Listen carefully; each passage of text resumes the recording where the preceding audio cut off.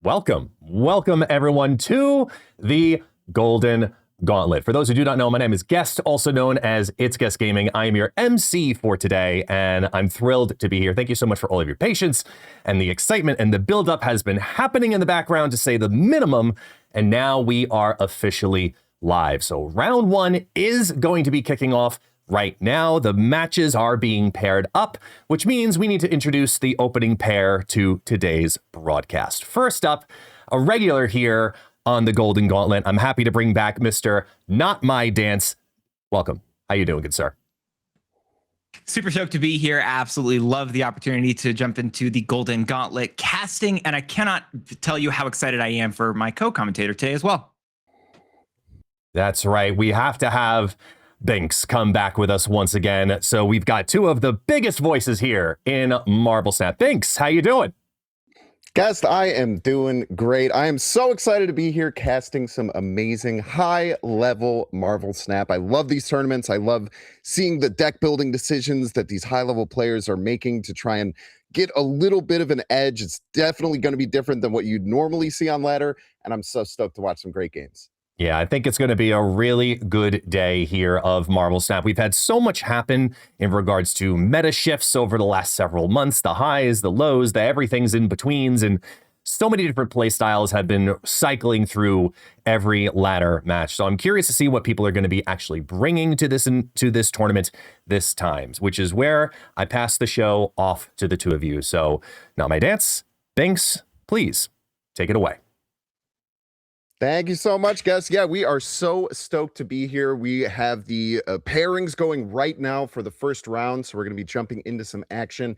But before that, we're going to be checking out some of the highest played cards. We're going to be looking at some of the deck lists and some of the decisions that people are going to be making.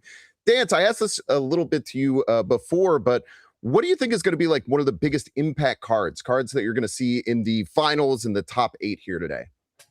I think the card that I'm expecting to see the most of is Venus, right? The brand new Super Premium Season Pass card. She is absolutely fantastic as a 3/3 that says whenever your cards is empowered, it gets an additional +1 power, right? So that permanent boost, permanent empowering is going to be a very big deal. And a lot of decks, a lot of cards can use that. We've talked before about how Bishop has seen some new light with it. The Zombies archetype has seen some light with it. Not even counting the Surfer deck that is also really good. A lot of that stuff also gets countered by one of the most used cards in the metagame as well, at least according to the stats we have here. Yeah, I mean, I think Shadow King is going to be an absolute killer. I mean, even just playing on ladder, it feels like playing those top 2 cards, Shadow King and Cosmo, just really gives you a good chance against that third card that we're going to see there, Mother Ascani, the third most popular card. We're going to be seeing a lot of it today, and I'm sure if you've been playing ladder, you've been seeing a lot of it as well. But yeah, people definitely making sure to tech out their decks. Again, when we're going into these tournaments and when you know that basically your tournament life is going to be close to on the line every single time, you really have to, with over 1,000 people who were registered here today, to get into that top cut, you really can't be taking very many losses at all. Maybe you have one to spare. So you want to make sure that your deck has a chance against everything. And those 2 cards are definitely going to be one of the best chances you're going to have. Yeah, and I do like the fact as well that as we've gone through these cards, right? We do see, of course, Jeff the Baby Dolphin, the new regular premium season pass card is the 5th most played card. Notably, also rewinding back though, I did see the 3rd most played or 4th most played card, I believe, is Magic, which it means that people are going to be having a lot of turn 7s in these games, and if a deck is built to have a turn 7, you absolutely love it, but not every single deck is built to do that, and it really is going to create some interesting dichotomy. Do you think there's going to be enough location control to deal with the amount of Magic that we're seeing here? Yeah, I don't really think so. I think that Magic kind of like petered out of the metagame a little bit because Merlin was so popular in the last couple of months. But with Merlin's play rate way down, that's really most people's way to get location control. We're seeing a bit of a resurgence of Scarlet Witch. So it's going to be interesting. I think that Magic is actually a really good call out right now, especially like you said, if you can take advantage of those turns more than your opponent can. So I think that Magic is a really good shout, and I don't think that there's that much location control to be able to deal with it. Some other tech cards that we're seeing on here is Shang-Chi, one of the highest played cards in there. Mobius, seventh most played card. How exciting. We absolutely love to see that. And then Nightcrawler on there. What an interesting resurgence Nightcrawler has had, you know? Yeah, Nightcrawler is a really cool card and a card that is just really nice to see. It's one of the cards that I really enjoy from a balanced decision in MarvelSnap. The fact that he was somewhat recently brought from a 1-2 stat line to a 1-3 stat line has allowed him to gain a lot more competitive viability and be just an interesting card that people can play just to either get a little bit of priority, maybe move a card into a different location that you need it to be in. It's just a really cool card and I like it a lot. And I'm glad to see that it's gotten some return in gameplay, as well as, again, the 10th most played card is Adam Warlock, a card that I think was once looked poorly upon and is just an absolute staple in a lot of decks right now. And especially as we talk about the previous season pass card, Daredevil Shadowlands, he's a really good card in that deck as well. Yeah, I think that was the most surprising thing to see. You know, it makes perfect sense to run it in that deck, right? You're already going to be running a lot of cards that are going to fight for priority. So having that Adam Warlock as a consistent draw engine is great. And even if it's not triggering, it's still gaining +1 per turn. But it's all the decks that don't have Shadowlands Daredevil, but do have Adam Warlock that are really, really surprising to me. I think there's about a 40 card difference between those two. And that was probably, looking through this, one of the most shocking things that I saw. Looking down here, we also see Killmonger on the list. I think that Killmonger, again, is maybe a bit of a meta call-out trying to go after that Shadowlands Daredevil deck. You can play as many 6-power demons as you want. If I destroy them all in turn 6, I tell you what, Dance, it's not really going to matter. Yeah, that really won't matter. There's a lot of very good control pieces as well. As we've seen cards like Supergiant and Invisible Woman potentially gain a little bit of viability during that bit. But I do love the fact that we can see some of those really cool cards here. One of my favorite cards, I think, in the game, and I've mentioned this before, is Sam Wilson, Captain America. I really enjoy him just as a card and his viability because I think he nails a lot of decks in his own unique way that you can't really do with another card. And I love that card. It's so cool. Yeah, it does so many things, right? Like, you know, not only is it just a pretty good tempo play, you're going to be able to get it up to a 2/7, but it gives you some control against things like Clog. So, you know, you can move that shield around and protect your cards against things like Fin Fang Foom. You can push that into the front of a lane to give yourself the best possible chance that Fin Fang Foom's going to grab it, get 0 power, and then you're just playing a 7/12, and that's not really what you're going to want to see. But one of my favorite things with Sam Wilson is how it works with Merlin. You know, Merlin has these different cards in its spell pool that really likes having those smaller cards that you don't really want to deal with and you want to get off the board. Look at that. Sam Wilson is going to give you one. You get some utility with it throughout the game, and then later on, you can either polymorph it or get some extra energy to boot. You're talking about those skills, right? Those spells. And I think if we're talking about skills, we're talking about those spells. I think one of the most interesting skills that has entered the pool, entered our collections recently, is the Techno Organic Virus, which we can see directly below it. That's another card that has gotten such a increase in gameplay thanks to the most recent, again, Super Premium Season Pass. It's, again, just a really cool card that has been very interesting for those previously Sauron style of decks. So we're going to move on a little bit here. Cosmic Ghost Rider, another really, really great addition to a lot of decks. We see Stardust, which can fight off against a few different things. You know, if you're seeing Hela, Jubilee, different things like that, Stardust kind of gives you a one card answer to everything like that. And then we're seeing some other Surfer cards here. You know, seeing up towards the top, we see Mother Ascani, having the Surfer cards all changed up. I'm really interested to see how these deck builders have built their versions of this Mother Ascani Captain Carter deck, because it looks like there's going to be a lot of different decisions that people are making there.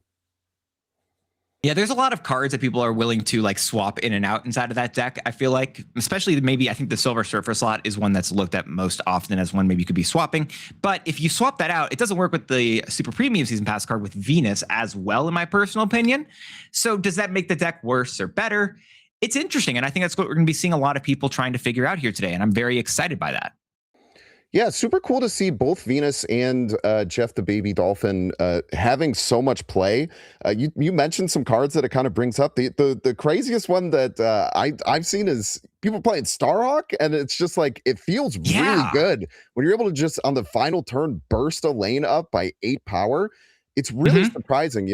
Outside of Surfer, you don't really see that, or you don't really expect that to, my opponent has a full lane. I don't really have to worry about how much that's going to get augmented. Maybe it's like a lane that gets locked down by something like a storm or something like, one of those locations that's going to not let you play towards the end. And then you get really surprised and Starhawk comes out and buffs everything up in that lane by 2 points. Really, really powerful stuff. Yeah, I think Venus is that's why I mentioned Venus initially, because I think she's such an interesting card. I think the thing that has surprised me most with her is, actually, I don't even know if you're aware of this, Strange Supreme gains +2 because his ability gains +2 when he merges, and he also gains the points of the card. So Venus buffs him twice. I had no idea. That's a really interesting little tidbit there. That's super cool. Yeah, I think when I first saw Venus, I was a little bit unimpressed. But then the more I would talk about it and the more you realize just how many cards get these small little bits of incremental power.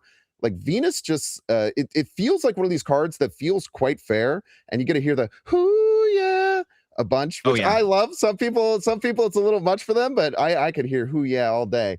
And just seeing how it can interact with all these cards and give cards a new light. I think that's really my favorite thing that happens when cards come in, when they elevate cards that didn't see too much play with their synergy. Yeah, I think that's the coolest part when MarvelSnap, rather than, people will be like, okay, this card needs a buff or whatever, and MarvelSnap's no, it doesn't need a buff. How about you get this new tool, this new exciting piece instead, and you can play them together, and all of a sudden you're like, oh, it's a match made in heaven. It's fantastic. And I honestly feel similarly with, again, there's 3 cards that released this week. I've really been enjoying Monstro with some cards like Mole Man. It's an absolute blast. I think Monstro is another really cool card. Yeah, a good shot. We were chatting about it a little bit earlier, but I was kind of surprised with Monstro. It can be a little bit frustrating because sometimes it feels like it always costs exactly 1 more than your energy that you have on that particular turn. But other than that, it kind of like pushes this way of playing MarvelSnap that's a lot different. We've seen, especially with Ensab and Nur coming out, which is able to flip a small card into any card into your deck. We've seen a big resurgence in decks that are basically not caring about the early game at all, doing a little bit of ramping, and then using cards like Jubilee, Dragon Lord, Ensab and Nur to just make these giant cards come out. And when you add something like Monstro into the mix, now you just have a card that you can play out as an 8 power at some point in those early turns that don't really matter, and really helps make those decks a lot more viable. Yeah, it's a really cool card. I like it as well. It's felt like it also fills a similar role to Howard the Duck, in which if you have it in your hand, you get the ability to know what your future turns are going to be holding, right? So I've been able to use that, and I see that he currently costs 5. I don't have a 3 cost in hand, but I do have my Wicked, and I'm like, you know what? This means I got the rest of my curve here. I can snap on this bit of information. I really love that. It's going to be really cool. There's a lot of really cool stuff like that. What are some other archetypes that you think have been elevated or have been maybe just been like had some more light shown on them with the release of this new season? Yeah, I think Bishop with Venus has been something that's been really, really cool to see. But we do have a deck pulled up here, and you were talking about Molman Monstro. Look at this Molman Monstro deck utilizing Kraglin. We got Quicksilver in there to jump in. We have Shang-Chi Master of the Rings to be able to come in and fill that turn 2 slot. Then you have either Kraglin, Mole Man, or Spider-Man Superior to be able to jump in and get you to that Wiccan line. And then you just have these big, scary monsters that you can slam down the rest of the game. Really, really interesting, and utilizing things like Quicksilver and Domino to pull out your smaller cards is going to help Monstro even further. Yeah, I used something similar to this, I think, actually just to hit Infinite, because I was really stoked by Monster and I wanted to mess with it more. So it's a lot of fun. And I do like this style of deck as well. But it's also being used, I think you had also mentioned again pre-show when we were just talking, you mentioned Hela, which is another really great place for Monster to be able to be used because he's getting a natural discount oftentimes. Yeah, and another shout that I see in this list that we didn't see too much of is the Legion. We were talking about location control and ways to fight off against magic, especially when you can afford to play a 5/7 a turn early or with other things on the same turn. Legion can be one of those cards that once you know that your opponent has Legion, and with an open deck list format like this, you're going to know if your opponent has it. It really makes you think the moment your opponent has 5 energy, like, are they going to Legion one of these lanes? Are they going to completely change things here? And really changes the game. So, I hadn't really thought about it too much before, but I might call out Legion as a card that's really going to turn the tide in a lot of these matches here today. Yeah, Legion's another really great shout for another powerful card. I think we mentioned it before, right? Especially with how much magic we have. And it's not even just about magic, right? Every single location that you get in MarvelSnap is random, right? You're going to be getting, we don't know what 3 locations it's going to be. And so whatever that is, whatever you're going to be dealing with, if you have some control over that, I think if we look at a deck that really will struggle with the locations, you can look at Cerebro. Cerebro's biggest enemy every single game are the locations. Whether it be a Monster Island ruining your game plan, whether it be Nidavellir, just a bunch of random locations that can just completely screw up your game plan. Location control really matters. And even against a Magic deck, or any deck in particular, if you get a rough location, a way to change that location is absolutely fantastic. And Legion's, I think, a really great shout for one of those cards to mess with it. Yeah, and one thing people don't think about in Conquest enough is, you know, once you have knowledge that your opponent has a card, sometimes even not playing the card, you still get to make them adjust their play to constantly be playing around it. Like, I remember playing a ramp deck one time in Conquest with Galactus, and once Galactus hit the field, my opponents lived in fear of that card the entire time. And then you can utilize that to your advantage, know that your opponent's a good player and is going to play around it, change your play, and then make some really, really outstanding things going. So I think that that's really what makes the biggest difference at this higher level of Snap, when we're taking the best players and we're playing against each other in a Conquest style format where it's not just one game for X amount of cubes. You have to really think about the long term of multiple games together. And it's that back and forth of playing to that second level of playing around what your opponent is going to play. And then even to the third level of playing around your opponent, playing around what you're going to play. That really makes the difference, I think. And that's why I love high level Snap like this, and seeing these players that are just so smart make decisions you would never think of and get rewarded for it. Yeah, true. You can get rewarded by so many interesting things with that, and I do absolutely love it. And I was thinking about it a little bit. I was trying to think of Adam Warlock. You mentioned earlier, what decks are people running with it as well? I just realized that's another Venus synergy, right? So if you're not winning that location, he actually gets +2 at the end of each turn, which goes interestingly into another type of card that we were also talking about earlier. Iska, the Unbeaten, is another fantastic card. I wonder if we're seeing some end of turn styles of decks, maybe with Fantastica as well, potentially seeing a bit of a resurgence thanks to the amount of, empowering they're able to do on the board. Yeah, it's cool, man. There's so many things that it works through, like so many different things that you don't even really think about. Let's chat about this new deck that we have up on here. Talking about that, we see the Venus with the Fantasticar, Prodigy, Iska. We have the Jocasta and the Invisible Woman First Steps. They did kind of pull that down a little bit so that the doubling doesn't happen quite as much, but still a deck that pumps out a lot of power. And again, the way that Venus works is every individual instance of this power gain, she's going to improve. So when you're looking at a deck like Invisible Woman, First Steps, Jocasta, when you're having the effects happen 4 times, Venus is adding every single time that happens. So really, really cool meta shout here to go after this end of turn synergy. Yeah, man, I really, really like this deck. And man, I love Havoc. I think that it is such a cool and such an interesting card. It's such a cool card that the fact that it has this risk reward element to it of when you play out the Havoc, I think is so cool with these decks. And Invisible One First Steps really, really bumps that to the next level. Yeah, although I love Havoc so much, but Sakar hates my Havoc, or it loves it. I don't know. I don't know if I've tried playing the end of turn deck, and then Sakar will show up and it pulls down my Havoc on turn 1, turn 2, turn 3. I didn't need it then, and all of a sudden I'm locked into that energy first game. I got a really big Havoc. That's so cool, but I can't do anything else. Yeah, I love having 2 energy every single turn. Oh, let me play just Athena. Look at that. Look out. Yeah. But in that, there's locations that'll give your opponent the Havoc. So you kind of got to play the ball game that way too, of just telling your opponent, hey, I hope that you don't need any more energy this game. Have a Havoc. Exactly. Yeah. It's so much fun. There's another deck that I'm also really excited for as well, or another synergy piece that I like as well. Again, I'm keep looking over at Venus because Venus is such a cool card. I've seen a return of Killmonger and Nova in the metagame. And I love the fact that, Nova can give a +2 if Venus is on the board to all of your cards, which is such a simple play, but you can also then run a Killmonger, which could be a bit of a technical answer to some other styles of decks. And I think that's really interesting and another really cool shout. Yeah, super, super cool. You know, you kind of people who played 4 years ago back in the beta will remember the terrors of Nova giving all of your cards +2 power like it did when Snap first released, and how much of a problem that was. Now with Venus, you can do it still. Very, Right? very interesting, cool meta shout, and you just get to run Killmonger. Like, you know, I Mhm. think that Killmonger is definitely a card that is such an important and powerful tech piece. And with Shadowlands Daredevil becoming more popular, it's finding its way more into the meta. But there was a time where no one respected Killmonger at all. And it was such a fun thing to just be able to have this card is like, even if you have like one or two small one drops in your deck, just have this card that can absolutely flip the board on your opponent and just Yes. completely change the game.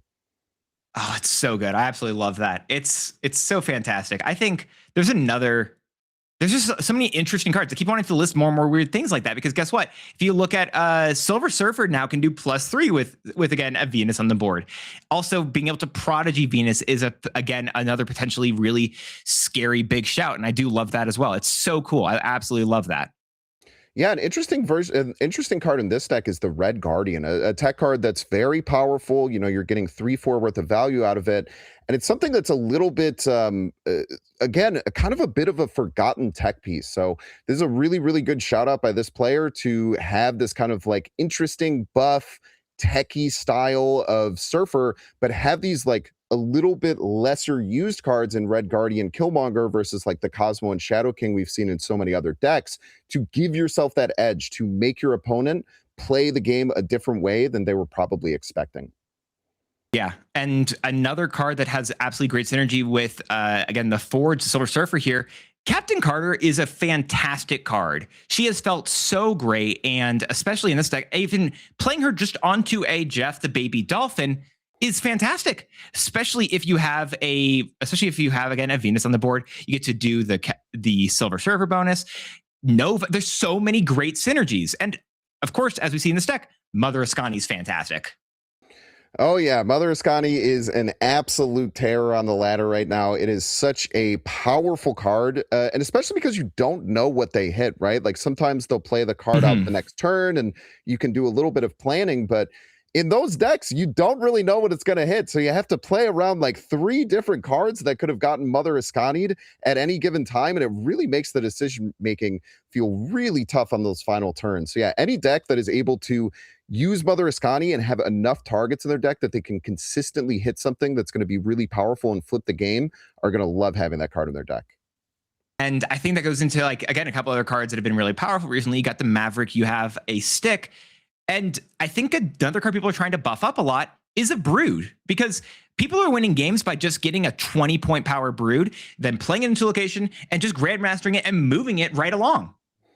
Oh yeah, it feels crazy, you know, like you do all the setup and you build up a really big lane, and then you know it's all fun and games until 60 powers of broodlings come and hit you in the face, right? Super powerful stuff. Yeah, the way that you can utilize multiple different buffs, multiple things that target the left side of your hand with the majestic wing beat. So lots of ways that you can really buff up, and what's going to be cool is again outside of ladder, right, where you're just playing one game against someone in a conquest game, that hidden information I think is going to be a really big part, because you have to decide when you're going to risk your cubes, when you're going to risk going in, and Mother Ascani makes it really, really hard to make those decisions, right? Because you don't really know what card they're going to be able to hit. You can kind of get a little bit of information based on what's already on the board, but how do you make that decision on, you know, that turn 6 of if you want to risk it if you don't know what card your opponent Mother Ascani? Going to be a really, really interesting dynamic to see ahead. Yeah, it's going to be really cool. But speaking of interesting dynamics, we have an interesting video. We want to bring y'all into the new season video. We're going to head into that right now, and we'll see y'all here in just a moment. Don't go anywhere.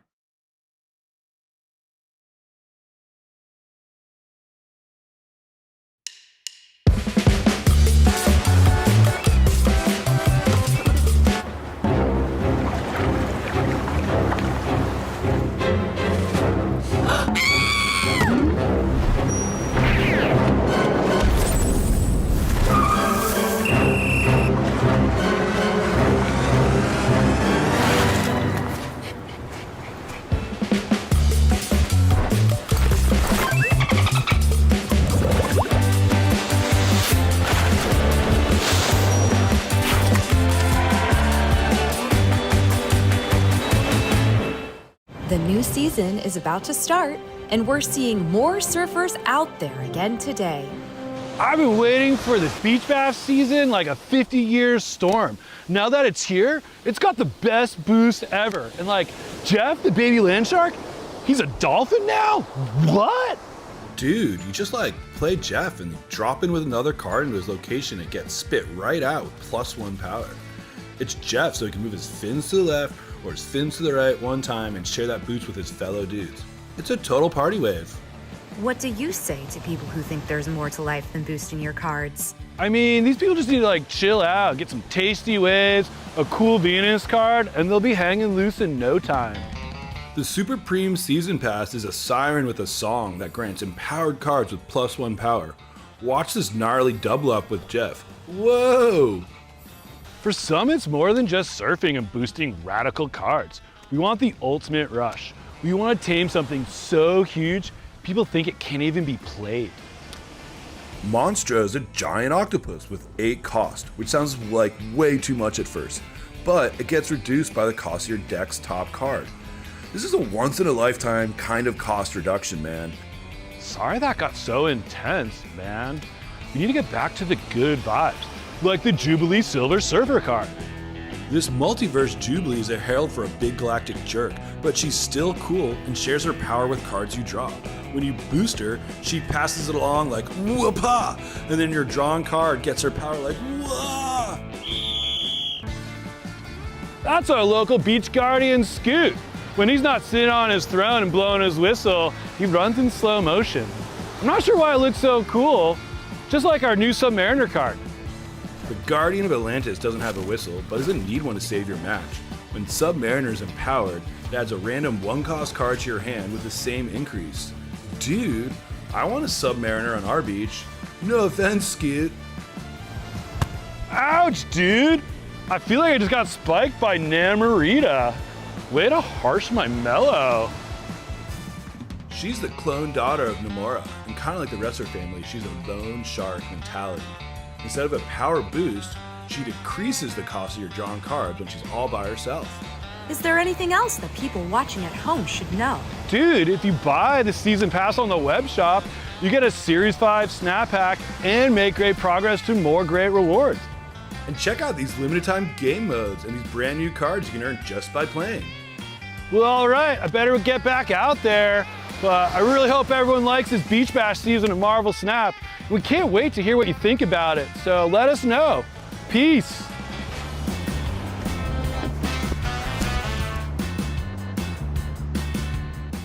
And you just get boosted, so boosted like this. Whoopah! Sha! Yeah!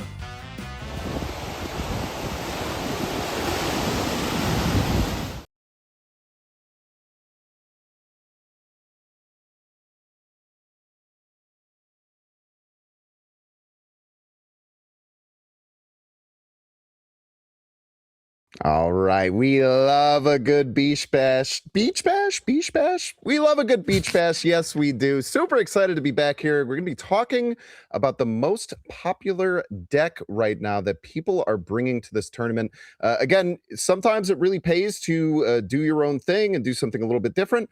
But sometimes it's just really important to play what you are comfortable with. So if you've been playing on the ladder a lot, I'm sure you've seen this deck many a time. We have the inclusion of Captain Carter to buff up your Maverick and Stick.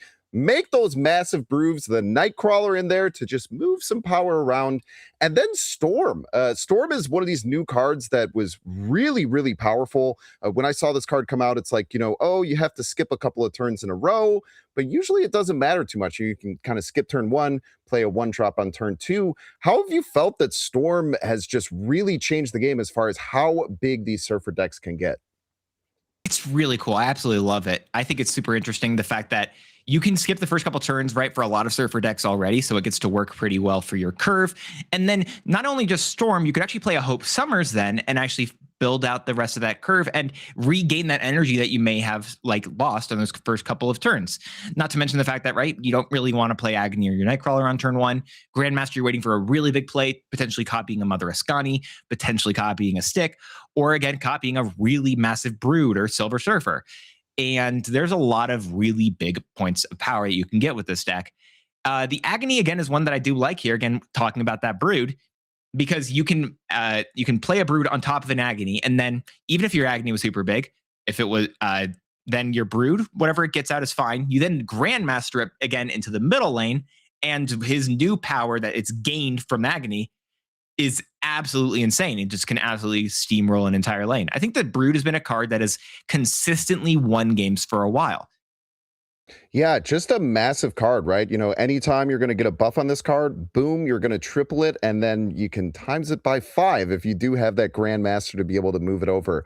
Really, really powerful stuff coming in here. I'm interested to see, like, one thing with Jeff coming in is seeing if players are going to be able to incorporate Mercury a little bit more, a card that hasn't seen nearly as much play and is normally meant to go after these like bigger move decks or to be comboed with Cannonball. But being able to stop like a Grandmaster Brood play can really shock some people. And being able to, you know, sometimes stuff a Jeff into a lane. You're like, oh, I'm just going to fill this lane because Jeff's there, can move it. Boom, Mercury comes on top and stops that plan right there. So going to be actually interesting to see if there's any Mercury decks out there that's going to mess with some of these game plans. And even if it doesn't come down and hit the field, how it's going to affect the decision-making of these decks. Yeah, no. Mercury is another really powerful card that she can ebb and flow, but is still doing absolutely amazing work when she does enter the field, and is a really cool card to see as well. I think that it's fair to argue that she might want a little bit there, but I don't know. We'll have to wait and see how that actually feels. Yeah, okay, so let's jump in. We have obviously some really, really great players here today. Let's look at a player that I've had the pleasure of meeting in person, and was really cool to see them come back and play and do super, super well in some of these tournaments, winning one of the recent Golden Gauntlet tournaments. And this is what's cool about W is that he always brings these decks where it just kind of shocks you with what they're actually playing. Like, it's just completely different than you'd expect. And really, this is no different. The Electra in here, the Cable, the Claw. Who's playing Claw in 2026, Dance? W is. That's the answer. And it also has another card you mentioned before, Merlin, another great shout in this deck. So that, you know, maybe if you don't get your Ozymandias on curve, you can just, you know, once in future, you can polymorph those rocks into something even better. And you get to run some really great control pieces like Supergiant, Electra, and Cosmo. Shadow, like, you have so many big, powerful cards in this deck. Ozymandias, like a recent addition to MarvelSnap. One of my favorites, I think a card that I was super stoked for the second I heard it was announced. Absolutely love it. The ability to give all of your rocks just boosted extra power. God, I love it. He's such a cool card. And this deck, Supergiant, is just so powerful as well. Yeah, Supergiant is one of those cards that's a really like skill check style card. You watch these people who are playing Supergiant and you see how people are reacting to Supergiant. Even me, as someone who's played Supergiant a ton, sometimes I'll still mess up like turn 5 and turn 6 and not really think about how it works. Yeah. But Supergiant's just one of those cards that just completely shifts the paradigm of a match and makes you think about things in really cool ways, and really just rewards creative play of being able to set up some cards that are going to benefit your future cards. How do you deal with like playing your turn 5, which is actually like kind of your turn 7, without knowing what your top deck is going to be? Are you playing to your outs? Are you playing risky? Lots of questions get answered by Supergiant, and the best players are going to find the answers. Yeah, it's absolutely great. And so this is going to be another fantastic deck, and I'm excited to see how W does with this one as well. I think one of the other nice pieces, especially inside of an open deckless tournament, is Cable. Cable allowing you to know in closed deckless tournaments, or even just on ladder, you get to know a card that they are running in their deck, get to have a hint at what their deck is, and you know it's not in their deck. But in this open deck list, they're never getting that card, and you know it, and they don't. Yeah, that's one of the biggest things that Cable brings to the table. I don't know if it's as powerful on ladder. I think it might see a little bit more play than I think it deserves on ladder. But in these conquest style tournaments, or, you know, even open deck list, or just on conquest itself, getting that information is much more valuable because it's going to spread onto further games. And then that robbing your opponent of that information that you have, you know what card they're not going to draw, they don't, really helps you with your choices to snap, how risky you're going to be, and how you're going to play out your cards. We're going to jump in here to check out a deck from another really amazing competitor, Ika. Seeing some similar things in here than we were seeing before. You know what's interesting? When I look at this deck, I say, where's Shadowlands Daredevil? Really interesting to kind of take concepts of that deck, a lot of cards that you'd normally see in there, and do it a little bit differently. What are your thoughts? Yeah, it's really cool. I will note every single deck that we've seen so far, again, a lot of these really cool players that are running, all of them are running Nightcrawler. Again, a card that we shouted a little bit before. Absolutely fantastic. I also really do enjoy Wilson Fisk. The fact that Wilson Fisk can be discounted even when he gets tied is so fantastic. This deck as well is just absolutely fantastic, and choosing to run just big power pieces and a little bit more control instead of running a card like Ozymandias is very interesting. Not to mention the fact we have Maria Hill in here. We've got Iron Patriot. Yeah, Maria Hill. I was going to say, I feel like it would be a robbery if we didn't talk about what a crazy shout. Maria Hill. Maria Hill is such a cool card for being able to fill out your curve, right? If you play that on turn 1, you know, even if you don't draw any of the 2 drops in your deck, you're going to have whatever Maria Hill brings to the table. And again, this might be a bit more of like a tournament shout. We've seen cards like Erisham perform really well in tournaments like this. Cards where you are kind of flipping the dynamic of that perfect information that you have in these open deckless formats. Now you play Maria Hill. Now you play Iron Patriot. You now have what could potentially be a game-winning resource that your opponent has no idea about. So it can really change the tides. Well, let's talk about some tides getting shifted here as we get into our first match of the day between both Sizer and Danish. It's going to be a very exciting one, I personally think. Yeah, really cool. So these are 2 really great members of the MarvelSnap community. And as we are continuing to work things through and get on to round 1, we are going to be jumping in and checking out a show match between Sizer and Danish. Going to be really, really fun to see these 2 great competitors play. So we're going to jump in and take a peek at Sizer's deck here. And we have a pretty straightforward Victoria hand Frigga deck, obviously running that Mother Ascani, utilizing the Moon Girl. Gambit's going to be in here to give a lot of decks problems, but the card I love in here, Lin Lie. I love Lin Lie in these style of decks. How do you think it's going to perform? I think this is going to be a very interesting deck. I think Dedish, if I had to make a guess, Dedish might be running a bit of a heavier deck, so I don't know how well Gambit will do in this particular matchup. However, I do think that the interesting shout against a lot of other decks is the fact that you can potentially be playing a Shadow King behind an Invisible Woman, and then you can Grandmaster that into the middle lane, removing 2 bits of that free or the disc of the boosted energy or boosted power until the final turn, and your opponent really doesn't have a great way to stop it. Heck yeah, man. And look at this. We have MarvelSnap gameplay ahead of us. So excited to be jumping in. We have some dynamic locations right off the start. We see the raft over on the left. Always one of these great kind of like side quest, mini quest style locations where you get a massive reward if you're able to fill it. Of course, it's on the left lane. So if it was me, I would be getting Giganto into my hand, but maybe Sizer's going to be a little bit more lucky than I generally am. And an interesting choice here to see Sizer not play out the Victoria hand on turn 2. What are your thoughts on that? I believe it's because they would like to Mother Ascani and then Moon Girl that Victoria hand in order to put a bunch of points onto the board on the final turn. Danish running an Invisible Woman for a interesting stuff here. So Star-Lord with Kraglin Monstro. I'm excited by this deck by Danish as well. Yeah, you gave a huge shout to Monstro earlier. So yeah, the Gambit Horseman of Death probably not going to be nearly as valuable as you generally see in some of these matchups. Just like you mentioned before, we do see the Victoria hand get hit by Mother Ascani. Now you have 2 1-cost Victoria hands to jump in. And maybe now Sizer makes the play to go after that raft. It does look like it makes some sense potentially getting set up to have even more resources, and Victoria hand being able to boost those cards even further that you're going to be able to get from that. It's always it's an interesting dynamic to look at this one, because they kind of had the choice to either utilize the card out. Ooh, do we see both a double snap? Wait, yeah, who just won here? That was a snap from Danish right there. That's interesting. So that I wonder what Danish has in hand right now in order to set this snap up. Both running Invisible Woman and Supergiant means that they're very confident that they're going to be able to hide cards until the final turn of the game. All we've seen. Oh no way! Do it! Do it, Sizer! No, that's the answer. Do it, Sizer! That's it. Come on.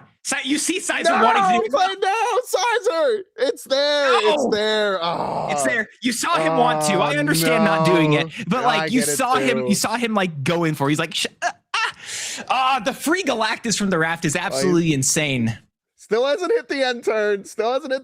No, there's a chance. There's a chance we can kneel at the start of this tournament right now, and I'm so here for it. You have priority too, because like if they you could have done it. That's it. That was it. No, it's always Galactus. You always Galactus when you can. No, Sizer. Oh no. No, but it's fine. Maybe he still wins this. If he still wins this, I don't feel bad. Let's see what we set up here. So you know, we got really excited. We see a Fin Fang Foom. We see a Magento come down over on the left. We see the Shadow King jump middle. Are these? I feel like he got the W there. Sizer learning the lesson. I don't think we're going to have enough points to push over the top just below after the Victoria hand flips from the Invisible Woman. Oh, that's so unfortunate. Sizer learned a good lesson today. When you get the free Galactus, you play it for the fans. There's a reason it's free. You got to use it. There's no such thing as a free lunch. No, there is. You just make them kneel.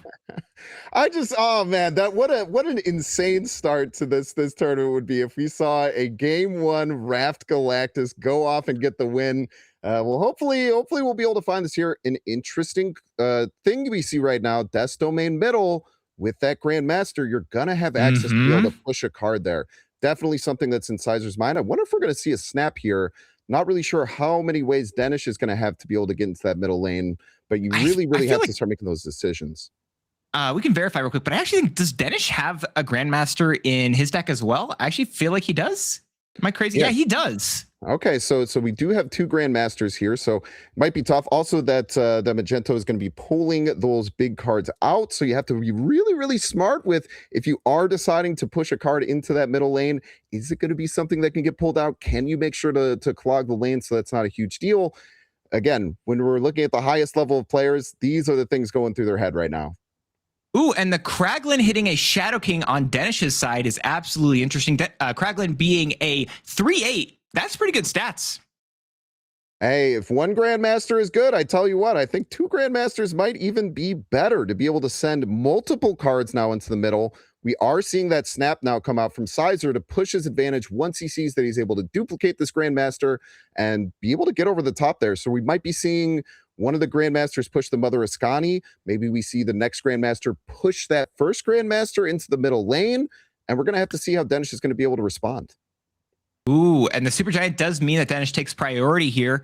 Going to be at 16 power in that right lane, whereas Sizer only has half of that 8 power, but does have an extra bit of energy. Yeah, going to be really interesting to see how this dynamic works out here. Again, we see the Gambit Horseman of Death really not going to be super effective in this matchup. There is an 8 power, 9 power now, Kraglin sitting over there on the right that maybe you're going to be able to get some value out of. And we haven't talked about it too much. That Tarnax is a really interesting location to think about. And he's throwing the Grandmaster in there. He's saying, we're going to find one of these is going to be an on reveal, surely. Okay, Shirley, right? Yeah, fair. It definitely will be, but don't call me Shirley. I love that idea. I mean, just yeah. Something's gonna come out here. Something's gonna come out here. Who knows? I wonder if the Shadow King in the right lane is the play you're going for next turn, just to turn off the ability of Kraglin, or turn like the bonus that that Danish got there. Yeah. Yeah, +2 and +4. So you're getting 6 net points out there. So we are seeing the Shadow King come down. We're seeing the Gambit kind of probably just getting played for the 5 points. I'm interested to see where what's going on the other side, what cards they're actually choosing to play in Tarnax. We saw 2 cards come down there on turn 5, so you're probably looking at like a 2-drop and a 3-drop, maybe a couple of 2-drops. Maybe we're going to see this game decided by what the heck happens with Tarnax and what Grandmaster is going to pop out. I think it's Tarnax. This game's going to come down to what Tarnax like transforms the cards into. If y'all don't know what it does, after you play a character here, transform it into another one of the same cost. Magneto pulling both Hope Summers and Mother Ascani mid, Shadow King turning off the power that Kraglin has gained, as well as Supergiant. Grandmaster not doing anything.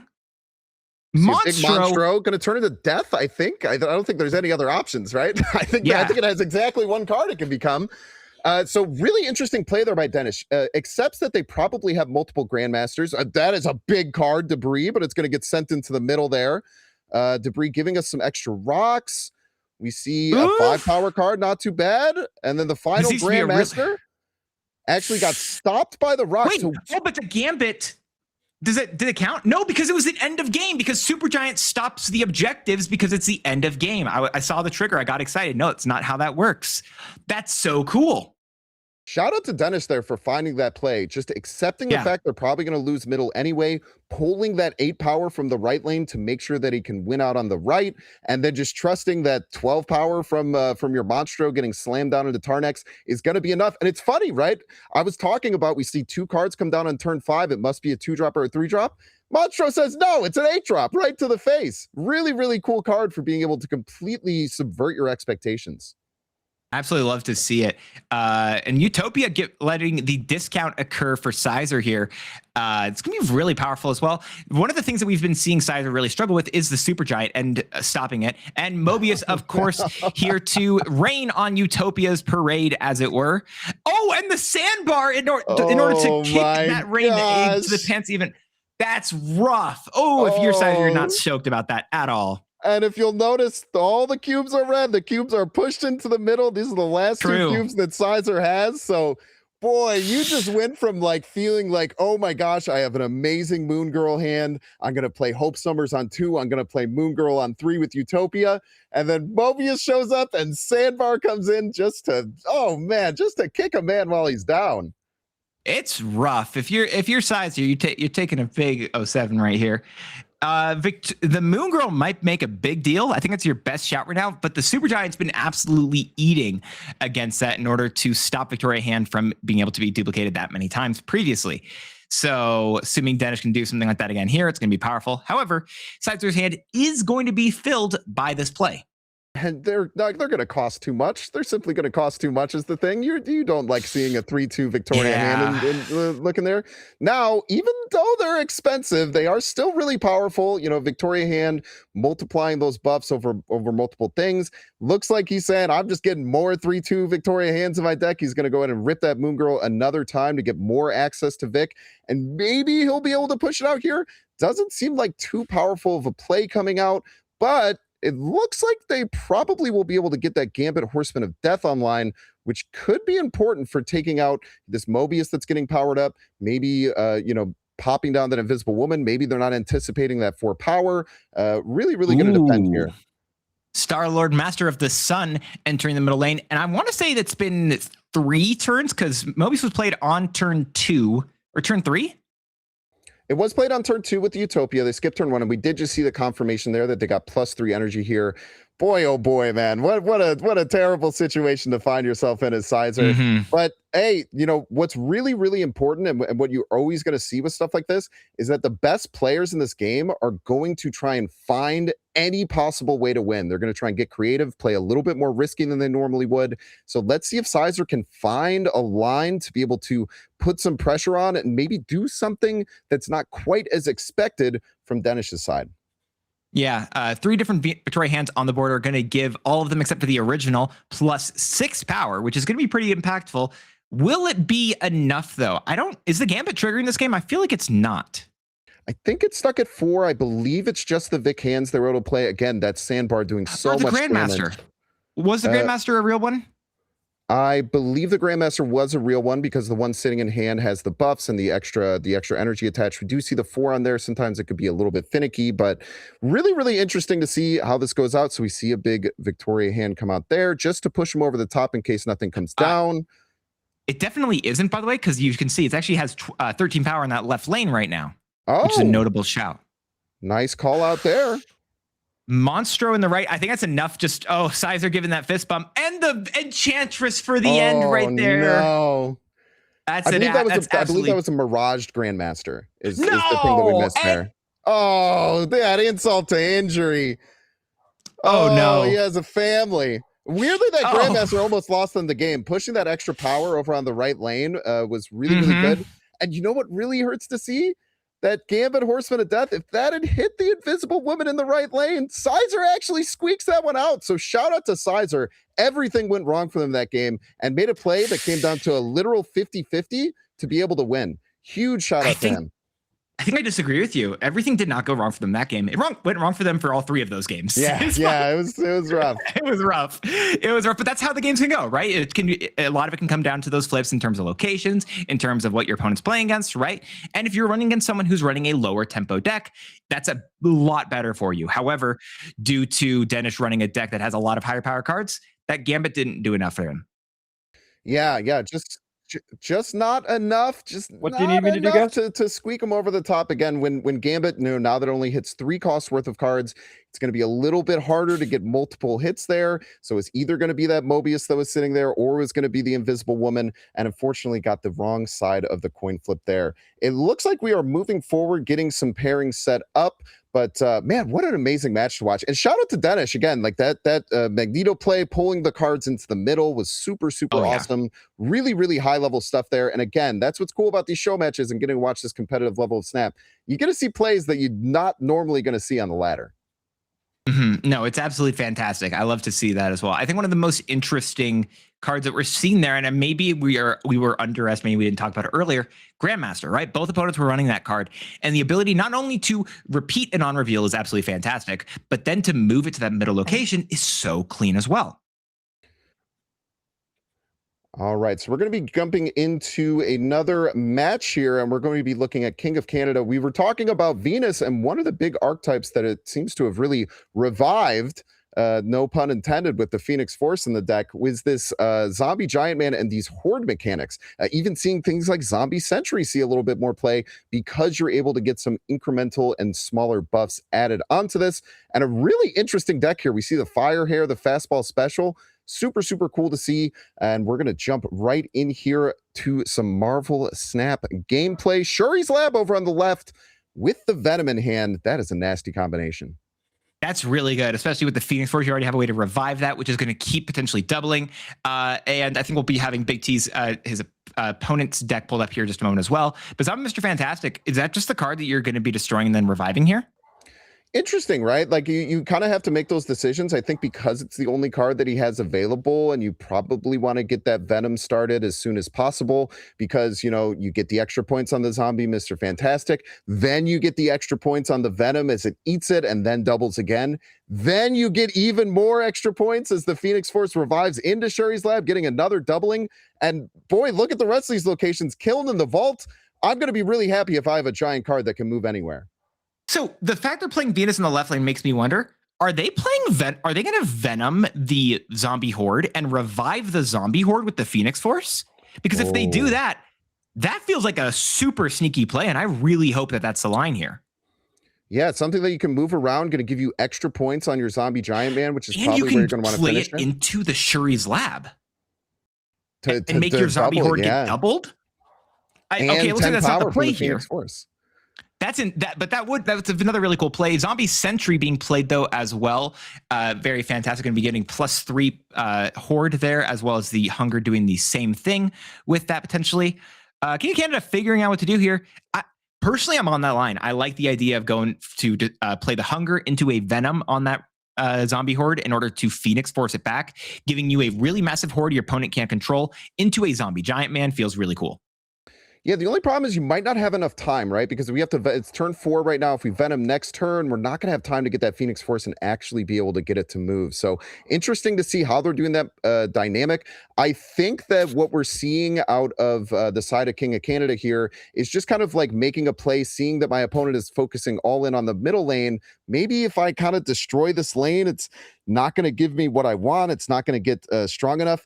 And boy, oh boy, with Zombie Galacti, it is just going to be so hard. Like, we don't know how many of these smaller cards are going to be played over in the right lane. Really, really tough decision here for King of Canada to see how much effort they want to put into fighting off potentially doubling giant Zombie Galacti coming out of Maverick. Now, an important thing to note with Zombie Galacti and Shuri's Lab, that doubling does happen after the effect goes off. So we're not going to see a doubling on all of those cards, but we are going to see it on the Zombie Galactus here.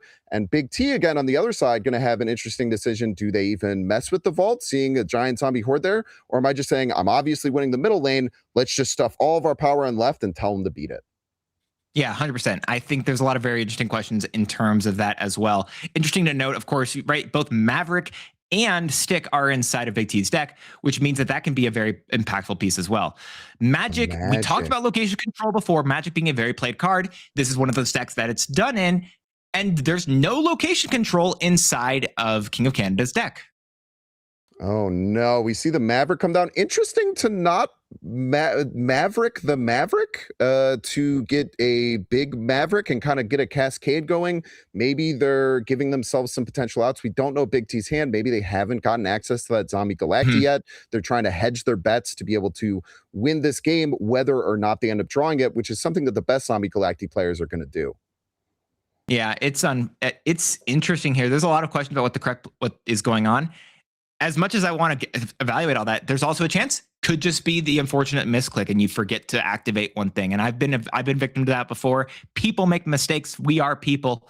It's fair. But Venus giving an additional 1 point into the zombie horde when the horde triggers, 2 extra points then into Absorb Man, and then 1 more as Churi's liable trigger is going to be really powerful. Oh, yeah, that is going to be a massive Absorbing Man over there on the left. Not really sure if there's too much tech that's going to be coming down. We see a Snap come out, putting the pressure on. I tell you one thing, I think that Captain Canada might be a little bit frustrated that they didn't go down this Venom line, especially seeing the Magic come out. Now, we don't know Big T's hand. We don't know if that was a tactical decision to hold off the Magic until turn 5 to rob your opponent of that information, or maybe they just drew it a little bit later. But I promise you this, they would have loved to be able to be playing Phoenix Force here and move it into the middle lane and cause a lot of problems for their opponent. Having giant moving cards is super scary, but not going to have access to that just yet. Interesting to see if maybe we're going to see like this game get finished with a Venom over on the right and a Phoenix Force on the left. I don't care about personally doubling the Zombie Galacti. Is that, I'm pretty sure, a 38 powered Stick? That's going to be... That's a big card. Yeah. You remember when you said King of Canada is a little bit frustrated right now? If I'm King of Canada, that retreat button looking real exciting personally to me. I'll tell you what, though. I mean, there's some interesting things that are coming on here. Like if you don't have access to the Zombie Galacti, I'm really interested to see if we do see like a Venom on the right, Phoenix Force over on the left. The problem is that an extra 38 power card going on the right, they might not want to play that Zombie Galacti on the left, knowing that they're already going to be playing to win middle. So really, really interesting dynamic here of where you're pushing out your power. We can even see they're maybe hovering over like a Fire Hair on the left into a Venom, or maybe a Fire Hair on the right into a Venom to try and get additional power going. I actually quite like that play as well, to be able to move some things around. Would be really, really cool to see how this game finishes out.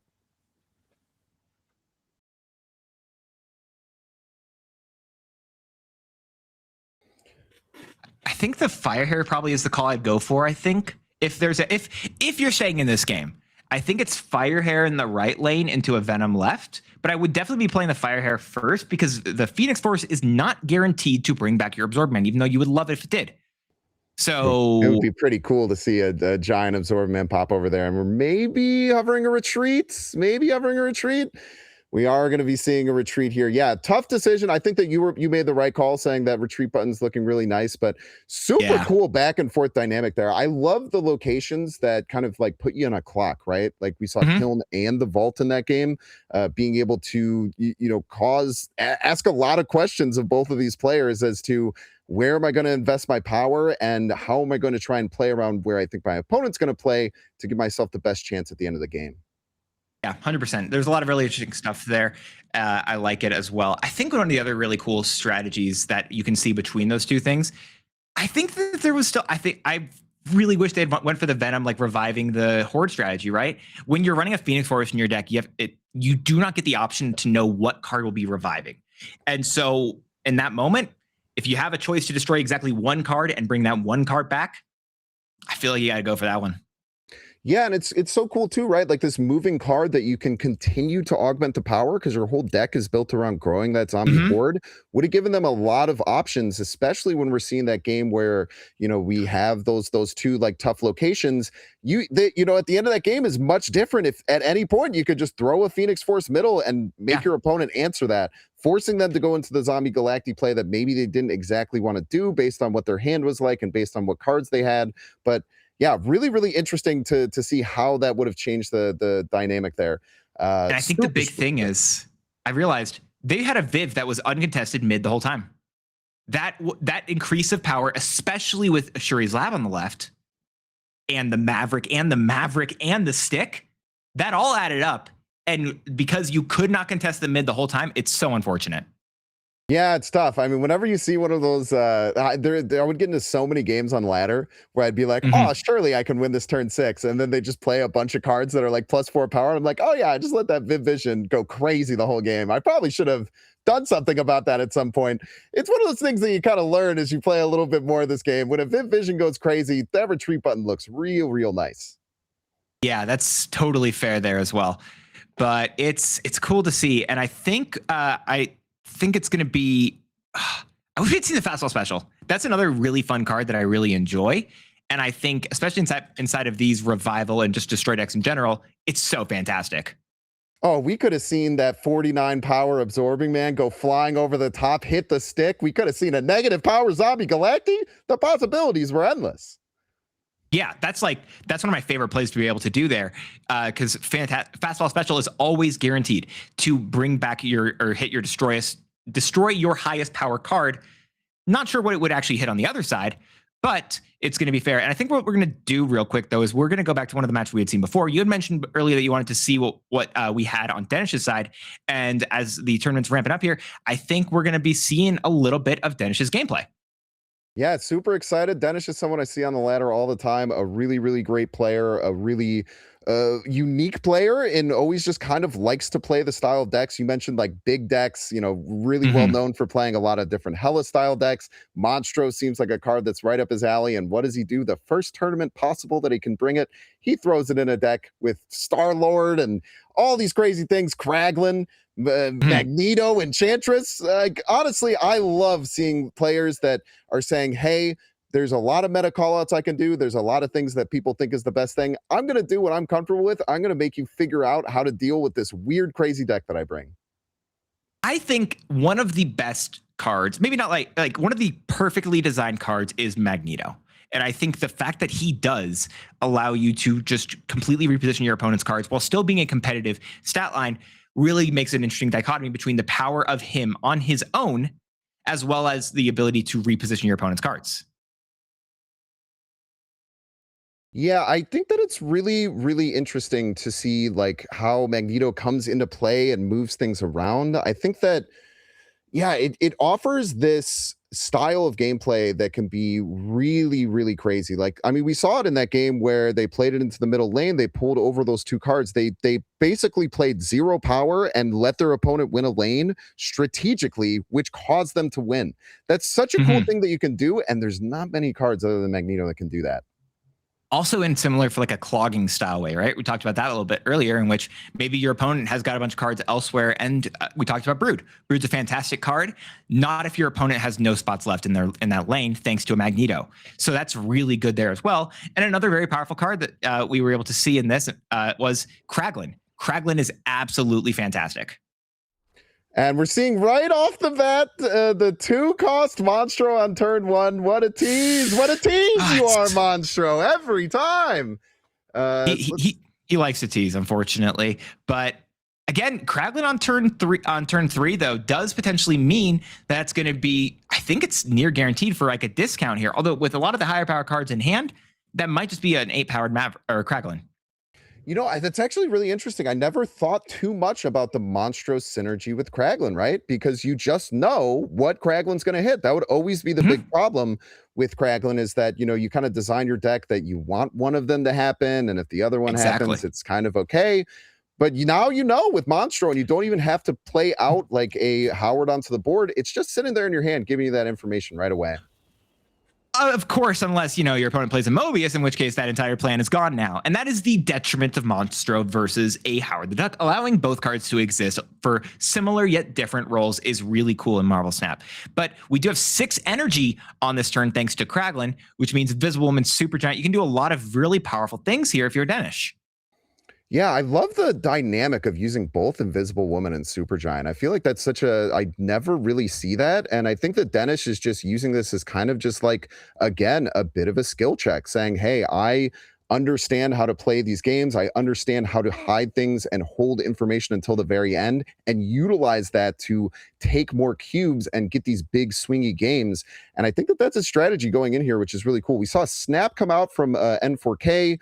I feel like Dennis is getting a little bit back and forth on deciding whether or not to retreat. Does end up pulling the trigger and retreating. Yeah. I would too, man. I don't like when Mobius comes down and ruins my fun. Yeah, that was a very unfortunate one there. I think Magneto's interesting in the left lane. There's a question. New York is a scary location in terms of knowing what your opponent will move and what they won't. There's no way to figure that out, and it really can put you in a rough situation. So I think that's a fair play there. Westview, of course, first location now. We do have Grandmaster in hand. We've got Kraglin. But again, one of the things that I forgot about earlier, and it's a good thing to mention, Star-Lord means that you want to be floating for these turns. I don't know if you're wanting to play Invisible Woman on turn 2. I don't know the deck fully that Dennis is playing. So feels like you're just floating here and wanting to make sure you're spending your energy as well. Yeah, let's just hang out. We'll take some turns. Maybe we find a Monstro so we know what our Kraglin's going to hit. No need to rush. No need to rush at all. I always, whenever I play Star-Lord, I would be sitting there and you just play a 2-drop on turn 2 and the turn faster. You're like, what am I doing? What am I doing, man? I just cost myself some extra energy. I've done that same thing with Storm as well, where I sit there. I'm just like, okay, cool. I've got my Agony. I'm just going to play it out in turn 1. And I'm like, oh, Lord, my entire game plan's ruined now. I can't believe I've done this. Sometimes the worst enemy in a MarvelSnap game is yourself. Yeah. Oh, absolutely. It can really, really mess with your head every now and again. And we are going to see that Invisible Woman hiding over on the left. What's going to end up there? Nobody knows. Always an interesting thing. One thing with Invisible Woman is that because Cosmo's like the second most played card, really feels like sometimes Invisible Woman doesn't give you what you want because it's kind of just a free lane that can Cosmo. But I tell you what, a player like Danish is going to use that to their advantage and play some cards that you're not going to expect to drop down there to turn that thing that could have been a bad side into an advantage on their side. And one thing we want to get the decks pulled up here again, just to take a peek. We were chatting about a few other things. We didn't really get to talk about what's happening on the other side of the board. That is a tech piece that I saw come out here that was really interesting. The armor. I wonder if that's more to defend against Killmonger. What do you think armor's purpose here is in the deck? I think it can be location mitigation, right? If playing it onto Murder World is potentially interesting. Also, it's interesting, but I want to shout Star-Lord into the Grandmaster. Potentially hitting a Kraglin is scary here. I'll answer your question in a second. Sorry, this is very interesting. Going for that 50-50 between Kraglin and Star-Lord. I don't know if I love that here, but I think you're correct potentially about the armor being a potential counter to Killmonger. Also, I believe the opponent's deck is running a Wilson Fisk, so Techno-Organic Virus onto the Wilson Fisk means that you might want an extra way of protecting that bit. Also destroy it. Like, there's a lot of reasons for it. Well, it's just a 2-3. Yeah, or you could just turn it off and turn it into infect it with the virus there really fast. Now, interestingly enough, you said, this is a little bit risky. Even if you hit the Kraglin, like there's a very good chance you're getting +2 energy as well. So I think that either way, you kind of looked at it as, maybe with the deck and what's left, it was maybe only. So even it's kind of like either way, I'm fine. And also, obviously, you can't play it over on the left because that Invisible Woman there, you want to get that value right away. Yep. And so with the Monstro in hand right here, with the deck, remembering the fact that it is currently a 3-cost means that with the 2 cards left in Dennis's deck right now, it's either an Enchantress or a Fin Fang Foom. And thanks to it being a 3-cost, we know that it's only an Enchantress left as the top card of the deck. Yeah, and also Fin Fang Foom's in hand. Super awesome to see there, right? Because both of them are great. If you get the Enchantress, you wipe out the virus buff on all of those cards. It's going to be more than enough to get over the top. And I tell you what, if you get a Fin Fang Foom with this in hand here, so maybe like there's a couple different cards that he's going after. But and the blink. Yeah, they're going to blink up that Grandmaster to be able to jump in here. Really interesting to see. I cannot imagine N4K hasn't already hit retreat later once he saw 14 energy coming out from the opponent, but maybe they're trying to play it a little bit risky. It would be super interesting to see. Maybe looks like Dennis just trying to see if they could just peter over the top. We see 12 power going there, getting to 19. One more techno-organic virus is going to bring that lane to 18. Maybe saying, I don't need this blink. I can use my resources a little bit better. Another way that like these players will find these cool different routes to win in non-standard ways. Yeah, I actually love that shot. Just again, one of the most powerful cards or powerful things in MarvelSnap is just math, straight up. And that we see that here as that just mathing that out, knowing that 18 was going to be enough if they played the virus. And they didn't have a Mobius on the board, so they didn't have a way. Sorry, go ahead. Unfortunately, the Foom is not going to be enough to get over the top there. Even if they had gotten the higher hit and gotten the 7, they were just going to be one card short. So, like I said, I mean, these are high-level players. N4K, if it was me and I see my opponent with 14 energy there, I am getting the heck out of that game. And they said, no, I'm going to play Ozymandias. I'm going to push ahead, and I'm going to steal this game. Very well played from N4K. Also, notable shout the fact that playing Martyr mid, no way to turn her off other than just filling the board on that turn, which was another interesting shout. Yeah, I mean, you look at that debris play they made, and it seemed a little interesting, right? Like you're kind of clogging yourself out of the right lane outside of another virus. There's no way to buff that up. So really kind of playing a little bit risky there, but it paid off. They said, hey, it is okay if you know exactly how many points you're going to have to get over the top there. That's fine. I'm just going to get ahead anyway. 100%. It's really cool to see here. And again, we're seeing the value of Grandmaster as Death's Domain is middle location, and also the value of armor. Yeah, armor can be really, really powerful middle. Now, it's always a weird thing, like, because with these open deck lists, you know your opponent has armor. So there might be a very interesting thing that we're going to see on the end where Danish might have to make a call. Is my opponent going to rip armor here with priority, or am I just going to play cards into there to meet their doom? Always interesting to see, and it's going to be a really, really cool risk. And man, 07 Mobius, I'm thinking, I don't know if he's surviving this turn. I don't think I think Mobius is unfortunately going to Death's Domain via Hala, as it were. And Supergiant might be along for the ride, as you cannot play Supergiant in the right lane and have her trigger. The only way you could really do it is playing her left or middle, and at least hope that you can get her to live. Right? You're currently by this play, Dennis will be up by 1 point of power in the left lane. Is that going to be enough to stop N4K? It looks like not. However, whoa! Changing the Hala says, hey, I got you. Don't worry. Your cards are safe. Interesting decision there by N4K. Like, obviously, you're in such a good position to win. Why would you change it? I'm going to guess the decision there is because, hey, I know that I could kill these cards. Is that valuable? I'm not sure, but I know it is going to give me some value. It's playing the Scarlet Witch, getting the techno-organic virus online, getting those triggers going as much as possible. But the Mobius coming down, probably going to kind of start delaying some things here, probably going to start doing it, but maybe they just don't care about Mobius. They don't think that it can affect them enough. Really interesting dynamic there.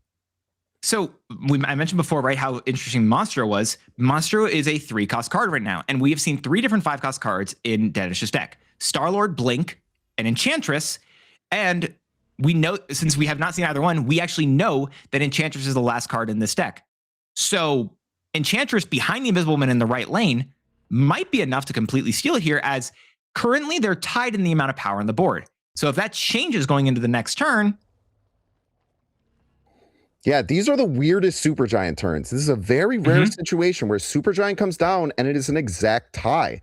And because it's that exact tie, neither player knows who's going to have priority going into the final turn. So now you're making decisions on things that are going to happen after the final turn before knowing what the heck's going to happen. And even these cards that are played right now, that's fantastic. You don't know if you have priority or not. It's crazy.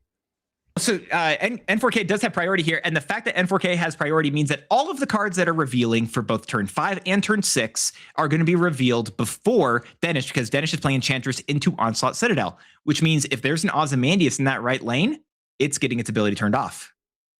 Yeah, Ozymandias, or if the virus comes down, right? Like that virus with Onslaught Citadel giving double the power, and you're going to turn off the Martyr. I was going to say that the Martyr can potentially move, but it just has no abilities. Oh, the Ozymandias comes down.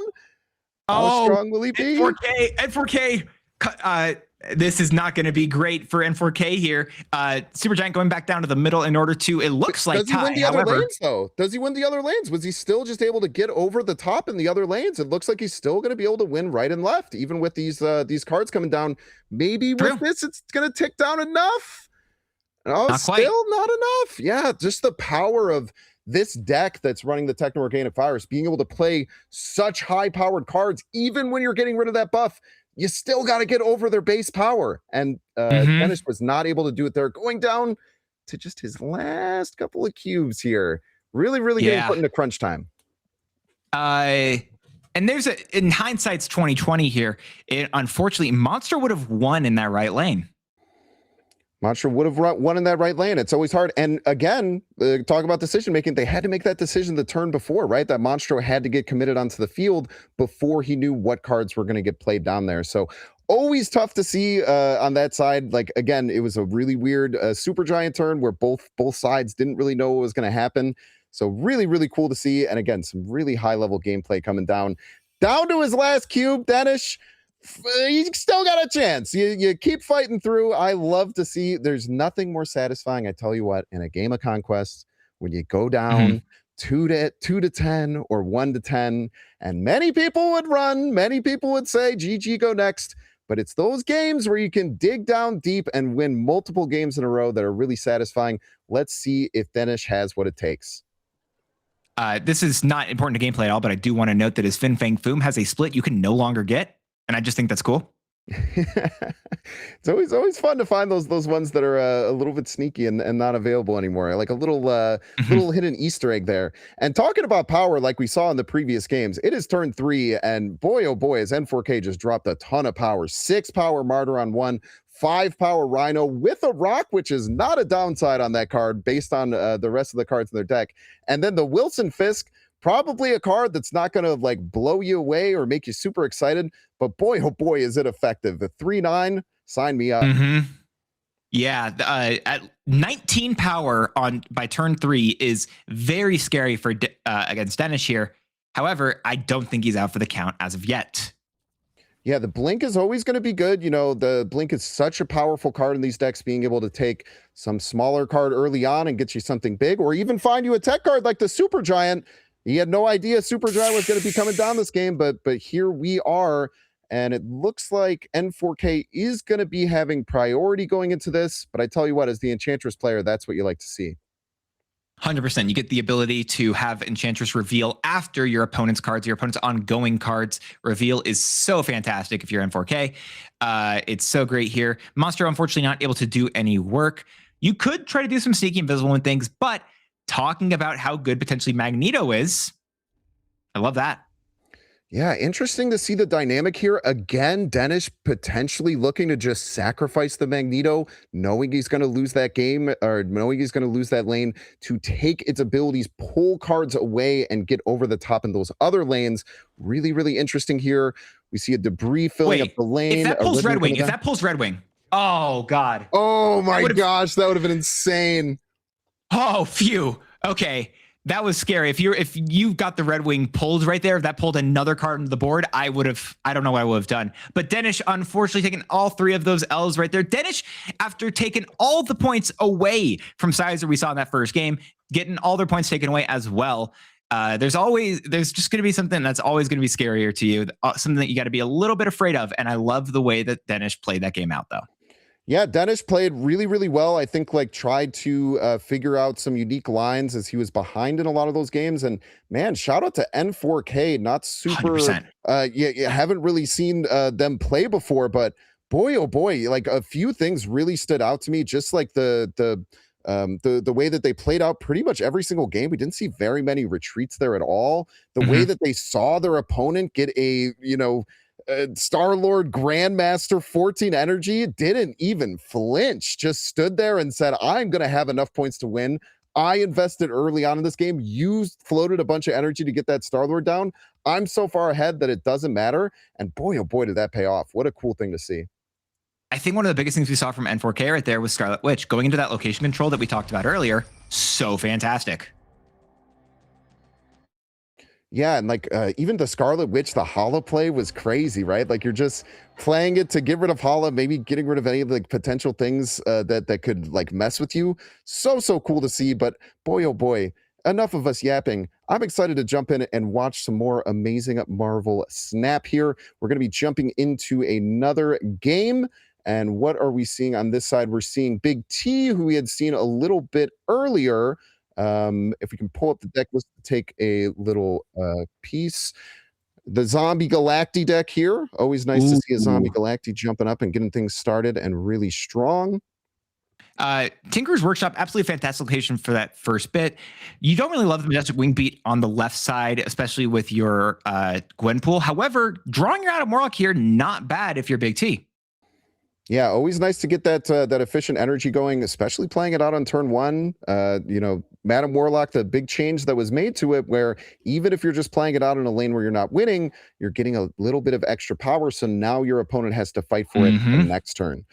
Tinker's Workshop, yeah, really interesting location. It does very little, but sometimes it does everything, right? Sometimes it pushes your power curve in a way that you're just not exactly expecting. Another interesting card here, the Superior Spider-Man, because they were able to get that Adam Warlock down on turn one, is going to have the extra energy available to them here going into turn three. Yeah, and Majestic Wing Beat, another really cool shout or potentially combo here with it will be potentially with Stick, as Stick is going to be able to gain those 2 points of power, even if it cannot get the discount from Majestic Wing Beat. You also now have the extra energy from Superior Spider-Man. Yeah, really nice here. We see an X Mansion getting a couple of cards, and I tell you what, that is just about as fair of a X Mansion as you can ask for. 4 power on my side, 3 power on yours. Not sure exactly how much they're going to be able to take advantage of that Black Swan, but if they can, it could be pretty nasty. Looking over the Zombie Galacti list over here on the left, pretty standard stuff. We do see Jeff the Baby Dolphin, which is an interesting shout, but you know, those little chip points on Maverick and Stick can really make the difference when Zombie Galacti hits the board. And we are seeing a Zombie Galacti mirror as well from both sides, with both Zabu and America Chavez, and contrary over on Lonnie J's side as well here, with the Shuri in particular, which is another really powerful piece, as well as Luna Snow for extra energy. Yeah, a lot of these deck building decisions is really interesting, right? Because Cosmo, second most played card in the entire tournament. I tell you what, in other matchups, this Zombie Galacti is going to have a lot of trouble trying to deal with that Cosmo. But in this one where you're playing a mirror, I tell you what, Wong Shuri, that double, getting some extra points, I think that's going to be able to get over the top. So an interesting, deck building decision, 2 different ways to build the Zombie Galacti deck. And in the mirror, it looks like the Wong Shuri one is probably going to have an advantage here. Yeah, I definitely think that the Wong Shuri one's going to do pretty solidly right now. But Magic, again, in both decks, potentially trying to get rid of Kiln, as I try to English. Adam Warlock, though, just drew a really great card. Yep, just going to put it down probably here. Again, either be able to start drawing some cards or just get that little buff in case you draw the Spider-Man Superior. And what's always interesting in these Magic mirrors, where both decks have access to Magic, I feel like you kind of run this line of like, do I spend the 3 energy to play Magic, or do I just expect that my opponent's going to do it and I can spend my resources elsewhere? Yeah. It does depend on if they're... It does depend on if they're hit with Zombie Galacti or not, because obviously you want to get that card onto the board because it's going to blow up in power. But that might be an interesting dynamic for this game moving forward. Yeah, it's always a very interesting question of what you want to be doing there. And the Proscenium being another fantastic location actually for this deck in particular, especially with the Nico on that copy mode.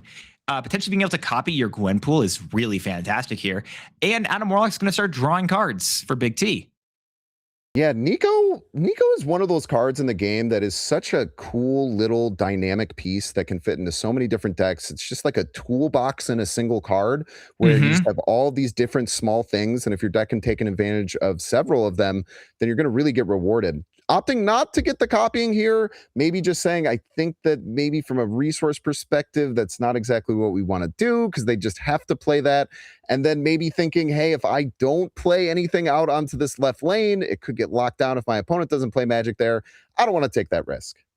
Yeah, that's fair. I think it would probably go with, I like the play for Nico into the Viv Vision here, as you're going to be able to get a lot of extra points onto Viv. Is it wild that I've kind of wished that the Viv would get played over into the Proscenium, right, for the extra points there?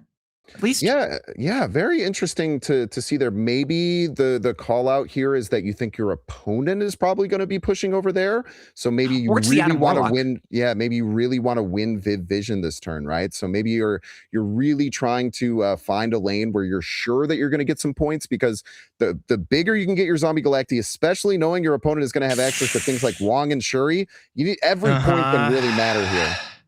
Yeah, and also considering that Proscenium does double the power of all those, it's really scary personally. So we'll see what's going to happen here. I like the setup right now. I think it's Gwenpool into Majestic Wingbeat, probably. Not a crazy amount of points, but you do still have your Maverick. You potentially can go for a stick.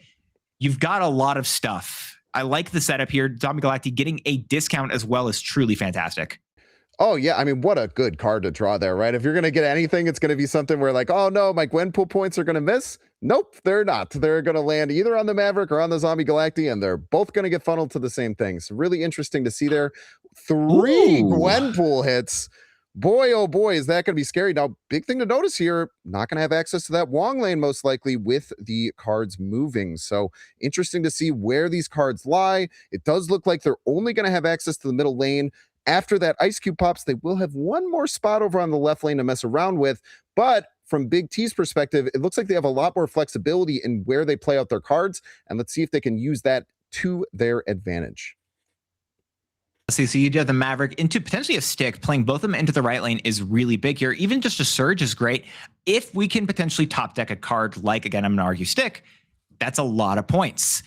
I don't, so I feel like if I'm Big T, I don't know if I'm as scared considering they can no longer play Shuri into the Wong lane.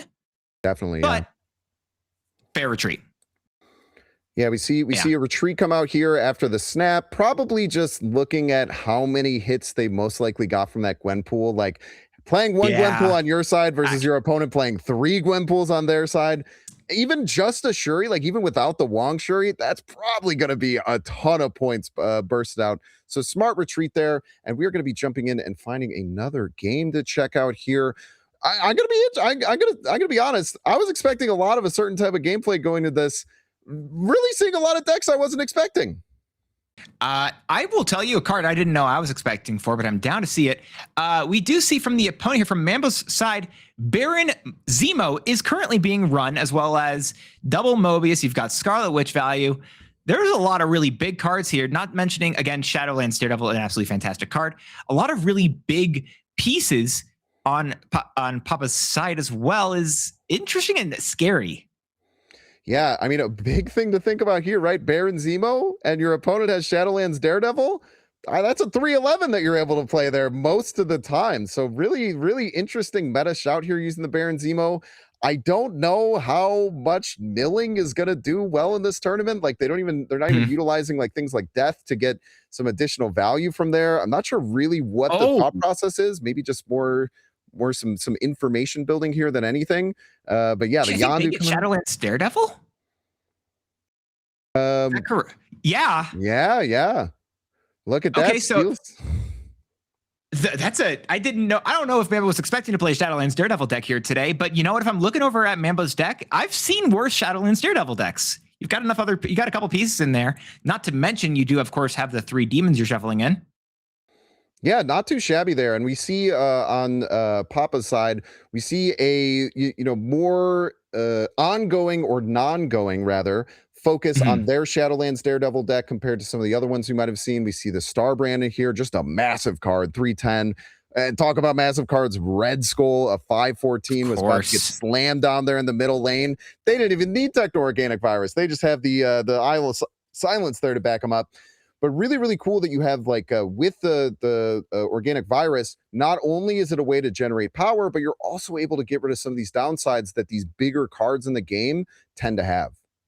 Yep. And again, Techno-Organic Virus played onto a Wilson Fisk does make Wilson Fisk 10 power, which as we see for Papa would allow him to potentially play their Scar for even cheaper. That is, of course, assuming that you're not trying to deal with a Mobius on the opponent's side.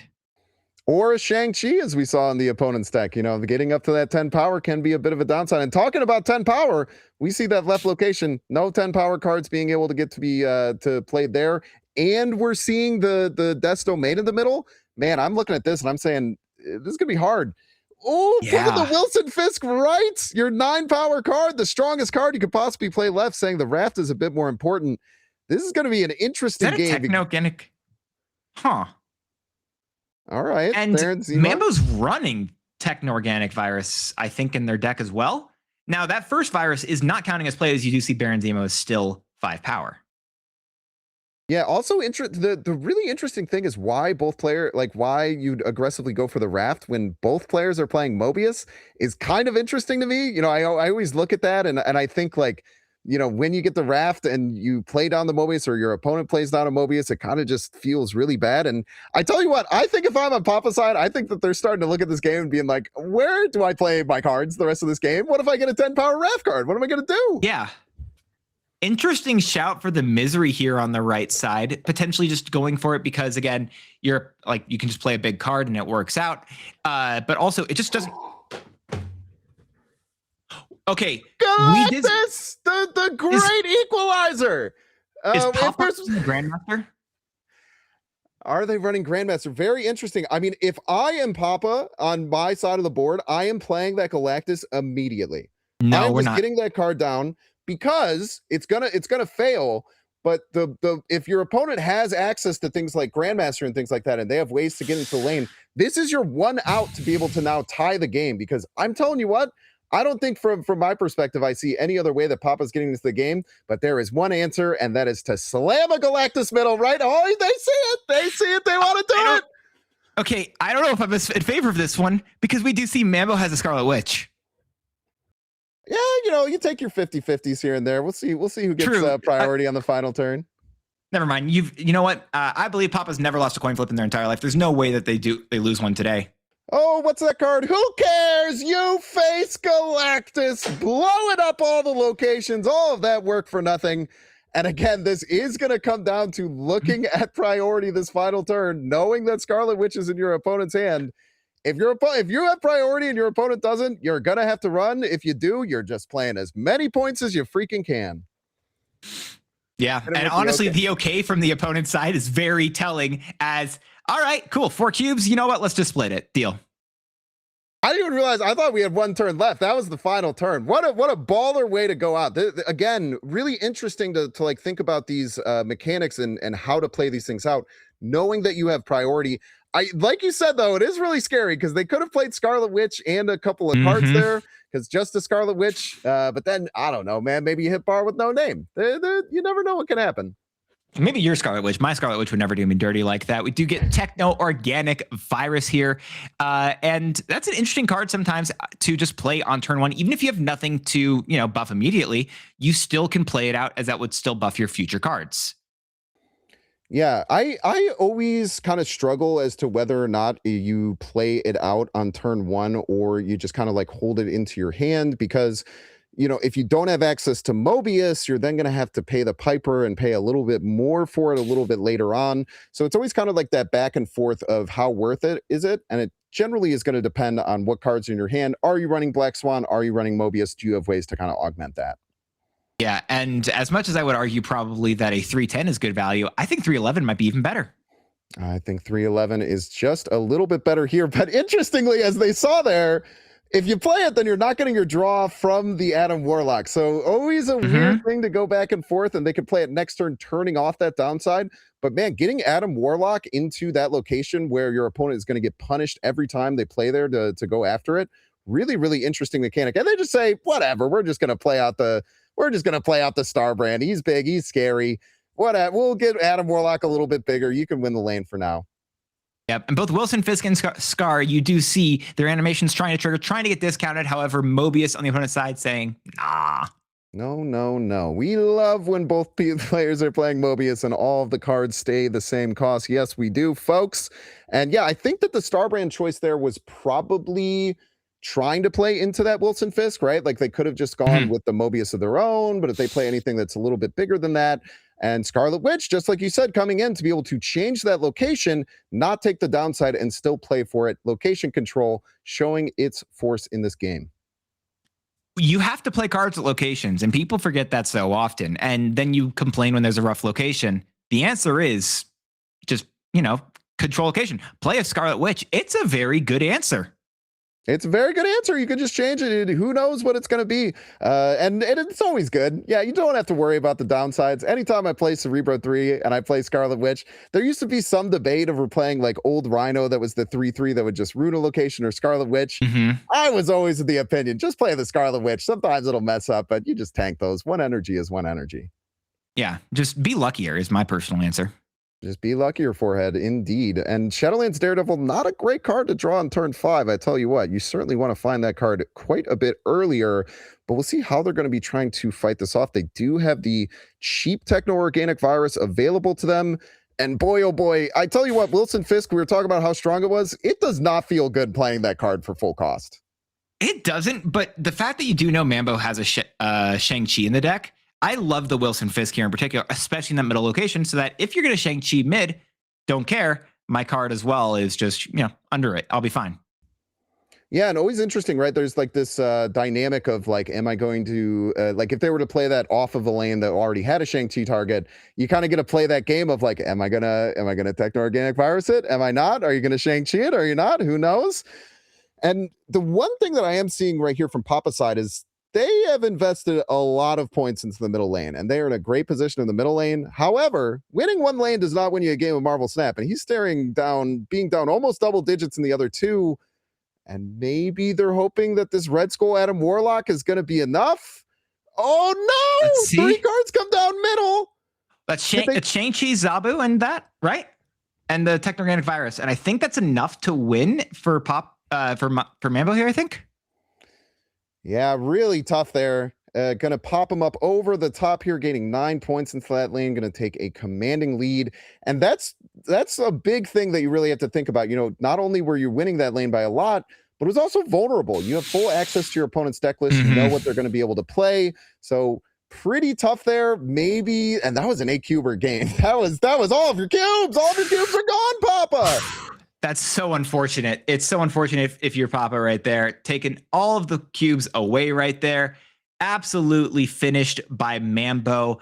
And we're seeing that as much as people could argue the validity or the power of a lot of these cards, they still have their places. They still have their homes. And Shang-Chi won that game on his own. Oh, yeah. I mean, the power of Shang-Chi is still real. Gone are the days that Shang-Chi could clear an entire lane of Hulks. But still, Shang-Chi is a massive card. You were able to see it as a 15-point flip there, taking out your 11 power card that was even going to get buffed up just a tick more by that techno-organic virus, completely flipping the lane on its head. And that's why Shang-Chi, basically for the entirety of its time in Snap, has been one of those cards that can get you great cube equity by flipping a lane on the final turn.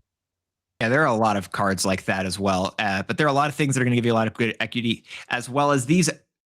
This little break we're going to take is going to give us some equity, going to give us a moment to clear our heads, clear our thoughts, and maybe kneel to Galactus. So we'll see y'all here in just a moment.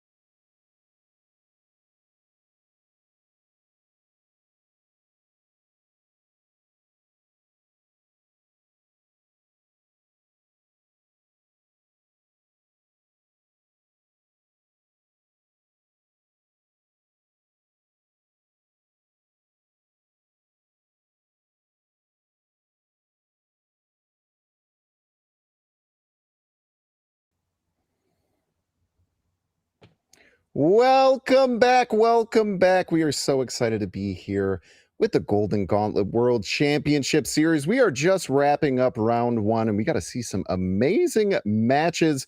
What was your favorite play from the first round, Dance? I have to say it was the Galactus. I understand it wasn't a play that won, but it sent a message. And I think that's more important sometimes. I understand everyone's here to win. Everyone's here to do the best they can. But sometimes just reminding your opponent that they should still be kneeling once in a while is a good thing to do. Well, I really like that play too, because from a cube equity perspective, they got a tie, right? That was a game they were not going to be able to win at all. They couldn't play anything over on the left. They were going to lose over on the right. They were in a lot of trouble, and they found the one line, which was Galactus to tie to save them those cubes. A tie is basically worth half of a win because you're not losing the cubes. So really, really huge shout out to find that play, take the risk, even with Scarlet Witch on the opponent's side, to just go for it and take it. Yeah, and we're seeing here a couple of games or decks that have won their first games here. Looking over at this one right here, the Mother Ascani Moon Girl stuff comboed with Gambit as well as Frigga and Lin Li. So cool. I love this deck. Yeah, Lin Li is so awesome because I think when it first came out, everyone was like, oh, you have to like move the cards and you have to, maybe use a Madam Web, play it on there and then move it to the sword. Then a lot of players quickly figured out if I just have two of them, they can go juggling and throw their swords back and forth to each other, get massive boosts to both of them. A really great way to have another cheap card that you can duplicate and play multiple of when you're getting discounts from things like Mother Ascani and with Quinjet and another Maria Hill. Oh my gosh, my queen. So cool seeing multiple players bring out Maria Hill and see success with it here in round one. Yeah, Maria Hill's an absolutely fantastic card. And another, I think, just really powerful piece is Mirage. Mirage has had quite an arc as time has went on and really waited for Victoria Hand to enter the scene before she really started taking off, and is so cool to see as well. So I love the shout of all of these cards, a lot of really interesting pieces, not, of course, counting the opponent's deck that we're seeing here as well. I got to be honest, I love Wilson Fisk. It's just such a big card. It's just such a massive card. And like we saw the power in those previous games of what it's like when you just take a lead early. Even if your opponent has 14 energy and a bunch of scary things in their hand, when you're so far ahead, you can confidently just stay in that game. A great shout that I see here is the Ares. Ares hitting 13 power now, being a base of a 4/7. That is it's almost Red Skull numbers, right? A Red Skull is a 5/14, seems crazy. Ares is a 4/13. Yeah, get out of here, Wilson Fisk. 3/9, that's old stuff. And it really does depend because sometimes Ares doesn't hit when you want it to. But you can also take advantage of some different things that get some augmentations of that power. Lots of really cool things coming out here. And then what are we looking at? Cerebro 3? What is going on? They have Lin Li, they have Omega This Sentinel, is Cerebro 3 with a Lin Li out? Zola and Cerebro 3. This person is cooking. I love this. Jubilee. And these are all players that have won their first game that we're currently looking at here. This deck won, and that's awesome. This deck is awesome. The M'Baku? Cerebro 3 like this. M'Baku, Lin Li. Oh, I get a 2-power card. That's fine. I'm gonna Valkyrie it later. This is oh man, this is the kind of stuff you love to see in a tournament like this. Who does this? Now, one really cool thing here is the Iron Man. If you can ever get that out early, if you've ever bastioned an Iron Man before, I tell you what, 5/0 Iron Man has been a card that's been playable forever. A 2/3 Iron Man is the best card you've ever seen in your life. That's fair. Oh, that's so good. No, I love this stuff as well. It's an interesting shout here as well. And I think it really speaks to the fact that MarvelSnap's an awesome deck building game. I love it. Like the fact that you can run a pile of cards like this and make it extremely competitive, or at least have a way to win, get multiple outs and do something crazy like this is super interesting. I love it. I think this is a really cool deck. Another, again, great shout for just why MarvelSnap's an awesome deck building game. Looking at some other ones. Sorry, I just need to say one thing. The endorphin hits of playing Valkyrie into Arnim Zola in that deck must be the coolest thing ever. So I am just shout out to that player. What an awesome deck building challenge that they ended up solving here. And yeah, moving into this one, we're seeing a really interesting Destroyer Professor X build with the armor. You see the Electro Cosmic Ghost Rider for some tech. I love Madam Web in non-move decks. I think that it's super underutilized. What do you think about this deck, Dance? This is so cool. I love this one. It reminds me of those like Spectrum Destroyer builds from way back in the day, but feels like a very fun spin on it. Professor X is a card that has really gone through some ups and downs, and I love this idea for him, this interesting iteration, as Madam Web's a card that can allow you to potentially move cards into his lane now. Also, I would argue Cosmic Ghost Rider might be one of the best like tech cards in the game, personally. It hits everything. I tell you what, you can have Enchantress for all sorts of things outside of Cosmo. If you're in the front lane, you got to be fearing Cosmic Ghost Rider. And what a cool thing that that card does. Now, I do love that it's a 5 cost, because to have that powerful of a tech card, you need to have a downside. And playing a 5 cost card is pretty tough. But decks like this that are utilizing things like Electro and Luna Snow and Wave to give you that extra energy, you can more easily afford to play a card like that.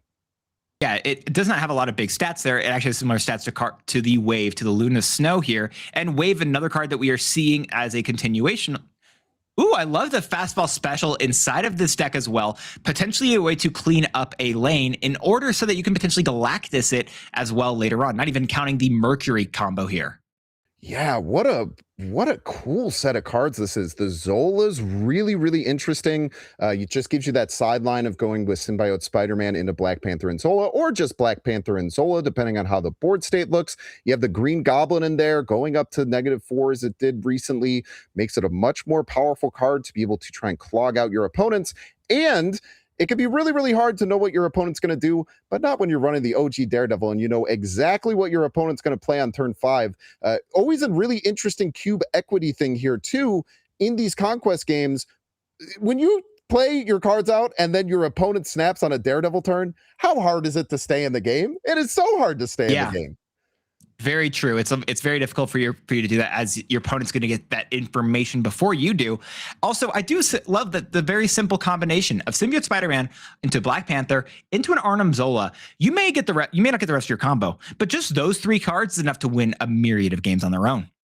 Oh yeah, I mean, you have to look out for Cosmo. You have to look out for the Shadow King for sure, but I tell you what, there are not many decks that exist that can beat, I don't know, it ends up being almost 100 power, I think, as you get all of those on revealed all trickling together. What if they just didn't have any power with cards like Phantom X and Marrow, being able to combination with the discard, destroy hybrid deck, Phantom X decks here? This Phantom X deck is one that really came into its own. I wasn't certain on it at first, but as of now, this one's really great. Yeah, it's cool, right? Like, it's this when they kind of developed this archetype, this using both destroy and discard. They introduced Phantom X and Wild Child at very similar times. And you see cards like Marrow, all of like the Wolverine cards, and like the X-23, which you can discard to get the energy. I forget that very often. X-23 you can discard, Dakin that you can discard and destroy, as well as Wolverine. Having all of these different pieces together really brought this up, and a really great meta shout here is the Lady Deathstrike. If you don't like Mobius, I tell you what, there's one way to get rid of it, and that is to take it off the board with that Lady Deathstrike. So really interesting to see that move there. Also hit your Morrow, also hit your Bucky Barnes. A really good surprise card, and maybe a good meta shout here. Yeah, it's absolutely fantastic. And another great meta shout here is, again, Shadow King. Shadow King's a card that just completely can shut down those buffing style of decks. Really great here. But Gambit, just as a simple disruptive piece, is really good. Gambit alone can win games, especially on that final turn, also triggering your Wild Child and Phantom X bonuses, maybe even discarding a Marrow. So good.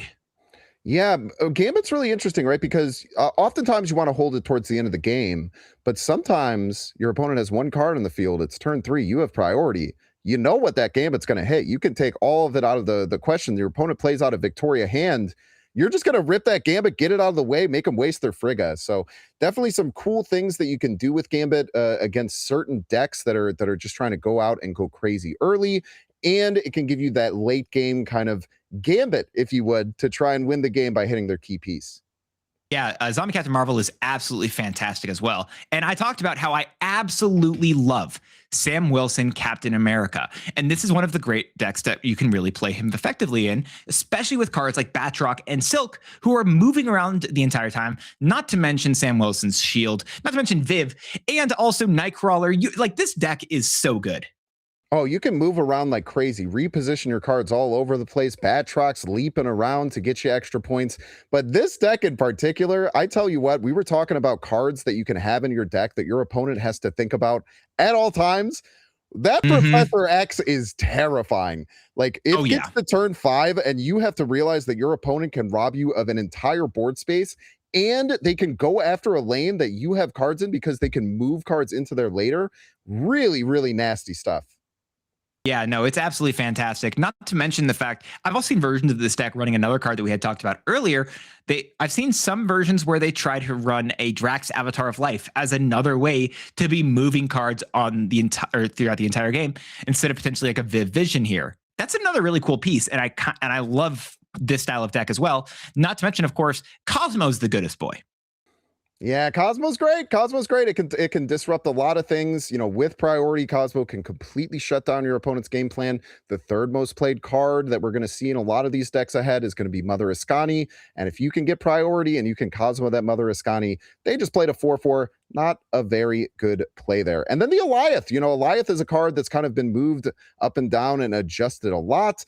But man, seeing that Alioth being able to another card that you always have to think about if you're on turn 6 and your opponent has priority, am I playing all these cards for nothing, or are they actually going to have their effects? No one's going to know until the cards flip. I think that Scarlet Witch is a great card. Location control is so fantastic, and another deck running her is completely expected as well. We do see this as another Storm Horseman of Famine deck, notably meaning that you're typically skipping turn 1, and you actually have no cards you can play on turn 2 other than Scarlet Witch, which means I'm probably just playing maybe a 1-drop and maybe nothing, skipping those first couple of turns, and you don't get extra energy here, which is a notable difference as you don't have Hope Summers. Yeah, what are we looking at here? Infinity Ultron, Black Panther, Zola, Stick, Silver Surfer, First Steps. This is a wild deck here. I've never really thought about the way of, like, if you can get a pretty big stick on 4 and then you stick that onto a Silver Surfer on 5, then on turn 6, because it triggers at the end, the first card you play is going to get that buff. Wow, I have never even considered doing that in a million years. What an interesting thing that this player has found and is probably utilizing as they won the first round. Yeah, no, this is a really great way to stick it to your opponent, as it were. I see what you did there. I still don't understand what this Infinity Ultron is doing here, but like maybe just like an interesting separate win condition. Infinity Ultron has been a card that every time I've tried to play it, it has frustrated the heck out of me. So I shout out to them. Clearly, they know how to use it right. Sometimes you can do some really cool things with like Zola. Maybe you Mother Iskani it, get a couple of them into the game, and then all of your stones are going to be doing some crazy things. So really, really interesting to see how this deck plays out. Maybe we'll get to see it ahead in some games. No, I absolutely love it. I think this is another really cool way to play it out. And the Zola being a card both inside of this deck and one of the previous ones you look at that Cerebro one, right? A card that you're not really typically expecting inside of a normal deck, but also gives you like a weird edge case where you're like, wait a second, I have to think about this now. I have to play through these things and have to understand like, okay, these points are going to be moving across the entire board right now. I don't know if that's going to happen, but it's something you have to keep in mind of and you cannot feel safe on. And I love that here. Yeah, the dynamic that brings, right? If on turn 5, you're playing a Black Panther into an empty lane, your opponent has a lot of decisions to make. Do I Cosmo it? Do I try and Shadow King it? If I don't have priority, do I try and Shadow King a different lane? What if they just don't do that and they just play a couple other cards into other lanes and push through? And again, we talked about location control. We've seen in a lot of the previous games how important that is. Not only the Scarlet Witch, but Nico, a really sneaky additional way that you can get a little bit of location control as well as a toolbox of other things. Yeah, and all of the other 1-drops as well, adding extra points to those cards. And talk about, again, just very consistent things. The whole zombies package as a whole is really interesting and really powerful, especially with the additions of both Venus and Jeff. And if y'all haven't picked those up, by the way, you can go ahead and pick those up, as well as 100 free credits over at the MarvelSnap web shop, shop.marvelsnap.com. It's a very great place where if you pick up the season pass right now, I think you can also get a free Series 5 snap pack. Really cool stuff. I love free things. I love free things. I tell you what, anytime I can get more value whenever I'm putting, getting cards in this game, I will take it. So make sure to go and check out the web shop. One thing I love about what Venus brought to the table for these zombie decks, When was the last time you've seen Zombie Sentry get played? Because that card was never played in these decks. But now that you have Venus, and now that you're really digging in to trying to get that horde as big as possible to get these big combos, Zombie Sentry now becomes a really cool card. We were talking about this before. These new cards that come in and elevate these cards that didn't see play previously is something that I just love to see in MarvelSnap. Yeah, I think those are really fantastic cards. Well, again, just Nightcrawler, by the way. I think that's the last card we can really shout there. Nightcrawler just consistently being great. It's been a card that is just so fantastic. And we've seen in so many different deck lists throughout today. And just the ability to reposition, the points that it offers, it's so good. I love that card. Yeah, it's cool. And, especially with Jeff, when you get Jeff and Nightcrawler on the field, you feel like you have so many options. Like, where am I going to move the Jeff over here? Am I going to move the Nightcrawler over here? And I tell you what, Dance, enough of us yapping. We're going to be jumping into some more MarvelSnap as we get round 2 kicked off here. And we are going to see on one side, we see a Hunger coming out on turn 1. We're going to be seeing a very similar list, actually the exact list that we just saw there ahead, going against what is this? Devil Dinosaur Nick Fury? Truly, it's peak. Truly peaking right now from the opponent here. Absolutely fantastic stuff here. We've got Nightcrawler going into the left lane. Baxter building, allowing Galactus Senpai getting the priority here. Venus, a very powerful card here as well. Venus potentially comboing with a Jeff, if that can be drawn, of course. Yeah, Venus, again, we've talked about it ad nauseum. A great card to buff up your horde, a great card to be able to just like get any little different bits of points around here. And we actually are seeing Gregor is going to be our player that we are going to be viewing here. An amazing player, amazing content creator, and super excited to see what he's doing here. Boy, oh boy, he is using all of his resources. We're maybe going to be having one card in hand going into this turn 4 here. Saving the Majestic Wing beat, I'm not certain what for, but Nick Fury is coming down from Johan on the opponent's side. And we did, of course, see Gregor draw the Jeff as well, which does mean that every single card that's played there, which Kitty Pryde, another interesting shout, is actually getting an additional 3 points each time that she is played. Yeah, it feels a little frustrating here on Gregor's end, right? Like he just doesn't really have as many pieces. Oh, we better order this. I'm going to shout that this is, so if you play Majestic Wing Beat first, you get +2 points of power onto the Absorbing Man. And then Don't do it! that order in the court, as it were. Ugh. But 3-7 on one and then 3-9 on the other Absorbing Man. The way that you play each and every card really matters a lot. I don't know if you saw what came down on the other side of the board, but this is why you play Nick Fury. Onslaught on Quinjet and Victoria Hand. Oh my gosh, they're cooking. Another really cool card that hopefully we're going to be able to see ahead is the addition of the Coulson, which is now a 3/5. A really, really surprisingly powerful card, that Coulson. A 3/5 that's going to help you fill out your curve, give you extra resources. And again, seeing this from Johan's end, I really think that what we're seeing here is someone who's trying to utilize these cards that you're not going to see. And a big old roar is going to win the left lane for Johan, taking game 1 here for 2 cubes.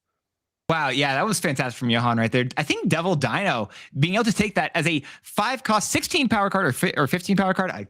I missed that entirely, but that was sick to see. Love that as well. The Nexus, you need that horde to go to the left lane if you can. Oh yeah, it is wonderful to get the horde there. It's wonderful to get that power going, because then everything that you're adding onto there, the zombie giant man that you can slam down there right on top of it, all of that is going to get little incremental buffs and make that Nexus absolutely massive. It's going to be interesting to see how tech works out here and how these players play around Nexus. Not sure if we saw much location control from other side, but I tell you what, Johan, you never know what they're going to play, because they're going to be adding random cards to their hand and you're going to have to figure it out. Yeah, Zombie Scarlet Witch over in that left lane is going to be pretty great for Gregor here. Collector over on the left side as well, with the Ascani Sun as well. Pretty interesting from, I don't know what you're going for here. I guess the Mother Ascani's not atrocious, but yeah, Venus into Nightcrawler.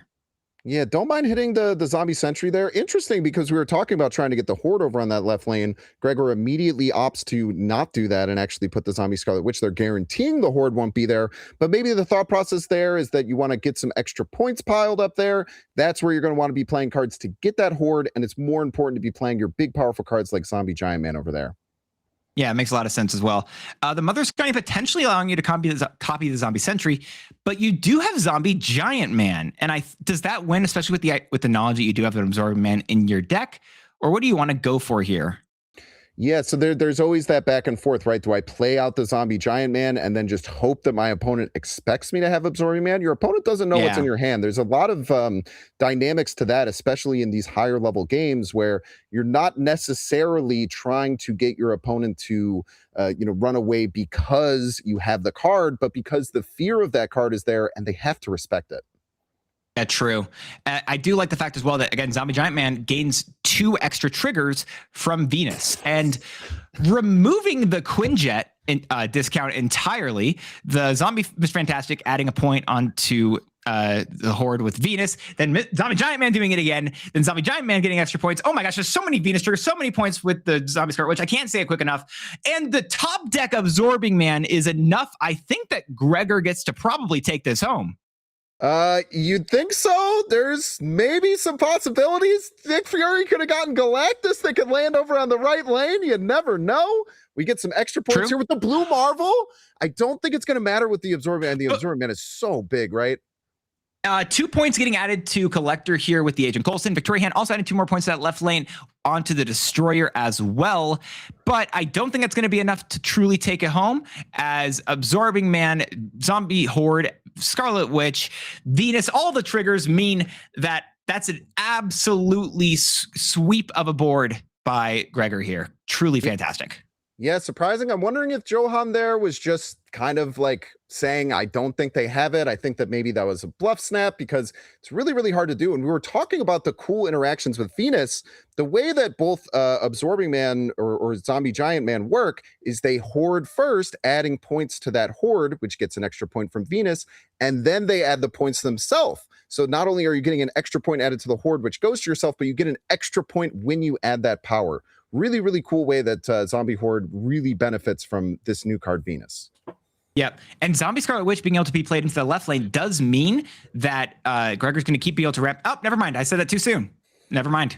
You spoke it into existence, I'm afraid. The Sokovia says no, no, no, and we're going to be playing a little bit different of a game now. Really, really good hand management here. Gets that Zombie Giant Man over to the left lane. Going to be a great wing beat trigger, especially if we can get that on top of the Mother Ascani if we find it. Yeah, there's a sense of irony, I feel like, that Scarlet Witch was discarded by Sokovia, as that, I believe, is her home. Interesting to see how this will actually go, but the Majestic Wing Beat being able to both give a discount to Zombie Giant Man and buff him up. If we top deck a Mother Ascani here, that's going to be a baseline 3/8 Zombie Giant Man, not even counting the zombie buff. I tell you what, in the last week, I don't know how many times I've said, how the heck did they just play 2 Zombie Giant Mans? And this is how. It is very, very scary. It's very powerful and tough decision here, right? Like, do we just play out the Zombie Giant Man? Do we try and buff the horde up a little bit more first? Always an interesting thing. Probably trying to hold out, give themselves an extra turn to draw that Absorbing Man or the Mother Ascani. Yep. And no cards getting played into Feast does mean that you're not going to get the extra energy, at least on this turn 5. Are you playing it on turn 6? I think you do play Jeff into the left lane on turn 6 just to play it there because you can get the extra energy. Although you could still argue that that Johan could be using the energy better than you. Yeah, it's always interesting there, right? You know, we have a Vic hand, we have a Quinjet over on the right, so a lot of power, a lot of scary things that can happen. Now, they are going to be really upset if they end up drawing an Absorbing Man here, because if they had played the Jeff left, they could get that nasty combo all together in one, but instead it's just a little kitty pride. Yeah, Katie Pride would have been great to see early on. However, she is going to get a couple extra points from that Jeff. Is that going to be enough? I don't think so. However, just avoiding that double dino as a whole, being able to put a good chunk of points mid, I understand the retreat there. I don't know if that's going to be enough. The Venus makes the zombie horde interesting, but you don't have that extra trigger. So I think it's probably a fair retreat. Yeah, when you're looking at that, you're basically saying my opponent pretty much just can't put too much. You're adding 3 points into it from the zombie giant man. But yeah, I would not have felt confident there. Maybe they were going to risk it for 2 cubes because it's not as much that you're actually investing there. Once you see the snap, your opponent's saying, hey, I gotcha. Yeah, just believe him and retreat, I think, most of the time. Yeah, I'm not going to mention the card on the left of the hand in fear that it gets discarded again potentially. But Kitty Pryde into just playing a hunger on the board. I actually think if I was Gregor here, I'd be playing it mid because you do not want the zombie horde over in Genosha, as a singular card of yours there now destroys the horde, and that's not what you want to see. Horde 0-cost card. It's going to get destroyed if any other card ends up there.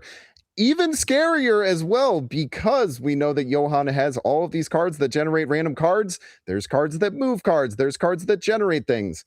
That zombie horde is going to be really scary, especially if we see something like a Coulson come down this turn. 100%. If I'm Gregor, I don't know if I'm actually expecting that zombie horde to be able to make it that long this game. However, Jeff the baby dolphin, I think, giving an extra bit of a buff there to Kitty Pryde. What do you do in this final turn now that you're a little bit clogged in that left lane? Yeah, it's tough. I think you're still just trying to get it. You still have Jeff that can move out of the way there. I'm surprised we haven't seen this zombie Scarlet Witch get into the fray. Again, maybe just thinking that there's a decent chance that Genosha is going to cause you some problems. Now, apparently, Gregor heard me. And another interesting choice that we saw Gregor make that I personally am not the biggest fan of was opting to play that hunger early as opposed to holding it, because it's such a powerful card to play on that zombie Scarlet Witch. As you get the buff onto the horde, you get the buff from the horde from the card, and then you get that board space back as the skill banishes. Yeah, so if you are Gregor here, you do not know what card just got. Don't you dare do it again. Don't you dare do it again, Gregor. Okay. No! Wait, no, order in the court. Order the court, Gregor. Oh, please you have to learn listen. Yes, Heroes from beyond the ether. Yes. Okay. Yes. Okay. We're fine. We're fine. We're in this. Now, 2 Venus. One Venus is scary. I tell you what, 2 Venuses end up being quite a bit scarier. Whenever you can get a couple of these on the board, the way that they are able to interact with each other and just like stack on top of each other is super, super scary. And luckily the zombie horde did survive Genosha there. Gonna get just the tiniest little buff from the zombie sentry. We get to know that Zombie Giant Man was a card that was drawn by Cable. So Gregor now gets to know that that is not going to be a card that can actually play here. However, you play your whole hand. You can play everything. Everything's on the table here. And also, like, the left lane is figured out, right? The left lane is locked in unless they have found some weird resources. Do you like playing both Venuses into that lane? I feel like I'd rather put one of them left because you're actually losing a Venus trigger by playing it onto the right. Yeah, kind of interesting. Yeah, the first one actually not getting that Jeff buff as it is unrevealed before it comes in. Oh, second zombie giant man. He says, I'm the zombie deck now. I'm the zombie deck now, and you'll respect me. Look at that. We see the Venus first buff comes in. 2 buffs on the Venus, gets it to 23. The Kitty Pryde coming in on the left, winning the middle lane. Do you smell it? Do you smell it baking in the oven? I think that's a delicious casserole right there. Very well played from Gregor. I love that. Also, notably, I think one thing that was pretty interesting right there was the Goliath being played by Johan over there on turn 5. Didn't, turn off any abilities that Goliath does. However, was a good card to play in order to keep priority for the Ascani Sun. And I like that shout. Yeah, pretty interesting, right? Like getting it down.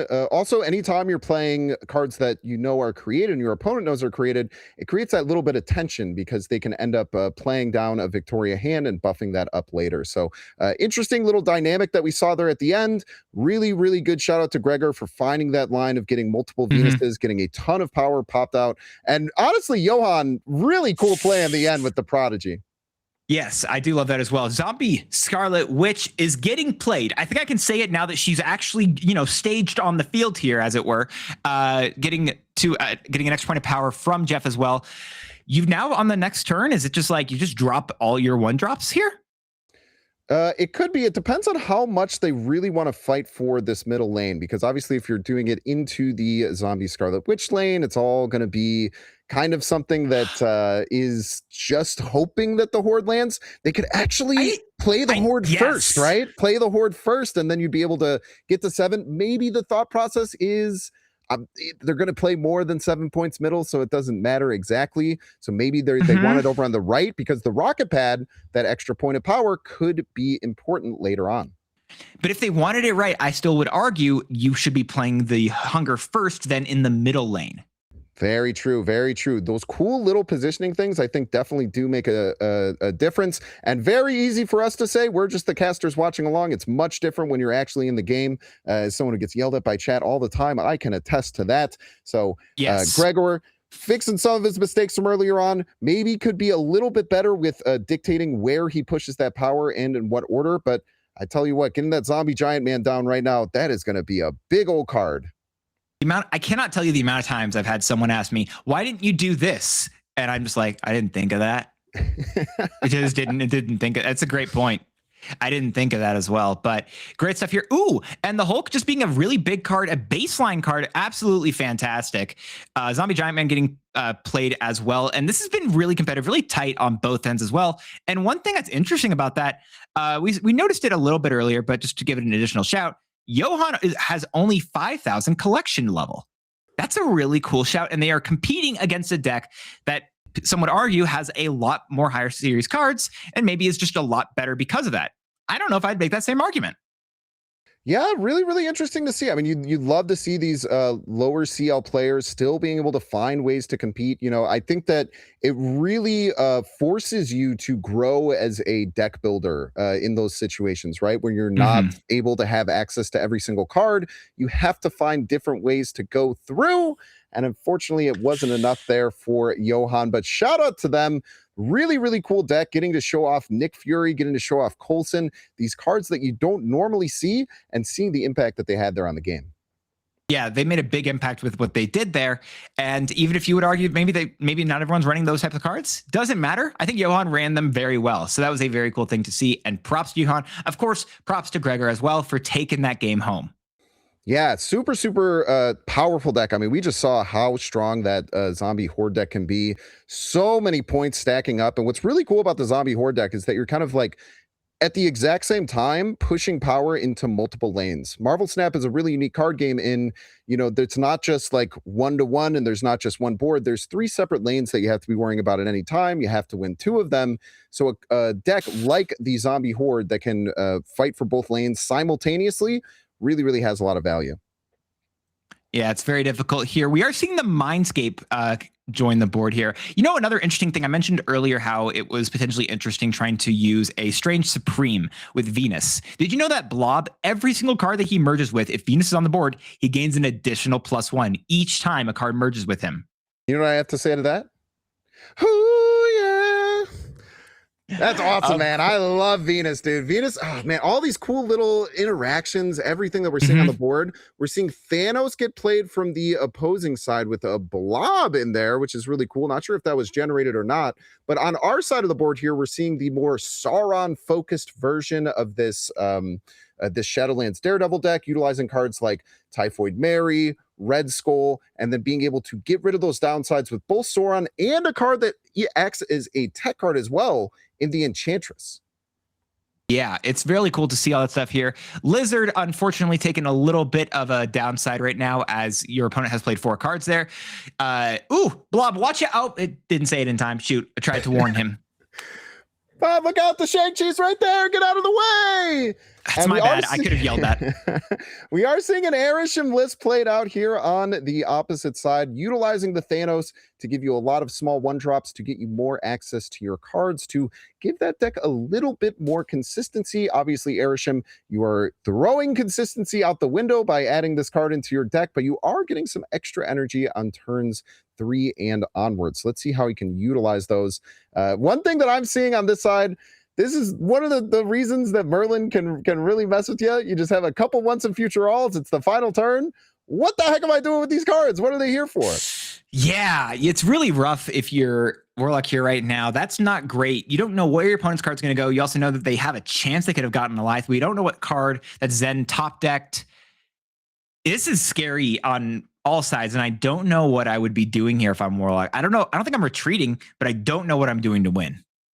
Yeah, and it's always so weird, right? The Madam Web. This is why I really like this as a card in non-move decks. You're staring at turn 6. All those cards are hovering, very, very scary. They could land anywhere, and you can reposition and put even a bigger card. You know, you can push a bigger card away, or you can move that rock and slam another giant card in there as well. But yeah, once seeing that blob go down, you're like, I'm in a pretty rough position on that middle lane. Where else am I going to fight? I think we just tuck tail and run here, and maybe an okay decision, because the hand on this side looked real rough. Notably as well that the Shang-Chi was good to make sure you got rid of from your hand, as you had 2 cards that were above the Shang-Chi trigger line. So that was a good shout there as well. All of your ongoing cards in your deck here for Sauron is fantastic. Oh, it's so amazing. I mean, so many times you draw Sauron and you have all of your bad ongoing cards just already hanging out in your hand, and you're like, well, why am I playing this card? Not the case here. Every single ongoing card will be erased from the deck, and we see a Central Park come down. Kind of weird to see who this benefits more. I would say that if I have the Techno-Organic Virus in my deck, I'm much happier having these squirrels down here because they can quickly become targets. Also, another notable shout is that we did see from Zen earlier. Zen is running a Cosmic Ghost Rider in their deck, which means that those squirrels, they remove their ability. They may not squeak anymore, but they did tank a hit, and I appreciate them for that. Yeah, absolutely. Makes it way easier to protect your cards. We see the Merlin come out on the other side, like talking about great ways to take advantage of those squirrels. Merlin is a really, really good way. You can either throw them back into the deck to ramp out some extra energy, polymorph them to try and get something here. And unfortunately, Groot, not accurate today, misses on the Eternity range, but will throw a rock on their side to boot. I also love the shout that we did see the Adam Warlock potentially getting played to the right lane and then getting pulled back out just to change it up. And that's really good there. Typhoid Mary as well being absolutely fantastic. Yeah, it's super, super nice to see there. Would have been really unfortunate to have Adam Warlock sitting in their lane with a one power card and a 0 power card. That is not where you want your Adam Warlock to be. You want him to be underneath something like that Shadowlands Daredevil, that as he's drawing cards, you're buffing him up, you're staying ahead. That's what you want to see. Looking over here, so we have the Typhoid Mary down on the right side. It's putting in a good position. That's kind of where you want to land those bigger cards. There's an option to Enchantress the Sarah middle, and they're opting not to take it. That's really interesting for my end, right? Like, what a powerful card. What a crazy card that can flip the game, and you're just opting not to push down the Enchantress there. Maybe they want the flexibility for the final turn. Kind of hard to say there. I think it's that. I feel like it must just be that, right? You want that flexibility for the final turn. That Shang-Chi, I think, is going to be doing wonders for your deck. And we also, there's a good Shang-Chi. That's it. Right there, yeah, showing off why it's a Doxy on turn 5. Oh no, how many cards are in Zen's deck or in Zen's hand right now? That's not what you want to see. Oh, what an absolute disaster. A 1-cost star. And the top deck of the century there with the 1-cost scar. Boy, oh boy. Man, I hope you didn't get to have any important cards in there, because Doxy just made them real smelly, I tell you what. Yeah, a little bit toxic of Doxy, as it were. This is absolutely fantastic, though. Being able to, on the final turn of the game, doing a 18-point swing mid, adding 12 more points to the right lane, as well as 6 points mid. Adam Warlock's going to most likely trigger again if he draws another 6+ power card. This is absolutely diabolical. I cannot believe that Zen stayed in that game. That is crazy. You can see their stinky profile picture up on the top after Doxy. And notably, it would avoid the Merlin spells. So maybe they're just living on Merlin spells. No! The Shang-Chi didn't even matter. The Shang-Chi didn't even matter. Oh no. The answer, I figured it out. The answer is Doxy, unfortunately, hit the retreat button. Oh, that'll happen. Sometimes you get that smelly and covered up there. And I tell you what, that beast didn't really matter, because they weren't winning the right lane anyway. They weren't winning the left lane, because we have another casserole here for 4 cubes. Holy moly. What's your favorite type of casserole? Fresh baked, man. Fresh baked and delicious. And that's I think what we're seeing here. As far as casseroles go, I'm a big fan of like broccoli cheddar. How about you? Oh God, I'd love that if it didn't kill my stomach. I think one of my favorite ones is an enchilada casserole. If I had to pick one. Enchilada casserole. That sounds wonderful. It's delicious. It's so much sauce. You get to put all the cheese in there. You get to put all that. It's so delicious. But to be fair, it still wrecks me in a similar way. But not as much as Sora's going to be wrecking, and not as much as Sora's going to be wrecking these ongoing abilities in deck. Thankfully, Typhoid Mary was able to dodge him. Starbrand Crater, fantastic for Warlock here. Yeah, really interesting. I'm kind of surprised that we're not actually seeing Starbrand in the deck. Again, we have players of all levels here. Maybe Starbrand isn't a card that they currently have access to, but opting to play the Typhoid Mary, which is a 4/10 with the downside, as opposed to Starbrand, which is a 3/10 with the downside. Really interesting choice to see there. I'm going to guess it's probably either some interesting meta call out or just utilizing the cards that they have available to them. We see the Adam Warlock coming down left. You always want to play that on a lane that you're winning. Start getting that card draw. You really want to be finding cards early on. And Mind Stone on 1, got to be happy if you're Zen there. 100%. That there was a time in MarvelSnap where you would just be snapping on that because of the amount of power you just got from those 2 stones. You don't do that anymore. However, that's not to say it's not a powerful combo here.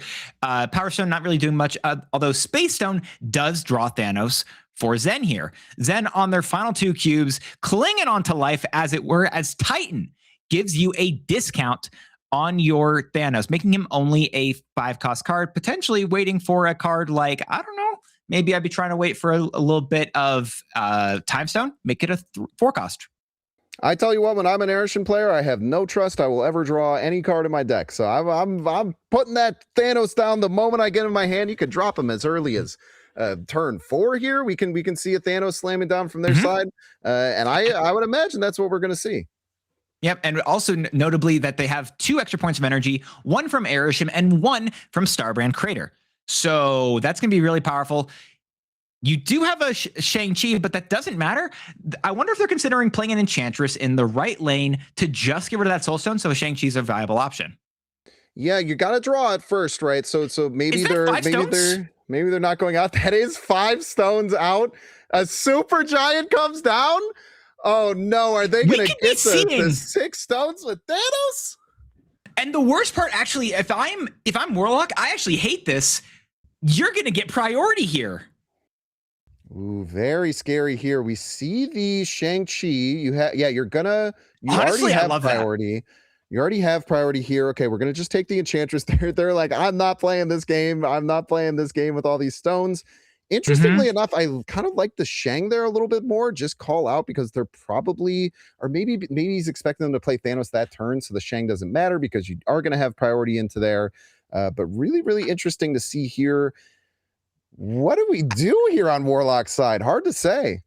I think this is the best line. However, I don't like the fact that Martyr tries to lose you the game. And if Martyr goes mid, you do gain 2 points. I don't know if that's going to be enough. Yeah, I mean, you got to imagine that's Thanos middle, right? So, like, pretty interesting to see. You have the Enchantress that's coming down on the left. There's a chance that Adam Warlock will give you an extra point of power here as well. So really interesting to see what's going to come out. But yeah, this Martyr being able to move is going to be a downside you don't see so often. Frankie Ray Nova. Never seen before. Frankie Ray Nova, 2/3, that after you play a 6-cost card, doubles this power. Is this going to be enough? That's Enchantress. I tell you what, it would be enough if that Martyr didn't have ulterior motives and is going to be running out over to the right. A rarely seen thing. Martyr, come back. No, don't. Oh, no, Martyr. That's where Fisk his power. You can't go there, Martyr. You didn't have to go there. You could have gone anywhere, Martyr, and you chose Fisk Tower, you fool. Why does Martyr always choose violence against you? She is a martyr. I think it's kind of her thing. She kind of takes it, she just kind of tanks the punishment. But very funny to see her opt for Fist Tower. I'm not sure if there's a choice that she has there or it's built in, but funny to see her just take the tank for the team. But really well played there to crawl their way back by Zen. When you get into these later games, that game, I believe there was a snap earlier, so neither player is going to retreat. You just got to play out and give yourself the best possible chance to win. Yeah, I'm going to be honest, though. The only thing I'll disagree with potentially is the logic that she was playing for the team there, unless you meant the other team, in which case, you know what? Never mind. You make a great point. Yeah. A little bit. Yeah. Take one for their team type situation. Yes, of course, as it were.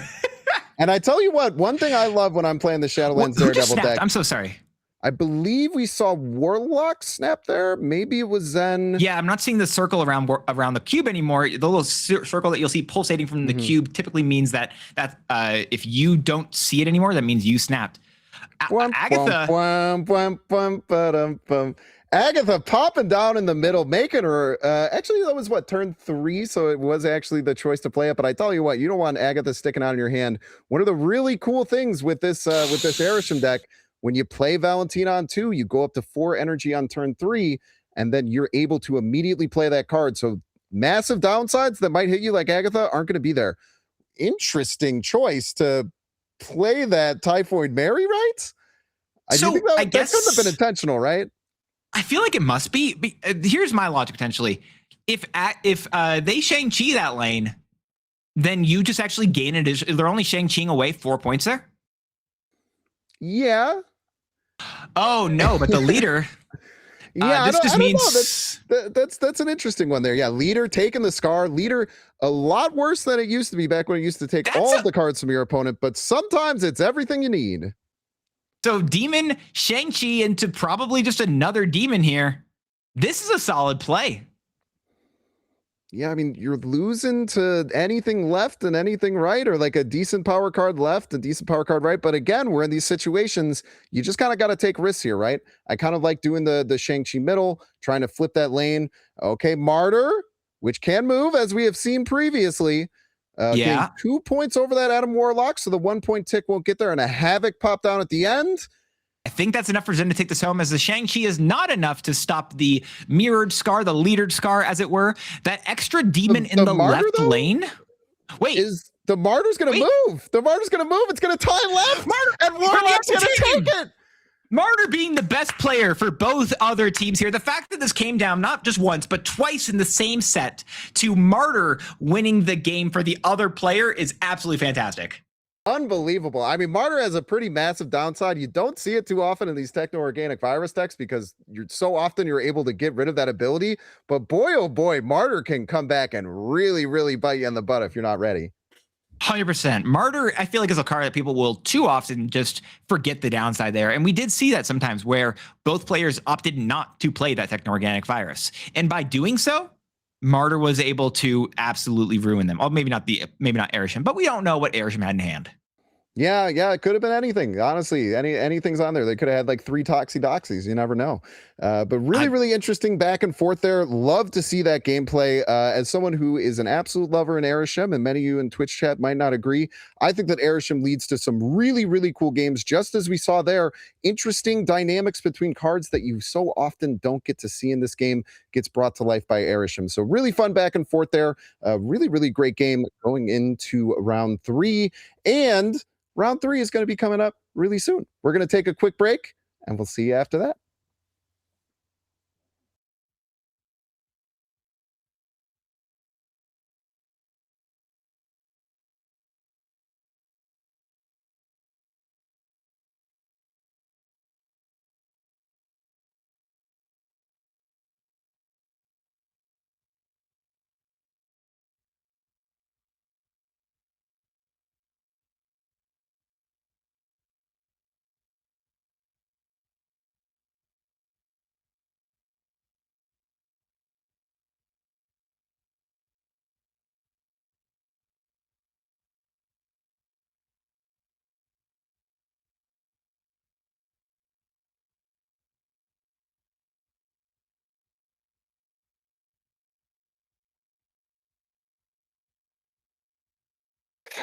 Sorry, I was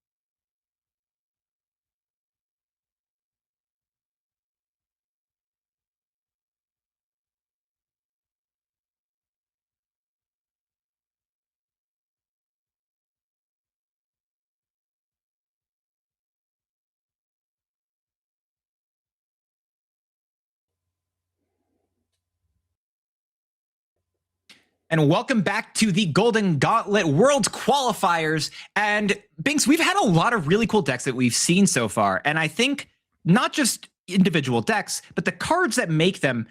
There are actually a few cards that have gone undefeated so far, Binks. And I think they'd probably surprise you. I'm excited to see. I think we were talking about it, and I said, I don't know if there's going to be many. And boy, oh boy, there's a couple. Black Knight, the number one on there. I love Black Knight. I think it's such an interesting card. It leads to such cool play lines of being able to kind of like double dip on discarding really powerful things with things like Ghost Rider. But man, a lot of really awesome choices. What's your favorite card here on the list? I'm gonna be honest, Mole Man. Straight up, it's Mole Man. I love Mole Man so much. It's a card that I have continually played since it released. I've loved it, and it's an absolute blast. So again, I've already mentioned Monstro being a great synergy piece with it, and it winning here is again being 100% win rate with Mole Man. Absolutely something I love to see. Spider Woman is 100% win rate. 3 Brave Souls chose to put Spider Woman in their deck, and 3 Brave Souls are undefeated because of it. What a crazy inclusion. I'm interested to see like what kind of decks these lock into. Maybe it's leaning into the new Polaris as a way to just get a little bit of extra power. Maybe you just kind of like it with like being able to hit for 4 and a 12 power card. But man, what an interesting card to see up here. You would have given me 50 guesses on a card that's undefeated. Spider Woman would not have been one of them. And I think the most recent card that has been released that is up here and undefeated right now, again, I wouldn't have guessed it either. Selene, Horseman of Famine, gone undefeated as well by a singular soul who is braving against the storm, and absolutely love to see that. Yeah, super cool to see. Selene, Horseman of Famine is one of the weird objective cards that like the objective seems kind of easy, but then you realize like when you're building your deck, how many ways that you have to get it to activate it because you need to be like running something like Ultron or Doom. Maybe we're just seeing an Ultron deck just come in and say, hey, there's not that much Killmonger out here today. I'm just going to be playing Ultron, making a bunch of Ultron bots and making you do the math. Yeah, it's really powerful here. But, another card that does have synergy with 1-drops as well as Lockheed, who, again, completely undefeated, but also really doesn't like, oftentimes, a Killmonger. However, can still work really well with skills. Lockheed's a really cool card. Yeah, probably finding its way into a Shu Lao deck. Shu Lao loves to play like a medium-sized card and then a 1-drop every single turn. And Lockheed gives you an additional way to get value out of that. So super interesting to see Lockheed in here. And also, putting it onto your opponent's side of the board, especially in a meta that's so dominated by things like Captain Carter and Maverick, putting negative power on your opponent's side of the board can be way more beneficial than adding positive power to your side based on the deck. So really cool meta shout out there by the brave soul that brought Lockheed and is undefeated because of it. Yeah, there's a lot of really cool decks, a lot of really cool players as well that we can go through here as we are getting ready for round 3 here. But you mentioned Ultron earlier, and this deck is currently undefeated with that Ultron White Tiger Rhino synergy here. Snowguard. What is this deck? Wong just for White Tiger? What an absolute legend here. Yeah, Wong, Mystique, White Tiger is just kind of a backup line if you're not going to actually get your Ultron. Snowguard, we were talking about location control a lot. Snowguard, one of the really weird options to be able to get some really cool location control in 2 different ways, right? We can shut down locations, or it can kind of act as a mini kind of Legion type card, hitting things like I tell you what, I bet the Ultron Patriot player is loving when Central Park is around to get some extra squirrels on the board. True, and I bet they love when their opponent plays a magic as the Snowguard Hawk turns that off entirely. It's absolutely fantastic to see. And also, I just realized you can Wong a Snowguard Bear on Central Park. Oh my gosh, and then it's just squirrels as far as the eye can see. Another interesting line that deck might utilize at some point would be utilizing Wong with Shang-Chi. Shang-Chi can only hit 1 card now. With Wong, it can hit multiple, so I would be really interested to see if they've gotten a complete board clear, maybe even using Wong, Mystique, Shang-Chi. I told you earlier about clearing a whole lane of Hulks. Maybe they found a way to do it. True. That was the secret strategy. I don't know why we didn't consider Wong in those types of decks as well. But we are seeing some of the top decks here, top players as it were. And currently the player who has, I believe, gotten the most cubes, done the best so far, as I think there's a little bit of a tie. However, actually they are still just above the rest. I think that's a 70, they've kept 75% of their cubes, if I'm not mistaken. Running a Techno-Organic Virus deck with Galactus First Steps, Stardust, Atom, Warlock, Mobius. That's a powerful deck. That's a powerful deck, and it says no to a lot of other powerful decks by making sure that they aren't able to get any kind of cards onto the field unless they pay the cost for them. Galactus First Step's an interesting card that isn't seen as much in a deck like Shadowlands Daredevil. When you think about it, it kind of has like perfect synergy, right? You have Galactus First Steps, you're already trying to play these giant cards that are getting out ahead and getting you to win those lanes. But I think a lot of the reason behind not necessarily playing it is because you're drawing all these demons. You want to try and fit multiple things in on that final turn. But giving that Galactus First Steps as an option seems to be paying off. Yeah, it's a really cool, different style to see. And another one that we can also see here is we're seeing that, buffing style of deck where you get to run cards like Venus, you get to run cards like Hope Summers, Maverick, but you don't just go for that Silver Surfer line. You have Galactus in here as well. I love this meta call out because I tell you what, I bet that their opponent has barely kneeled and they're mostly kind of using this Galactus as like a 12th card in the deck that, again, you just have to respect. You have to respect that they can play a Galactus. You see an empty lane, you're thinking, oh my gosh, I have to now get 16 points in that lane to beat their giant stick Galactus, and they say, haha, I play Brood and Sebastian Shaw in the other 2 lanes, and I defeat you easily. So really, really cool things that a card like Galactus can bring to the table when it's just this massive win condition. You either have to respect it, or sometimes you're going to kneel, and that's really, really tough to deal with in a tournament at this high of stakes. Yeah, again, I think it just goes back to that respect. It forces your opponent to have to respect each and every lane. They cannot just abandon a lane entirely here. Another deck that we haven't talked about, but I love the call out here, is Aurora. Aurora is a really great deck, and especially with Venus. And again, people don't realize this stuff. If she hits a card like Zombie Mr. Fantastic or Sam Wilson, she gives each of those +1 twice because Aurora gives them +2 twice. Giving a card like Sam Wilson +6 power is fantastic to see. Yeah, really amazing. What I love about Aurora is that it really gets to utilize cards that are super powerful, but a little bit underutilized. Before the broadcast dance, we were talking about 3 cards that we think are incredible that don't see enough play. Those 3 cards, Sam Wilson, Captain America, Iska the Unbeaten, Drax Avatar of Life, all 3 cards in this undefeated deck. That's a good shout. Yeah, every single one of those cards in this deck completely undefeated. Exciting to see what they will do in the future. I do also want to shout the Awesome Andy. Awesome Andy's awesome. Awesome Andy's awesome. Right next to Herbie, which is kind of just the slightly better Awesome Andy, especially with the Venus a lot of times. But yeah, Herbie, Awesome Andy, get some really cool activate cards going in there. I really, really like the move to go with Aurora. You can still utilize Cosmo. You can find other tech pieces to be able to fit in here. And again, you just get to utilize these really powerful cards. I mean, when your opponent plays an Iska into a lane, it becomes a nightmare situation where you just either have to just let it scale out of control or invest 24 power to beat their 4 power card. It's really a lose-lose. So I think that Iska is just incredible. Awesome to see people having such success with it here. Yeah, and you mentioned earlier the shout that people are now playing more Starhawk because of Venus, and we see that again here with, it looks like a style of, it's not quite Silver Surfer. However, it has like a lot of control pieces with, you've got cards like obviously Gladiator with Mobius, with Killmonger.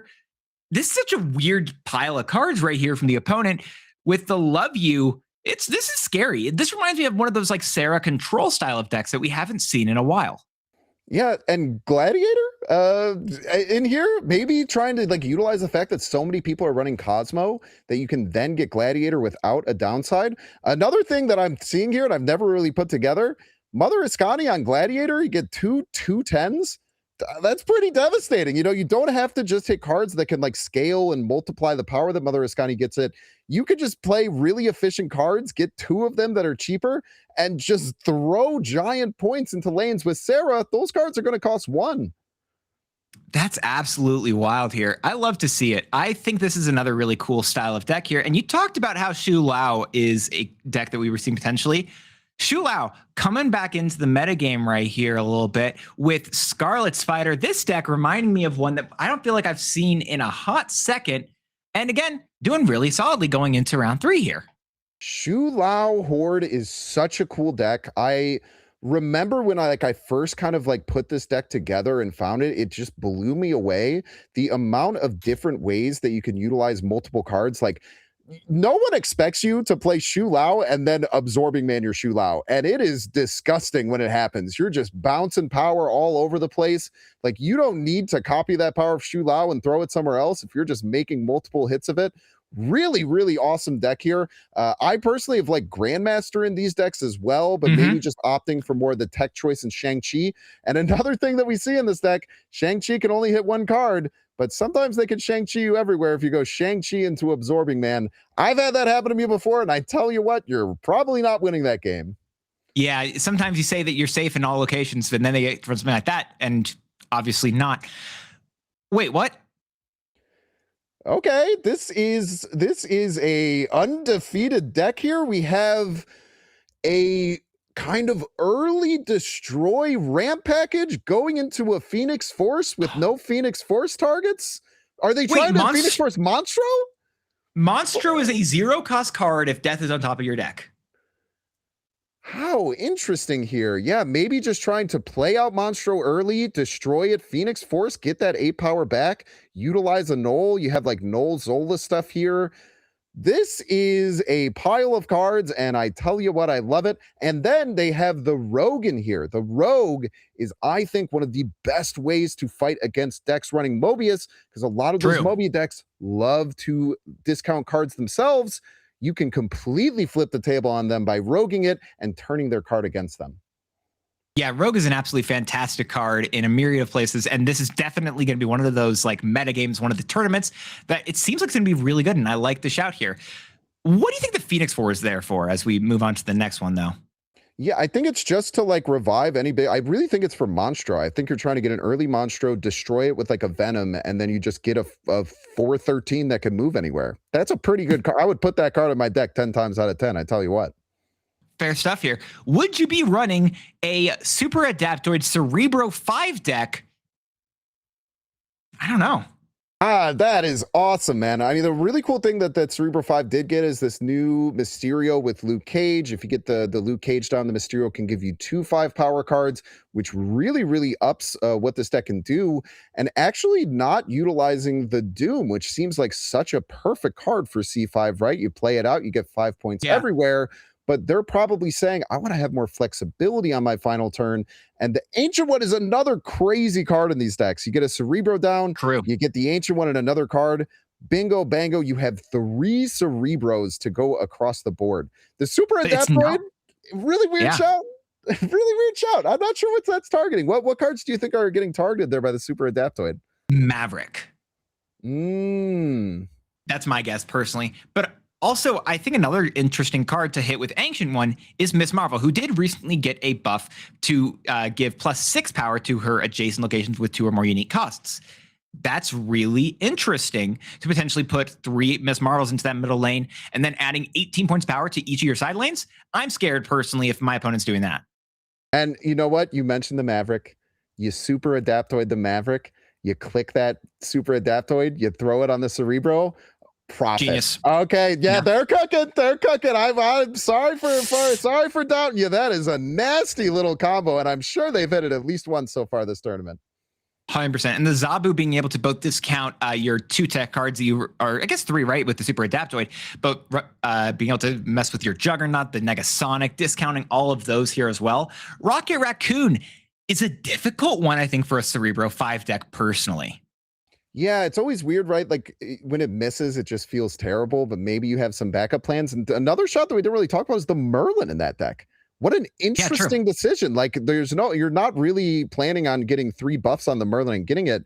They're just using Merlin for the spells to be able to reposition, maybe get some more power. Really, really interesting choice there. And obviously showing off as they're undefeated. And then moving on here, we have this Dakin deck that's utilizing a couple of interesting things. So when Mother Ascani first came out, I think a lot of people were opting to try and utilize Dakin with it, and it kind of fell out of favor. But Cougar, who has been an incredible player, he's won one of these tournaments in the past, says, hey, I'm going to make a meta call out, and I'm going to go with Mother Ascani Moon Girl Dakin.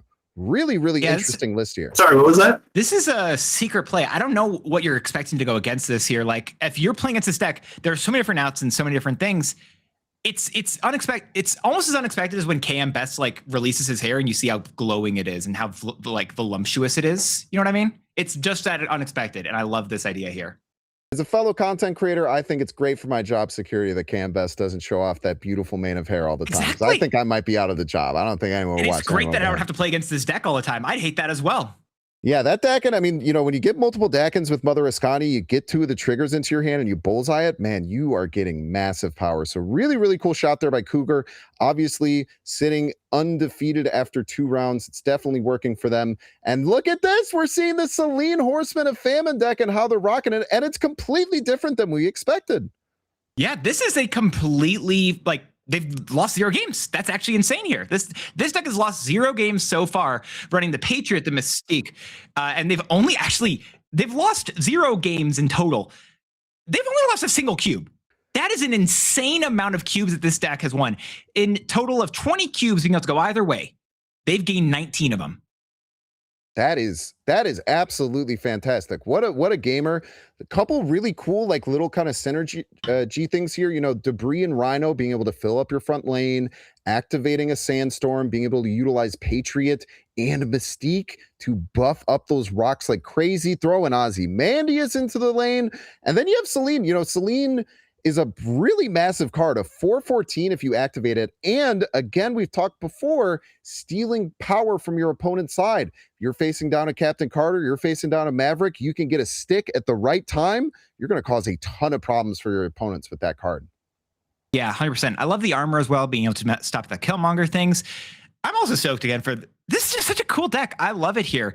Location control, you've got location control, you've got a little bit of like counter tech, you've got a lot of big pieces here, some combo you're setting up. I love it. I actually don't know if the moment's super great here, but I still love it. You just want more rocks. You just want more rocks. Rocks for everybody. Who cares how big they are? We're buffing them up with Patriot. We're buffing up with Ozyman. Another cool little shout on that one too. The Herbie. There's usually one Herbie skill that you always roll past and don't care about. That's adding a 4-power rock. I tell you what, I bet that deck loves to see that one come around. Yeah, that's a great shout as well, right? Because you can just be able to fill up that location potentially. And then also, if you get that rock on the board, that could even help out with a card like Sandstorm, which is another really cool card that we've recently seen enter like, you know, the collections for a lot of people. I love that. And Killmonger as well, just being able to run it inside of a Surfer deck with Venus. So great here. Killmonger Nova undefeated after 2 rounds in the Golden Gauntlet. Man, what a time to be alive. Nova, really cool. Yeah, we talked about it before. The Venus and Nova, returning Nova to its once incredible power of giving your entire board a double blue Marvel buff. That's insane. Maybe if this one starts to make a run, you're going to be seeing that on a ladder a lot more, because I hadn't really thought about that aspect of it. But boy, oh boy, Killmonger Nova, probably an absolutely outstanding play here with Venus. 100%, especially considering you also have a card like Sebastian Shaw, who gains even more points from that as well. It's a really cool line. I hope this deck is good. I love the idea from this. I love the Silver Surfer combo. It's all fantastic here. And again, we talked about like the cool tech choices here, like the Red Guardian, which a lot of people aren't running because there's other 3-drops that you like as your tech options. Maybe thinking Shadow King hurts myself a little bit too much. Maybe thinking I don't want to Cosmo my own lane and cause myself some problems. So I'm just going to run the Red Guardian, a really good card at targeting down those Mavericks, targeting down those opposing Captain Carters in a really solid way, and obviously paying off being here 2-0. No, yeah, 100%. It's another really great piece here. And Mother Ascani, Venus, Jeff the Baby Dolphin, I think, all being absolutely fantastic pieces inside of this deck. And just great cards in general. They're really cool cards to see enter the fold. Yeah, super cool to see there. Even just the Forge, like Forge into Brood is something that like you don't rarely like see nearly as much. But again, with the Venus, all of these cards have to be considered because they're all getting that little incremental buff. And I tell you what, I love sitting here and chatting with you, Dance. But I am so excited to go and watch some Marvel Snap because we are going into round 3 here. Let's get it going. Round 3 is really where things start to get tough because how these Swizz pairings work, once you get up to 2-0, you're often going to be playing against other players who are 2-0. So every single round, the competition is going to get tougher and tougher. I'm really excited to see what decks we have here ahead of us. No, it's absolutely great. I'm excited for this final bit of round 3 to be coming in right now. I'm stoked. I think all the games that we've been able to see so far have been absolutely fantastic, been down to the wire, been super interesting, and I absolutely love being able to do all of these and be able to commentate, watch, and just be able to be a part of it in some way, shape, or form. So I'm glad I'm here with you, Bings. I'm glad for everyone behind the scenes, and I'm glad for every single person who's watching with us or who's also playing in this tournament. Y'all are absolutely fantastic, and I'm glad you can be here with us on this great time. What a sweet community we have here at Marvel Snap, isn't it? It's just always, you know, it's always so fun to really just appreciate that. There's this game that everyone loves to play. Some people love to play it locked in, sitting down on a computer. Some people love to play it casually on their phone, going on the bus. But I tell you what, we all just love to see those cards come down. We love the quick action that Marvel Snap brings. And I'm always excited to jump in here and talk about especially some high-level Snap gameplay because I think that I've talked about it a couple times before here on the broadcast. I think that people look at Marvel Snap as this very simple game because it's so fast paced, but there's so many mechanics to it. You know, the snap mechanic of every game not equaling the same amount, the 3 different lanes, making it so that you're always making decisions every single turn. So many awesome things to see here. And hey, I see your favorite card there, Sam Wilson, Captain America. It's a great card, and we're seeing it over here with Werewolf by Night, and also notably, there is a Dormammu in the deck, which means that they're potentially using that for just the skill. They could be trying to actually summon Dormammu. It's interesting here, but the first summoning ritual being a free way to jump Werewolf by Night is an interesting shout. Yeah, what a cool way. You know, when I first saw people utilizing this in this deck and you just have like no other destroy triggers, you're basically just using Dormammu as this spell that starts in your hand. Such a cool thing to be able to do, right? Like get that wolf jumping earlier. Another card that we saw here that's a big shot. And think about this, because it's a skill, you can then hold it in your hand and jump the wolf into Professor X at the end of the game. What a cool innovation here from Get Wrecked. Yeah, true. Professor X does allow you to play skills into his lane, even if he does not allow you to play any characters. So that does mean that cards that would like to potentially follow those skills or follow movements are really powerful. And Prowler is another really cool shout here as well.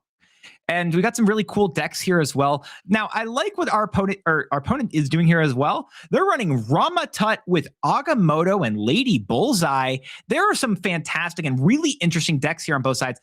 Sam Wilson, watch. Oh, but they're using the Sam Wilson in Vormir into doing the summoning ritual. Whoa, get yourself another skill. Are they going to be planning to set that up? I guess you can, right? All you need is the first destruction trigger, and then you can go all the way through the steps and actually summon Dormammu. What a crazy find there. Okay, I'm here for this. I support the endeavor from Get Wrecked here. Get Wrecked also dropping a Werewolf by Night, can potentially even use Prowler to jump across the board. This is going to be interesting. Yeah, I think that Prowler is one of those cards that a lot of people underestimate right now. Like Prowler came out and people kind of liked it and it found its way into a few different decks. But every time I like read Prowler's text, I read the cards that it gives you. At the very minimum, you're getting some really interesting one-cost skills to be able to play. But if you get a movement, either your opponent or any of your cards, it's going to be free, which is crazy, right? So interesting to see if they're not getting the Prowler out here because they did get the movement trigger on the opponent's side of the board. Maybe they kind of missed that, or maybe they just want to get the Merlin down for some more spells. Maybe they're thinking about their Shulao that they have in hand. Always really interesting to see what these higher level players are going to be doing to make decisions and try and win out the game. So it looks like they're definitely planning on summoning the Dormammu, but potentially getting rid of the Merlin to do so. And that's weird. I love that. Yeah. Yeah, I think the thought process there is that you're okay with getting the -1 onto the Merlin because you're often going to be using one of those skills that Merlin's going to grant you, and you probably think that that's going to be a good target on it, and you're going to be able to bump that into your Dormammu that's going to get summoned down there at the end. Talking about our opponent's deck, which we haven't had too much time to chat about, this deck is really, really cool. A super innovative deck utilizing Ramatut. It utilizes Agamotto and those skills that he brings to the table, and just like a wild way, you're using Wong, like Wong with bolts, to be able to get multiple triggers of that and get crazy energy turns, which can then lead into that Lady Bullseye absolutely blowing out your opponent's board. I miss the fact that Get Wrecked is running Nicholas Scratch, who is another of my personal favorite cards in this game. But yeah, so the positioning of Sam Wilson as well, being able to make that shield move to that center location so you can Prodigy Wong, is another fantastic combination that, again, I think people do not give enough credit to. It's so great. Yeah, super, super strong. Yeah, Wong is one of those cards. It's been the same forever. I guess it's kind of changed now to an additional time as opposed to doubling things, but it's still functionally, when you're just playing it by itself, it still has done the same thing it's always done.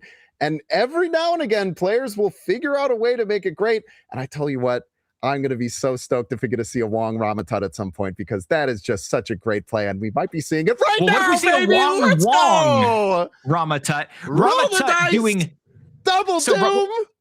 What Ramatut does, by the way, boards fall. What are you gonna do? What are you gonna do? One card. What are you supposed to do? It's nothing. Oh my gosh. So Ramatut does 3 on reveals from times past. That's every single on reveal that he just did. He copied the Prowler. He copied He did Dr. Doom. He did everything. That's all the cards. He's done everything. I've got no idea what is going on this game, but that's a lot. And actually, that is fantastic. You doomed twice. Four times because there are 3 times because of the Wong. No, so he got 1 Doom trigger, which gave him 2 Dooms, but then he got it in the second roll of Doom as well, because there's 3 Dr. Dooms over on the left. That's crazy. It does a whole nother roll. That is wild, dude. What a gamer. Is that because of the 3 like Wong triggers, right? Or 3 on reveals, right? Because there's the 1 and then there's the Wong trigger and then there's the second Wong from Prodigy. Would that be it? Did they Prodigy the Wong? They did Prodigy the Wong. You're right. Yes. Okay. So yeah. So that was a quadruple Ramatut right to the face. Did you see all the ice cubes?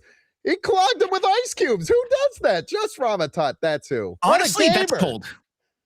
What? It's cold. Ice cold, ice in the veins. Oh man, I'm so happy we got to see that. I wish we could have seen the whole thing, but I tell you what, that would have taken a long time, man. We pushing round 4 I wish further. We would have, but I do. I think some people, have things to do tomorrow, so it's probably a good thing we fast forwarded through that. We do get Destroyed Mansion over on the left side. Even though it does say Destroyed Mansion, that does not unfortunately help out Dormammu's ritual here. We have options. You got options. Oh man, I'm shaking from that play. I just absolutely love to see it. I can't stop thinking about it. That is absolutely wonderful. We see the Sam coming out early. Probably want to get the Werewolf. Again, really cool to just have that 0 cost spell to be able to move things around immediately. Like, one problem sometimes with Werewolf by Night is that you have to use your entire turn to play it. You're not getting movement triggers. You're not getting any buffs. You're not activating your Miles. You're not activating your Prowler. Summoning Ritual solves all of those problems in one single card that always starts in your hand. True, yeah. We have the Werewolf by Night as well with the movement, which does mean that Prowler is going to be able to get triggered next turn, and Wakanada over on the right side is a little bit scary, but we could be seeing Wakanada go away here. What do you think? We might be seeing it go away. I don't think either player worries too much about destruction triggers, right? Like outside of like finding random things. But yeah, with Los Diablo space, with Los Diablo space, you never know what's going to happen. The rocks on the board are going to be great if you ever do find your Merlin.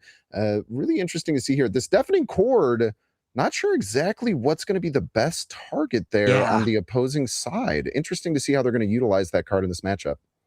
Yeah, the Destroyed Mansion really hurtful here, and both players running Sam Wilson, Captain America is absolutely fantastic, especially if you look at a card like Images of Icon, which is a deck that that Agamotto gets to shuffle into your deck, or card Agamotto shuffles into your deck. Really great stuff here. Werewolf by Night going over to the right lane means that both Miles and his uncle, the Prowler, get triggered here. Yeah, so perfect there to be able to get both of those activations down. And again, it's all because of that ability to play the zero cost skill in tandem with Werewolf by Night. You get your engine online one turn earlier than you normally would. And again, it doesn't cost you a draw to get that, which is so valuable. So we got the Deafening Chord trying to trigger down this Captain America. This could be really devastating because if it hits the Sam, they're going to be clogged into that middle lane here. Never mind, they're not going to be clogged, but it still is going to be a little bit hairy, I tell you what. And we do see it take out the Vibranium. Maybe we're going to see a destruction on the Vibranium. Probably not, but it's possible. Probably not, but anything's possible. Why not try for it? Shadow King's interesting card here. Definitely don't want to play it middle, but you have Miles, you have Vibranium, you have Nicholas Scratch, who can then potentially get even more power from cards like Remote Mines and the Flight Harness. This is really interesting. If I'm Get Wrecked here, is there a world where you play Scratch left? It's like a Flight Harness middle to move Captain America, Sam Wilson to that right lane. So you can Shadow King mid and then also move the shield back to it. Yeah, really interesting. I mean, you're kind of like taking an even trade most of the time with the Shadow King. So moving that out of the way to give yourself that possibility does seem like a pretty good play. Maybe just opting to preemptively play it here, saying, I don't know I'm going to get too much value, so I'd just rather play it now where it's a cheaper card. Make sure that I have that Shu Lao available next turn to be able to get a massive buff of points somewhere. A really, really good play there. And man, we'll see if the Scratch is going to come into play here and get something big. Like, I very rarely see Nicholas Scratch get played in any of these decks, so really cool shot by Get Wrecked to try and use this underutilized card. Yeah, I absolutely love that card. Okay, we're seeing another movement over here as well. Do you think that we're going to be potentially seeing it's Mother Ascani. I was about to say, could we be seeing another Wong Prodigy combo in that right lane? No, it's Mother Ascani Prodigy combo. Again, Sam Wilson for that positioning with Prodigy is so fantastic, something you love to see. Yeah, what a fantastic shout there on the positioning that the shield grants you in this matchup. Positioning to try and get very powerful images of Icon online, positioning to try and match your Prodigy on where you need to. Like, that's why I didn't even realize that we had the Wong Prodigy, because they had moved the shield, moved it back. Really, really cool things, man.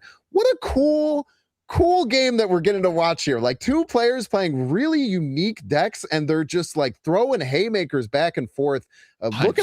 Looking on the board here, it definitely seems like Get Wrecked has the advantage, but I tell you what, I have been playing this game recently a lot, and when you see double Mother Ascani, anything is possible here. So really interesting to see how powerful of a play Only Snaps can do in return.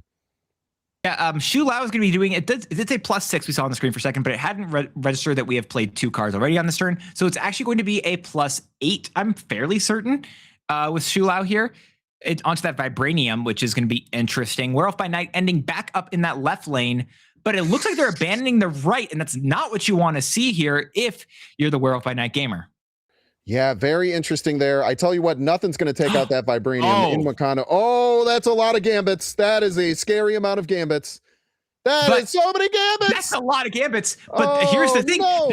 That's why Wakanda is absolutely fantastic. Wakanda being able to protect every single card in that right lane is beautiful. I think that I actually don't even think they need the gambits. Am I crazy? I don't think they need the gambits. I think they win the game before a single gambit triggers. That is crazy. Look at that power. I'm telling you, double Mother Ascani is such a terrifying thing to get hit with.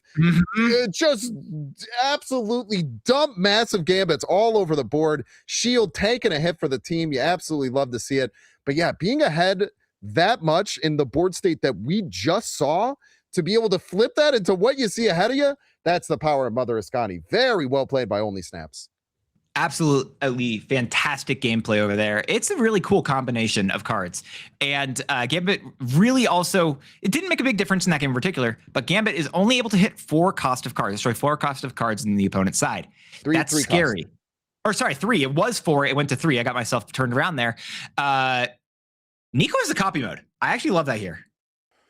Yeah, it's weird though. Like, what are you copying, right? Like, with your hand that you can see right here, what are you taking? If you even with a werewolf, right, on turn 1, are you wasting turn 2? Do you want multiple Sams? It's going to take up a lot of board space. I like the idea of considering it, but I think they probably made the right choice in opting not. Let me tell you on this. You played Nico here onto Prowler for the summoning ritual combo. Okay, Prowler on the Summoning Ritual. Or maybe it's have to actually do it on Sam Wilson? Yeah, because unfortunately, you're not going to get a movement trigger, so you would get the 1-cost spells, which are not as bad as people think. Like, you don't need to get the spells to 0 cost. Yeah. But I feel, well, I guess they could have played the Nico left, getting the Prowler activated, popping it the next turn. They just said, I have Sam Wilson, it costs 2, I'm going to play it on 2. Fair it enough. Also could have filled up your hand as well, though. So there's a lot of things to consider potentially. But Sam Wilson being able to move over there by Aunt May's Prowler into Summoning Ritual. And here's the thing, you had an awkward turn. You didn't know if you're going to be able to play 2 cards this turn. Summoning Ritual does allow you to play 2 cards for the Shu Lao bonus. Yeah, we didn't really shout that out, but that's another great thing that the Summoning Ritual brings to the table when you're utilizing Shu Lao in this deck. It's being able to, it's always like a negative in that deck when you are stuck and you're like, the best play is to play 1 card, but I have Shu Lao in hand. Completely solved by the skill that you get. Now, Only Snaps has played 0 characters so far this game, but that doesn't stop me from being terrified because the one card they've played so far just gave them +4 energy next turn. And I don't know about you, but that scares me.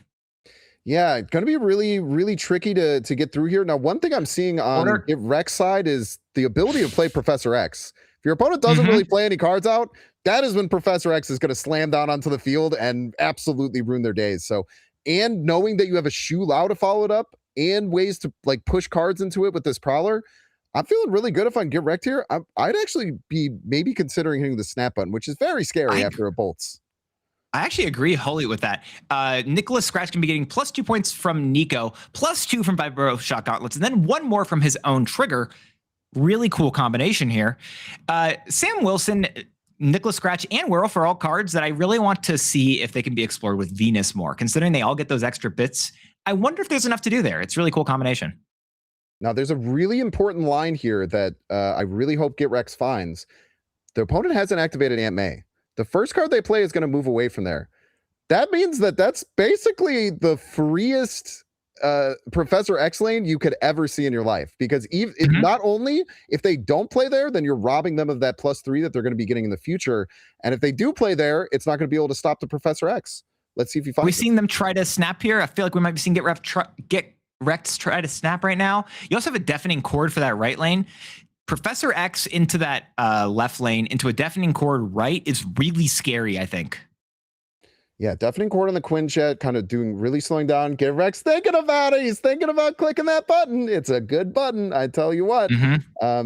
Yeah, I think we're going to see the Professor X. Oh, they're opting for the right lane. Interesting.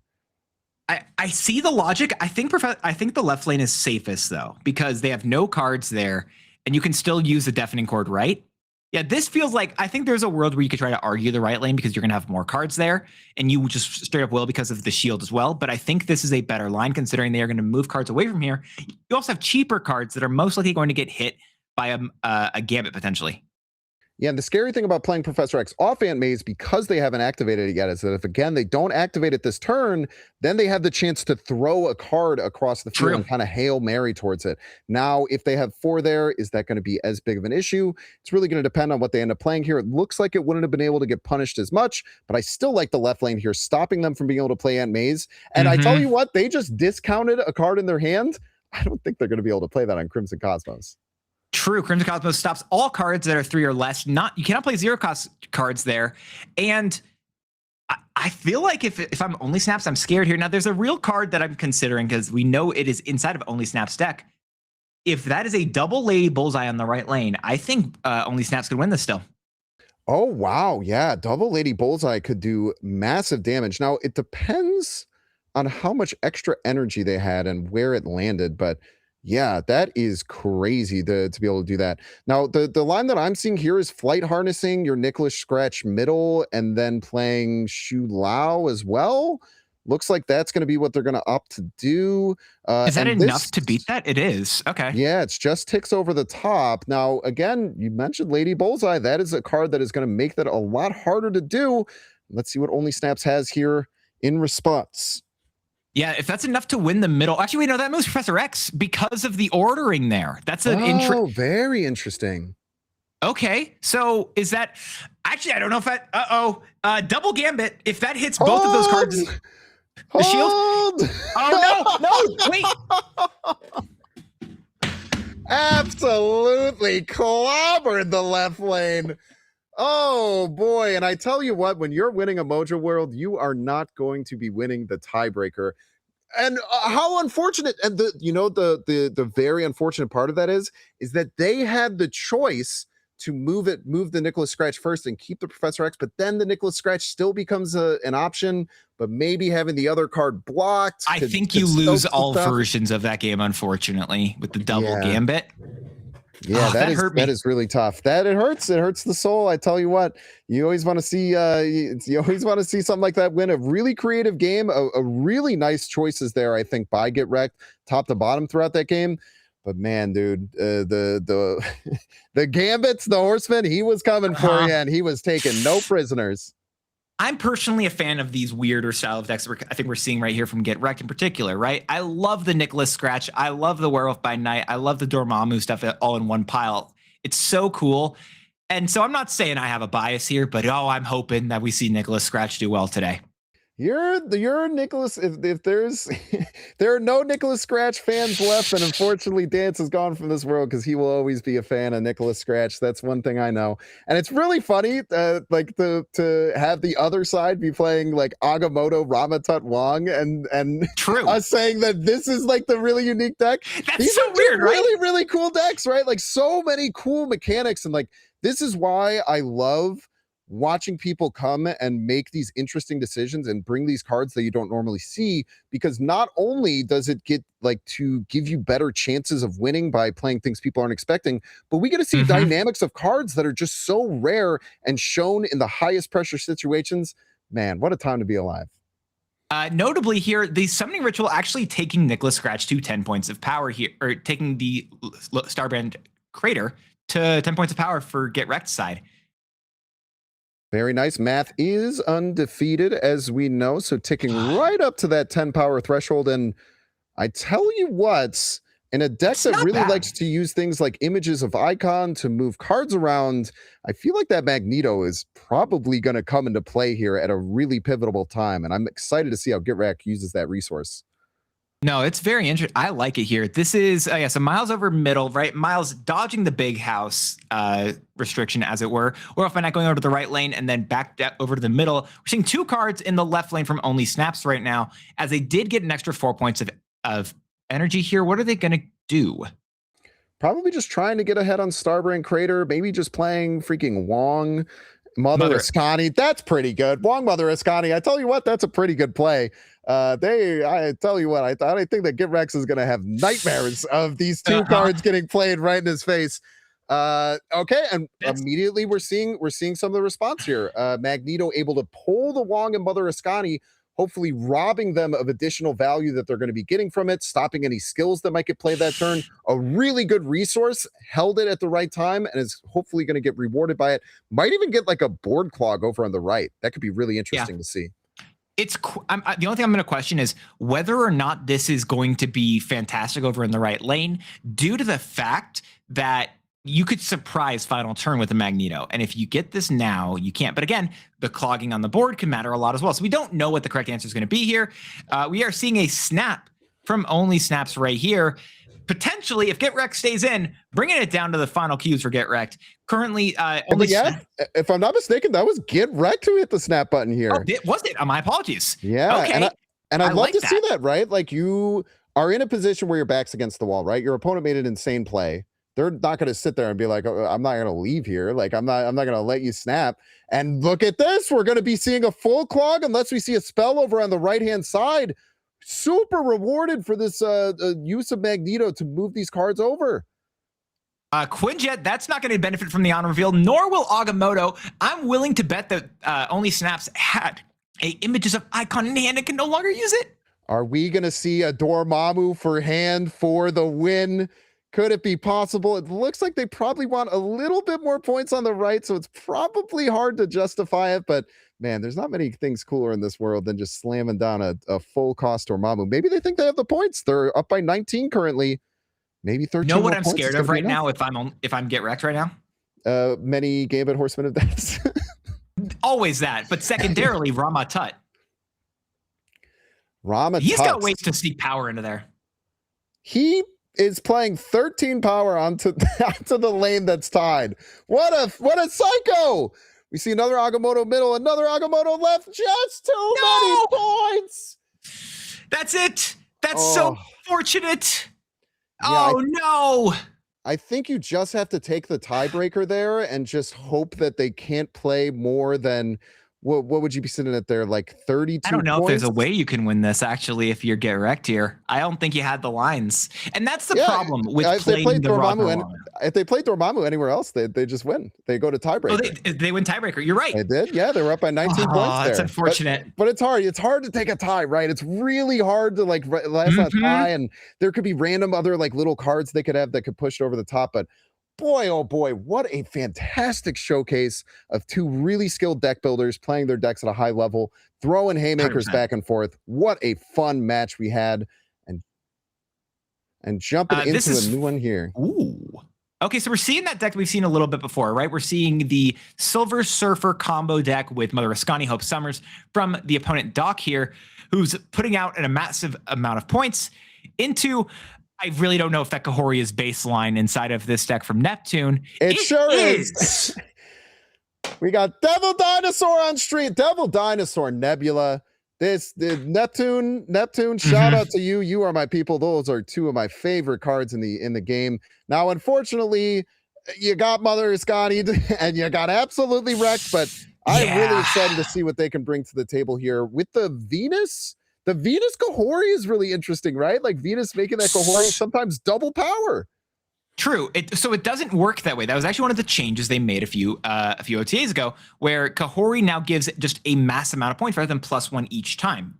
Previously, if you buffed up a card like Sebastian Shaw with a Kahori, that would get +2 for every single time Kahori targeted it.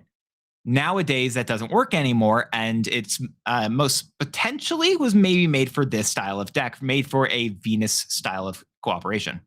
I tell you what, when you have a bunch of cards all across the field, you get 5 of them hit by Kahori, you're still getting 5 Venus buffs. So not as crazy as it could be back when it used to be like the hailstorm going across the board, but boy, oh boy, nice little find here to do that. And I tell you what's not nice is getting an Infinite, unless you can pass on turn 3 and just slam it down on turn 4.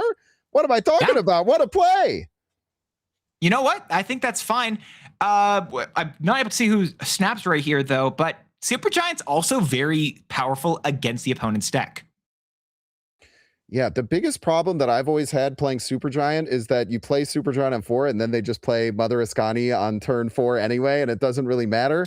Ooh, Prodigy on the Maverick, very scary, but I still think that you go for it because oftentimes they will wait until turn 5 to do it. So I think it's probably worthwhile, or you just get this. I mean, the Kahori's, that's a 13 power card.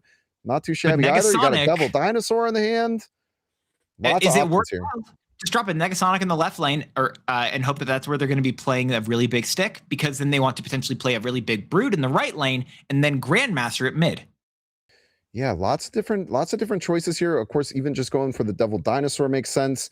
A little bit unfortunate, like you said, you kind of called it out, but they did seem to play around the Negasonic pretty well there by dropping the Silver Surfer first. Now, I would have pulled away that Grandmaster buff, but this is looking mighty scary over on this side. Yeah, if I am Neptune, retreating is not an option here. Yeah, it's got to be Dinosaur Snowguard, right? And maybe you just trying to get as many points in as possible. The Kahori's interesting. I feel like the Devil Dinosaur is just so many points here. I mean, you can maybe even like go for them over on the left. A lot of options. I like the Devil Dino most. I think it's because of the fact that you are able to dodge that middle location, because Negasonic's sitting there, hasn't been triggered yet. And you're also getting Nebula getting extra points there. I think this is probably correct. However, we're seeing them look at it. That is 14 points of power currently being weighted upon with Prodigy and Maverick, and that's scary. I mean, if they double click and play the Brood right, I don't care if you have a big Devil Dinosaur. I tell you what, I don't even care if you have the Infinite. You are not winning that lane if they click both of those cards into the Brood. I tell you what. It's scary. Let's see what they're going to go for here. Snowguard being decided upon. It does look like they're going for the Snowguard into Devil Dino play. And I honestly don't hate that left lane. Wait. Hold. Let's see what's going on here. Yeah, they were I don't know what they could do. Unless That's they have rude. another Surfer? Grandmaster! No! Your Negasonic does not matter. Your Negasonic That's does so not matter unfortunate. whatsoever. How did they get a We are second going to send it over. Grandmaster? Wait, oh, it's Time Theater. Crazy. So Time Theater, again, locations, it's come back to so many of these games, locations mattering. Time Theater just changed this entire game because we saw the opponent able to play 2 Grandmasters, change their entire game plan up. And it's easy to overlook that little type of stuff. That's crazy. I tell you what, we have not gotten to watch much of that Mother Ascani Surfer deck on stream. And the one time we see it, it does some of the most degenerate, crazy power pushes we've ever seen. Laughing in the face of an Infinite, just winning 2 lanes in devastating fashion without even using Mother Ascani for the record. They said, oh yeah, Time Theater, we have Mother Ascani at home. That's all right. What a powerful deck. Very, very well piloted there by our players. And boy, oh boy, what a fantastic couple games here in round 3. Yeah, this has been fantastic so far. I've absolutely been loving all these games. These are so tight, so scary. But hold on. I know it's scary, but we will be right back after just a quick moment to take care of some stuff behind the scenes.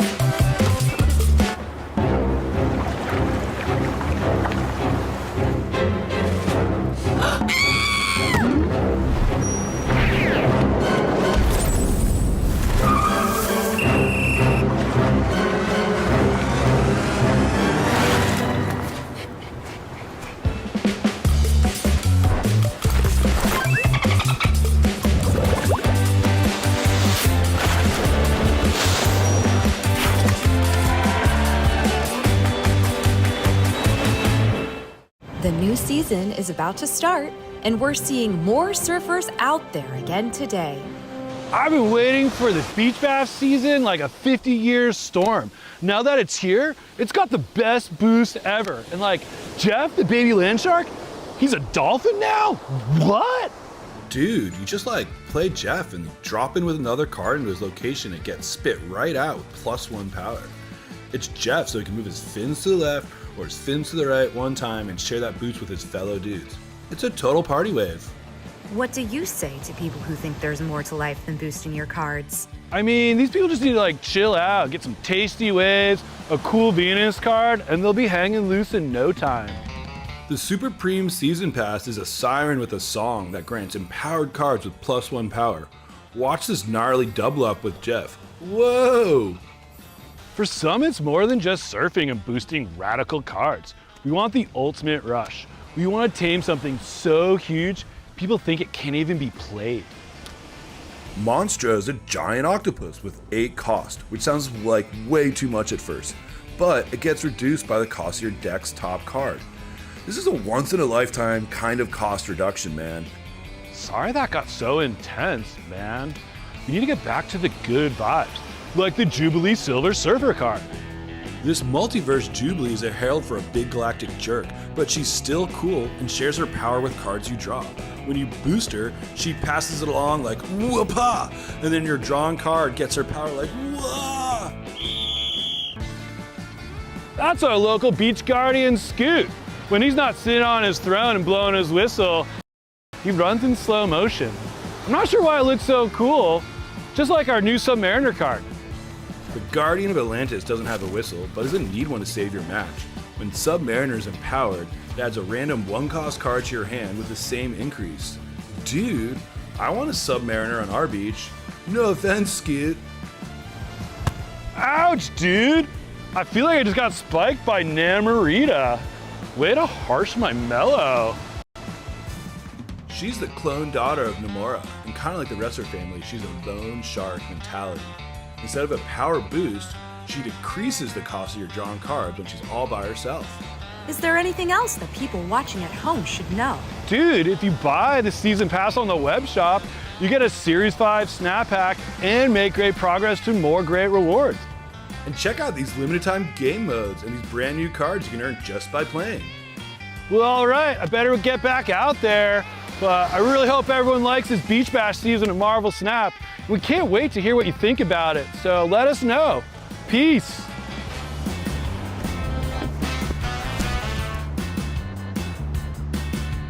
And you just get boosted, so boosted like this. Whoopah! Sha! Yeah!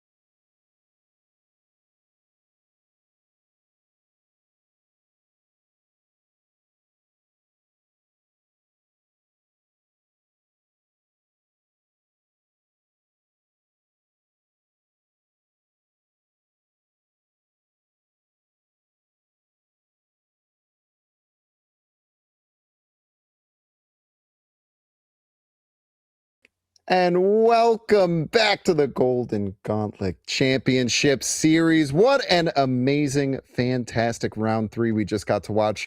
And now that we are 3 rounds in, we're going to start taking a peek at those cards that we looked at the beginning of the broadcast that are the most played cards and see exactly how well they're doing. Number 1 up there, Shadow King, 57% win rate. I would say no surprise there, eh, Dance? Not at all. And that's really just a powerful piece because it does get to shut down a lot of those big decks. We've seen cards or the decks that are like Horde gets completely shut down by a Shadow King. Also looking at, again, that Mother Ascani pile. another absolutely fantastic card to mess with those. Won so many cubes, has a great cube rate, such a very powerful win rate as well. But going through, it's interesting here. We talked about how Magic was a bit of a shout, and I was thinking initially, I was a little bit scared of how good she'd be doing. 40% win rate. There's answers to Magic, and those are real.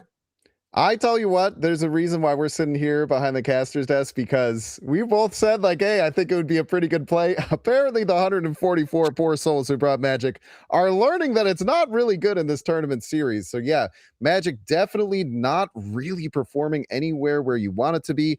Probably just not getting to utilize that turn 7 as much, maybe getting some location control.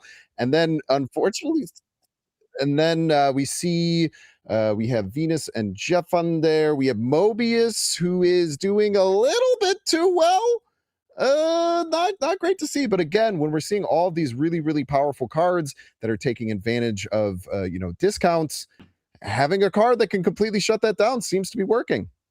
100%. And obviously, there are also some decks that are just mirror matches, some places where the card is being used in both places. And that's going to drive a lot of these win rates closer to 50-50, which is always a good shout to point to here.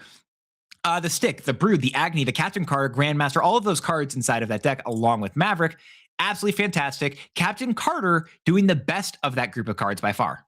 Yeah, Captain Carter, lots of good things. We see Shang going over the top there, 42% win rate. An interesting shout out that a lot of people are running Shang. I feel like in tournaments like this, you just love having something that can flip a board. And we even saw some examples of Shang really flipping the board, but how often is it doing that? And boy, oh boy, talk about some high win rate cards. Debris, Wilson, Fisk, Iska, the Unbeaten, all at over 60% win rate. Amazing. I could have sworn that Iska was supposed to have a 100% win rate. All right, she's unbeaten. That's what they say. That's what they say. But yeah, I mean, a shout that we gave earlier is that Iska is just so powerful, and yeah, 60% win rate, just showing the power of it. Martyr really seems like these Shadowlands Daredevils decks are kind of going crazy here. All these cards are often in there. The Iska the Unbeaten sometimes seen there. 60% win rate for all of them. Really amazing. Absolutely fantastic stuff from all of these cards here. And as we get it, again, it makes a lot of sense that we're going to be having closer to 50% win rates here. Mystique's a card I'm going to point to. I'm actually shocked by her 44% win rate here.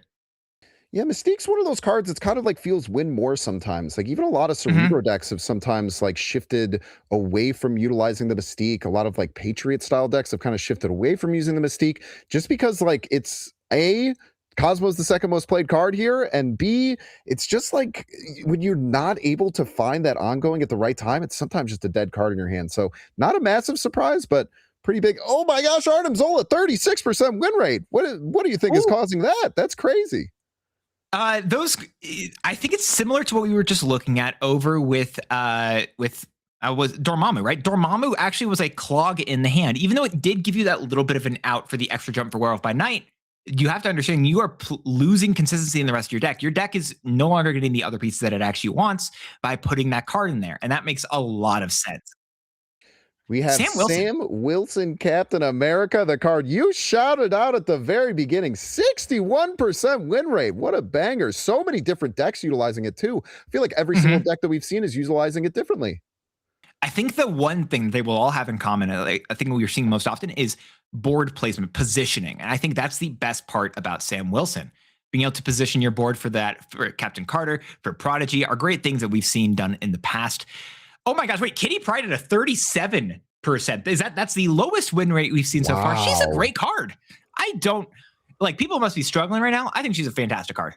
You know, I'm gonna be different. I have been a Kitty hater for a really long time. I do not think that Kitty Pryde is that powerful of a card. I feel like very often when I'm playing Kitty Pryde, I would have just rather had a different one drop that I can just last on the field. We have all these different ways to get these like little one drop resources and things like skills with Merlin or something like Kate Bishop.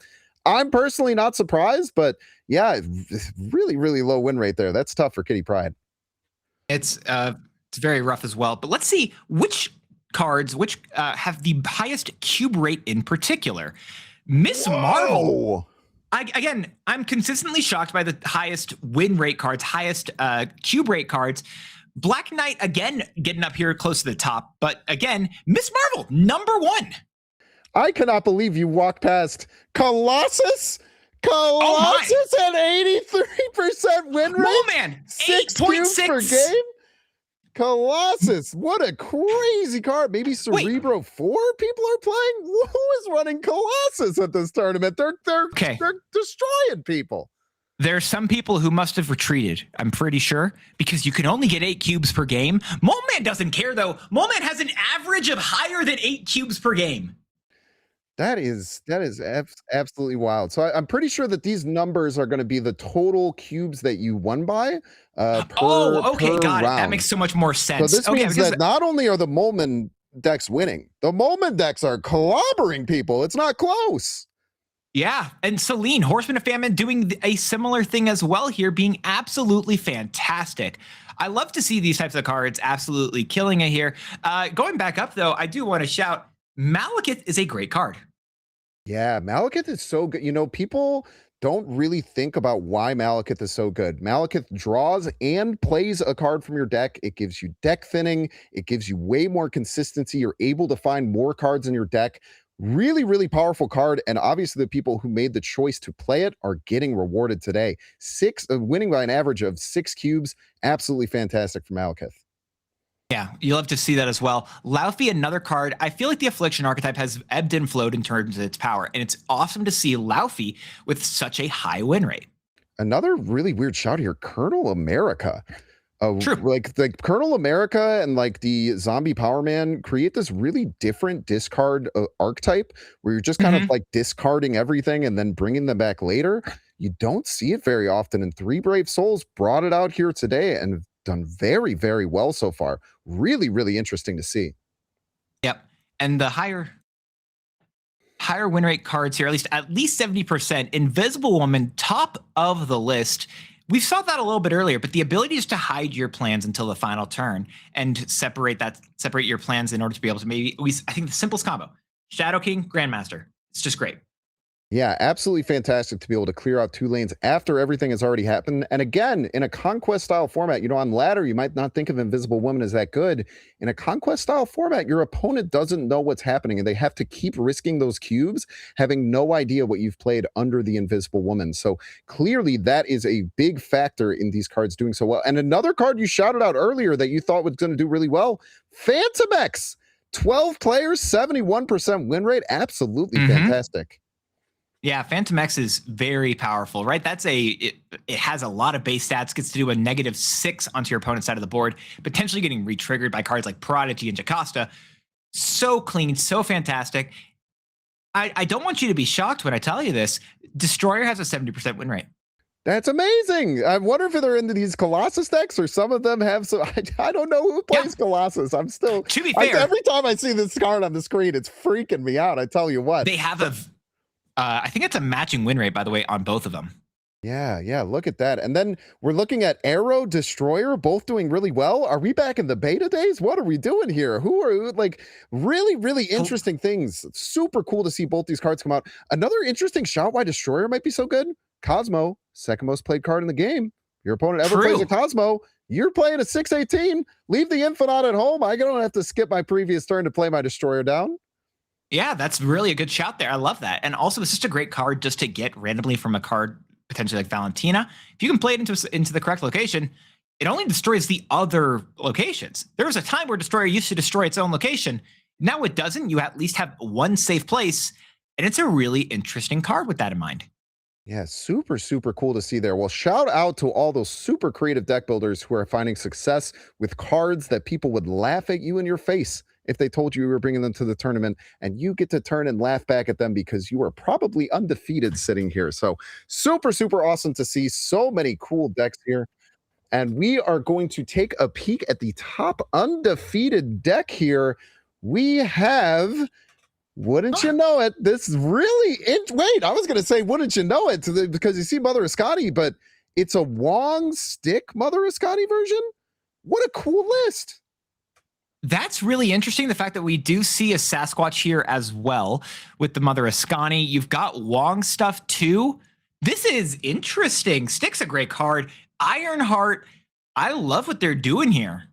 Yeah, the Silver Surfer First Steps, it's a card I've come around to a little bit more. I always used to be a little bit confused. I think the Stick I think the stick Silver Surfer thing is really interesting. You play the stick, you buff up the Silver Surfer onto the stick, recopy the stick, and you just get to keep passing those buffs along. And I'll tell you one thing, Dance. When we saw that Cosmo was the second most played card, and you told me a Wong deck is the deck that is the best undefeated deck here, that is absolutely insane. Well played. I mean, you have to position well. You have to take risks at the right time. You have to fight for priority. But boy, oh boy, bringing Wong to a tournament that is littered with Cosmos and doing this well, congrats to you. 100%. I think another card I really want to give a shout out here too is Zabu. Zabu is a card who is really, I think people undervalue currently. I think that people don't truly see the value in just getting all of your forecast discounted, especially when you can multiply a discount with Mother Ascani, multiply a discount with Surge, and then multiply it again with a Grandmaster. A 1-cost 4-drop is amazing, and it's not that hard to do, especially if you have Zabu to kickstart. Yeah, that's one thing you don't have to worry about with Wong. If you get a couple Zabus on it, you can play it with another card on that same turn. Really, really interesting things to see there. Yeah, and the Zabu, how many times they have to keep nerfing this card until it comes back? I remember the times where Zabu came out and it was the most powerful card they've ever released. It was made a month of Snap horrible to play unless you were playing Zabu yourself. But now Zabu's still fighting, still making action happen. Really, really cool to see here. Another shout here, Ironheart? Who's running Ironheart in 2026? What an interesting choice. Yeah, with the Wong and the Venus. This is the second best deck, and I had known this actually as a Bast Spice Rack kind of deck, right? You get to put a little bit of Sage in there. That's one of my favorite spices, obviously. And Agent Venom and Bast being a really fun combination here in order to put a lot of, typically very low-powered cards, buff all of them up with your Sage, buff them up with your Bast and your Agent Venom. Really great stuff here. Sage is so powerful. Sage is so powerful. I mean, you don't realize how strong it can be, especially if you set it to a base power of 3. If you have all sorts of different cards out onto a lane, that could be like a 17 power 3 drop that you slam down. Really, really strong here. I love these Bast Agent Venom decks taking advantage of all of these cards that have low power. And then, what's really, really cool here, this is an undefeated deck that's doing really well. We saw the stats on Mystique. We saw the stats on Magic. Clearly, there's a way that you can play it and be very, very effective. And I think that this player found it. Yeah, and I think this is a deck that you honestly probably don't mind running Magic as just a location changer. That extra turn, great. But if you don't get the opportunity to fully use it, I bet this deck would probably be okay with that, right? Mystique's a great card to copy with Gore and Iron Man. But if that doesn't happen, I'm not probably losing any sleep over it. Yeah, plus you can combo with Magic, or you can combo with Cosmo, right? You can play it on the Magic, you Cosmo onto that lane, stopping them from any ability to switch it off. You play a Gore on turn 6, a Mystique on turn 7, and I tell you what, that is a whole heck of a lot of points for your opponent to get over top of. 100%. There's a lot of really cool stuff with this deck. I think, and you're saying it though, I'm going to give you, right, Legion. Legion's the scariest card, I think, against that. I think, although I will say it's one of my favorite location changers. We haven't seen it much, but I think one of the most underrated location control pieces is Quake. I think Quake is extremely dangerous, especially when you don't see it coming. However, in an open deck list format like this one, it makes sense that we're probably not seeing as much of her, but on the ladder, she can be an absolute menace. Absolutely. And another cool shout out from that deck, Esme Cuckoo, who is very often seen in Mr. Negative, finding a lot of value in this deck with low power cards, getting 3/4 versions, a 3/4 Iron Man. I tell you what, I would put that in every deck if I could. Yeah, right. You talked about a 2/3 earlier. I'd definitely put a 3/4 in as well. And this is the third best deck currently. Again, we're seeing Maria Hill a lot more. And I just want to apologize for any respect that I haven't been putting on her name. Apparently, I need to be putting a lot more. She's really powerful. Yeah, the change to 1/3. I mean, we see both Nightcrawler and Maria Hill were beneficiaries of getting that additional buff to get to a 1/3. A 1/3 feels a lot better than a 1/2 in certain lanes. And again, Maria Hill is just this really nice card to be able to curve out. Maybe you miss your Scarlet Witch, maybe you miss your Lizard, maybe you miss your Iron Patriot. Maria Hill has your back. I'm going to play her on turn 1, play the card I get on turn 2. Now I have more resources than my opponent, and I can find better ways to win. Really interesting list here. I believe we looked at this before. It's kind of like a Shadowlands Daredevil deck without Shadowlands Daredevil, just utilizing things like Debris to play really efficiently, utilizing Supergiant to flip the game on its head and make your opponent have to make quick guesses in the end game after you're already getting ahead. Like, this deck really takes advantage of Supergiant with priority, and that's usually how you want to play it, so you can dictate those final turns. Yeah, Supergiant in combination with cards like Negasonic, Cosmo, and Shadow King can be truly diabolical. Not even mentioning again, I'm going to keep shouting location control until I'm hoarse, because Scarlet Witch is great. It's absolutely fantastic. Hold on, Mr. Not My Dance up there. Yeah. Hey. So before I show deck number 4 as well, I didn't plan this. It couldn't have happened any other way. But the fact that our 4th best deck of the day is currently Cerebro 4, I just think that's awesome. And I wanted to shout that out. Continue. It's nice that guys playing that. We love Cerebro 4. Yes, we do. And our boy Colossus. You can't move him. You can't destroy him. You can't reduce his power. And he's going to stare you down and get buffed up by Cerebro. What a really cool line here. And another card I shouted out before as something that could be good. Mercury able to be played in this deck. Stopping those Jeffs, stopping those Grandmasters that we've seen terrorize people before. Really, really cool that you can utilize these less used tech cards in this deck. Yeah, Mother Ascani absolutely giving you a great amount of value. You're trying to hit probably your Nico or your Cerebro in this deck in particular, potentially even Luke Cage. But I also really do enjoy the fact that you can run Nocturne in here. 3 different ways to move cards you can control. 4, and maybe even 5 if you want to count Hydra Bob and then Nico. This is fantastic. I love what this deck is doing. And it has some different outs. The Invisible Woman too, we mentioned that, with the Shadow King, a great answer for those buff decks. Location control with Nocturne. Mother Ascani is a fantastically powerful card. Luke Cage, again, if a location is afflicting you with negative power or your opponent's doing something, Luke Cage stops that. Not even mentioning Colossus being a powerhouse. This deck is really cool. I want to see more of it. This deck is awesome, man. And you know, a couple things to shout out. Location control. We have Nocturne. We have the Nico in here. A couple ways to do that. And you mentioned the Mother Ascani targets. You mentioned Luke, Cerebro, and Nico. A really scary one is the Shadow King, because you can buff it up. Oh, yeah. He's going to bring himself back down. I tell you what, most Mother Ascani decks do not want to see 2 Shadow Kings coming down on turn 6. That's a really good point. I love that. No, I think this is... Do you want to see this deck get played? I would love to see this deck get played. I tell you what. Round 4, I think Cerebro we'll be seeing this. 4. We'll be getting something going here. 4th round, Cerebro 4, 4th best deck. Listen, I think Guess may have lied to us, Banks. I know he said he didn't plan this. I think he planned this. I think he set us up. He did. Well, just like that, we love Yap and Dance. We love yapping. We're going to be jumping into our, we got a little bit more yapping to do. My bad.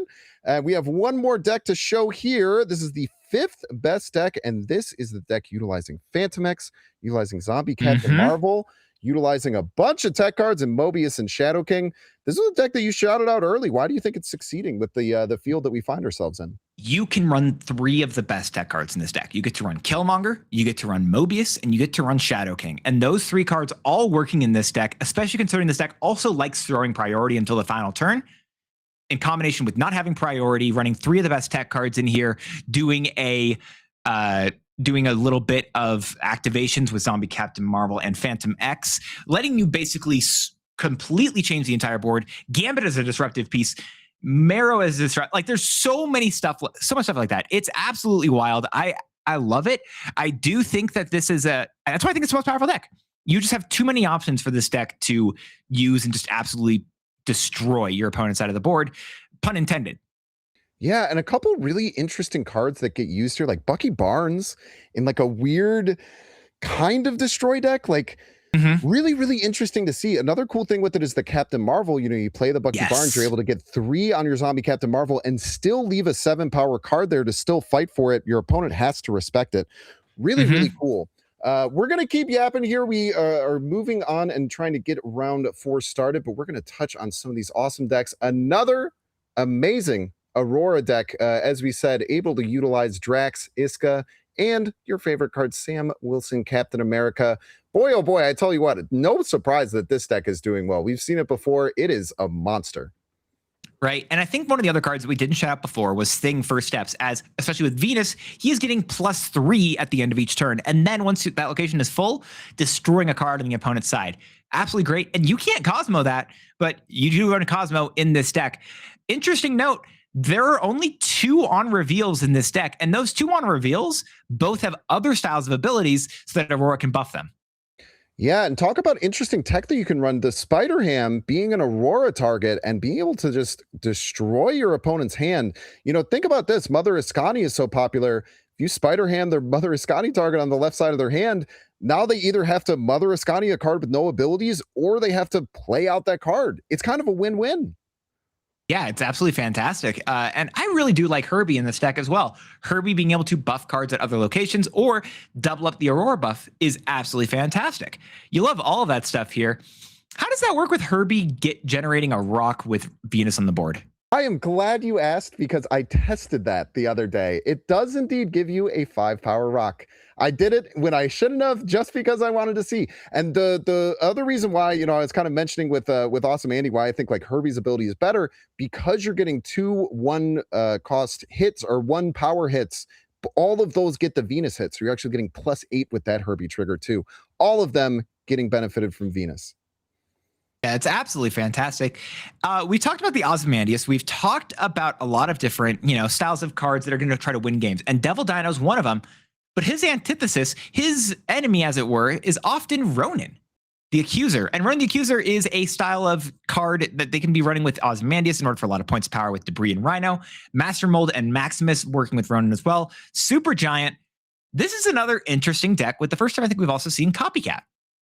Yeah, Copycat. Oh, an interesting shout here. Copycat is a really, really powerful card. We were talking about Cable before with that mismatch of information. Copycat is another one that gives that to you without even showing anything on the board. You know what card is the bottom of your deck your opponent won't have access to unless there's a shuffle, and you get its ability. I tell you what, man, if they made Mother Iskani a 3/5, it'd be really good. And you're going to be hitting it quite a few times in this tournament, I'm sure. True. That would be an absolutely fantastic combination. Even if you want to argue, right? You've mentioned you'd want an Iron Man at a 2/3. You've wanted Iron Man at a 3/4. Can I sell you at Iron Man on 3/5? Oh man, it hits like crazy. That is just such a massive card to slam down. Really cool, interesting thing with why the Ronin deck works so well with Supergiant as well. You get to hide those cards like Maximus till the end of the game, so you're not actually giving them the benefit of drawing those cards. Super, super cool here, and we are seeing our first War Machine deck that we've seen. This is another deck that I think is a bit underutilized and really, really strong. Being able to play Infinite just out of your hand, being able to play into Storm lanes, and they have the Storm Legion combo in here with the Jennifer Kale, with the Herbie, with the Punisher to give them the extra energy. I tell you what, this deck has probably ruined a few days. Yeah, this is absolutely great. And Nightcrawler, again, being a fantastic piece, especially with that Storm Legion combo, in particular, not even counting, again, just regular War Machine. Absolutely fantastic here. I love the fact that you can also do Blink here. You know what I always do love about Punisher War Machine, though? What's that? It's a card people ignore. I think people just don't respect it oftentimes. And they'll see the animation on the board. But as Punisher War Machine's only a 2-cost card, it can't feel real oftentimes. But then you get to drop, potentially in this deck, Ebony Maw, Hydra Bob, and Nightcrawler. Yeah, that's insane. Lots of ways to fight for it on turn 1. Couple other cool lines I'm seeing in this deck like that I've never thought of. How do you beat your opponent playing Storm and then playing Iska on the Storm? What do? You just lose. You lose that lane. That's just a 2-card combo. Back in beta, you would see Storm into like Jessica Jones, and that was pretty good. Iska can go all the way up to 24 power, and you can't do anything about it. That's a really, really nice touch there that I've never seen anyone do before. Pulling that out in a tournament like this, absolutely awesome to see. Yeah, it used to be a strategy I remember where people would be playing Storm into a Juggernaut. Storm into Iska is another interesting way to do that. My strategy, probably if my opponent plays a Storm and then an Iska to me, would be to cry. Yeah, just cry. And then you invest like a giant card into it, and then you just have to watch every turn as Iska gets bigger and bigger. You just have to watch as it just gets worse. You're like, oh man. Yeah, the Legion in here, again, another card that you shot out. 2 forms of location control. A lot of these decks have a lot of location control. We got the Storm, we got the Legion. Not only can you hit him with a really nasty combo, but also you can just fight and take away locations, take away magic from your opponent, rug pull your opponent. So many options there. Another cool thing I like is running only Infinite as your 6-cost. It's going to make your Blink super, super efficient if that card ends up in your deck at the end of the game. Yeah, I think that's a great shout as well. This will be the deck I think we're going to be playing against here in just a little bit at the start of round 4. But I absolutely love Blink as a consistency style piece in a lot of these decks. Decks that like to run Blink just to say, hey, guess what? I've only got one card that's bigger than this. And if I don't draw that card, I would like to force it onto the board with Infinite here. That's a really cool piece here, and I love to see it. So can we actually see it, you think? Let's check it out, man. I love talking about decks. I love seeing them in action way, way more. And there we see it. We see the War Machine with the Punisher. Look at this inked out hand. What an awesome looking hand here. They're playing in style. We love to see it. And our opponent is running what looks to be a movement style of deck with multiple man, Human Torch, Penny Parker, the Spider in particular moving with multiple man is a very powerful combination that recently got powered up. It's great. I love it. This is going to be an interesting deck to see. But look, again, opponent immediately not playing to the Punisher War Machine lane. It feels like consistently people don't respect it. Maybe they apparently shouldn't because the Icebox doesn't respect it either. Yeah, the Icebox just completely shutting down, getting Punisher down there. What a resurgence we've seen from multiple man. Going from 2-3 to 2-4, I have seen that card so much more, and it is a really, really awesome way to just push power all across the board. Was really, really interesting to see. I'm going to guess they played the Aranya right so that they could play the Penny Parker there so that they can guarantee that they get the hit on it, and maybe we get a movement right away to jump it into the White Hot Room. Very interesting to see. And the Storm, a really, really nasty thing. But I tell you what, both players have Iska in their decks. It's going to be really interesting to see how this works out. We also see a Juggernaut from the opponent as well. I agree with you on the multiple man shout, though. I think one of the best things about MarvelSnap is the balance within the game. I absolutely love it, and it will forever be one of my favorite pieces. And I think one of the main parts of it that has really just shown to me in particular is the fact that they were willing to look at the baseline stats of cards and say, you know what? We don't think a 2-3 is worthwhile for some of these vanilla stats. Cards like multiple man, there is a good reason and good amount of logic to make this card just straight up a 2-4. And I love that. And that's one of the best parts about MarvelSnap to me, the fact that they're willing to make those choices and power up those older cards in really awesome ways. Yeah, super, super cool to see. I'm wondering if they're going to click this Herbie energy here. I'd be pretty surprised if they don't want to utilize that. The energy tends to be just one of the best ways to do it. Maybe since they're looking at the hand, they see 3/5 drops. It's not giving me nearly as much value as I usually do. Importantly, playing that War Machine second to potentially blink it next turn into the Infinite, like we talked about previously. That's insane. That Human Torch just got the perfect hit right there. Or the Spider hit the Human Torch perfectly. However, Punisher War Machine does get triggered. Punisher War Machine being the last card, there is a fairly large chance that if they blink on this turn, Blink can just pull out the Infinite. Pull out the Infinite. I believe Iska is the other card that would be left in the deck here, or they could just slam down a War Machine and say, hey, I'm going to jump over there later. What's crazy about that Ghost Spider hit is that they can move it again. They can move it again because they hit it with the Penny Parker. That thing's floating around in the air. I love it. 44 power coming somewhere. I think they should move it too. They don't move it. They're saying you don't have War Machine. You do not have it. Very interesting. Or they don't care if they do, because again, Iska, I'm really stoked that I'm playing a 5/9 over here. My opponent did just drop 5/10 at this point with the Agony Iska combination. And also, Human Torch, that's enough in that left lane. You're chilling there. If you're Moonwalker right now, I don't think you can blink here. You can't blink at least the War Machine, right? War Machine goes to Infinite, which is plus 10 power. Pretty darn good, but does that really help you against the 10 power Iska on the other side? You'd have to no, because Iska's getting plus 10 as well. Yeah, you'd also have to invest the blink over there, and then you just have to hope that you can win middle with a Ebony Maw. Doesn't seem too powerful there. Always interesting to think about maybe trying to tie the Iska, but with one lane being not available. I wonder if there's ever a situation where they try and blink Ebony Maw or blink Jennifer Kale in Infinite or something. Okay, so they're going for 27 on the right and 8 extra power middle. This loses to quite a few things. Yeah. A snap comes in from the opponent and he says, all right, I wanted to get out of that game anyway. Thank you for giving me the open opportunity to do so. Yeah, that's fair. When my opponent snaps me on the final turn, I say, thank you. I didn't know if I wanted to retreat this game or not. You've made the choice clear. I appreciate that personally. I always tend to compliment people when they snap. You say, I was just thank you. I did not want to be there anymore. I tell you what, I absolutely did not want to be there anymore. You're I've insta retreating here on the Spider Island. Hey, 100%. I don't know if you knew this, but they run 2 forms of location control. Okay, that Spider Island might not be long for this world.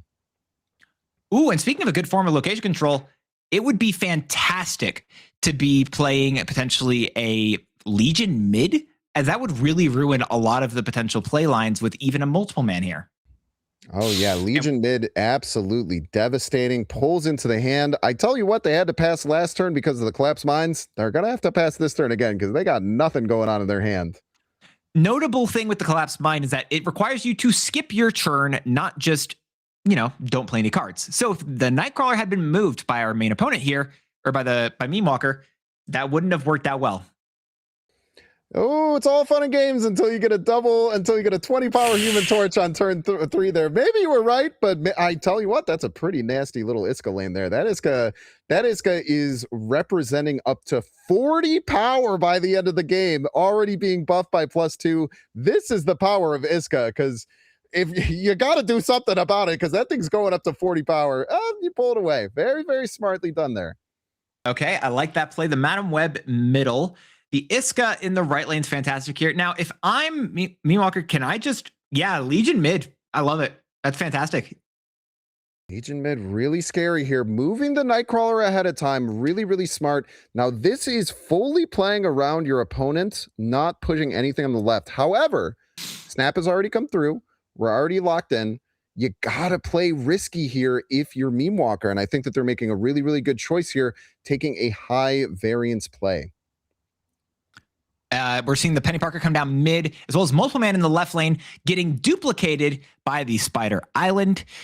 And that's not fantastic for the middle location if you're Meme Walker here. However, do you have enough points to win the middle location? And I think the answer, unfortunately, is a no. Yeah, I'm staring across from a 40 power Human Torch, and I'm saying, I don't think my deck has the capabilities to beat this. I wish that it did. Doesn't seem like too much tech on their side. It was close. Again, though, like this is a play that you look at and you're like, why would they make that play? That doesn't make sense. They weren't going to win anyway. Really good players will find lines that can potentially give them 1 or 2 percentage points chance to win a losing game. And that is the difference that you need to make if you're going to go far in this tournament. 100%, right? So I'm talking about how I would retreat their turn 1. The opponent, or we saw Meme Walker here, very in particular, choose to try to mess with the locations and take that, that 1% out, like you're talking about there. And if that had gone well for them, that was fantastic. But especially in a lot of these matchups where you are the underdog, that's exactly what you want to be doing. You want to be playing for that weird out, because if you can get that weird out in your favor, that's how you win the game. And Luke Spar with Legion might be that weird out. Yeah, Luke Spar with Legion. Unfortunately, with a move deck, they can do a lot of repositioning. I really feel like it's a rough role here for Meme Walker facing this like really dedicated style of move deck, because this is one of the ways that your location control with Storm and with Legion can really go awry, because they have so many options to move things around and make really, really awesome decisions. We do see the Iska coming down there on the left. And I tell you what, we're going to be seeing these Raft cards. We're going to be seeing multiple copies of them, because we have Cloning Vats Raft, really, really strong. Yeah, it's kind of wild how many copies we're getting here. We've got Cloning Vats for the copies. We've got Multiple Man for the copies. We've got every single answer for potential copies right now. I'm loving it. Let's see what we get currently going on. I feel like Multiple Man with the Madam Web in that lane, right? I talked to the Legion in Luke Spar earlier. That I don't think that's a real shout anymore, due to the fact that Multiple Man moving each turn is terrifying. Oh yeah, that's devastating. Having a buffed Multiple Man just sitting on a Madam Web every turn, you could just keep pushing that button of adding more, except for this one, making sure, because they know that if had they moved it, they wouldn't be doing it. You got 2 Iskas staring at each other. And I tell you what, you always want to be the second Iska here. Your Iska will trigger, theirs will not. Yep, and we do see that right now. We have 7 energy on this turn. Heimdall's interesting. I don't know what you're going to want to go for. The blink could potentially be a Infinite. I don't know if I love it. I don't hate it. Yeah, blink could be technically a War Machine as well. Yeah, the interesting thing you have to think about here, right? If you're going to play the Heimdall, because that's what you got, and you want another 0-10, you got to figure out what's going on in the left lane, right? Because if you just fill that lane, then your opponent has man and web. They have all the control over everything that they can do. But now having their own style of movement, there's a lot of things that can go in here. I also don't really agree with blinking the Iska. Looks like the target there is maybe nothing. Maybe it's not. Maybe it's War Machine. War Machine. So yeah, I forgot that Infinite. I missed the Infinite right there on the left of the hand here. Yeah, this is scary. I guess you're only trying to go for the War Machines. You can go for the Infinite play. Potentially what you could try to do as well with that right location is you can Heimdall your other Heimdall your Infinite in order to try and just cheat into that middle location, as obviously your opponent's able to do that very easily as well. Yeah, we're going to be seeing Heimdall City, USA coming in. And very importantly, we're going to see what the Wrath card is from our opponent, because that could really dictate what happens here. It's a Hulk, 14 power. No joke. Make that 2 Hulks, 2 Hulks. Oh, wait, 2 0 cost Hulks. Oh, no. We got it not at home. You have to Legion. You have to Legion mid now. That's your only chance to win here. Legion mid is really strong. Legion mid is really strong here. Oh my gosh, the Legion mid called out from frame 1. Are they going to be able to have the points to get over the top? Iska can move over to the right, make it a little bit hard there, but you got to imagine that Legion middle is just going to win you this game. Because there are 2 0 cost Hulks in hand, the only way as Meme Walker you can stop that is the Legion. And I'm going to just I don't love it if it's not straight up. I don't love this play if it's not Legion mid. I think it has to be, right? Yeah, because your opponent is going to get no cards out. Now, the question you have to ask yourself is, can I win with these cards on the field if I invest my entire turn into Legion and Heimdall? And the answer is I'm not really sure, because the Legion isn't hitting the field. It's not helping you out. You have to win both lanes. It's going to be really, really interesting to see. I think that's fair. The more I'm looking at this, though, like how does he lose with Legion? I'm starting to think you're just like 100% correct, right? Like if the Iska stays left, it comes down to the worst part of every single cool game, math. I think they have to move the Nightcrawler and push the Hydra Bob left, because otherwise the Iska ties. So if they can find that play, moving the Nightcrawler, repositioning the Hydra Bob into the left lane, you're then going to be winning that lane by 7. The Iska isn't going to be enough. Oh, they're just going for middle here. Oh, very interesting to see. They're thinking about it. They're locking it in. I tell you what, if Legion mid would have won, we're gonna be rioting. I tell you what, I'm pretty sure Legion middle would have won, my dude. If it's 6 points of power in the left lane, how many points of power are they adding in the left? It literally just matters what that last card is here. Yeah, because it could go to a power tie. That is a Hulk. That is a Hulk. He is very large. He is very scary. That is a Hulk. He is very large. He is very scary. A Juggernaut that does nothing. That Juggernaut actually might have ruined a Legion play. Because what you would have done. Great shout. But actually not, because there would have been no points, right? No, you would have played Heimdall right into Legion mid. Heimdall right into Legion mid, and then because it was an empty lane after the first Heimdall. Yeah, very, very interesting there. Yeah. So yeah, utilizing that Juggernaut, maybe that is what Meme Walker saw and thought about that we didn't consider. That is why they're the great players, and I'm over here who can confidently say I've never lost a Golden Gauntlet because I've never been in one. Very true. Very true. That's the best way to make sure that you stay unbeaten, is to never play the game. I tells you what. Call me Iska. We've seen Aranya coming out early. Always the card that you want to see down on turn 1 is the move player. Meme Walker with his back to the wall here. You have 3 cubes sitting on your side. Opponent has all of them. Probably going to have to be even riskier here to try and get some wins. Yeah. All right. The Herbie mid, I do love that as well with Nowhere. If you can get the extra energy, Meme Walker, by the way, does have, I think, 2.5-ish cards, 2.25, I guess, if you're counting Herbie, that can give you extra energy. And the lack of getting those on curve is really rough. As in comparison, we're seeing Penny Parker and Aranya nearly on curve each game from the opponent, and that's rough. Oh yeah. It's always so hard when you're, trying to play best you can with what's available, but then it just ends up being really, really hard. Now, interestingly, putting the Penny Parker on the right, which you might not usually see too often, but oftentimes you don't want to target that Penny Parker with the Spider. You want to be using that on things like multiple man. We see the Storm coming down left to hopefully kind of mitigate what's going on. Was maybe hoping to find a like Legion Storm play if they were able to find Herbie Energy on that turn as well. Maybe they could even like blink this into a War Machine. Lots of options potentially for the future. And Storm messing with the Deathlands right over there on the left. Interesting shout as well. Punisher, War Machine does not work. He does not trigger due to the fact that he says when drawn, mark an empty location, and Binks. Meme Walker's full. Got a card everywhere. At least one. He's got cards all over the place. He's got a little zombie horde hanging out over on the right. And again, positioning that Punisher as the second card, giving himself outs to either get Iska or the Infinite to be able to clobber that lane. And I tell you what, it's going to be the Iska second, which is the one that you want to see. And or it's an Infinite, which would tie left eventually. That would not be what you'd want to see there either. The energy, I think, is the perfect play here for Meme Walker right now. And you're playing nothing. And that's it, because you cannot play the Ebony Maw. You don't want to play anything else. You Penny can't. Parker Dream moving Dimension. to the left lane. Dream Dimension, So they couldn't unfortunate. do anything. That was a heck of a turn. Herbie Energy right on time. Coming into the final turn here. But interestingly, not letting the Iska double that turn, you're now able to flip into, the unfortunate thing is that Iska is still in the deck. We might be looking at a 50-50 here to see who's going to win, because now interestingly, leaving the Nightcrawler there to get the Iska, which would still lose. It would double up theirs, and that would make, I think you want to move the Nightcrawler, because otherwise you'll lose with that. But if Penny Parker moves left, this is correct. Very true. Yeah, trying to hope to get the Infinite down there. It really does depend if that Penny Parker opts to move over on the left or what they're ending up doing.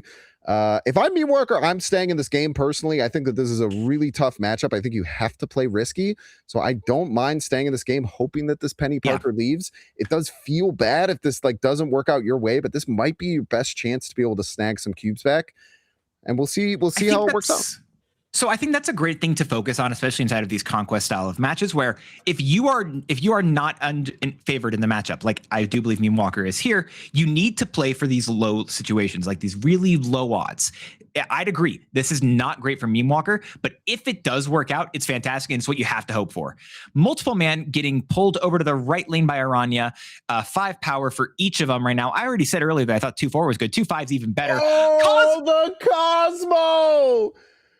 Absolutely soul-crushing Cosmo there, stopping everything. And, from the opponent's side, they said, you can't play left, you can't play on reveals middle, might as well make it so you can't play on reveals over on the right. And absolutely devastates them. What a game there. Very, very, we're seeing a masterclass at playing this move deck on the other side of the field.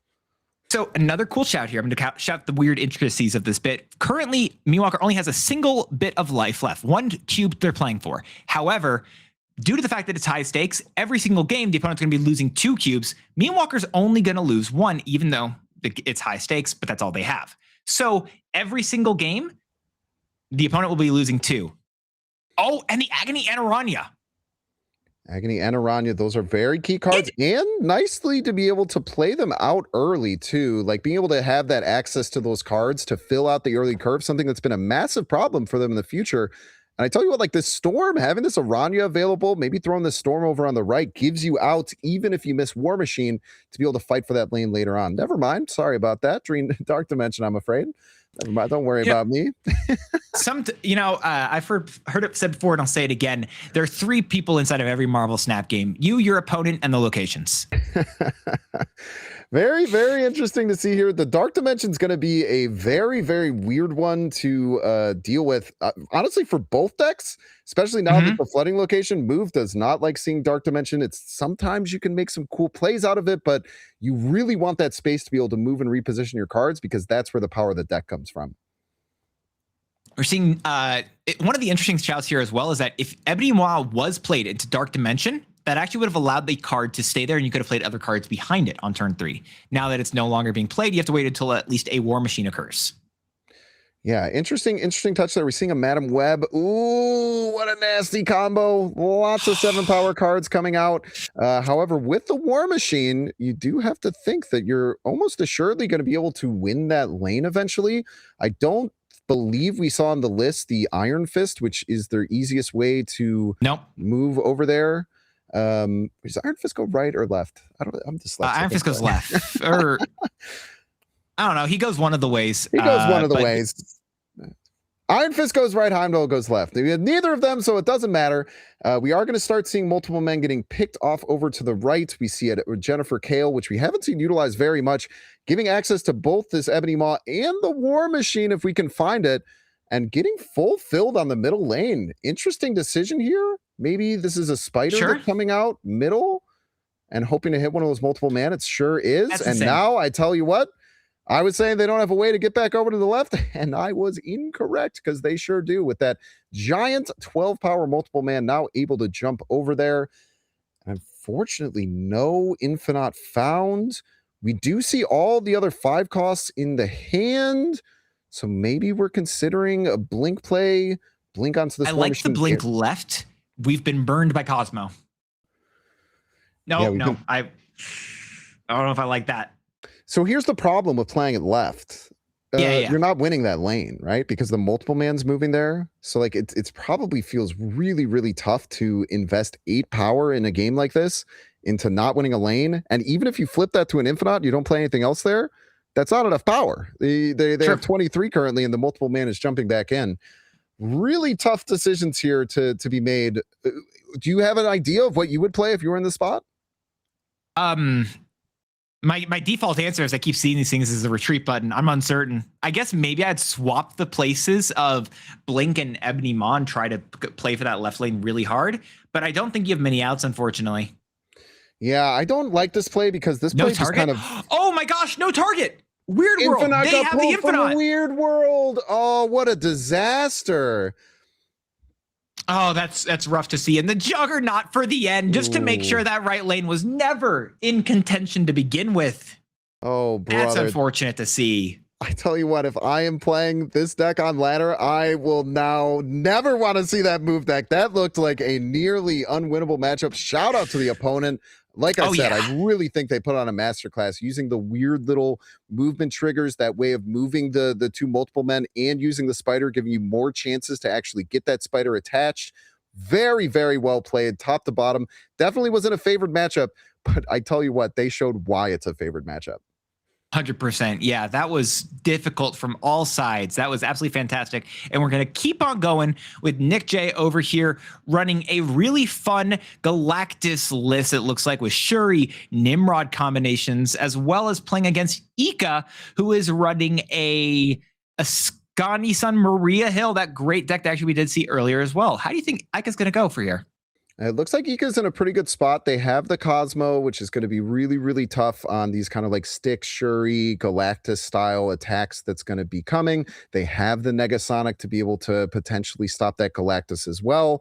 So I think that the deck is really, really well suited to take on these nasty little things that this Galactus deck can do. Interesting thing about the deck over on the left, no Fallen One. I would really surprised to not see the Fallen One in this list, with both Shuri and with the Symbiote Spider-Man not having any ways to actually get additional energy, which is usually how you can kind of surprise people at Galactus. And again, no Black Panther either. Not utilizing Black Panther as an additional out. Now, that could be because they're making a meta call saying, hey, Shadow King and Cosmo are probably going to be everywhere. Maybe that's not the line I want to go down. I actually love that shout. Yeah. I really think the Fallen One is something that makes this deck do well, but maybe in testing they found that going down that Fallen One line was doing more harm than good, as opposed to just going for like the Nimrod stuff. I wonder if there's also any consideration potentially for another card that I really enjoy, the Adamantium Infusion, which revives a card at its location, destroyed card. That's another really powerful piece. Yeah, really good. Even just after like a Nimrod, right? Like you've seen so many times, you Shuri up a Nimrod, you pop it, you throw it into the other locations, and then you flip a 24 power Nimrod in its place, and it can usually fight for all 3 lanes really, really effectively here. Interesting to see if this magic is getting too terribly much use. Again, they have the Cosmo, or there's other ways that you can kind of back it up. Maybe again, just some location control that, like you said, it's a nice to have to get the extra turn, but I just like turning off locations when they're not in my favor. Very true. I honestly would do the same. One interesting thing I like here is the fact that if I'm playing a stick onto the Agony, Stick doesn't like count his power, how much power he's going to be giving the next card until after the next card is played. So if the Agony merges with Stick in that time, or if Stick somehow gets even more power with a card like Awesome Andy, it will count whatever his newest power is. So also with a Symbiote Spider-Man is fantastic. Now, interestingly, because this is permanent power on the Stick, you will still be able to pass that 8 power elsewhere. So you could be seeing a really big Nimrod coming down. Like a cool way to utilize Stick, again, differently than something like Maverick, is that it sticks around. Now, ongoing power, like something like a Captain Carter, you're ongoing power not going to be as much of a benefit, but when you're able to get something like the any kind of permanent power, you are able to move that along. Okay, you got a super giant coming out here with no priority. Your opponent has Cosmo. I'm pretty sure they're going to be playing Cosmo into that lane. They just snap that as well, which makes a lot of sense here. As I'm seeing through these games, I think the Shuri's a fun call. I really feel like I would be wanting a adamantium infusion right about now. I'd love it.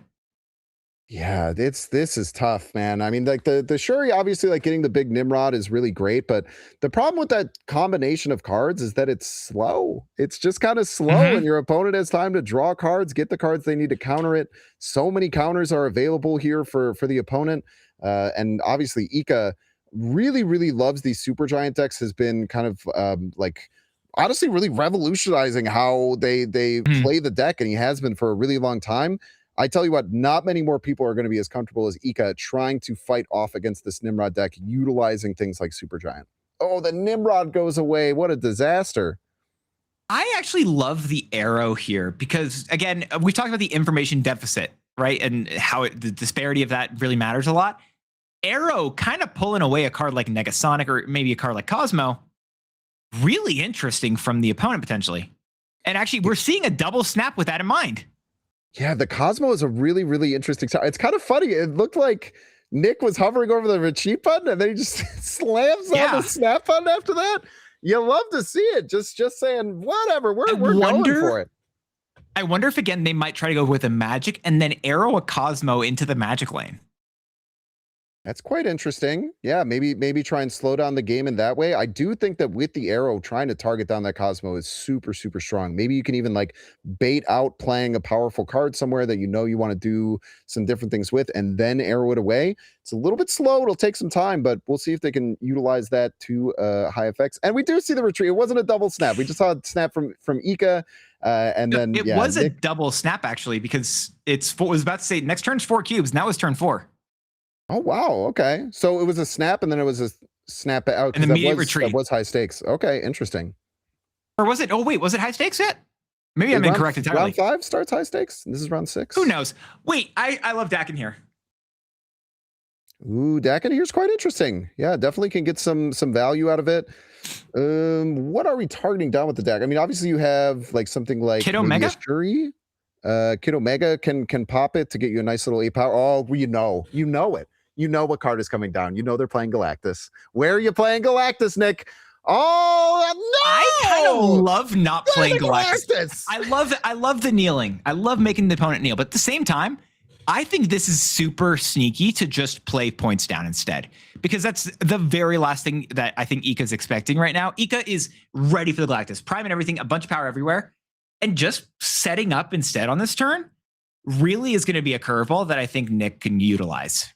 I would have Galactus middle for everyone watching. We'll see if it would have worked. Maybe that's correct. I think middle was like a Green correct, Goblin then mask. I'll own it. I'm telling you, man, the Galactus is like the Green Goblin mask. It stares me down.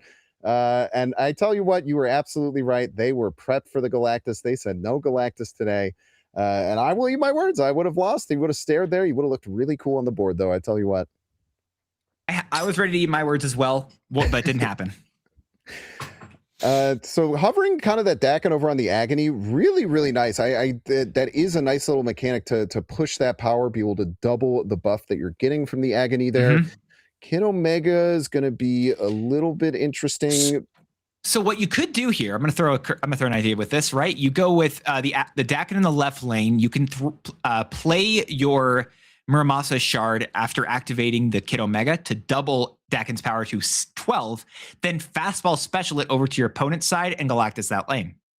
Very interesting indeed. And the opponent says, never mind, it's a horrible idea. Maria Hill pulling out the goose, ruining all of your plans.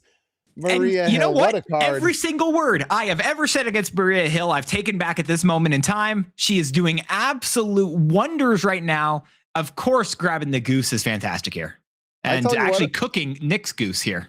I tell you what, if there is one thing that I am taking from this tournament is I'm going to start hucking Maria Hill in all sorts of decks, man. This card is really cool. It's efficient. It helps fill out your curve. It gives you resources. We love Maria Hill. Yes, we do. I've got some good variants of her as well that I just haven't been utilizing, and I'm going to have to start. Yeah, really cool to see here. Again, the goose just completely shutting down any potential for a Galactus line. But maybe there's some way that we can find, because you can't fastball special, right? Maybe find some way to get a big Kid Omega hit and then like Venom the whole lane. I don't know, man. This is looking really, really hard from Nick's side of the board. Yeah, it's saying gray here for Nick right now. I'm trying to figure out what you want to do. And it's so hard for me to try to figure out an actual line to do other than just retreat. But I do think, honestly, the Muramasa Shard playing in order to double up that Dakin is really great because you do get to turn off the Ascani Sun continually buffing. Yeah, very, very good point. Yeah, doubling that up, forcing them to either fulfill that lane or stop the Ascani Sun from getting any bigger. Really nice. Get a little cheeky 1 point of power on the Kid Omega. Probably not going to matter too terribly much. Zone Carnage. I don't mind the Shuri, right? Are you just going to play Galactus as a 12 power card, right? As a joke? Actually, I kind of still love that. I wish that was an option. No longer. Never mind. No longer a thing. Sorry about that. My bad. Sorry. Yeah, it's what happens. Dakin becoming a 12 power card, completely shutting down the Ascani Sun for the rest of the game. That's worked out pretty efficiently. Nimrod over in the right, but what you have to do is you have to remember that because of Supergiant, both Carnage and Venom are going to be played first, or whatever cards you'd be playing next. Those will be triggering before anything else. You cannot Galactus left. Cannot Galactus left, I'm afraid, is the goose will freak out at you. I always love that goose animation that just like absolutely goes crazy whenever you try and play a card that's too big over there. I'm looking at this from Nick's side of the board. He just straight up does not look like he's having a good time. Unfortunate, it's always so tough when you run into these really, really hard matchups and you just kind of don't know what to do. I think that what we miss is that they were trying to maybe set up Shuri Nimrod right, but then again, how are they actually destroying that? I don't exactly know. Yeah, that I don't think they are is the fun part here. I guess that with the Nimrod mid, that's potentially cheeky. Polaris they're clogged. No, they aren't clogged because Nightcrawler has not moved yet. Wait, Arnim Zola Goose is loose, baby. The goose is loose, dance. Zola right.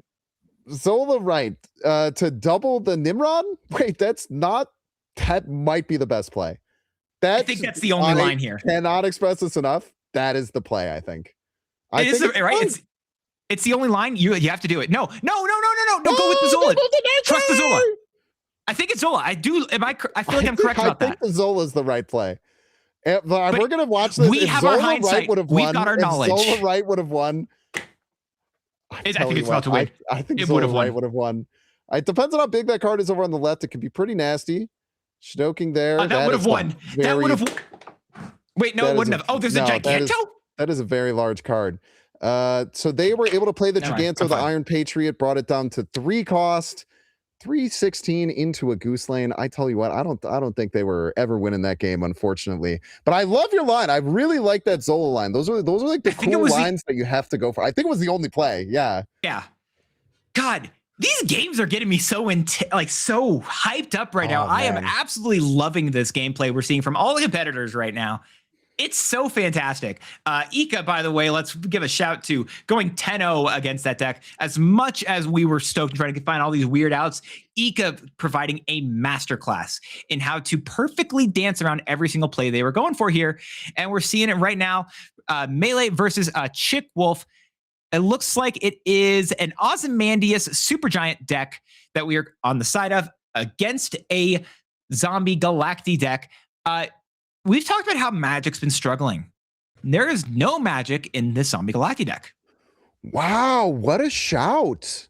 I like never ever see that. So I guess you're just kind of hoping that with the Surge, with the Hope Summers, with the Superior Spider-Man, with the Majestic Wing Beat, you have enough ways to do it. And what's kind of interesting thinking about that, it's like, does Zombie Galacti really take advantage of that turn 7 that well? Usually not. Like sometimes you can get like 1 or 2 extra cards out. So like retooling your deck, getting more energy acceleration into it, and just going for playing it down on turn 6. I really, really like that shout from Chickwolf. Can I direct your attention to the very last card in Melee's deck? There's a Heimdall here. Yes, dude. Yes. I love Random Heimdall. Random Heimdall is so baller. Oh, I love that too. And Ares, another card that you shouted out earlier, another really good piece. And Arrow.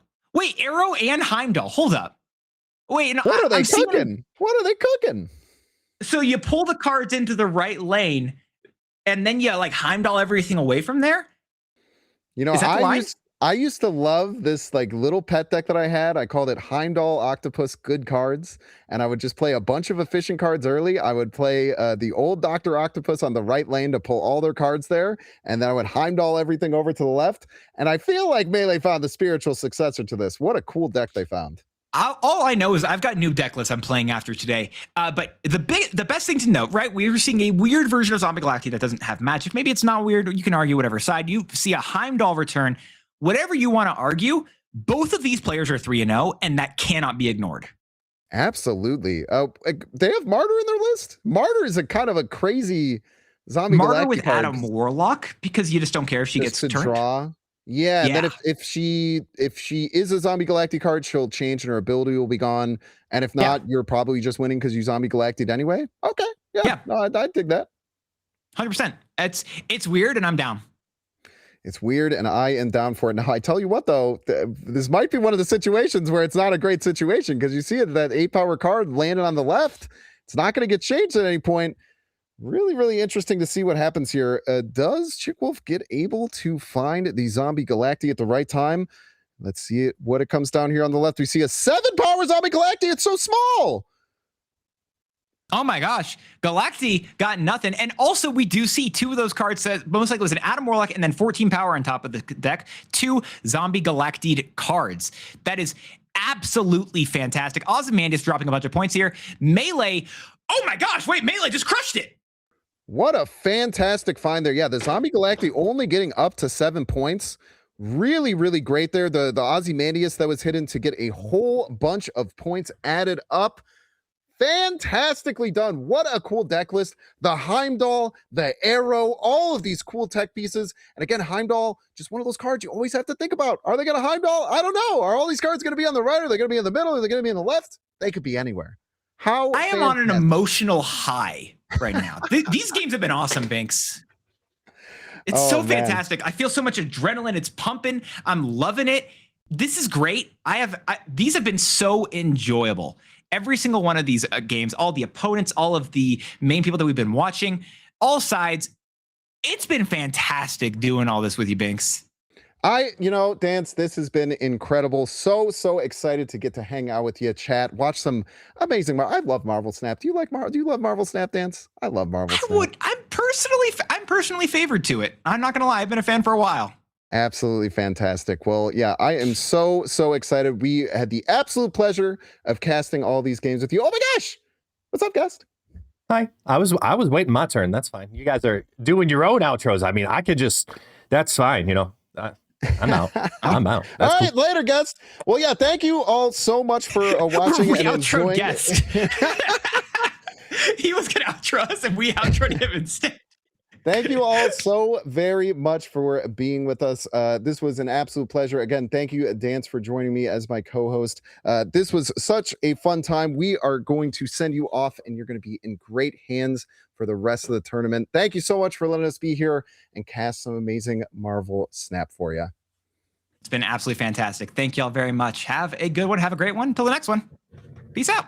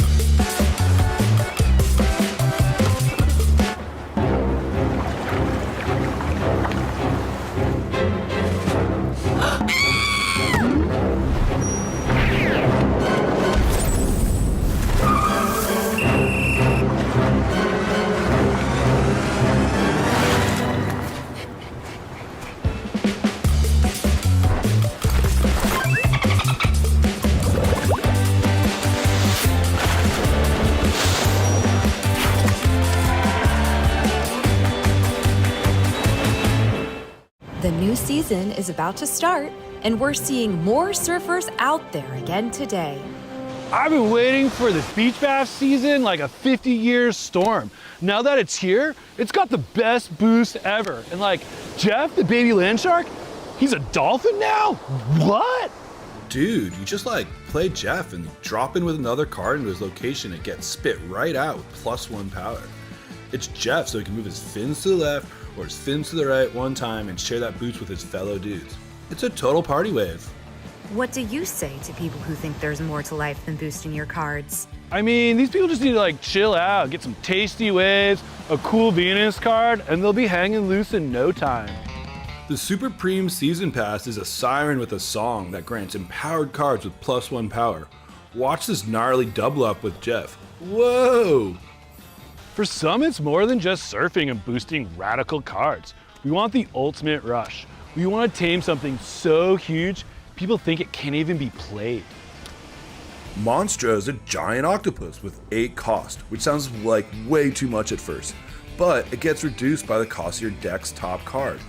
This is a once-in-a-lifetime kind of cost reduction, man.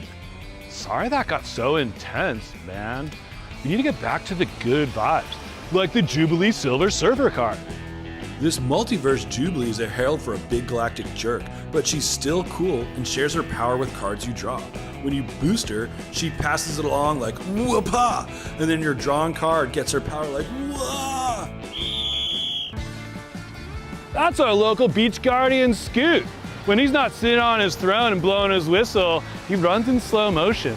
I'm not sure why it looks so cool, just like our new Submariner card. The Guardian of Atlantis doesn't have a whistle, but doesn't need one to save your match. When Submariner is empowered, it adds a random 1-cost card to your hand with the same increase. Dude, I want a Submariner on our beach. No offense, Scoot. Ouch, dude! I feel like I just got spiked by Namorita. Way to harsh my mellow.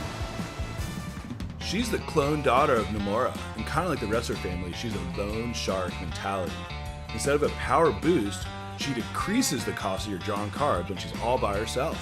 Is there anything else that people watching at home should know? Dude, if you buy the season pass on the web shop, you get a Series 5 snap pack and make great progress to more great rewards. And check out these limited time game modes and these brand new cards you can earn just by playing. Well, all right, I better get back out there. But I really hope everyone likes this Beach Bash season of MarvelSnap. We can't wait to hear what you think about it, so let us know. Peace.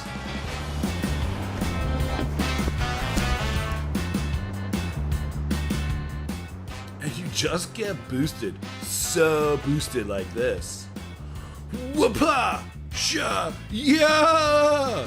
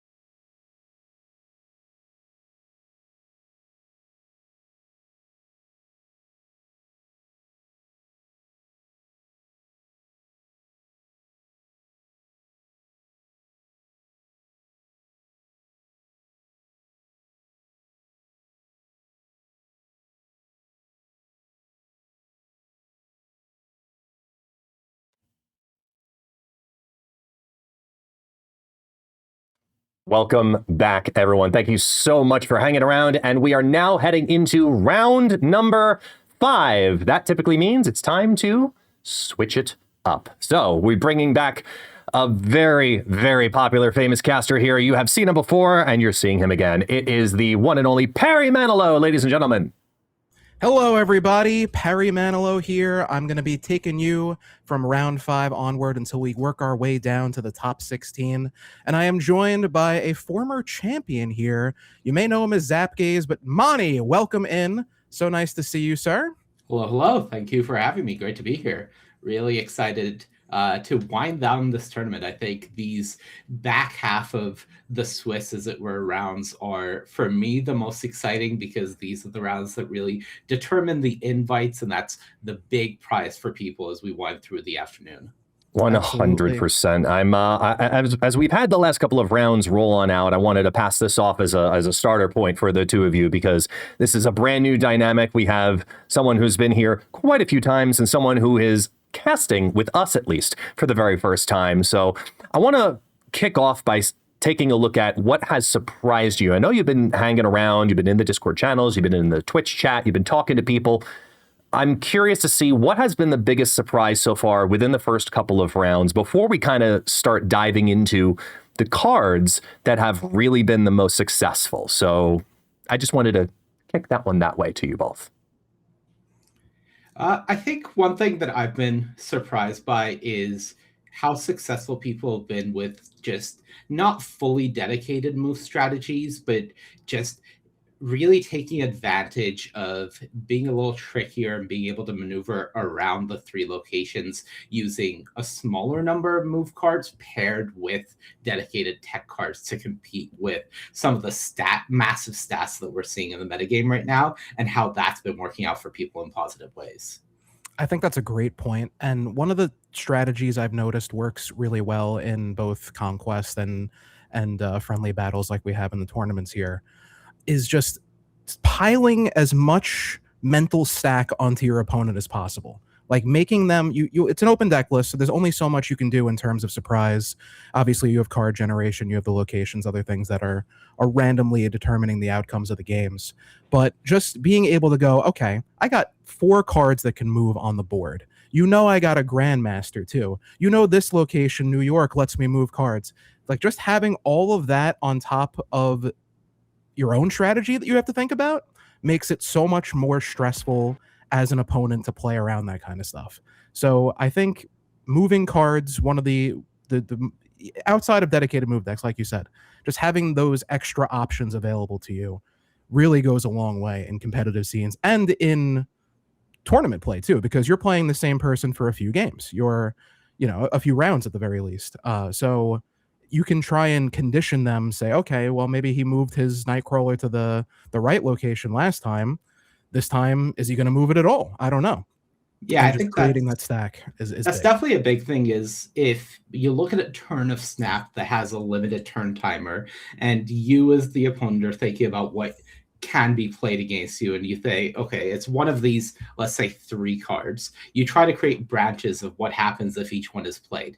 But if within each of those branches you have what happens if this card is played and card A moves here or here, and each branch continues going out, the number of permutations that you can go through in the given turn timer is limited depending on how quick you are at thinking about any given thing. And eventually you're just going to have to say, I can't think about all of them. This is what you're most likely to do and just play to it. And that means that a lot of times there will be things that you miss or just don't fully think through. I can't even imagine the pressure some of these guys are under in these games, because I get stressed out just watching the games and casting and thinking, okay, have I called out all of the plays we could see here? Never mind, there's 16 other ones I didn't even think of because there's just only such a limited time. Those turn timers go quick. And it's very stressful. So kudos to our players who have made it this far, who are going to be competing for that coveted top 16, the invites to the Golden Gauntlet Worlds, where all of the contenders are going to be there. A lot of heavy hitters. So this is really cool. I love competitive MarvelSnap. It's such a joy to watch and commentate and to not have to play in, because it's stressful, man.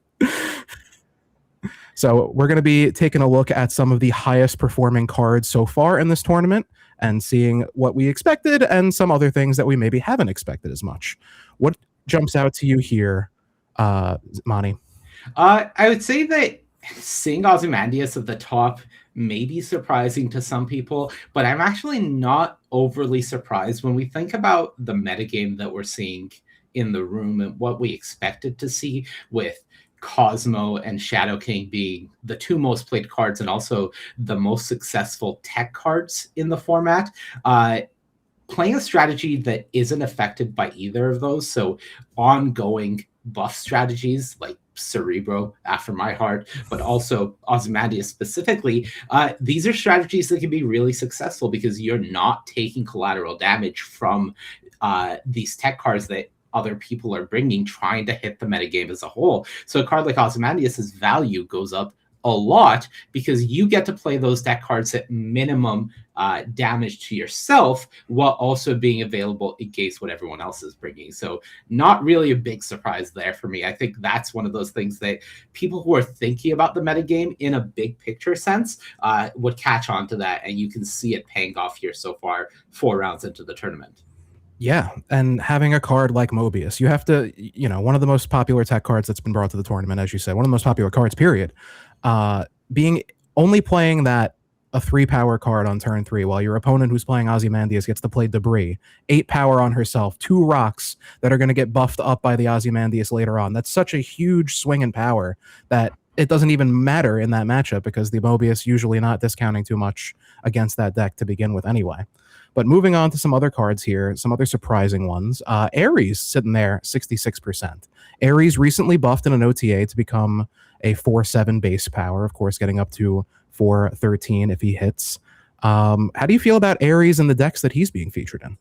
I think it makes some amount of sense. Right now, we do have a bit of an arms race for maximum stat output, but we also have a lot of people trying to vie for priority, trying to play around cards like Cosmo by gaining priority. Yes, you then fall into Shadow King, but a lot of the ways these decks play is being able to position themselves around that by going big in multiple lanes. So a card like Ares being undercosted for what it is, and all of these decks that are relying on cheaper creatures and smaller creatures that really band together to put out massive stat output means that your Ares is going to hit more often than not, and that'll go a long ways in gaining you that priority that you're looking for, depending on what the shell you've built around it is.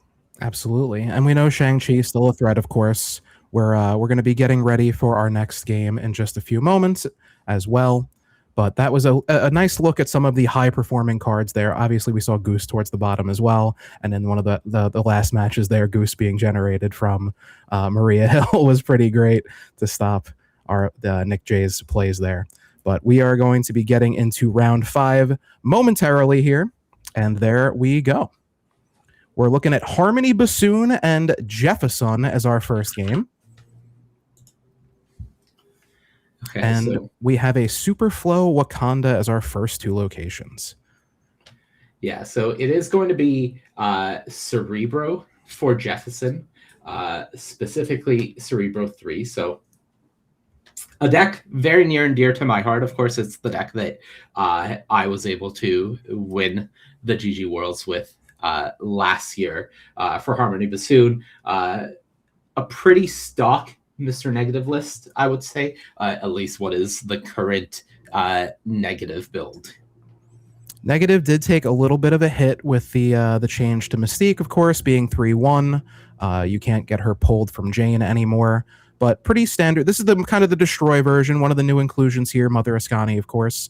Copying any Negative card is going to go a long way, as we see Cerebro come down in that middle lane, protected by the Echo. Echo, an interesting inclusion in a C3. This is actually a very unique build of C3. Now that I'm looking at the entire list of cards here, we've got Magus, we've got Black Swan, we've got Echo. How are you feeling about this build of C3 as someone who has piloted the deck to great success previously? It's one that I'm not familiar with, first of all, so it's already interesting because while trying to process what is happening in the game, I'm simultaneously trying to weigh the pros and cons of any given card's inclusion. The idea of Magus essentially being able to dig one card deeper to try to find your Cerebro. Very interesting. So there's a lot of things happening here that I do like. Typically when we see Cerebro being run out aggressively, that is signaling to your opponent that you want to be able to go for that Bastion play, and a lot of what the deck does positively revolves around that to work towards your maximum output. Echo, really cool inclusion here because it is very good against this matchup specifically when your opponent is trying to rely on multiple Iron Man or multiple nulls, whatever it may be. That's the type of card that can go a long way. If Jefferson was able to go for a Bastion, getting a second Echo here, that would do a lot. But the fact that right now we don't have that Bastion is a little concerning from the Cerebro side. Yeah, we do have. I was just looking at the deck, seeing if there was a Valkyrie in there that I missed or something. A lot of cards that are not 3 in this Cerebro 3 deck. You have the Zabu, you have the Echo, you have the Mystique and the Cerebro, of course. So Merlin as well, not 3. Do you think there's enough sauce here, or is this deck just truly dependent on getting the Bastion out there?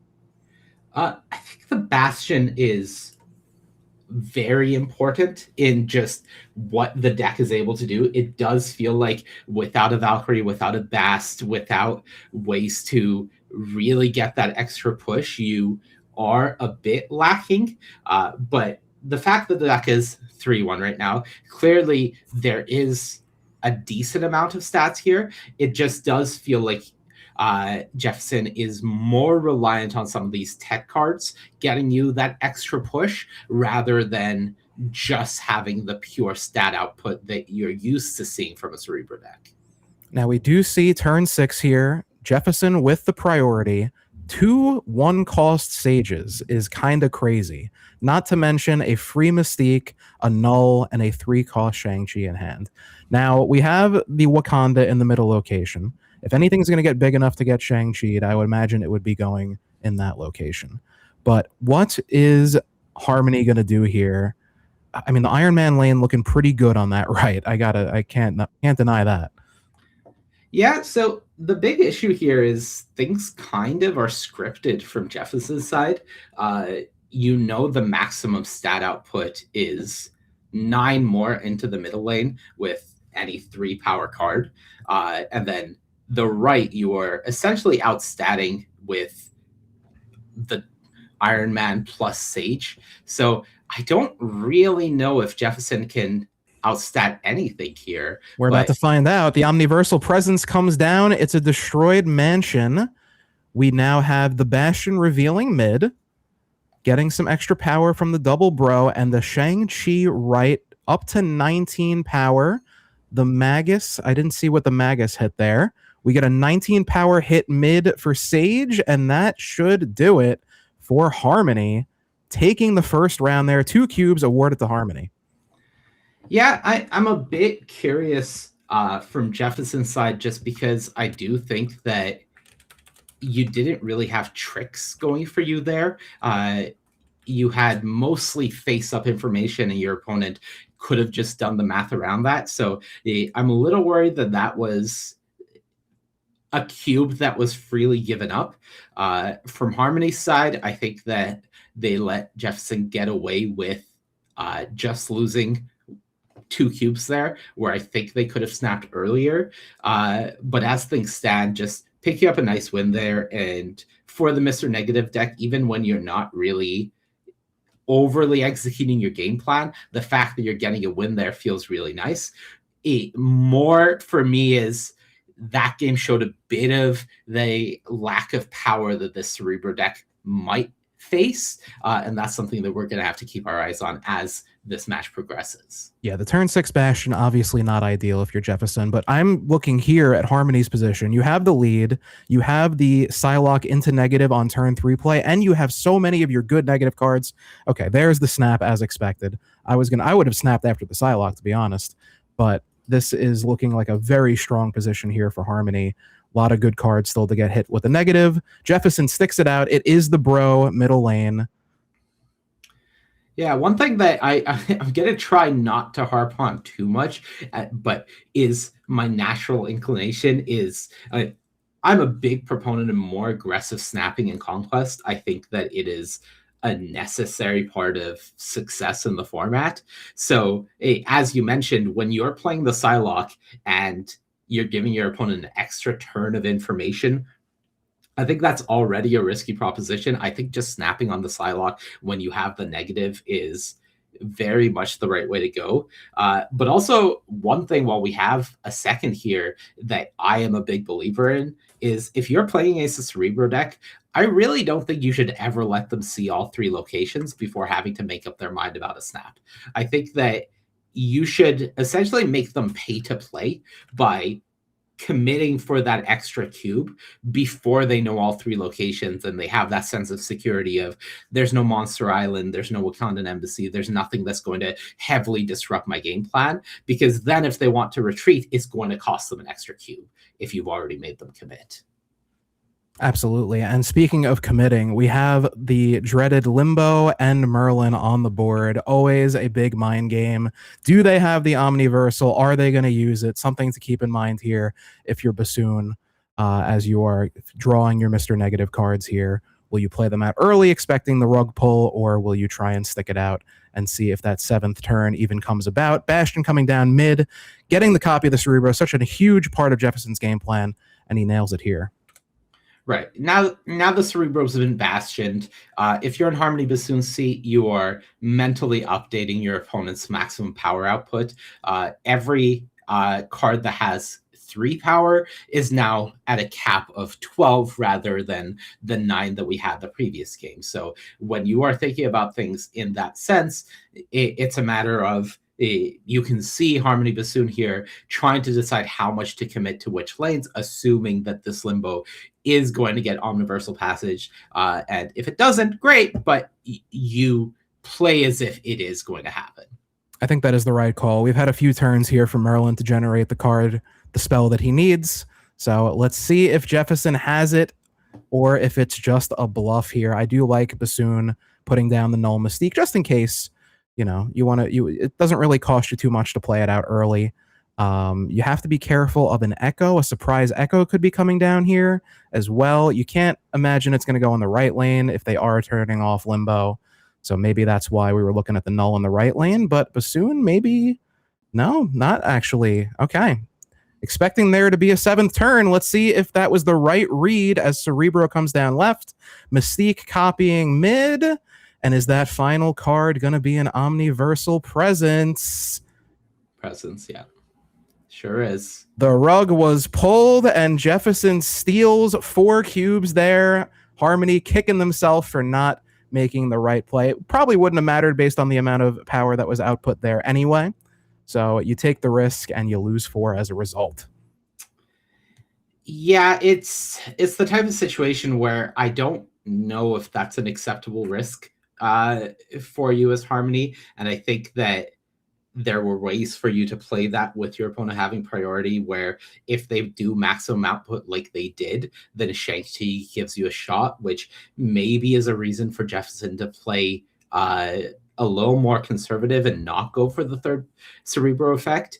And I think that's a dynamic that has to be considered in this matchup. The fact that there's an Onslaught Citadel on the board, of course, Magic is in play, but that's something that Jefferson has to be cognizant of. But the big thing that I'm noticing right now is neither player is an aggressive snapper, and I am doing my best not to condemn that from the 2 players. It is hard to break habits sometimes. You don't necessarily want to be aggressively snapping when you're on ladder. Of course, tournament, a different beast entirely, as we see that Cerebro consistently coming down on turn 3 for Jefferson here.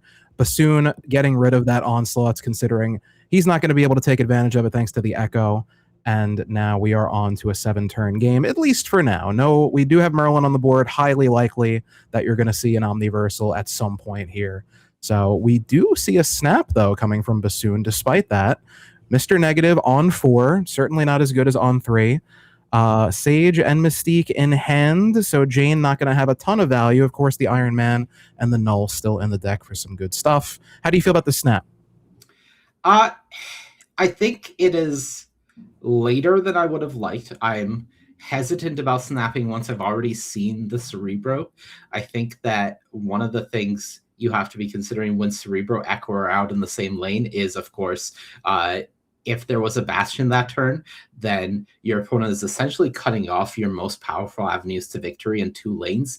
And coincidentally, that's the number of lanes you need to win in MarvelSnap. So it's something that, you know, if you don't have priority here, which you're not going to have, then you can Jane Foster as much as you want. I think as Bassoon, you've lost this game now. And that gives me a lot of pause in the situation for why Bassoon is snapping in that exact position, knowing the information that they know. And it becomes even worse after that Bastion comes down. Not only getting the 2-3 Cerebro, but also another Echo to use with priority. So I was going to ask if you felt good about the early Echo in this particular matchup when you could get some high-value snipes later on in the set. But when you have that second Echo and you have priority, I suppose that is why you play the Echo early and really force your opponent into some uncomfortable situations with where they put their ongoing cards. You have to imagine the rug pull's coming here, right? Yeah, I think one big thing that Jefferson has going for them in this matchup is... Wait, Jefferson retreats there. That's wow, shocking to me. I wonder if they had hand size issues where they didn't get the second Echo or Cerebro because of the Merlin generating spells, and maybe that's part of the consideration there. That is a good point. I think given the fact that Harmony has no way to disrupt the locations there, I'm not really sure why Jefferson would be retreating there. I think here Harmony should absolutely be snapping on Proscenium, just because it's a horrific location for Cerebro, and it puts a lot of onus on Jefferson to do something about it. That's a pretty lucky flip, though. I was gonna say, we see Central Park appear as the third location. All of a sudden, you have another 3-power card there, despite the Prosensium. So you do have Nightcrawler, you do have the Squirrel. Mystique could also go there to get up to 3 power as well. So not the worst location in the world for Jefferson. And we don't have the Mr. Negative here for Harmony. We didn't have the ramp to get him out earlier. So not the strongest position here for Harmony either. I guess not a good snap, or a good non-snap rather. Yeah, I think that Harmony is currently basing their snaps around what their game plan is rather than Jefferson not being to execute their game plan. It's a blanket good strategy, but I don't think it's a winning strategy against Cerebro. I think that if Cerebro is given maximum time to make their decisions, they feel really good about any given game. Absolutely. And Killmonger here is going to be insane value for Harmony. Getting rid of the Nightcrawler, the 3-power Squirrel, the Echo before the Bastion comes down. Maybe, unless it comes down this turn. I don't know if we're going to see a Bastion without the Cerebro on the board, though. We see once in future, sending a Squirrel back into the deck for 2 extra power, or 2 extra energy, and there is the Cerebro on the right lane now. Good early Killmonger here from Bassoon, getting rid of one of the most frustrating cards to play against if you're a Mr. Negative player. Yeah, I think that Cerebro being free to run out in this matchup because Jefferson knows that Harmony has nothing to interact with it in their deck is a big plus for the Cerebro deck. But losing that entire board, Proscenium still being on the play, not having access to a Merlin, at least as I saw, I'm not certain if that Magus... The Magus is Merlin, yes. Is Merlin? Okay, so you do have potential outs to disrupt the Limbo and or play into the Proscenium, but that in and of itself means that you have 2 lanes that you want to disrupt in order to compete, and you really can only interact with one. This feels like a really tough game still for Jefferson. For sure. I'm kind of surprised here Harmony hasn't snapped. I know he didn't get the Mr. Negative, which is the whole game plan, but there's still some paths to victory here, I would say. You do have to worry about that Limbo getting turned off as the second Cerebro appears thanks to Mystique. And we see an armor as well that would have helped you a little bit earlier, Jefferson. Unfortunately, didn't get it in time. And now we have 2 Merlin. So the hand is going to be pretty full here as 2 spells are generated into the hand. And Ravona is the top deck for Bassoon. Nothing special there. So we are going to see I imagine Bassoon, with the amount of Merlin spells generated, surely an Omniversal has to be in Jefferson's hand right now. So Bassoon most likely going to be playing around that here. Knows that Jefferson doesn't have many plays into Proscenium, especially with the Mystique now in that right lane versus the middle lane. The middle lane at least would have gave Jefferson a play there, but it looks like just going to kind of be competing for that right and that left lane if you're Jefferson. Yeah, I think you don't really need to play Mystique to Proscenium, with the understanding that if Jefferson is getting rid of Limbo this turn, they have no way of playing into Proscenium. If they get rid of Proscenium in order to play into it, then they have no way of getting rid of Limbo, and you have an extra turn to make your decisions and interact in a meaningful way.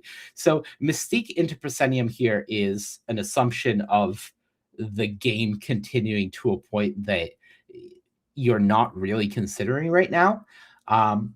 So I think that a little bit of, again, trying to execute your game plan rather than thinking about what the Cerebro player's game plan is from Harmony. And that's something that has to be given consideration here. And there it is, the Omniversal mid instead of left. Bastion coming down, getting 2 more bros in hand for Jefferson. Once in future, sending the Magus Merlin back into the deck. So keeping the hand space a little clearer now as the Mystique copies the Iron Man mid. Shang-Chi destroyed from Hotel Inferno, or banished, I should say, from Hotel Inferno. And now a strong lead here for Harmony, but some bros to contest with on this final 7th turn. Yeah, and the fact that Harmony took priority is a bit of a disaster here, just considering it essentially turns off your Shang-Chi, which is the form of interaction you had in that spot. Now that Proscenium is gone, yeah, the retreat later just feels like the only line. So again, this is a matter of, I think, giving Cerebro too much time to get the information that they need, and then being able to set up those turns. And the way Jefferson's deck is designed, with the Magus making the deck more consistent, being able to find the cards that you don't draw at various points, it really is setting itself up to be more powerful in the matchup. So I think the more time Jefferson is given, the more consistently they're going to be able to set up those unbreakable wins.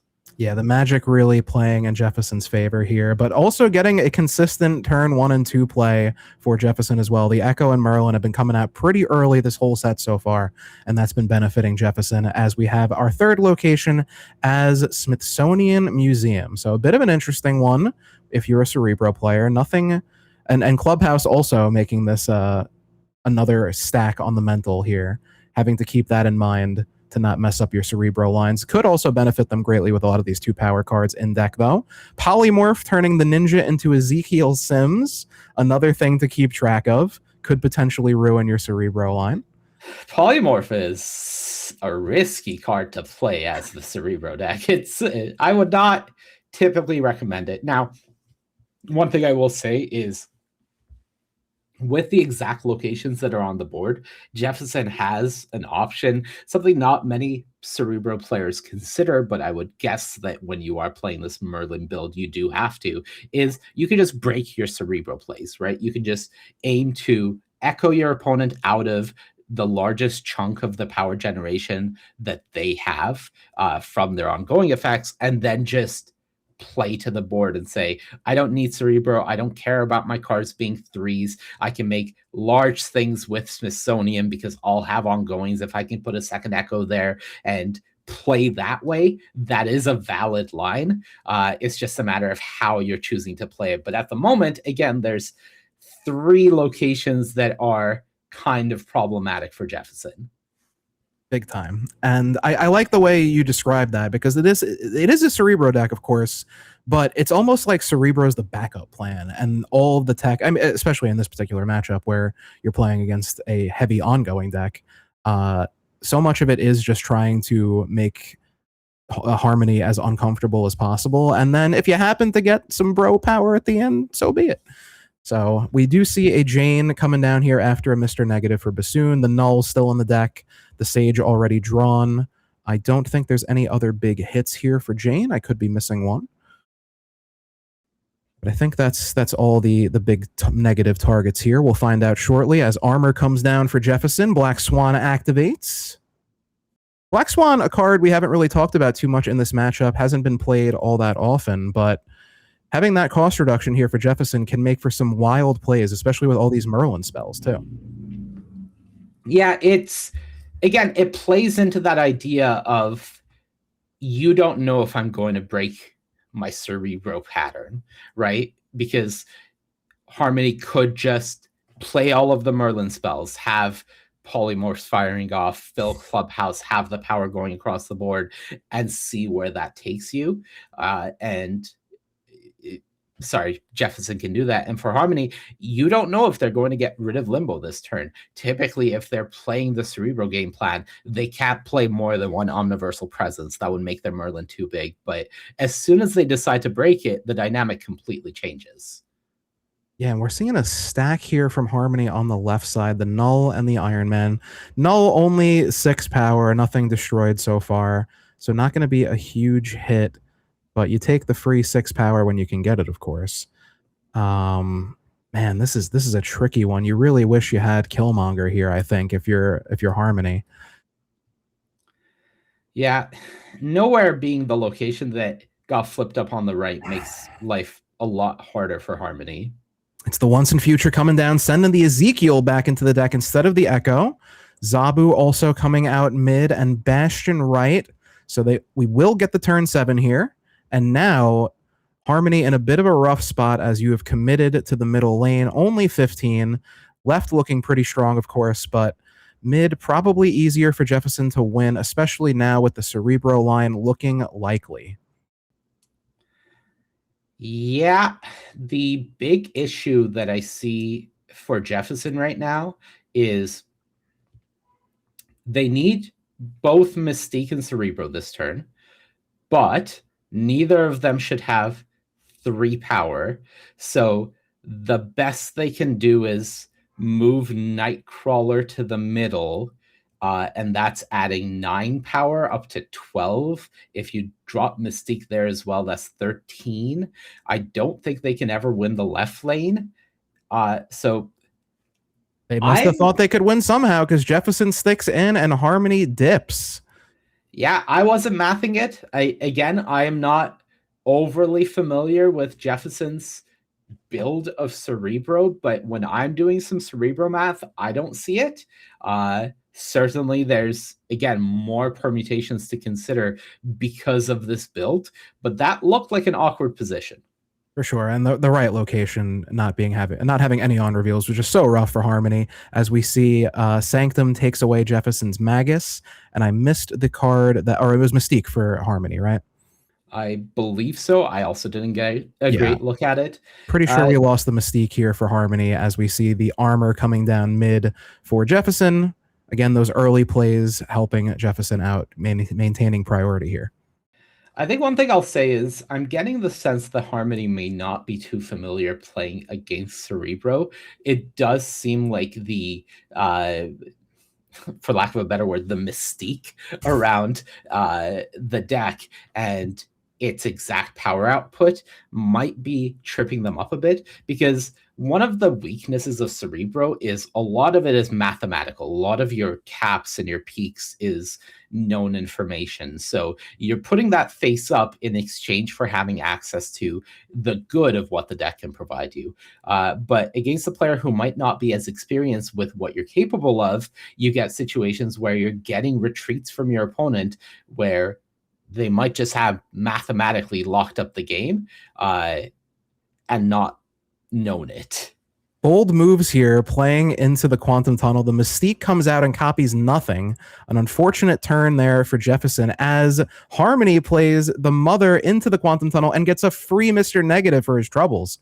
So a big switch here and getting that negative out. You still have the Null on the deck, the Iron Man and the Sage in hand, so not a huge deal. But now 2 copies of Sage at 2 cost as well. So gonna be interesting here. Throwing the Killmonger into the Quantum Tunnel versus the Jane. Magic as well on turn 5. No Merlin yet for Jefferson, so probably feeling pretty... Well, I spoke too soon.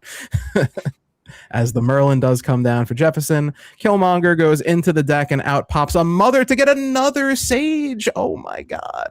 1-4 Sages. Sage crazy here for Harmony. A lot to work with. And that extra turn now. Merlin only 1 in 3 chance to end this game this turn if Jefferson wants it. Yeah, very safe assumption that they haven't hit it.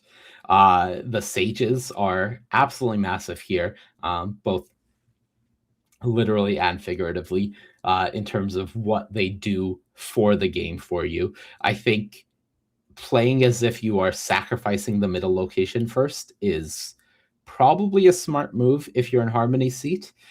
Just trying to play more or less maximum power on the left lane and the right lane and just saying middle is where you have the most going for you. So that's where I'll stand pat and see what happens on the next turn. Now, this could be for Harmony's tournament life, so I get the play here, but the odds are in your favor that you're going to get to turn 7. Playing like he's not. How do you feel about this from Harmony? This could be the final turn right here. I think it's fine, honestly. The big thing is Jefferson has not Bastion Cerebro. Mystique is copying nothing. So their maximum power output on any given card is 6. Right now, putting 2 6-power cards on the right lane, that gets you to 15. Sage is beating that. So I don't really know where the power is coming from if they were to end the game there. So Jefferson did get the Omniversal, but he doesn't use it to turn off the Limbo. Instead, he plays it left, and it turns into Lechugia. We have Bastion coming down mid, copying that Cerebro as well. Horrible turn of events here for Bassoon. Possibly. I mean, the Merlin is in range now to get buffed by the Cerebro. The armor is mid, so you're not going to get any Shang or Killmonger value, really. Very unfortunate here for Harmony. Yeah, doesn't look like you're going to be able to grow Null. And now with the second copy of Cerebro in hand from Jefferson, this feels like a game that you've mathematically lost and probably need to retreat from Harmony.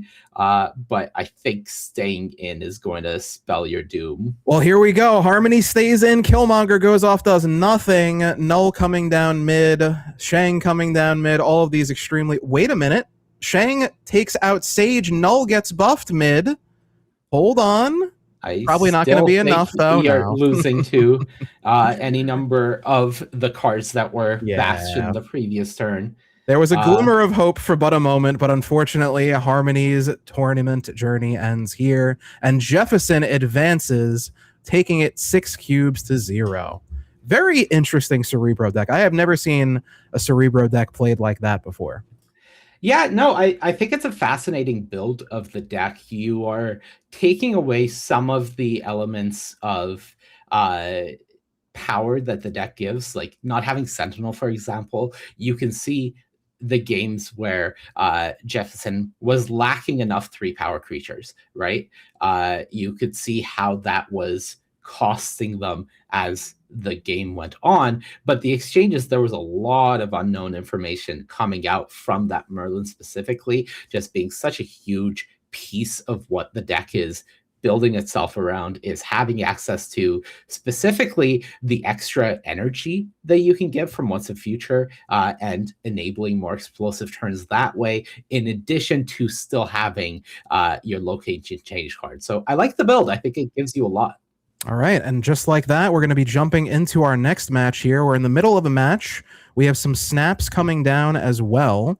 We'll get you that in a moment. Here it is. We have Ambass Mike versus the Devil of Hell's Kitchen with the Daredevil avatar. I love the theming on that. And looking at, looks like an ongoing list here for Ambus Mike. We see Moonstone, we see the captains, we see Iron Man, Cosmo, of course, one of the strongest cards in this tournament so far. And there is our opponent's deck running Galactus. Yeah, so I would say pretty stock Galactus from Devil of Hell's Kitchen versus a decently stock ongoing deck from Bass Mike. Ongoing, one of the decks that I think people should have on their radar just because it is a deck that is able to play Cosmo Mystique, which is a strong place to be, not only in the tournament, but also specifically against Galactus. A bit shocking to me to see the Cosmo Mystique deck down 7 cubes against the Galactus deck. That's not something that should be happening very often, if at all. But now we have a game with Cosmo and Mystique in the opening hand. Captain America, Comertage to get some early stats down if you would like. And this feels like it should be a very hard game for the Galactus deck to win. Should be, but Devil of Hell's Kitchen, at worst, you can just retreat for one and keep your lead nice and healthy here. But we're going to see Bass Mike get those 2 shields on the board. I like this play a lot. Gives you more flexibility, of course, more targets to buff with your ongoing stuff, and hopefully priority as well. We see Devil dropping the Daredevil emote, fully buying into the bit. I love it. As Hala reveals our 3rd location.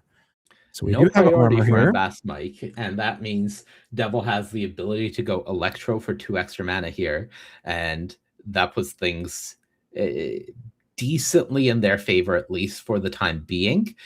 Still, with Cosmo Mystique, things are going to be good for Bass Mike just being able to, for example, Mystique the mid lane here. What you don't want to do is leave Daily Bugle unchecked this turn. Yeah, the 6 energy on the board for Devil after the double Electro. Priority in Mike's favor here, so I think we might see that 2nd Cosmo come down. It would be pretty dirty. Hard to anticipate a 2nd Cosmo if you're Devil. Let's see if that card is that going to be a Galactus that gets denied? Or is it bait? It's bait! It's a symbiote Spider-Man. No Galactus here, but of course that does limit what you can play in that middle lane now, thanks to the 2 Cosmos.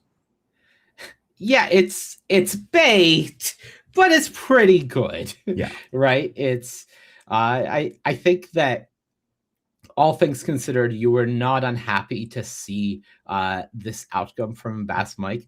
I wouldn't have hated to see a snap the previous turn as things stand with the Daredevil. There's no point in snapping now. Your opponent has near perfect information going into the last turn. So we'll see if the Iron Man plus the Captain America shields is going to be enough to give him Bass Mike extra output here.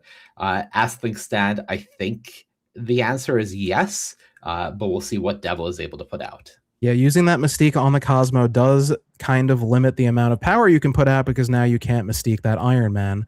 So going to be interesting to see how Mike tries to win this as Black Panther comes down for Devil on the right lane. No symbiote Spider-Man there, but priority still on Devil's side. Moonstone the top deck. Yeah, so if you assume your opponent's max output here is probably a YOLO Arnim Zola on the right and try to just hit Black Panther, and that's what Bass Mike should be working around, is how do I beat 1 power in the left lane and 10 power in the mid lane?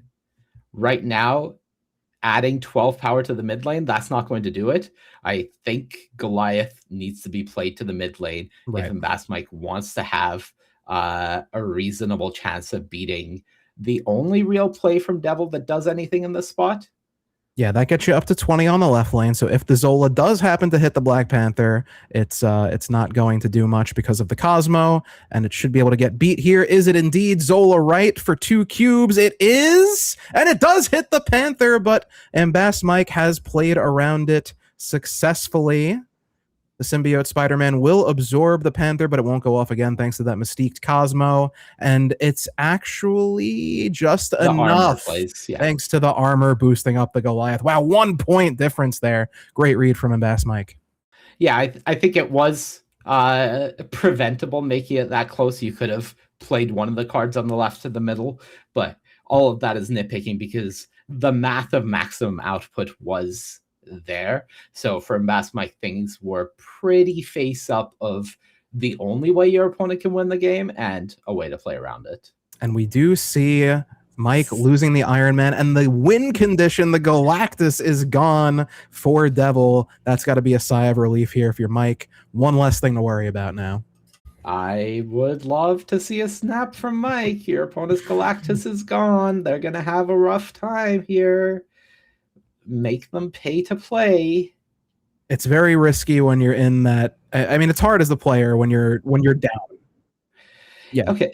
So the idea of pay to play is right now, Devil has 8 cubes. Every turn that you don't snap, you are essentially giving them another card to see to try to formulate a way to win this game. Because with that Galactus gone, most of the ways that they are trying to set up is also gone. Yes, they have the Symbiote Spider-Man plus Black Panther plus Artem Zola package available to them, but those are multiple pieces that they would have to draw. So by giving them more time without that snap, that means more time for them to have drawn those pieces and then feel comfortable staying in. Now, because you haven't drawn Cosmo, this is looking pretty good, but at this point, obviously, Devil is not retreating. That's the type of play that you make many turns before because it is putting a heavier onus on Devil to risk it to stay in, knowing because they don't know that you don't have the Cosmo. You could be bluffing it for all you know, but you're a Cosmo deck. You are essentially able to ruin their only potential win condition with what you have available to you. And the fact that you're not snapping means that more likely than not, either you are giving up 1 cube or realistically the fact that you haven't drawn Cosmo, now the game is at this point. If you don't have priority next turn, you just lose and you've just lost 2 cubes in a position where you were more or less guaranteed 2 cubes with the snap 3 turns ago. Excellent analysis there from Monty. This is top level stuff from a tournament winning player.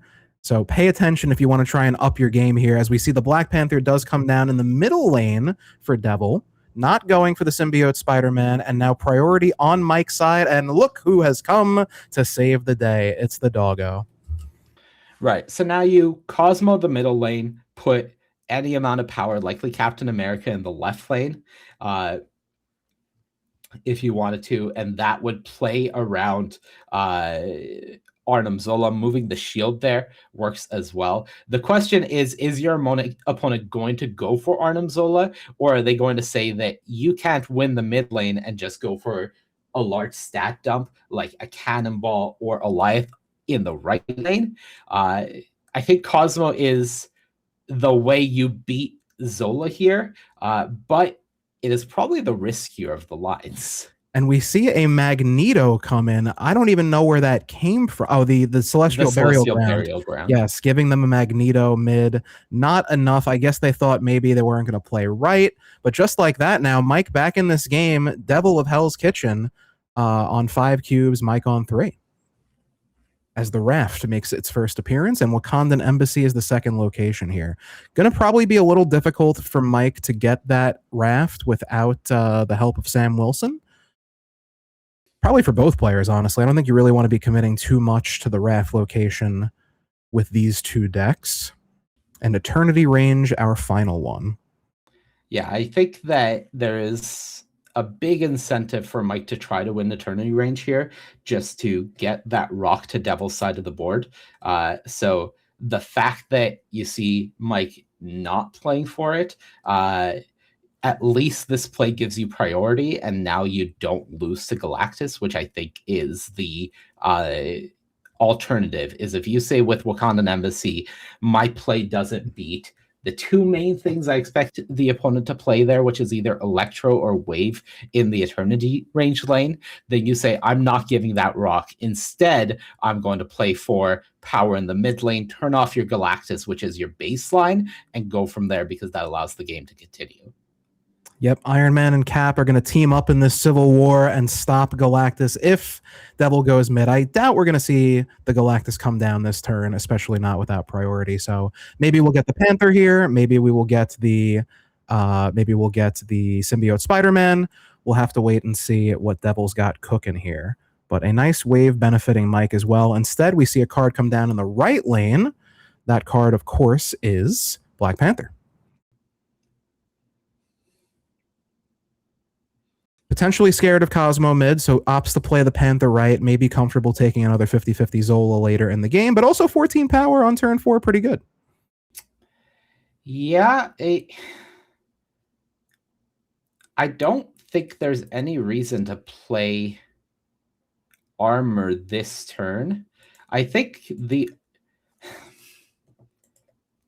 understand wanting to play armor because I think Mike is assuming that they're not going to have priority next turn. They're saying that I'm giving you the information. Now Devil can play Hobgoblin in the mid lane. That would lose priority, and then they're putting themselves into a rough situation. So I think that's the first consideration, potentially. Okay. All right, a Cannonball comes down. First time we've seen Cannonball in this set so far, and now priority on Devil's side. Cannonball hitting the Moonstone over to the right lane, looking like a Mystique to copy the Moonstone and adding a Jack Flag left. This line loses to Eliath left, and I'm wondering if you're going to go for this if you just do it on the right with the assumption that, okay, if my opponent goes for, let's say, Hobgoblin in the middle, my Goliath is growing from the cards I'm playing, and I need to play to win the right. Because I do think that the level 0 play here is trying to win the left. But it doesn't matter because the Arnim Zola comes down, hits the 50-50. The Panther gets up to 28 in 2 lanes. Wild, risky play there from Devil, but you gotta be willing to take him here if you want a chance at winning the Golden Gauntlet. Dropping the second Daredevil emote, really committing to the bit. You love to see it. Congrats to Devil of Hell's Kitchen for moving on and taking Adam Bass, Mike. Yeah, really impressive. I think one of the things absolutely was just playing to the odds for them. The fact that they had the cubes to risk their being able to go for that 50-50 with the Arnim Zola, and even if you miss, the game continues. I think great plays from Devil, and for Mike just a bit unlucky in that spot. Unfortunately, that's what it comes down to sometimes, and we're going to go and take a quick break here to get our next matches queued up in round 5. Golden Gauntlet, Qualifier 2. Don't go anywhere.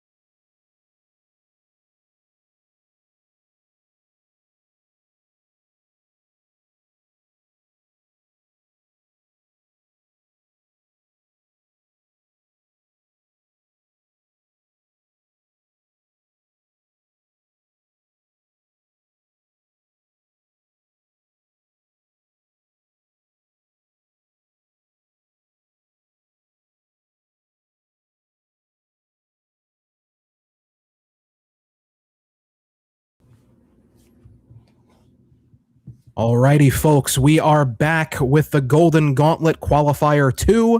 We've seen some exciting matches so far, a very unique Cerebro deck, a Galactus deck, lots of cool stuff. And speaking of some cool decks, we're going to be looking at some of the decks that are currently 5-0 in the tournament right now. And our first one here, a Werewolf by Night deck featuring 2 of the Season Pass cards, the Jeff the Baby Dolphin and Venus, of course. You can get these cards by purchasing the Season Pass on the MarvelSnap web shop. The link will be in chat for you guys to do that if you haven't already. Monty, how do you like this Werewolf deck? I think it's sweet. I think Jeff and Venus, both incredibly powerful cards. We're seeing them have impact in multiple places, unsurprising. But for me, what I like about this deck is it's not really trying to go over the top in terms of stats. The big benefits, again, is what we mentioned a bit earlier on in the broadcast, which is the trickiness, the ability to move Jeff, the ability to disrupt your opponent's lines with Spider-Man and Juggernaut. Spider-Man goes a long way in disrupting Prodigy lines or disrupting Captain Carter lanes. So all of these little things as avenues towards disruption are things I like to see. And otherwise, the deck is, I don't want to say playing fair Snap, but it's not really playing unfair Snap at the same time. It's disruptive Snap. It's not completely stopping your opponent from doing anything. I mean, Juggernaut can do that from time to time, but the cards at least still go off. We're not going to see any Cosmo shutting down an on reveal. We're not going to see a Mobius completely nuking your cost reduction abilities. So I guess in some instances it's fair as fair can be in a tournament setting after all. But Exactly. lots of, again, we have the 2 new cards there, Jeff and Venus. Cool to see them in this move style package compared to some of the other lists we've been seeing them in. And we're going to take a look at another 5-0 deck here, a Victoria hand list. Bastion showing up in this list as well compared to where we normally see him in the Bro decks. Those 3 tech cards, really, Cosmo, Mobius, Shadow King, as aforementioned. So this is a bit of an unfair deck, would you say? Yeah, it is. And I think that this is harkening back to another thing we mentioned earlier on, which is if we expect the best tech cards in the tournament to be Shadow King, Cosmo, Mobius, the way you want to bring a deck that attacks the metagame is a deck that A, can play them, but B, be the least vulnerable to them. And if you look at this deck, Shadow King doesn't really reset much of anything. Your Captain America, I guess, right? Cosmo stops your Bastion Moon Girl, and that's really it. And your Shadow King, I suppose. But from your opponent's side, those cards don't really hurt you that much. You get to execute most of your game plan. And instead, you get to be this lean package that is able to output decent amounts of power while also heavily disrupting what your opponents are doing. So in the same way that I think Ozymandias is a well-positioned card for this tournament's metagame, I also think this deck is incredibly well-positioned because you get to play all of these cards. Absolutely. And wow, another totally out of left field deck. This is 5-0, huh? We haven't seen a whole lot of Afflict this tournament, but this deck with the newest card being Polaris of Pestilence, this is it's not something you see every day, Monty. No, it's definitely not something you see every day. I think it's the type of deck that really lives and dies by the prevalence of Luke Cage in a metagame. So the first thing I do when I see this deck is I go over to our card stats and I see how far I have to scroll down before I run into Luke Cage. 49 copies in the room. You know what? Not that bad. I think that you can reasonably expect to not run into a Luke Cage deck throughout the course of the tournament with those numbers. And if you're not running into a Luke Cage, this deck is able to do some really powerful things. I think Red Guardian is still one of the better disruptive cards in the format currently. So big fan of what this deck is able to do if you're getting the right read on the metagame and not running into those Luke Cages that essentially shut you down cold. Absolutely. And maybe we'll get to see that deck later on. But for now, we're getting into round 6 here of the Golden Gauntlet Qualifier 2. So let's see what matchup we have for you now. It is Tevins versus Dan Dolg. Love the Howard avatar for the opponent here. And it looks like Tevins is running the Surfer list with Captain Carter with Venus, one of the stronger lists that we've seen throughout this tournament here. We'll get to see it in action. Yeah, I think there's definitely an argument to be made for this specific Surfer deck, or some configuration of this 1 or 2 cards off just being the best generically powerful deck in the game right now. I think its power output is pretty ridiculous. It has a lot of play to it. I personally think Mother Ascani is probably the single best card in the game right now, and I think this deck is maybe the best Mother Ascani deck. So that is a good place to be overall. Yeah, and we talk a lot about what makes a deck so strong and why this is one of the most well-positioned decks in the tournament. What are some of the weaknesses of this deck, in your expert opinion?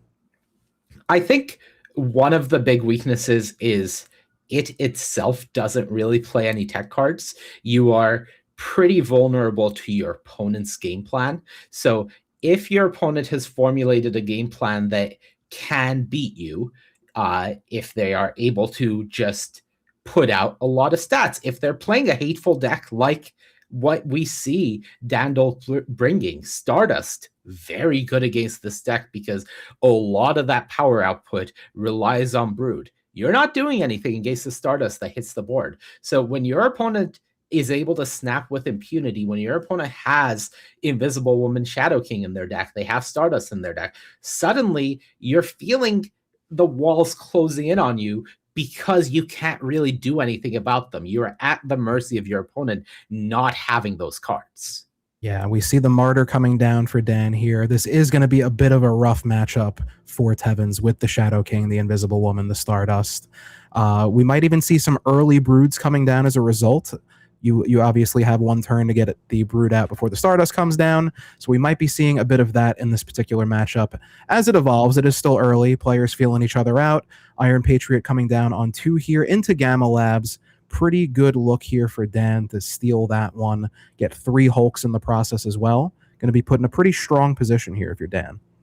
Yeah, and I think one thing that we do need to mention is both players are 5-0, right? At 5-1, you're still qualifying for the Golden Gauntlet World Championship. In my humble opinion, that is the big prize out of these qualifier tournaments. Of course, there are prizes into the top 16, but for a lot of these players having a chance at that World Championship finals, that's the first big step. So being able to lock up that invite already, I would consider the day a total success if I'm in either of their seats. So even for Tevins running into a bit of a rougher matchup here, still has good prospects ahead of them.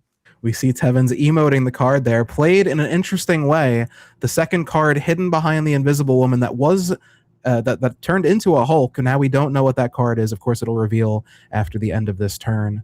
But I have to correct you on the ultimate prize being the entry into Worlds. It's obviously the Golden Gauntlet card back. If you have one of those and you're on ladder, everyone knows you're the big person on campus. But we do have Mother coming down here on Hope Summers, and Fisk appearing for Dan as well. Extra energy, copying the Surfer. That's the best Mother hit in this deck, in my opinion. As many Surfers as you can get, the better. Yeah, now, one thing that is really nice here is the existence of Avengers Compound. The fact that Tevins is not able to play into that known Gamma Lab location in order to hide some of these cards like Maverick from a potential Shadow King on the other side is pretty devastating from the Surfer deck side, because you really aren't able to set up much of anything here with your opponent more or less ensuring priority going into the next turn, and all of your plays that would be set up being in the same turn, in the same lane. We have Magneto and Lizard coming down for Dan here. Venus and Maverick clogging up the middle lane for Tevins. A lot of power on the left. No Brood in sight for Tevins here either. How is Tevins going to get out of this one? I think there's a button on the bottom left of the screen that does a really, really effective job of getting out of the game. My big surprise is the fact that Dandel didn't snap this 4-ish turns ago. But as things stand, I do think that Tevins should feel pretty happy getting out of this for 1 cube if Dandel takes any sort of play here. Dandel does not, just plays the Stardust mid, possibly expecting a Brood left. Is this actually going to steal it here with the Venus? Maybe. We're getting 3 Surfers coming down, so I think Tevins that does do it. Is going to steal it. So we were wrong in opting for a retreat here. Tevins finds a way. Just the final Stardust for Dan, not your ideal play, of course, but thought it might be enough to stop the Brood, and no Brood in sight for Tevins as they steal 2. Right, just not being able to output the extra power that you're looking for into the mid lane. Yes, with the Prodigy as well, just adding an extra 27 power that turn. So crazy. Not being able to do anything about that lane and not being able to output any power into the mid lane. So the power of the Surfer deck, as you mentioned, the more Surfers you get, the more you can do, and you really didn't need Brood in that spot. No, you didn't, and Venus can't be understated either. All of those 2s become 3s in that scenario, and they keep going off. So Dan just playing the Virus to get those stacks going. Tevins does have the Brood in hand this time. I'm curious if we're going to see a game where we see Brood played on 3. I think it's very likely that we do. For Dandel, starting the game off with 2 techno-organic viruses is never ideal, but even so, Tevins not opting to capitalize by going for an early snap here. I can understand why their hand is a bit awkward. They're also not doing anything overly explosive. Now, even if there was a Mother Ascani, Mobius would be shutting down the more devastating part of that, which is the cost reduction. So slowing things down quite a bit. Yeah, now that Virus that was played twice, back to 1 in Dan's hands, so that explains the early Virus plays. We see Stardust coming down. I'm sorry, Starbrand coming down. Stardust comes later as the Virus takes away that pesky ongoing ability for Dan and gets the card from Survivor's Camp. Now a zombie horde on the board for Tevins. Cave of the Dragon also stealing the Captain Carter, as is Man Spider appearing from the Cave of the Dragon. She-Hulk for Dan. That's a pretty solid trade in Dan's favor there, I would say, and a resulting snap coming as a result. Yeah, I could not snap fast enough after that happened. Going for double Ascani on Brood here with a Mobius on the battlefield. Very curious if this is going to be a winning line. Yes, you do have the extra energy coming out. So essentially what you get to do if you're in Tevin's seat is play 2 Broods next turn if you want, really clog up the board, or play 1 Brood plus a Surfer and start going from there. But I don't really know if this is going to be enough against the already Virus setup that Dandel has going for them. A very interesting stay here from Tevins, but Tevins is 5-0 and we're not, so perhaps they know something we don't here. I absolutely trust their knowledge of the deck. Yeah, I mean, 3/6 Broods are still good. Obviously, you'd prefer them to be 1/6, but Mobius has something to say about that. Extra energy generated via Hope as well, so 8 energy, 2 3/6 Broods. Prio on Dan's side, so very susceptible here to a Stardust. And only 12 on the left. I don't know. This was a very risky stay here if you're Tevins, I think. Yeah, if you had 2 turns as Tevins, I think that would be very valid to stay. And I think you can take a turn to set up and a turn to really try to get Venus Surfer going. As things stand, I just don't really know if you're able to output enough power, especially with the fact that you're only able to play 2 cards here. Again, if you had 1 more energy, you had 9. If one of these cards costs less, great. But as things stand, it just doesn't look like enough power to me. I was wrong last game. I underestimated just how powerful going for 3 surfers would be when your opponent is only able to put out Stardust. Yep. But I don't know. I think this deck should be able to do more. A Juggernaut on the left lane would win it, right? Yeah, and I saw Tevins hovering a couple times the Prodigy over the Man Spider. I was curious if we were going to see that, because that would be pretty unexpected. I don't think it would have been enough to win, but it would have been fun to see the interaction. Instead, we get a retreat there for 2 from Tevins. Dandolk taking the lead back as Vault is our first location. Central Park showing up here. Going to make board space very important for Tevins. Managing your space with the Broods, of course, and the Captain Carter and the lane placement there. Placement arguably never more important than it's been in this current iteration of MarvelSnap. Oh, absolutely. I think that with the existence of a card like Prodigy, placement is so important. Captain Carter placement is so important, and managing your lanes is extremely important. So the fact that Central Park came down is a big issue for Tevins, who really tries to maximize every space on the board. Yep, all of a sudden now your Agony plays have to be taken into consideration, with the Squirrels taking up a valuable spot. You have Avengers Compound, so you know you're going to be forced to play in that right location. So do you drop the Hope Summers over there to get your extra energy for the final turn? I think you kind of have to, right? Yeah, it's a question of what do you expect your turns to be, right? Is what do you want to be doing on the Avengers Compound turn? Because if you play Hope Summers there, you really can't play anything to Avengers Compound the next turn, because you want to be able to play to it on turn 5, and then you're giving up that energy. It's probably more important to have an extra energy going into turn 5 to play 2 3s, depending on what the makeup of your hand is, or here be able to go Agony, Maverick, for example, if that's the line you want to take. But as things stand, it's, again, we're seeing the awkwardness of this hand really doesn't do anything if your opponent is able to play a Mobius this turn, for example, or play a Stardust. But we don't if see they're that. not able to do anything, then you're chilling. Yeah, Tevins taking an aggressive snap there, and it winds up paying off. I didn't think Tevins was in a great position in that game, but apparently they thought so, and here we are. Starbrand Crater. Dan is looking at that very greedily, I'm sure. Got a card that kind of goes there, helps you get some extra energy. And speaking of extra energy, Tinkerer is here as well. Being able to play a 3-drop on 2 could be huge for Tevins, especially if that 3 is Hope Summers.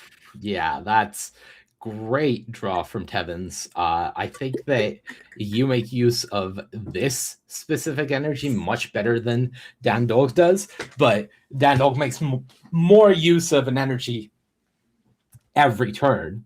Oh no, the Peak stealing the win con and the Brood.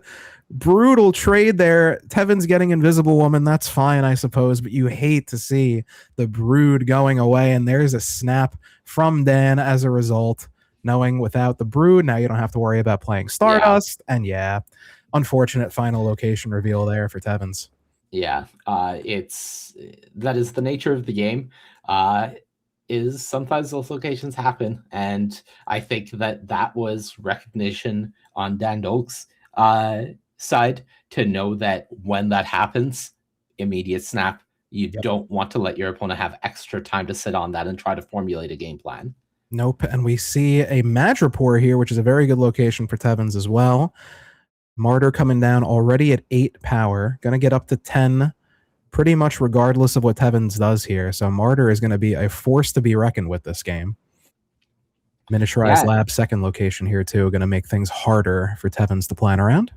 Opting to not go for the Agony there, choosing to save it, not expose it to a potential Electra that we and Tevins know Dandolk has access to, and instead just saying that I can try to position myself better for a more explosive potential turn with Agony in the future without exposing it to Electra. And no great agony targets on the board right now. You don't have your Carter, you don't have your Maverick, so keeping it safe in the hand, and we did see that Rogue Electra coming down here from Dan. Prio now on Dan's side, a Snap also coming down from Dan. Tevin's going to take a second here to think this one through. And by think this one through, of course, it means what emote is appropriate for the situation. Ooh, love a Sipping Jeff. Sipping Jeff, excellent emote choice. I think that you really do have to consider your emote game strongly in this spot. Big fan of a Sipping Jeff response. I also think that emotes are a bit of an underutilized tool in tournament play, because as I said earlier, the more mental stack you can put on your opponent is great. Obviously, the mute button exists, but we don't know if they use it or not. So having just another teensy bit, any 1% chance you can get to try and give yourself the edge, I feel like you got to take as a competitor. Instead, we see Juggernaut come down. Stick is going to perish in Hala, but that extra power, the 3 power from Stick, will live on in whatever card is played next here by Tevins. 4 power, excuse me, from Venus. Yeah, has access to Agony Maverick, but I don't think that's going to go far enough. Something Tevins has to be considering is Stardust here, as you mentioned. But as things stand, it does just feel like they may be a little short, very short if there is Stardust, of course. I don't think you can win the game in that situation. So both lines that they're considering is essentially cold to Stardust. So if you assume that your opponent just doesn't have it, which line gives you the highest output? Now this is a curious play. Agony, Prodigy on Venus. Prodigy will get absorbed by the Agony. So 2 Venus here. 2 Venus with a max output of Brood Surfer. It's definitely not nothing, but I don't think double Venus is beating the left lane. And if that doesn't beat the left lane, then you don't win. A top-decked Hope Summers here for Tevins. You don't have access to Maverick. Your only buffing option is Silver Surfer plus the 2 Venus hits. I don't know about this one. I feel like you'd probably just keep that 1 cube and live to fight another day. I agree. Unless I am significantly misjudging the power output of Surfer into the Venus Prodigy lane, I do think that even in the best case scenario here, you're losing. You're just adding, I mean, 2 from the Surfer plus an additional 2 from both. Yeah. There's not nearly enough power there. Right. Tevin's forced to retreat for 4 there. Big cube win for Dan, in firm control of this match now. But it's not over yet. No, chip in the chair. Very much still the ability to play for it.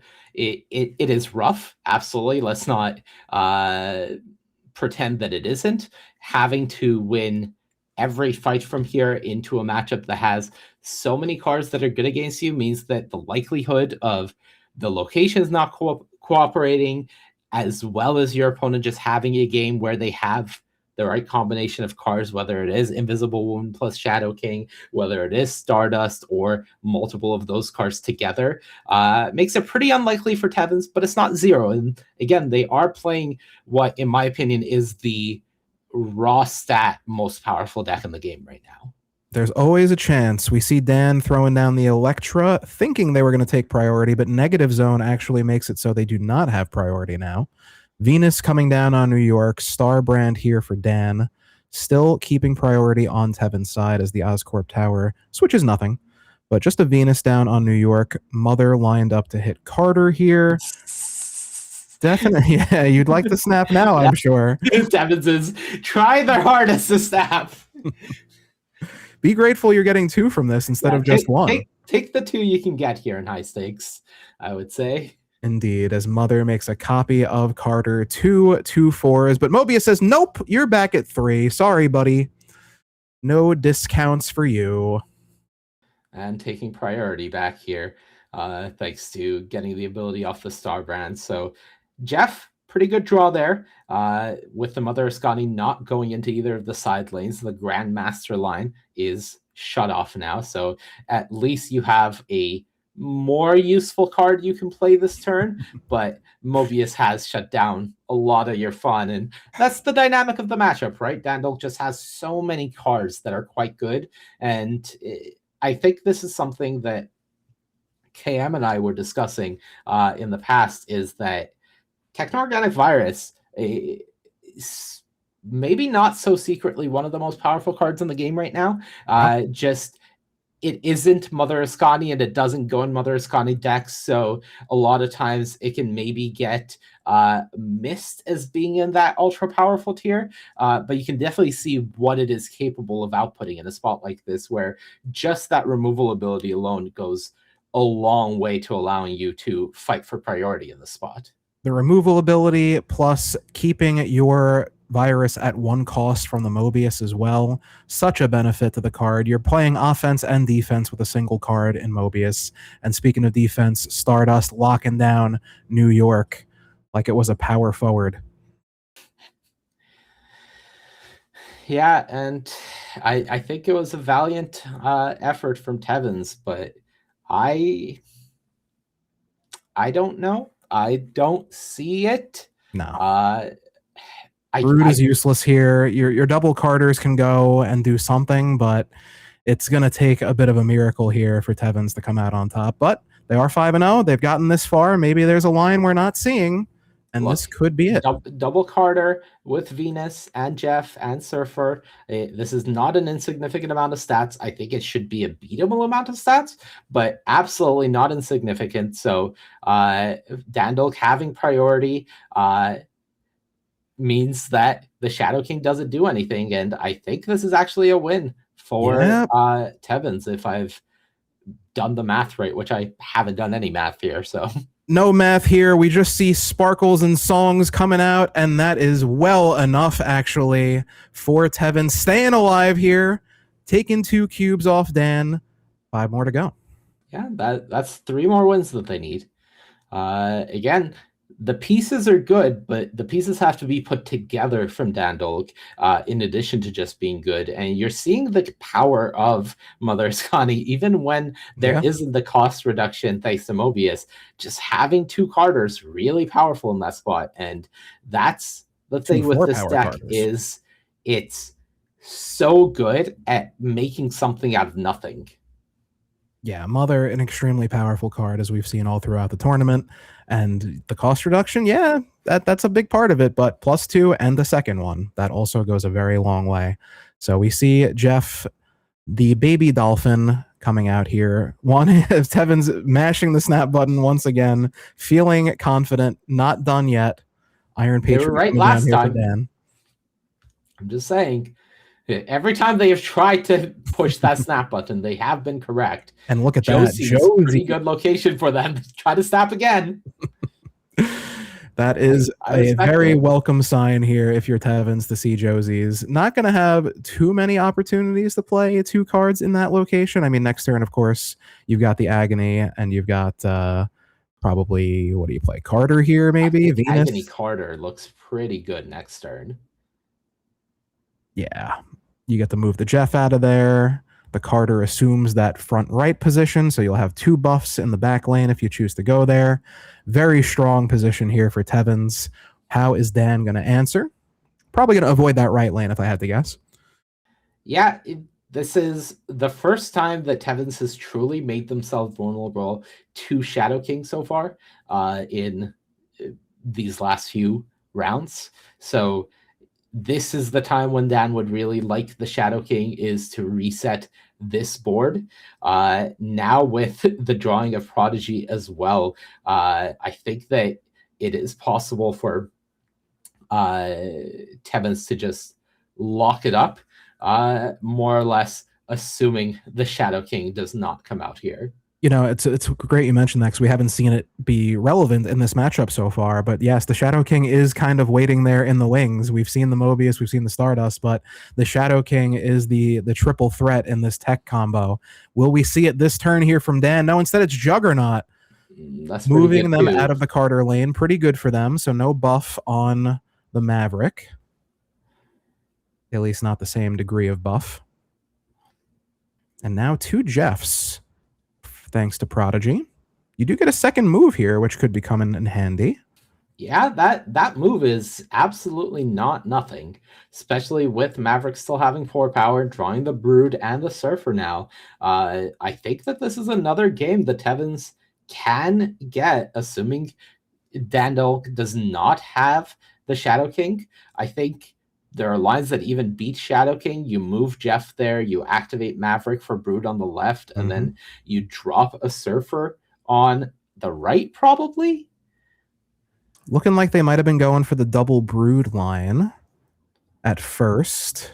There's so many things to consider here, and this is what we're talking about, where you have so many options, only so many things you can play around here as well. The mind games of, I have a movable card, but am I going to move it? If I'm Dan, I'm thinking for sure that Prodigy's going in a different lane, so maybe Tevins does opt to just keep it there for the mind games. No Brood playing around Stardust. Shadow King will be doing some damage on the right lane, but this potentially plays around it as well. I'm not doing the math. Not having the priority is pretty good for you here.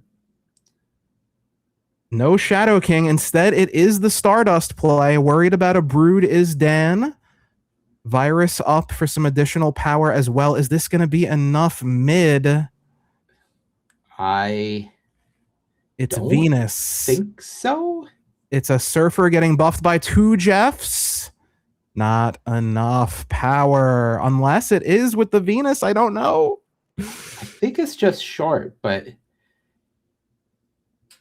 it is short by 1, and Tevins goes down. Wow, what a close play. So smart from Tevins, but unfortunately not enough. The additional virus play did it for Dan. Congrats to Dan. Both players still 5 wins and qualified for the Golden Gauntlet Worlds, but great match all together. Yeah, for Tevins, still has tiebreaker outs into the top 16, so they are not out of it by any means. In addition to the World Championship qualification, they now sweat tiebreakers to see if they do make it into our top 16 and get to battle again next round. But for Dan Dolg, really impressive 6-0. Unsurprising, I would say. I think they brought a really great counter deck to what we expected to be the most played deck this weekend, and working out great for them so far. 6-0. 6-0 for sure. That's the deck you wanted to see when you run all those counters, and it worked out. We're going to be getting into our next match here in round 6. It's Andre Var versus Aishteru and X-Mansion, excuse me. I said the hard part right and the easy part wrong. X-Mansion appearing as our second location here. Both players at 5-0, so again, similar situation, playing for that guaranteed spot in the top 16, but already having that World Championship qualifier invite.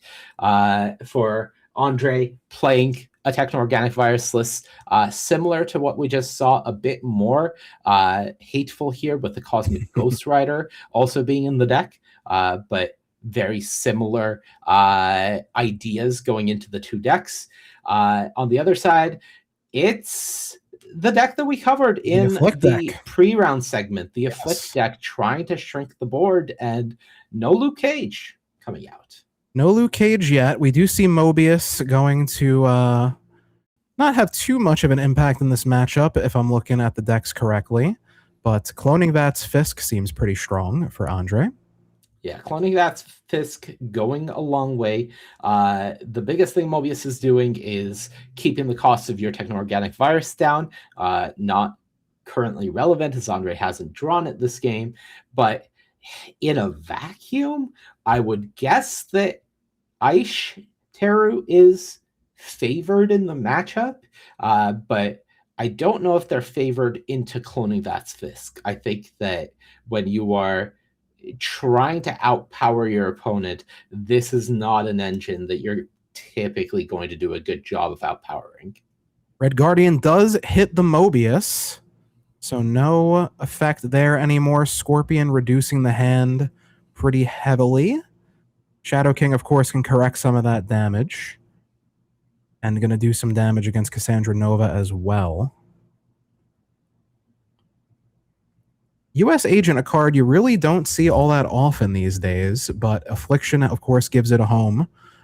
We may see that coming into... I mean, there's not too many big cards in the Virus deck outside of Cosmic Ghost Rider, I suppose. So, not going to be a huge factor. Fisk, technically. Oh, Fisk does get affected by it. That's true. That's a good point. Yeah.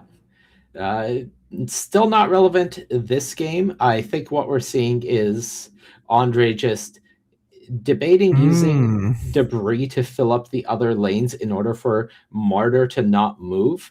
But yeah, I think that the stats were just very much in the favor of the Techno-Organic Virus deck there. It works out that time. We are even here at 7 cubes apiece. And Central Park showing up again. So that's an immediate discount for Fisk here.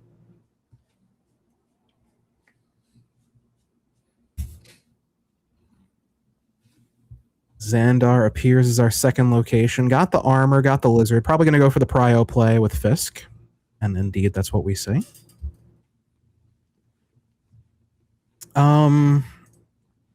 I'm trying to see if this Affliction deck runs Hazmat. I don't think it does. Kind of feels like Hazmat's been... It does run Hazmat, excuse me. Hazmat is in the deck. Although, in general, it feels like Hazmat's kind of had her lunch eaten a little bit with cards like Marrow and some of the other cards that do Affliction out there. Lady Bullseye most recently as well. This could wind up being a pretty solid use case of Marrow, though, with a lot of the board space being occupied by Andre here. Not Marrow, Hazmat, excuse me. Yeah, it's the type of card that when you're going to play Ajax, for example, you really want to have access to that mass growth that it gives you the ability to have. But it is still a bit of an issue when you don't expect opponents to play as much onto the board. We see the Stardust coming down from Andre, potentially trying to snipe a Malekith, but instead we get Anti-Venom. Anti-Venom, of course, will be turned off by the Mobius here. So smart play from Andre. I would imagine Aishtaru's probably going to play whatever card got discounted this turn, knowing the threat of Mobius exists. Yeah, you never really want to be holding on to it unless it is just a card that's actively bad for you. But otherwise, I think that whatever you hit, you should just slam as soon as you can. And it looks like that's the case. We see 3 cards coming down here from the opponent. Armor shoring up that left lane. Red Guardian taking out a squirrel. No big deal there. U.S. Agent getting some value against the monster. And there is Luke keeping them safe. So no... Or one of those cards had to be discounted based on the Agent Venom there, or Anti-Venom there. Strong position for Aishtaru, and it looks like Andre is going to dip. Yeah, Andre, very happy to use the retreat later there. Makes sense to me, but that does mean Aishtaru once again takes the lead. Bit by bit, I think that this is probably the matchup we've seen so far where it's the hardest to snap aggressively for either player because there's no real haymaker or anything that swings the matchup in one direction or the other. I do think that it's more of a fair battling of stats against each other. So can't really fault either player for not snapping in that one, I would say. And one of the downsides here for Andre, of course, is you see Techno-Organic Virus, the top deck. When you're not getting that early on, it makes this deck a little harder to pilot. And even in a game where the Central Park would have benefited you. But this time we got the Virus on 1, and I'm sure that's what we're going to be seeing here. Get that stack going, a top deck Mobius here as well. Very good start for Andre. Yeah, having the Virus into Patriot into Mobius curve is quite nice. The question for Andre really is, how is Aishtaru able to combat the power output here in order to ensure that Iron Patriot doesn't go off? But if they're not able to do that, then I think you're feeling pretty good about the spot. And yeah, unsurprising to see a snap here from them. Very quick snap from Andre as a second Cosmic Ghost Rider has joined the fray thanks to Iron Patriot. The other one not drawn yet, but we do see the Virus and Martyr going down. Cassandra Nova's not going to be enough to flip that location. So suddenly Andre's sitting pretty with some extra energy, a 2-cost Ghost Rider, and I imagine a Mobius about to make his appearance felt. This is a very strong position here for Andre, locked in at 4 cubes. Armor coming down left. Mobius going mid. It's an anti-venom that does nothing for Aishteru now. Yeah, 7 power is something, but again, with that discounted Cosmic Ghost Rider and the board state that you're currently facing, I love this here from Andre, using the Techno-Organic Virus as a placeholder, ensuring that debris doesn't fill up the board and gives them more options. And I think it's just a matter of, if you think that this Cosmic Ghost Rider is already not going to do much in terms of its ability in the matchup, the cards that it really hits are Ajax, kind of Hazmat, kind of Diamondback, then you could just play it out for stats. But instead, Andre just saying, I can play it next turn and going for the Stardust line here. Man-Thing coming out. Still not going to win that left lane for Aishteru, so 7 energy to work with. The second Cosmic Ghost Rider appears as well. This is going to be tough for Aishteru, I think. Yeah, that's a pretty strong line here from Andre. Looks good to me. You reset the Cassandra Nova. You're getting stats in every lane, more or less, and you're putting the onus on your opponent to really do anything. Yeah, gonna kind of need Luke Cage here. Priority on Andre's side as well, so not going to benefit from trying to snipe a Luke Cage with the Cosmic Ghost Rider. But interesting, not allowing the Rock to appear. Gonna Virus the middle lane instead, get more value out of it. Shadow King takes the Cassandra Nova down in the left lane, 3 power. Mid is going to go up to 19. It's Polaris of Pestilence. Malekith appears as well, hoping for that Luke, I'm guessing. Pulls an Ajax down for free. What is the middle card? It's Diamondback, and that's not enough. Andre takes 5 cubes there off Aishteru. Pretty cool play at the end. Malekith and Polaris getting 2 extra cards on the board, but unfortunately not enough. Yeah, you can just see how much the playing of Techno-Organic Virus once on the first turn, essentially for free, can snowball later on in the game, when especially you have that Mobius effect and you're able to get a few playings is essentially the spare change of your energy. Just, oh, I have Mobius down, I have 1 extra energy, just play Virus somewhere. And then when you play Virus on a board that hasn't been infected on turn 6, you get that massive boost in stats, and it is part of why this deck is so strong. And it made a difference there, because he was originally going to play the Virus on the right with the debris, but opted to change the Virus to the middle lane, getting that huge boost of power and being able to overcome the Diamondback lane there. So great play from Andre, as we see a Rickety Bridge, our final location. U.S. Agent, not long for this world, as the Rock is going to ensure his demise. Cassandra Nova coming out here for Aishteru. And a solid lead here. Some very strong, inexpensive cards for Andre without the Virus on the board. Yeah, Andre showing off the armor as a potential trump card for the last turn if Aishteru decides not to commit anything to Rickety Bridge, as a form of just trying to fight for it, or even just committing 1 small thing and being able to outstat it with basically anything. So again, priority on Andre's side here. The Stardust a turn too late to stop Malekith, but Ajax also making an appearance as well. Don't know what's hiding under the Malekith. Could be Luke, could be Diamondback, could be Red Guardian. Lots of options here, but we're about to find out. Is this the end for Aishteru? No armor on the Rickety Bridge. Shadow King takes out the Cassandra Nova. Luke Cage comes down. Hazmat as well.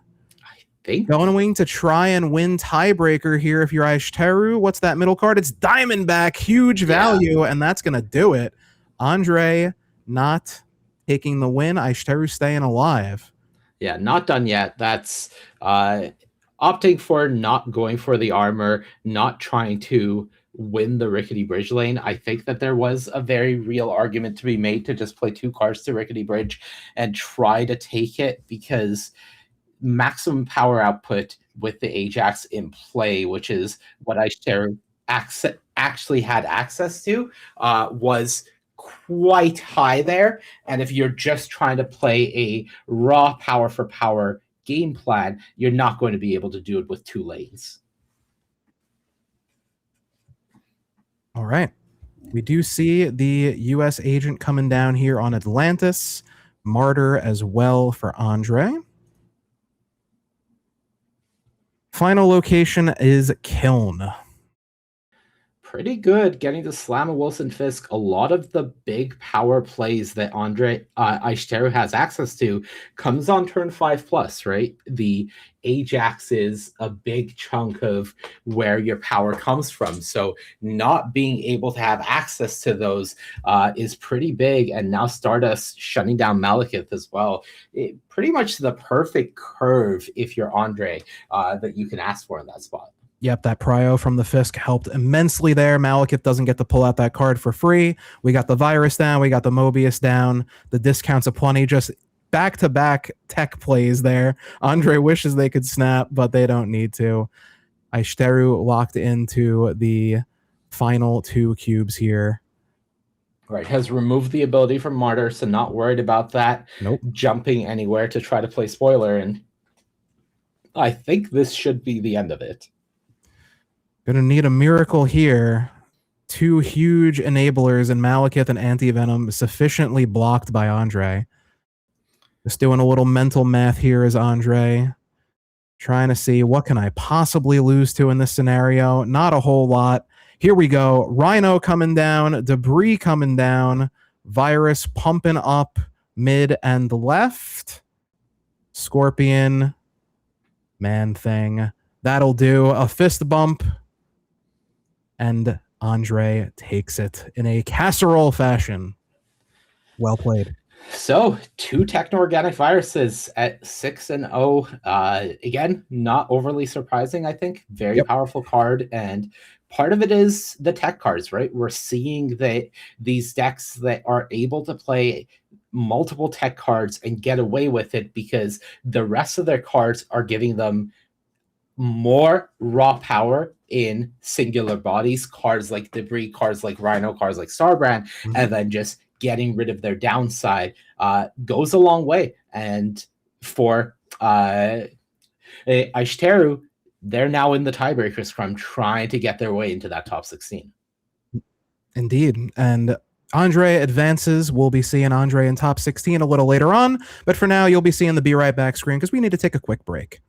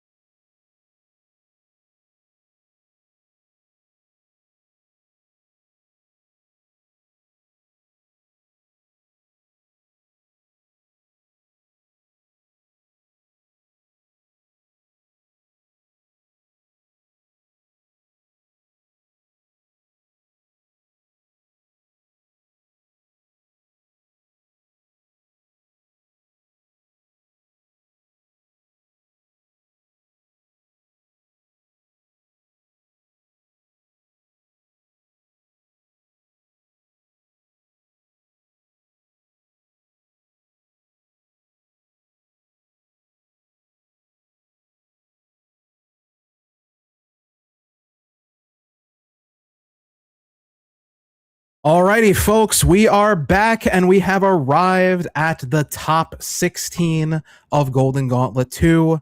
Very exciting stuff. These are going to be some incredible players, incredible matches we're going to see in this top 16. But before we get to those matches, we're going to go through some of the 6-0 decks in this tournament to see what cards have been performing best.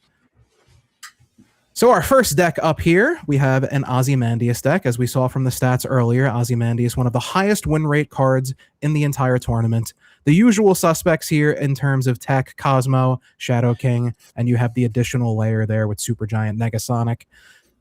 I mean, we've already talked about this kind of deck earlier, but what do you feel, Mani, is so powerful about this deck in particular?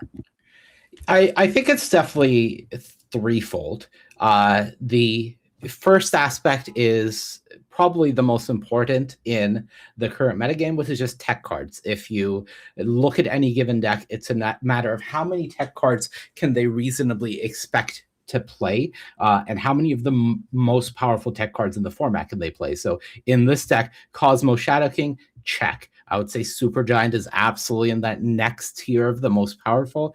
They have that as well, alongside Negasonic. Maybe not the most powerful, but still a very good one. So 4 tech cards that really don't affect you negatively. Step 1, great.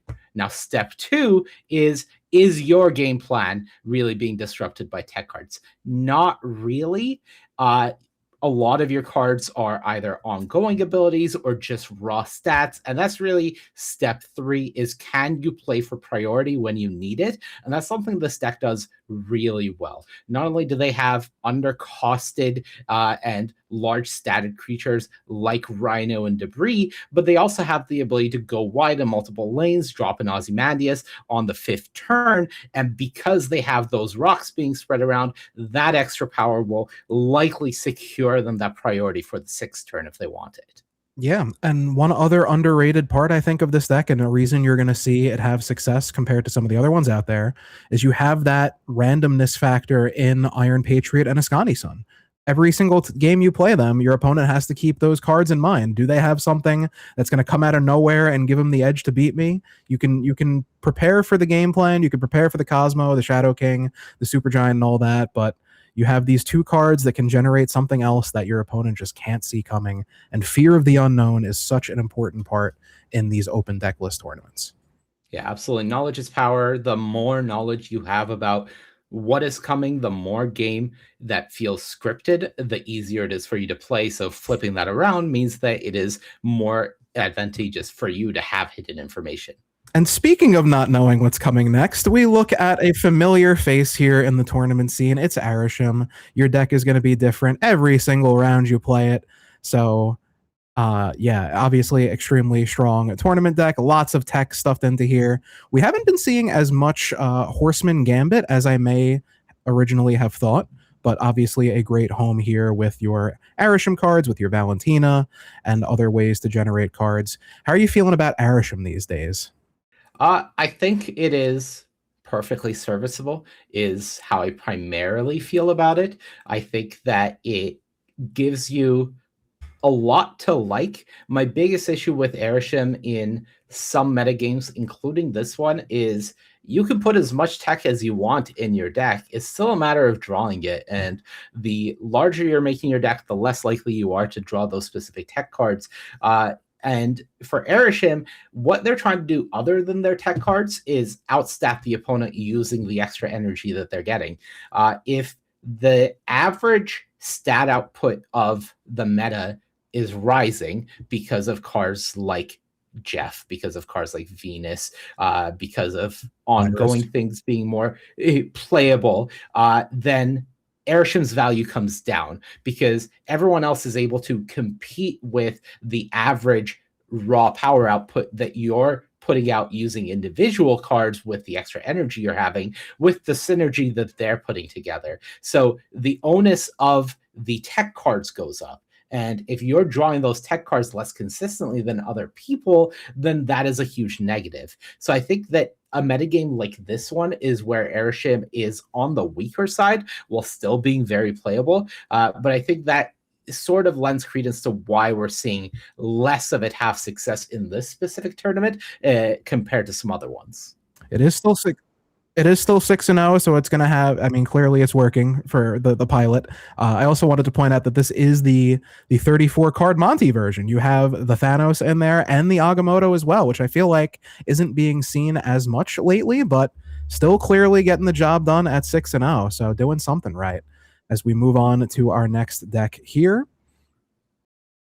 Another familiar face. It is a techno-organic virus deck. A bit more of a traditional one, though, that is leaning on the Sauron cards a bit more. Obviously, Shadowlands Daredevil, last season's passes card, making an appearance here as well. Just a lot of big bodies in this deck, Monty.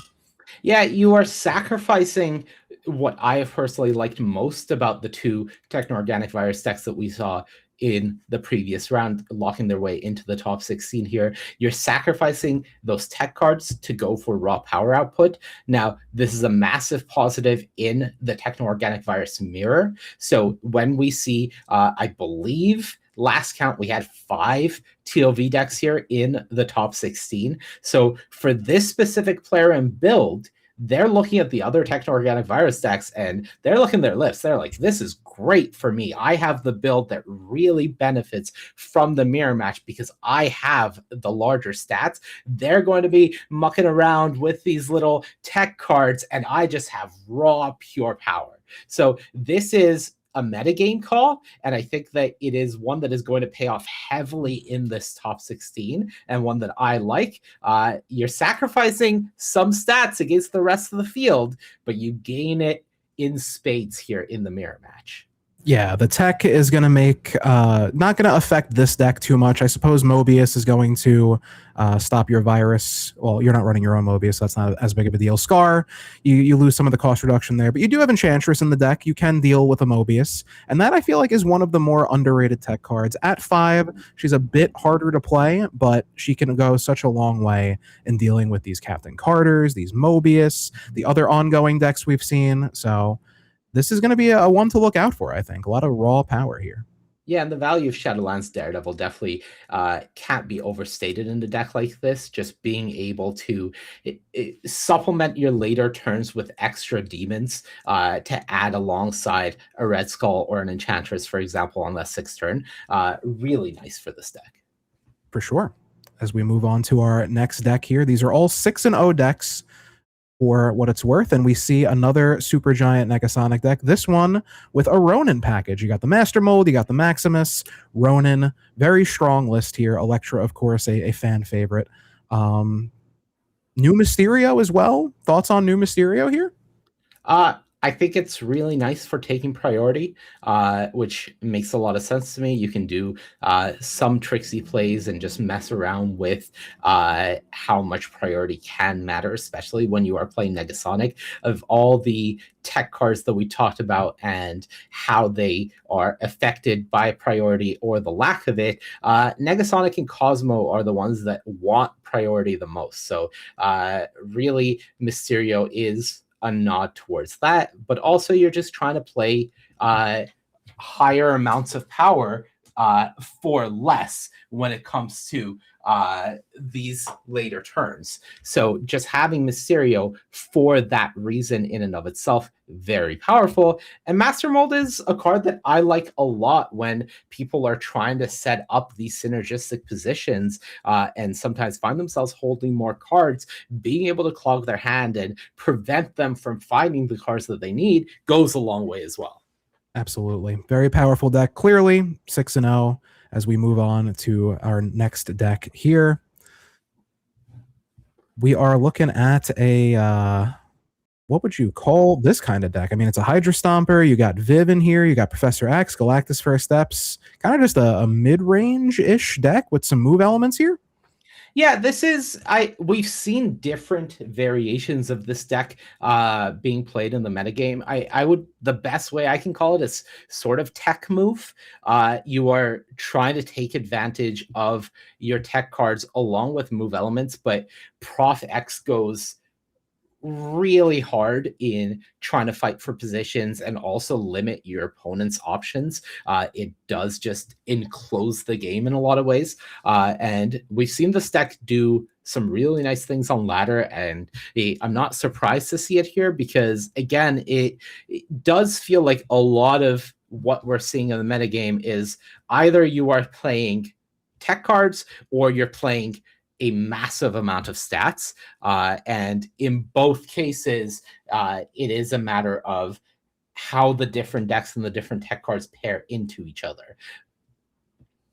And again, a lot to keep track of here. You have to keep track of the Batroc, the Silk. How big is Hydra Stomper going to wind up getting? What cards is Viv Vision buff? The Drax is going to be moving around the board. Can he get into the Professor X lane? Is he going somewhere else? Is he getting out of the Professor X lane?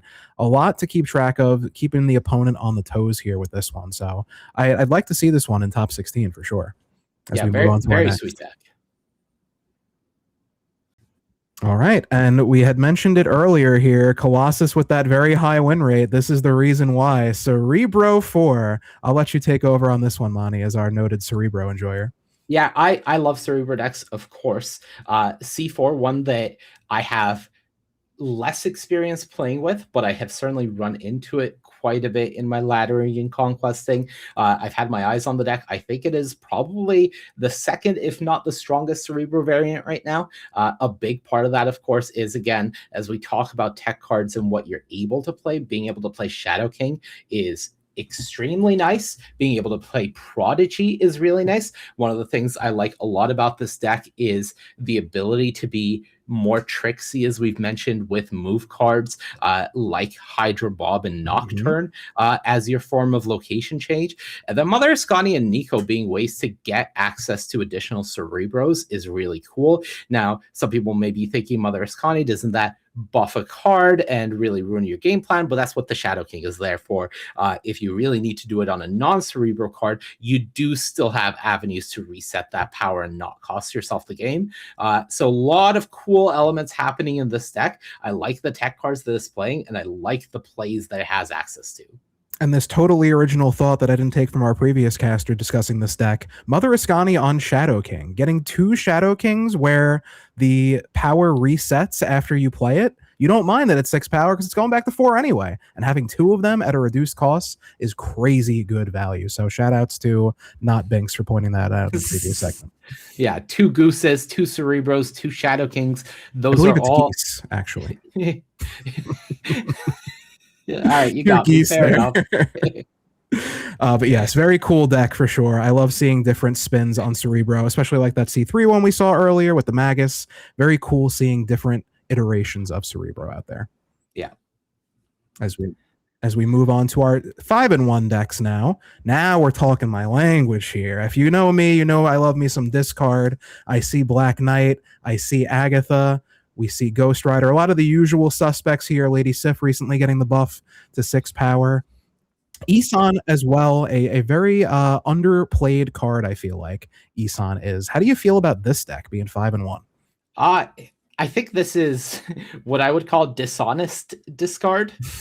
There's the honest discard decks that are trying to just do, Dracula Apocalypse or Dakin things. And then there's the Black Knight Agatha Hela deck. I think this deck is very sweet. I think that when we talk about raw power output, one of the decks that has always been the best to do it has been Hela, just being able to go wide on the board in a meaningful way. And I think this is a sweet deck to try to position yourself in that way.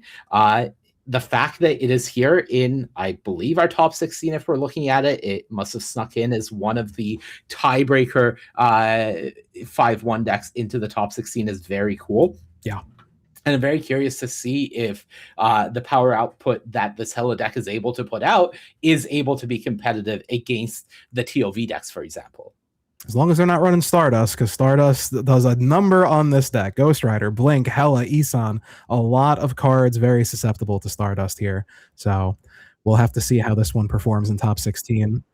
As we move on to our bracket here for top 16, all the matchups. We have our first matchup here, Barracuda, Ultra Chibra, ACP versus Andre 14, who we saw earlier, Mapped versus Rojo, Obake versus Wosu, Unhelpful Yoda versus Exo, which is going to be the first match we see here in a moment, Sapphire Shield versus Booster Pack, Dan Dolg we saw earlier versus Melee, and Movie versus GL Grizzly. So that is your top 16 for the Golden Gauntlet Qualifier 2, and the aforementioned matches underway here. Starting off the top 16, we're looking at Exo side versus Unhelpful Yoda. Yeah, so Exo bringing a Phantom X deck, not something that you and I have seen in the tournaments so far, so excited to see that. And Yoda on the other side, playing that Debris Ozymandias tech stat deck, essentially. Unsurprising to see that deck doing well, and especially in the hands of someone like Yoda, who is consistently pushing the top 10, top 5 on the ladder. Just very much not a shock to see them putting up great results here. Not at all. Yoda, one of the great people in the community, streamer as well, always grinding. Recently hit partner, so cool to see that as well. We see a different version of the Phantom X deck than what I think we've normally seen. No zombie Captain Marvel in this one. Instead, we go for Misery and Fire Hair stuff. So going a bit greedier than the normal Phantom X decks. How do you feel about this decision in tournament? I don't particularly hate it. I think that it is allowing you to take more advantage of some of the more aggressive elements you see the deck playing. Cards like Cable, cards like Baron Zemo, trying to attack the opponent through these pseudo mill strategies. So I think I like what it is giving you in terms of more game, whether it is going higher or more aggressive towards the opponent. Ultimately, all of it does lead to a higher variance, but higher upside game plan. And of course, Misery lines very susceptible to Cosmo, which we're seeing a lot of, versus the zombie Captain Marvel that can work around the Cosmo and still destroy those cards in the lane. I like the inclusion of Iceman in here because in addition to being disruptive, it also gives you some intel now, with Iceman allowing you to see the card that it hits. So we saw that Negasonic got hit and it is 5 power or 5 energy now. So that's a huge bit of intel here for Exo as he plans around one less thing to worry about maybe as we get into these final turns. We see a snap coming down from Yoda. Deep space middle location benefiting both players pretty well here, I'd say. Yeah, Yoda snapping, but also Exo getting the information that the right lane is full here, so no Cosmo coming down. Yes, Hydra Bob is going to move from the snap, but the Misery is going to go off with the Fire Hair, so a lot of value to be gained here from Exo side with the demons, and that gives a lot to play for in the next turn here. A bit of an unfortunate situation there with the fast forward. The fast forward actually prevents seeing what the second Iceman hit was from Fire Hair. We know it wasn't going to be Negasonic anymore because she was already up to 6, but the fast forward actually preventing Exo there from getting a little bit more intel. We'll have to see if that makes a difference at the end of the day. Gambit, Demons, and Blade looking like the potential play. You have the activate for Phantom X as well. You got to make one of these discards hit if you want the Phantom X to go off. We've obviously had the Destroy already, but not the discard. Right. You do know that Yoda has a Cosmo in his deck. So the question is, where do you expect the Cosmo to come down that you're okay getting losing out on that specific on reveal? You really want the Gambit to hit rather than the Blade. Yep. So what level do you think Yoda is on? Does he go for Cosmo in the Fire Hair, saying that this is the lane that's going to go off? Or does he think, oh, you're just going to play to the Wakandan Embassy? I like this decision from Exo. I think this is the way I would have played them. Also have to keep in mind here, that's a 4 cost Ascani Sun card going to be coming down as well. Got to factor that into your plans here as we see both players lock it in. It's an Emperor Hulkling and a Debris, no Cosmo whatsoever, just big stats from Yoda here. And a Shang-Chi coming down in the middle lane. Not going to do anything there. We got to see what the Gambit hits. Gambit takes out Rhino mid. So that is going to do it for the right, but tie mid and tiebreaker won by Yoda. So close there. Really close. Just it all I think came down to what that Gambit hit. If it hit something different in either the middle lane or the left lane, that game very easily could have gone Exo's way. So just the closest of margins in that game. And the Ascani-san getting the Shang in the middle lane, really not a great role from Yoda there, but it didn't wind up mattering as Yoda takes 4 cubes here off Exo in our first game of top 16. Huge stuff so far. Strange Academy first location. We got an Iceman. We got a Cable this time. Cable going to give some valuable intel here for Exo if he chooses to play it. And Iceman also valuable intel. No Supergiant on 4. Changes how you play a little bit. Yeah, essentially no Supergiant at all. Once you make Supergiant 5, it negates any value the game has. And you see, I think that was a snap from Exo between a double Cable with Comertage, as well as knowing that the Supergiant is out of the game. This feels like a very powerful spot. And this is the type of aggressive snapping that I've been craving all day. So I am very happy to see that from Exo, just recognizing the blood in the water and going immediately for it. Yeah, I was about to say, this is top 16 now. I would expect to start seeing some more snapping. We got heavy hitters in the entire top 16. These people know when to snap. So great snap there from Exo, taking an easy cube off Yoda as we move into our third round here. Krakoa and Westview, our first 2 locations. Yeah, the mill strategy is well and truly now rolling for Exo with Cable and Zemo and the Misery in hand. So assuming Exo can keep priority here, which should be pretty difficult, Yoda should be able to go for it. If Exo had gone into one lane, would have been able to get a huge Misery, but instead saying, I don't want to open myself up to a Cosmo, and I like this recognition a lot. Now, Baron Zemo, a pretty unique card. You don't see Zemo a lot these days, but with how many good 1-drops are being run around, not only just getting to take your opponent's Nightcrawler and use it as your own, but being able to pull the opponent's, I'm not in this particular matchup, but Virus out of their deck so they don't have it. I think Zemo, kind of a sleeper card in this tournament format here.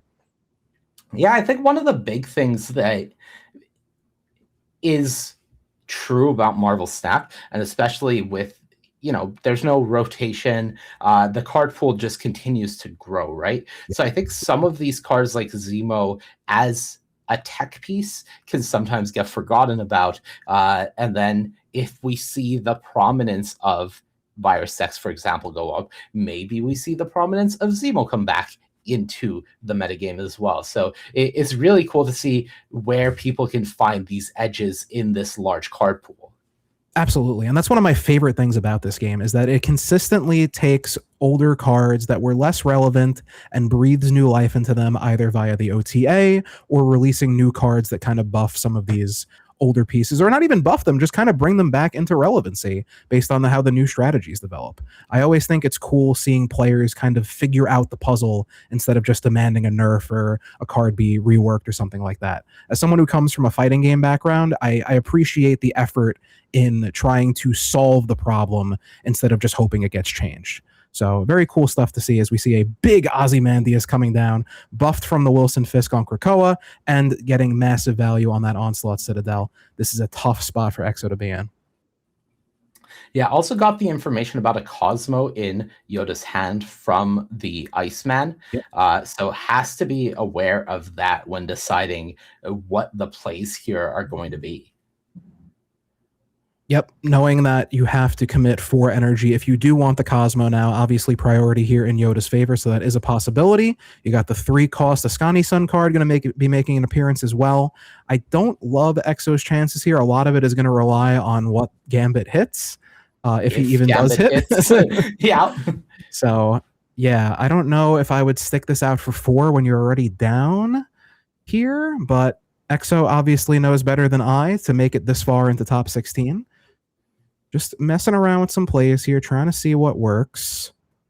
Yeah, going through all the different permutations. Obviously, it has the guaranteed option of Gambit and Onslaught Citadel if he wanted to ensure that he is getting Gambit off, but wants to leave himself live to play for stats in the other lanes as well. So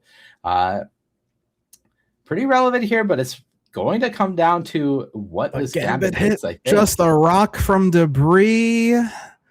It's 14 on the left, minus another 4 is not gonna cut it, and Yoda takes another 4 here off Exo. Gambit is not doing his job right now.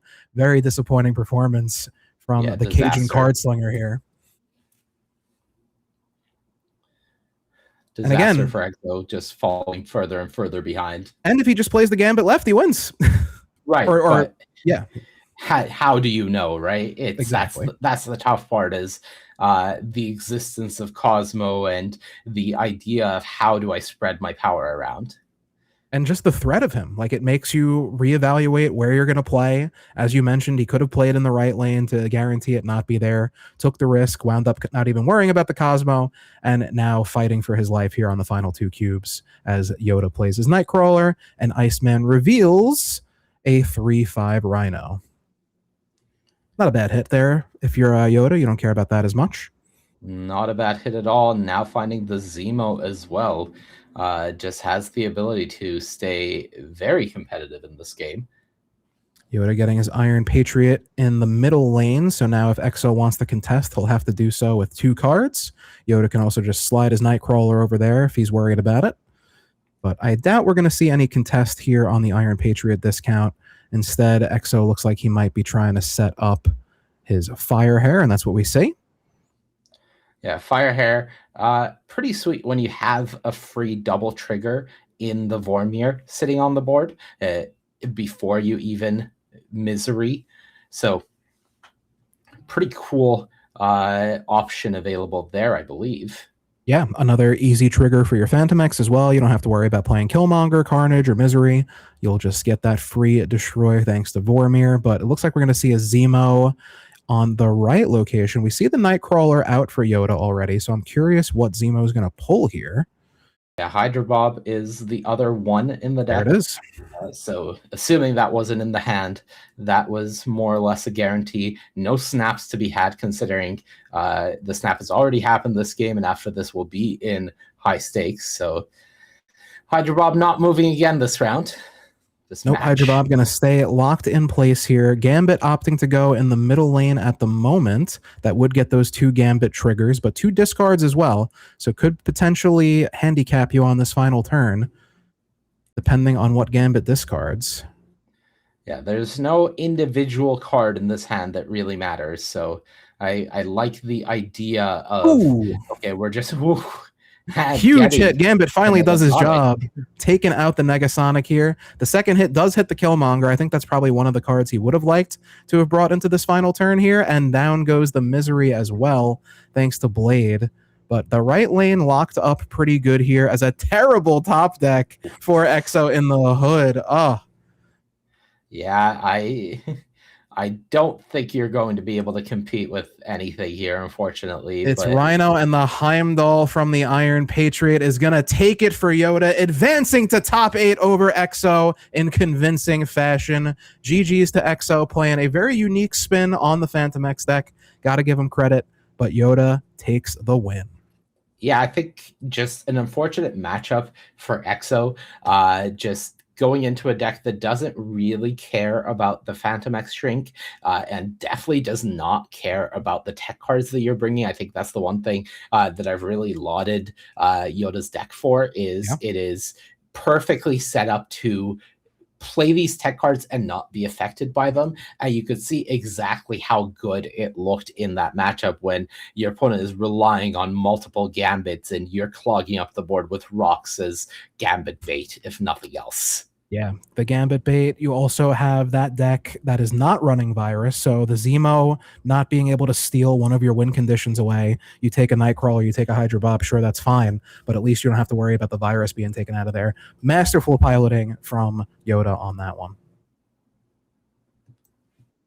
So we're going to be starting our next match in top 16 here in just a moment. Give us a sec to pull up the players here. Getting more hype matches for you. And we are going to be watching Movi here in just a moment. Pairing up with his opponent as we speak. But very exciting game in the first round. GL Grizzly is going to be Movi's opponent here. And we'll get that match for you on screen in just a second. But cool to see Yoda advancing. A little biased. I'm a fan of Yoda's, so nice to see him advance. Good dude. We are going to be looking at GL Grizzly's deck here. So this was the Hydra Stomper deck we saw earlier with the move package. I'm excited to see this. I really haven't gotten to see this in action all that often. What are your thoughts here, Monty, on how this deck's going to perform? I like the deck a lot. I think it's the type of deck that is very hard to play against just because the sheer number of things that you have to take into consideration with the moves and the different permutations of the tech cards is very high. It's the type of deck that I like to see aggressive snaps with. So I'm hoping to see that from GL Grizzly here, especially in the top 16. On the other side, Movi is playing a Techno-Organic Virus deck. So when we talk about the deck, of course, we have to talk about it not just in a vacuum, but also in the matchup and how it's going to perform here as we put up both decks. And I think it performs pretty well, honestly. I think that you are able to do a lot of tricky things that the Virus deck isn't well suited for. Yeah, and I'm looking at the decks here. Mobius not going to affect Grizzly's deck all that often, if at all, really. I don't think I see any discounted cards here on Grizzly's side. Shadow King obviously can affect Kraven, Batroc, Drax, the buffs from Viv, so that will be something to keep in mind. But Stardust, not really a factor as well, so Movi's going to have to rely on some of the big power that this deck can produce. Cosmic Ghost Rider as well can solve some of the problems that Movi might encounter here as well. We've got Reed's Lab, Survivor's Camp, and Jotunheim as well as our locations. Yeah, already you see a bit of hesitation here for Movi as to what to do that turn, just because nothing looks that good. Yeah, no great immediate plays there. So opts to go for the Mobius, keeping his Techno-Organic Virus locked in at one cost. Obviously, you're not upset about that if you're Movi. We see the Cosmo coming down for Grizzly here.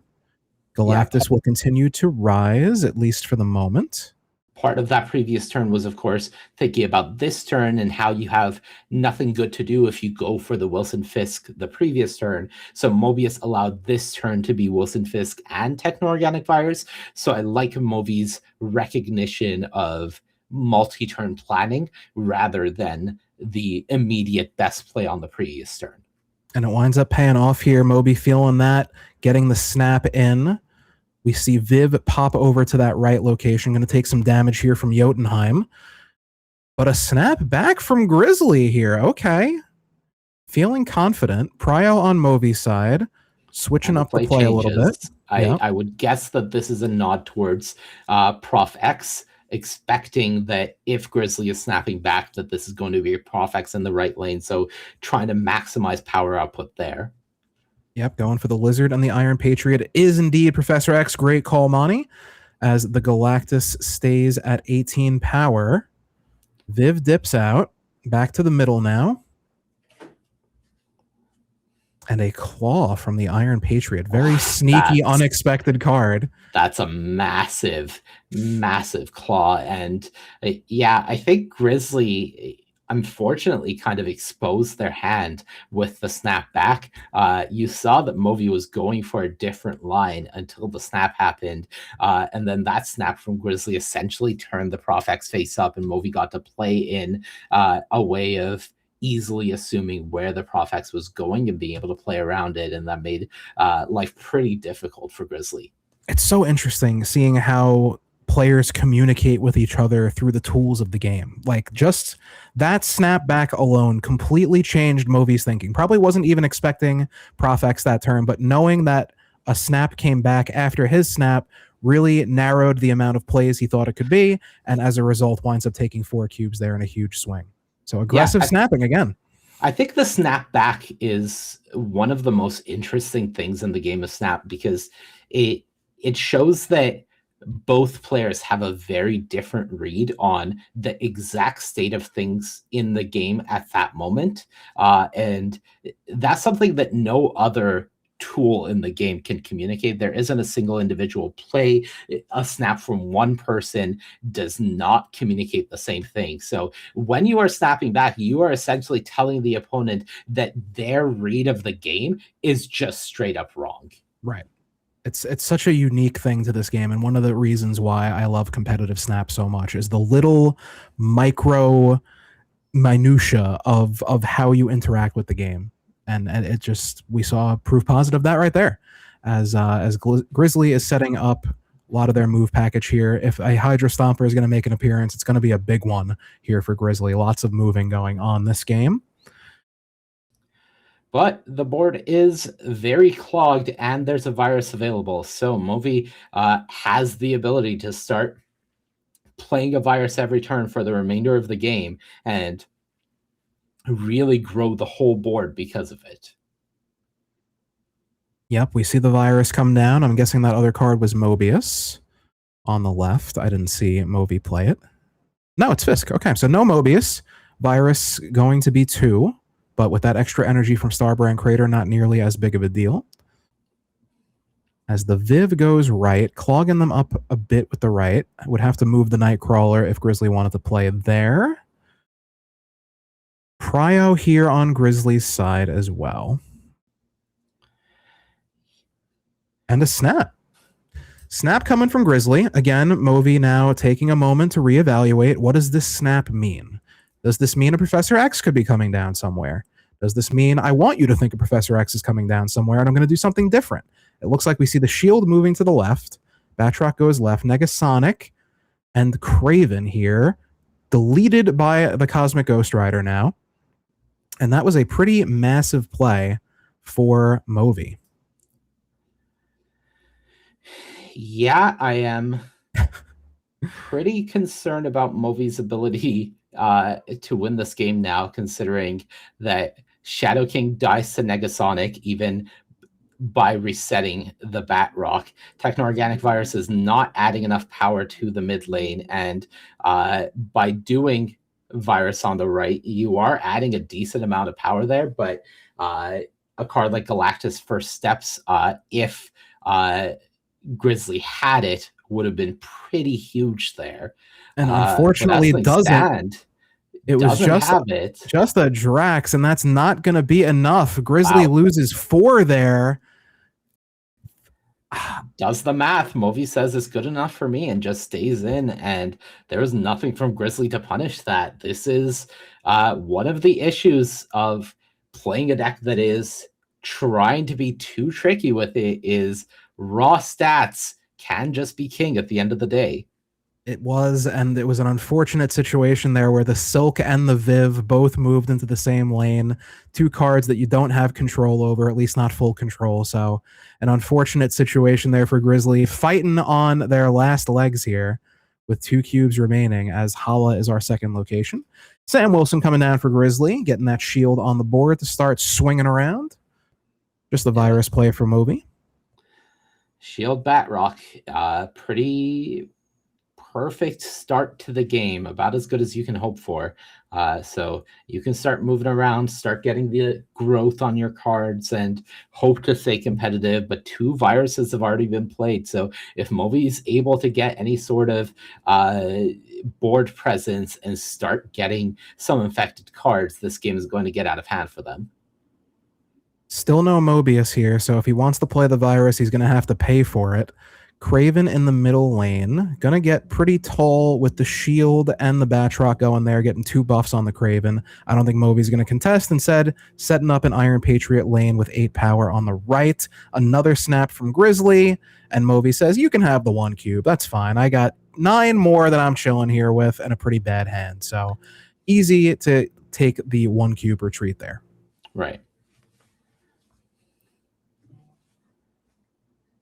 Now, I think on the other side, Movi is supposed to snap turn 1 here. I think that 9-2, what you don't really want to do is for Grizzly to be able to retreat for 1 cube at any point, because the difference of 1 and 2 is negligible going forward in the game for them. Yep. So every turn that you allow Grizzly to stay in here without a snap is... I believe a misplay in conquest strategy from Movi's side. Recognizing that, Movi decides to snap now. with an island prison being revealed. So that is a massive new location, one of the newer locations in the game that is going to severely hamper Grizzly here. Yeah, I think Grizzly may have been staying in one turn earlier. I think they may take their free retreat now because Island Prison makes life a lot harder for them and makes a lot of their plays more telegraphed. Yeah, that's... but no, all right, sticking it in. This is it. Grizzly rocking with the Island Prison. Great to do this, so I look forward to seeing it. Yep, Viv getting one buff off there already. Mobius going to reset the Sandbar and the Techno-Organic Virus. Okay, goes for a Negasonic without priority mid. Grizzly does not get the buff. Or I saw the buff go off, but it shouldn't have. I think that was... the visual bug? Trying to move and not be... Move failure, got it. Because Island Prison, of course, allows you not to move. Debris adding some rocks onto the board. Panopticon helping out here as well with an additional 4 power on those rocks. Professor X, I mean, nobody was moving anyway. Yeah, you can move into the lane, but I don't know how Grizzly puts out enough power this turn while also winning the Island Prison, and I think this is just going to be a very clean victory for Movi. Yeah, I don't really see any way out of this for Grizzly. Mid is going to be won by Movi. Right is going to be won by Movi unless Silk and company can do something about it, maybe? Nope. It's a Drax. It's a Hydra Stomper. Stomper only 5 power there, and that will do it. Movi advances to top 8 over Grizzly. Convincing fashion. Unfortunate set of locations there on that final game for Grizzly, but it is what it is. That's MarvelSnap for you, ladies and gentlemen. Absolutely. Really impressive stuff there from Movi. Just showing why this virus deck is so powerful. Even your earlier turns of just playing virus once or twice can really snowball in the later game. Yep. It's always great having that option when you don't have other stuff to play, and it wound up working out. And we're going to be getting into our next game here now in top 16. We got Barracuda versus Ultra Chibra. And we are seeing the Cerebro 4 deck, Monty. Yeah, Barracuda, for those who may not know, is Jay Walla under a different name. So long time Cerebro expert and enthusiast. Now it all makes sense. No surprise to see him playing a Cerebro deck. And Cerebro 4, we've talked about it and a few of the different variations. I like this variation that Barracuda has brought here, as it is the even more move variation with Jeff and Mercury. So not only are you getting some extra move effects against the other decks that are trying to play move decks, you're getting some tricks against them, but you are also getting the ability to be more tricksy yourself. And speaking of tricksy, Nico turns Luke's bar, or turns the location into Luke's bar. That Cerebro is bouncing back into Jay Walla's hand. What an unfortunate turn of events there. Doesn't look like it was going to win anyway, but Ultra Chi taking 2 off of Jay Walla here. Yeah, it was going to be 28 power, assuming the location had gone favorably, as it would have been 4 times 7, so still would have been short of 30, but as things stand, not enough for Barracuda. So losing 2 there, but again, I think losing 2 is in the acceptable margin for Cerebro, and anytime your opponent is not forcing your hand and snapping you aggressively, allowing you to make that decision is a good game from your perspective if you're a Cerebro player. Yeah, for sure. And you're looking at Hela here. The only thing that really interacts with your deck that they have is Gambit. So you're able to play your cards pretty freely. You also know the Colossus can just tank a Gambit to the face. That's what he does best.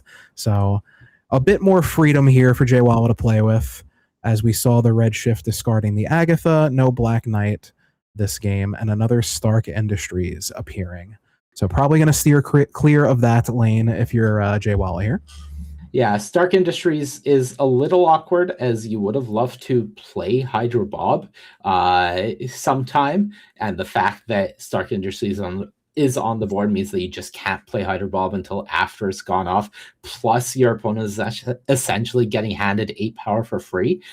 So maybe Barracuda will aggressively go to Nocturne it. The downside of that, of course, is you can just turn up another location that hurts you, whereas the Stark Industries is not affecting you other than giving your opponent a large chunk of power. You do have the Shadow King, so you have the counter to that large chunk of power, and I like the recognition to just let it sit and say that I have 2 free Hydro Bobs that I can play alongside the Shadow King, and you can have this 8 power. I'll take it back later. So a lot of good stuff here discarded from Ultra already. Hella looking mighty juicy if she makes an appearance. All right, step 1, find Cerebro. Cerebro has been drawn, Prodigy in hand as well with the Shadow King, so very strong position here for Jaywala. As we see the Bobs come down early, we're going to get rid of all that extra power you got from the Stark Industries, and we're going to reset our Bobs. As Ghost Rider comes down, pulls an Odin, so Redshift going to discard something else here, which is Gambit, and now Ghost Rider is going to get a second pull from the depths. Will we see the Gambit? No, we see the Scar instead, so a very powerful lane on the left here for Ultra. No Hella in sight just yet. Yeah, not ideal, the fact that you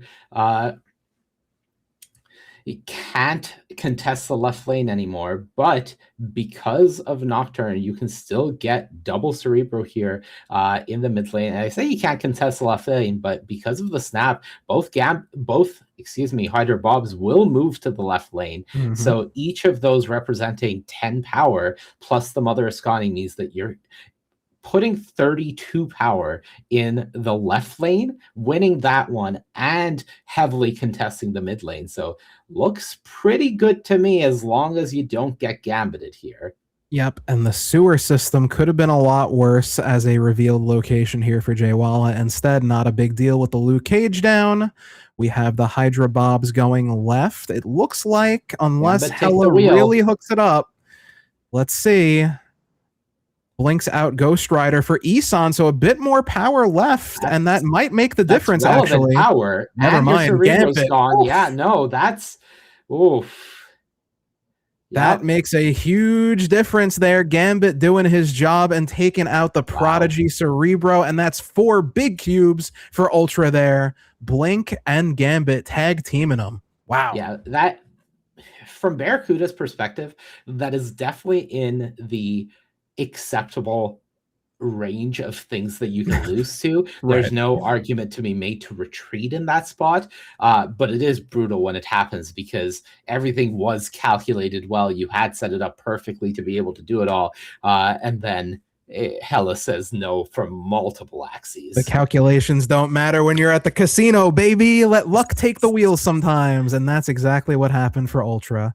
As we see the Nico draw 2 as our first spell and a Nexus game. So this, I would think, favors Jaywala here, because Hella, of course, can't necessarily put the power where you want it, but of course, you can set up some pretty big lanes despite Hella as well. Yeah, I think a question from Barracuda of what you're going to destroy with the Nico there, but the fact that you're able to get that extra 2 cards goes a long way. Now you have Cerebro plus Prodigy. The question is, can you get all that down? And I think with the Wakanda as well, pretty heavy incentive now for Barracuda to snap here. You have Wakanda protection against a potential Gambit, and you're able to really set up the game. Sif discards the Death. We saw Redshift discard the Agatha, of course. Wakanda is going to keep that Cerebro safe and sound if Jaywala chooses to play it there. Colossus getting is fine. He doesn't need to be protected. He does that himself. Jeff and Mercury, of course, can move into that middle lane for an extra burst of power, also helping to set up the Cerebro Prodigy line here. Barracuda feeling decent, I have to think. Yeah, I think that this is going to be purely a power play into the mid lane. No location change able to come out from Ultra Cheap Brax. So we'll see what the end game is going to be, but I like the options here from Barracuda. I was going to say, I like playing the Nocturne as a bit of a mind game here as well. Will you, won't you? Turn off the Nexus, adding some of that mental stack there. We also saw that there was a Taskmaster discarded by Ultra. That was, of course, from the Red Shift discarding the Agatha. We see the turn 5 Hela made possible because of the extra energy from Corvus. Death popping up in the left lane now grants Ultra a free card from the Raft. And all of a sudden, things just got a little more spicy. Yeah, so Barracuda knows that Ultra still has a 2-power Ebony Blade, 12 power Ebony Blade, in hand from discarding the Scar earlier, plus the free 6-drop that just came out from the Raft. So maybe an incentive here to get rid of the Nexus and fight for the side locations instead. Definitely a possibility. You play Cerebro, you move Nocturne to the mid lane, that changes Nexus. Now you can Prodigy Cerebro and split your power, or just say the Agatha plus Helideck lane is too much and just move both Jeff and Mercury to the left and not fight for Wakanda at all. The big issue I see with this is you are still fighting for the mid lane anyways. So if you're fighting for the mid lane and you expect to have to win the mid lane, is that an argument to not move Nocturne instead, right? And you never know what Nocturne's going to pull up. It could be something even more catastrophic for you compared to the Nexus. So do you take that risk knowing what it could result in?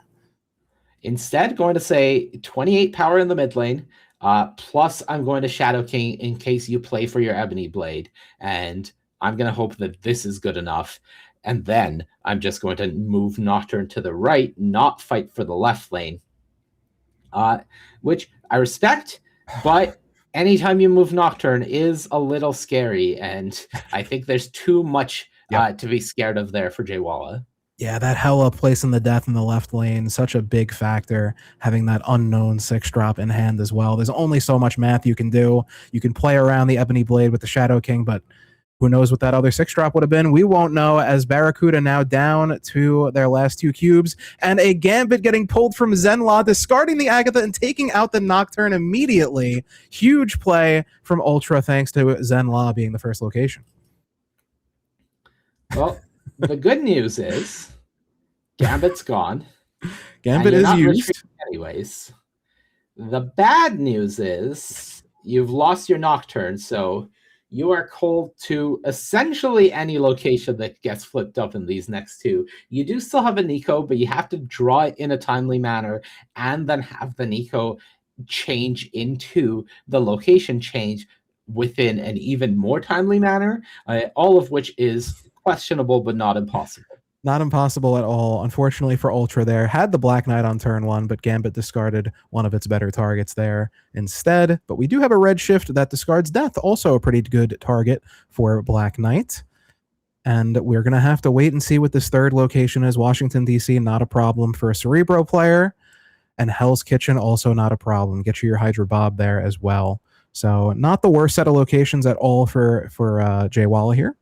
No, Hell's Kitchen, about as good as it gets, giving you an extra card, ensuring that you draw the tools that you need throughout the course of the game. And with Gambit gone, I was going to say that I think this is the type of game where you can just run out Cerebro if you want. The big thing is, I would love to find a way to Mother Ascani Cerebro. Exactly, it's just that would require you to play Prodigy this turn. And you don't really want to play Prodigy without the Cerebro down. So I think you just you make do with getting Cerebro out now. You clearly can set up the Prodigy lane later on. Maybe, I don't think you really get much Mother value here based on, I mean, I guess you could Mother the Luke. You make it a 2/4. That's something. But yeah, you would have really liked to work your way towards a point where you're mothering Shadow King, but that's just not possible in the number of turns you have. You now have the ability to go Hydra Bob Prodigy on the left lane. Mother Prodigy is kind of unnecessary in my opinion, because you're locking yourself into Shadow Kinging in the Prodigy lane. Otherwise, you're not able to play Prodigy. I'm a little worried about Jay Walla locking himself into a series of plays that he'll have to commit through or not be able to get enough power put out here, and that's going to be awkward. Definitely going to be awkward. Also awkward is Corvus discarding 2 cards that you really don't mind if you're Jay Walla seeing discarded there. Sif and Ghost Rider. It's not going to be too big of a deal when Hela brings them back. Going to set up for the Prodigy on the left lane. You're not going to get any use out of that second Prodigy, really.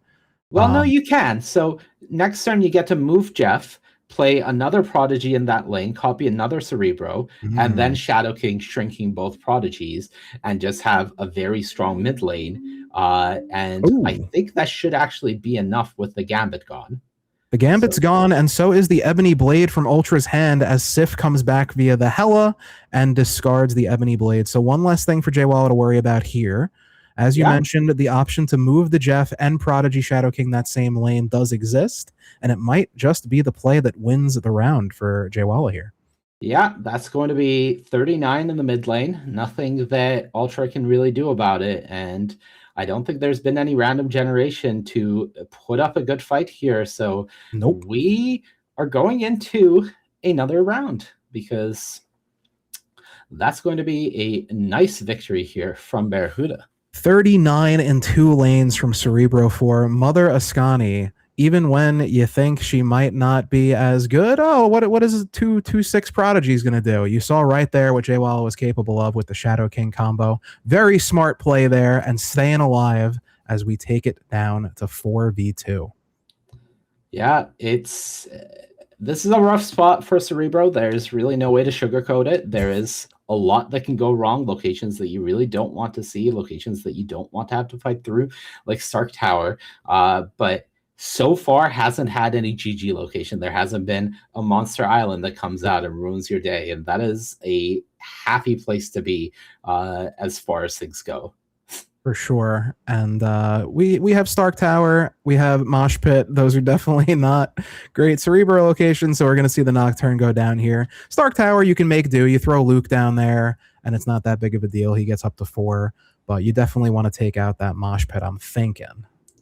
Yeah, okay. That's Corvus, big. I was gonna say, I didn't want to say anything. I don't want to commentate or curse anything, but I play a lot of discard, and for it to be this late into the set to see our first instance of Corvus discarding Hela is pretty crazy. That Corvus has a locked on laser target for Hela whenever I'm playing that card. So Ultra finally seeing the downsides of Corvus as Genosha reveals after Nocturne changes it. Genosha is certainly not ideal, of course, because you will lose your Nocturne if you're not able to change the location again. But Ascani on Luke is a nice feeling. Yep, you got your 2 Lukes now. They're 2 4-drops. You don't have to worry about Hela necessarily. Ghost Rider does still exist. Genosha is going to take out the Blink for Ultra here, but you're also going to lose your Nocturne if you're Jay Walla. Vault closing this turn as well. Far more of an issue for you than it is for the Hela player if Ghost Rider does indeed bring her back. So Barracuda going to be stacking up the lane here.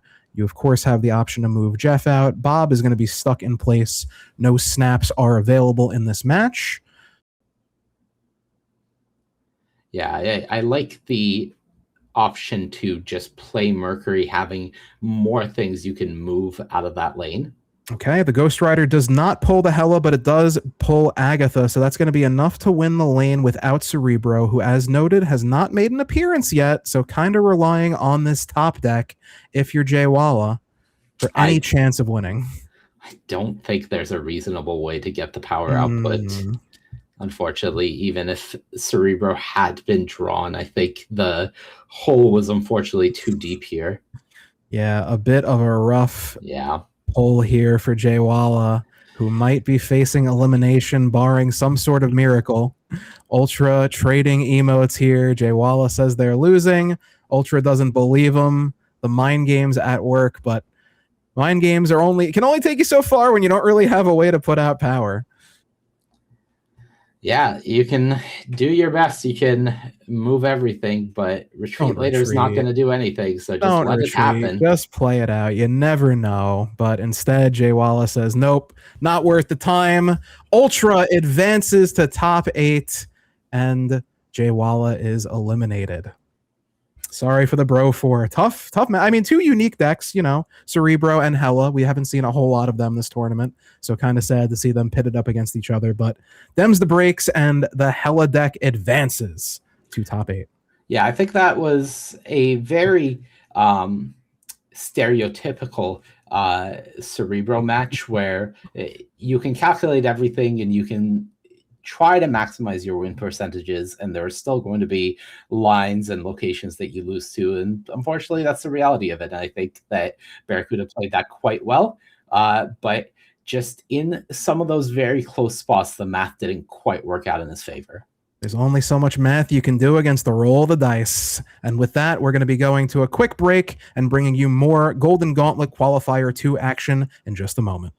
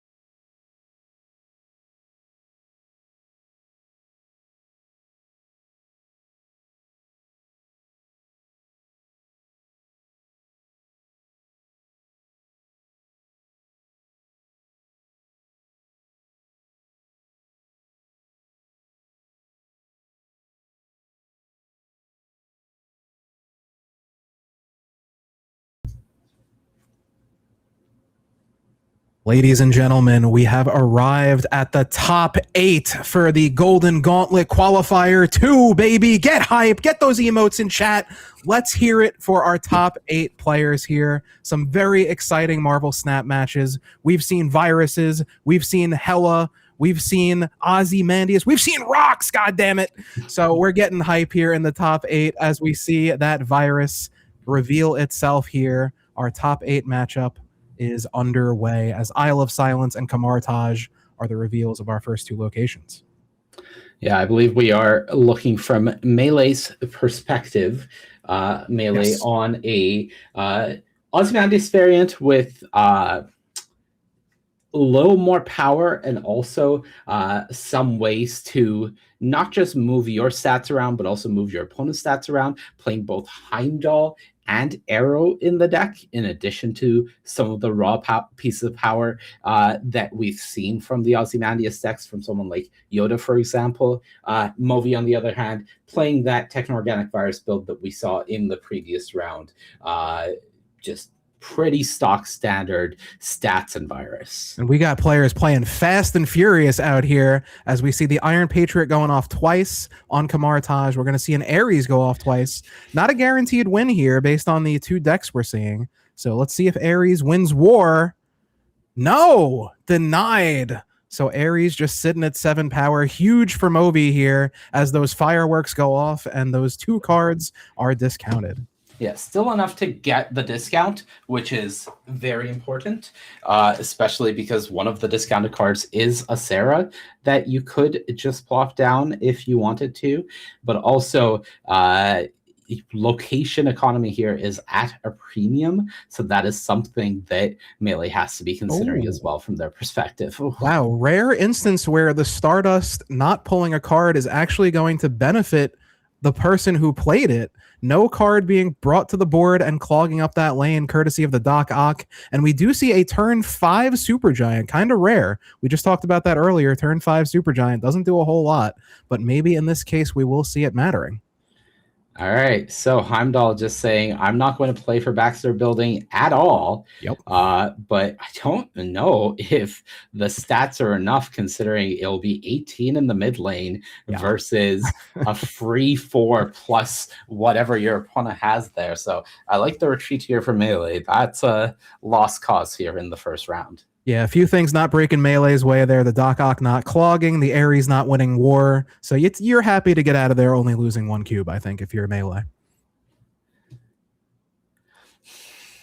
We have an Asteroid M appearing as our first location. Virus getting played by Movie. Very, very popular play here just to get those procs up.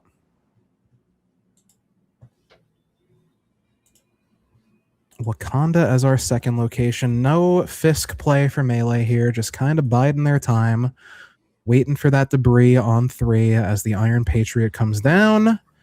Very valuable card in this tournament, Iron Patriot. We've been seeing a lot of value generated in multiple ways, really, because you have some pseudo lane control in terms of, do I contest, do I not? You have the randomness factor of the card it generates, whether it's going to be reduced cost or not. So a lot of mind games with the Iron Patriot. We see another snap from Moby there as Melee retreats for 1.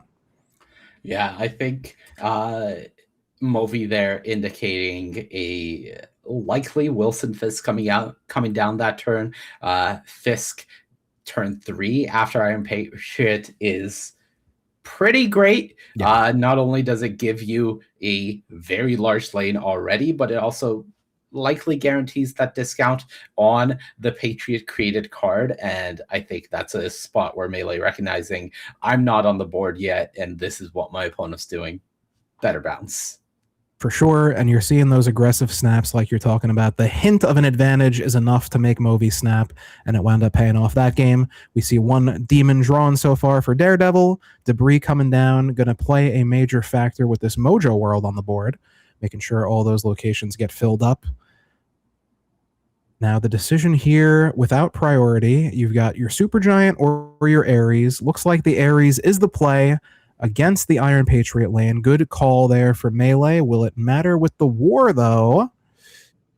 Tie! Wow. No Ares luck so far for Melee. Yeah, this is not the matchup you want Ares in. This is not the matchup you expect Ares to go off in. You're typically hoping not to face the Techno-Organic Virus decks. But as things stand, just a little bit of struggle here. Great move there from Melee, not only removing the Fisk from the Stark Tower and preventing the Iron Patriot discount, but now clogged up in the right lane as well. Massive arrow value there for Melee. Almost worth a snap last turn, I would say. Yeah, I think that's the type of play where if you're going to go for arrow there, you should be snapping just for giving yourself some amount of equity here. Even I think there is a thinking by some players that I should only snap when I'm definitely winning. There is that, but as we mentioned before, if melee snaps, does that maybe clue in Movi, hey, wait, what are they snapping for here? Oh, it could be arrow, right? And then all of a sudden Movi switches his play and he doesn't get any cubes as a result. So that's the mind games of the snapping. It is the mind games. The question I would then ask is, what is Movi changing their play to? Fair. Are they not playing a Wilson Fisk? Right? It's very fair. It's the question of what is the worst thing that's going to happen to you in the adjustment from your opponent? And we see Melee taking 2 cubes right back there. Only a Black Panther play from Movi. Not enough to win 2 lanes as we move on to round 4 here. Trading blows back and forth. This is the fastest snapping or the fastest playing of cards we've seen so far, at least in our segment here. These guys are just going. They know all their plays in and out. Very familiar with their decks. Yeah, very, very quick back and forth here. Especially from Melee's side, I would guess that they have played against their fair share of techno-organic viruses throughout the tournament so far. And a lot of these lines don't feel scripted, but there is this, once you've played your deck enough, whether it's in the tournament or on the ladder, there is this understanding of the lines that you take in any given spot. And just that little interaction right there, Melee had the option to go for the Ares or the Fisk. The Fisk, if it was another Fisk, of course, would have tied. And the Ares, as we've seen so far, has been failing so far. So no guarantee there. But instead, it's Fisk versus Debris. Melee wins and now has a 314 Galactus first steps. Huge play. How are you not snapping here? I'm not going to say anything. And the Mobius comes out a turn too late. The discount not nearly as big of an issue with the Mobius coming down this turn. Of course, Utopia affected, but getting that 314 Galactus out was huge. Yeah, you can see the recognition from Melee for the Mobius playing the Galactus last turn. Considered going for something like Ares or Supergiant instead because it is more energy efficient. But the fact that your opponent plays Mobius incentivizes you to get that Galactus out of your hands sooner. And again, I can't imagine Movi staying in here, but I also just don't know why Melee did not snap 2 turns ago. Yeah, seems like there could have been some really good value to be had there. Again, another great arrow play, clogging them up mid. Look how effective negative zone is there. That's minus 12 power on all those cards. Huge play from the arrow there. Yeah, this is a tough board for the Debris deck to be going up against, and I think Movi very, very happy to be getting out of that for just 1 cube. Yeah, for sure. That was very clearly favoring Melee there, but only a cube. You pay that all day, but now it's no more 1 cube retreats. We're into high stakes here in the top 8 of the Golden Gauntlet qualifier too. New York on the board. New York stand up. New York sit down. I don't want to leave them hanging. As Iron Patriot will take over the Baxter building here. The Iron Patriot play being such an important part of this matchup for both players. Getting him down early and figuring out who's going to win, who's going to get the discount. Martyr stealing priority here.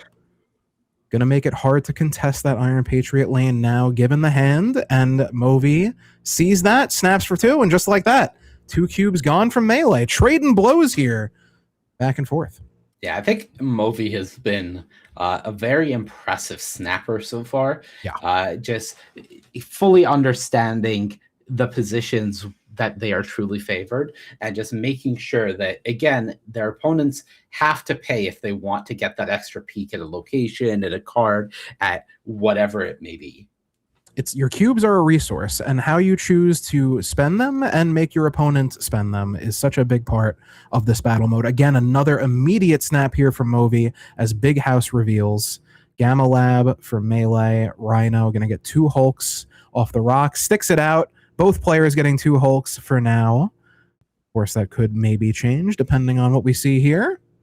Yeah, I think that was very likely going to be a snap from one player or the other. Melee has shown that they are the more passive snapper so far, but the snap from either player was very much just turning a Rhino face up in that spot. Huge debris value here, turning a rock into a Hulk. That's a 0 to 14 power up there. Lizard also. So now we have 2 lanes of 3 Hulks, and the Horde does not screw either player over there. I was wondering if we were going to see a clog, but no dice. Yeah, so that's the first big test, quote unquote, just seeing whether Deadlands essentially turns off a location. And as things stand, that does not. So Supergiant comes down, and again, it's a matter of when do you pull the trigger on fighting for that left lane? I mean, the biggest card that Movi can play there is probably going to be smaller than the biggest card that Melee can play, I would think. Right. I think that... Do you commit now, though? I mean, it won't commit until the final turn, I suppose. Thanks to the Supergiant. This is telling Movi that is almost certainly a 9 or an 8. Right? Playing 2 cards there means that is not Ares. Not Ares. It is very likely, very likely either Debris or Wilson Fisk, and that's something for Movi to work off of in the calculations of what you're doing in that lane. Notably, I don't think there is a singular card Movi has to win that lane anymore. The best they can do is tie it with Fisk of their own. Well, we don't know what the Iron Patriot card was. Oh, of so course, that's there's true. always that factor in play as well. But it was Fisk, so there is the tie. Tiebreaker looking in Movi's favor at the moment. We got to see if the Ares winds up finally winning a war here. Just he does. There we go. Maybe 13. It was all 3 demons you hit with that 18. I still don't think it's enough. Possible. Oh, a Valkyrie coming down. What? Huge that's Valkyrie. The Iron Patriot card. And yeah, not even close to enough.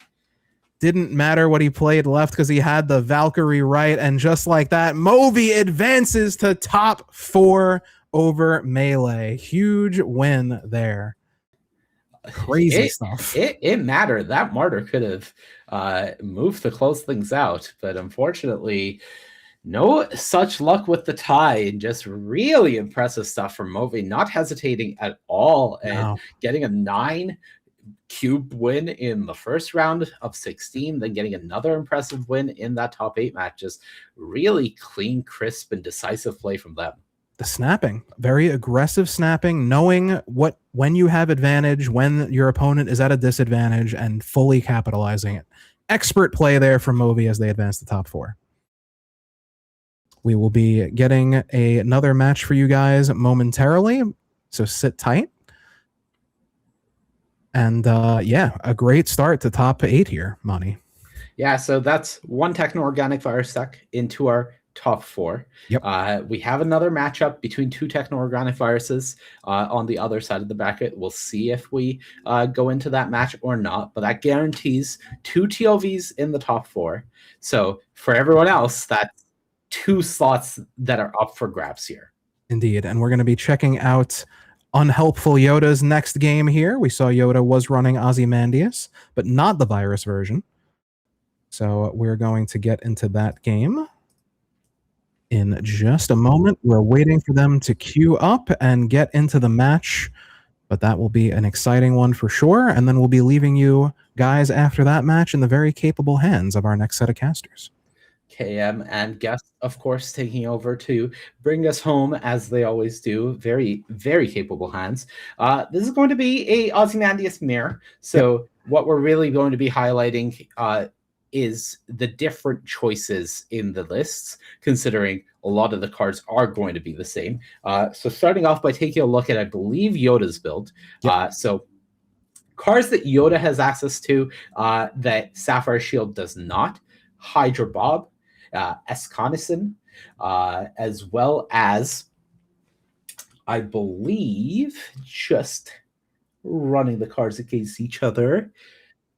Yeah, no Patriot. Iron Patriot, no Sapphire. Patriot in the other list. So Yeah. the Patriot Wilson Fisk combo that we've seen come out from a lot of decks so far, Yoda has access to, Sapphire Shield does not. Yeah, very tough to beat the Iron Patriot Fisk. I mean, 12 power on turn 3. Obviously, locations and other things can play a factor, but generally speaking, there's not too many plays that are going to beat 12 power on turn 3. So a very strong combo, and we've been seeing it. We saw it last game with the Valkyrie getting pulled from the Iron Patriot. Just no way you can predict that, and it cost 6 cubes. So Iron Patriot, one of the MVPs of the tournament for sure. Ascani, a little less surprise from him so far, but maybe this is the game where we see something crazy from Ascani's son. Mother Ascani. I just call her mother. I just call her mother. I feel like she's earned that at this point. The son, he can do whatever, but the mother is clearly in charge there. Very fair. Now, on the other side, as we are highlighting the differences, in place of that Hydra Bob, Ascani-san, and Iron Patriot, Sapphire Shield has Electra, so that's going to be very key in some of those early turns in trying to take priority, combating, for example, that Hydra Bob. They also have Shadowlands Daredevil, so that's something that we've seen be that extra boost in stats. They have Cable and they have Enchantress. So actually, one more card that is not present in their deck compared to Yoda's. No Wilson Fisk for Sapphire Shield. So not running the Iron Patriot and therefore not running the Wilson Fisk, opting to give up the extra boosts in stats, cheap stats, and priority maybe be a little better against Mobius, for example, not having the effect that relies on that reduction, and having a card like Enchantress for opposing Ozymandias's or for Captain Carter's, for example, trying to target your opponent's deck earlier with Cable, going for those little points where they can get them. And for all the talk of the Mother Surfer decks, I don't think any made top 8, right? I don't think we had I any don't believe so. Surfer decks here in the top 8. We have 3 Ozymandias decks, 3 Techno-Organic Virus decks, which are none of them are Mother Ascani decks, and then the last 2 decks are Erisham, which doesn't play Mother Ascani. Just had to confirm that because really they could. And Hela. Yeah. So pretty surprising. Almost consensus, I would say, strongest card in the game, Mother Ascani, not in the top 8. Very surprising. Look, that is the nature of these tournaments. Ultimately, it is a small sample size, but when you have a target on your back and people come with Cosmos and Shadow Kings and Mobiuses everywhere, that's an effect of it, is you are the deck that has the target on your back, and the tech cards in the format are very much ready to handle the threat that Mother Ascani is putting out there. Yeah, these virus decks, these Ozymandias decks offer a lot more flexibility and a lot more safety. They're not as vulnerable to the tech as you've mentioned before. So that is what we're seeing here. Of course, by the time the next Golden Gauntlet rolls around, who knows what the meta will be and what people are teching and bringing to the tournament. But we are going to get the next deck here on screen for you in just a moment. Yeah, I don't think we're actually able to watch that match, so we are going to switch it up here and go somewhere else to bring you some more MarvelSnap action. Yep. Top 8 underway on this stream here. We are just getting the match pulled up for you, but in the meantime, we have seen some exciting stuff so far. Do you have any predictions, Monty, on who you think out of the players we've seen so far and the players who remain here in this top 8? Any predictions? No bias, of course, just purely based on your vast knowledge and analytical skills here. I think Movi has been the most impressive player that I've seen play so far. So there is some inclination towards them. I think they've looked very good. But I also think that there is still a lot of game to be played as we continue on here. Movi is also a bit of the cop-out answer, considering they're the only player we know in the top 4 so far. So they are the most likely. But very much Yoda as well. I love their build of the Ozymandias deck, so we'll see how things play out as we know the result of their match. Yes, and so we are on the Arisham game here. We will get to Yoda later on, but we are looking at the Arisham Thanos gamer versus Ultra, who we saw playing the Hela deck earlier. So two of the odd decks in the tournament facing off against each other. We see a snap coming down from ACP here, as a Stardust is pretty damn good in this matchup, if I do say so myself. Yeah, so essentially saying everything that you've discarded, you are done with. That was a Redshift randomly generated created Khonshu. Yeah. Khonshu off of Redshift.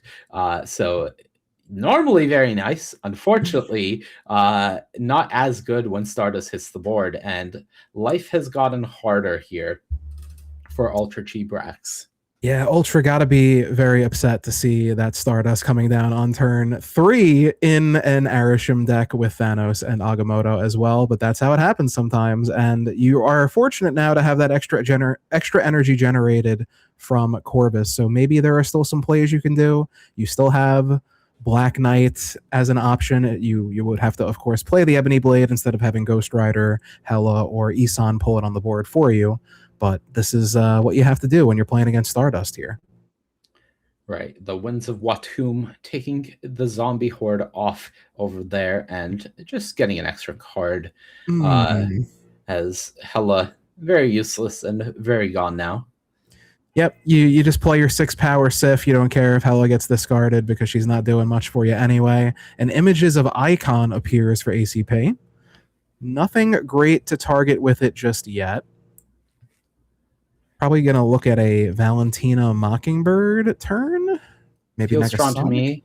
Yeah, Valentina Negasonic would also go a long way in making life pretty hard for your opponent. One of the big issues from Hela decks typically is they don't really play too many cheap cards. You mentioned Black Knight. I believe that's really the only one left in the deck. So unless Blade. Ultra Chi-Brax, no Blade in this list. Really? Wow, no Blade in at all. a Yeah, Hela so- list. Okay. Yeah, well, Cut. part of it, I think, is because you're also an Agatha list, not wanting to risk Agatha playing Blade when you don't have the Redshift to discard the Agatha. So maybe that's the thinking, considering there aren't that many other cheap plays available to the deck. So I have to think that may be part of the consideration. But yeah, as things stand, if there's no Black Knight, then you're just not beating this Negasonic ever. Nope. And we see the 2-cube retreat there from Ultra. You're just going to hope that maybe in this next draw they don't get Stardust. That is kind of a hard counter to your deck. So we'll have to see if Ultra takes advantage when there's no Stardust to be found.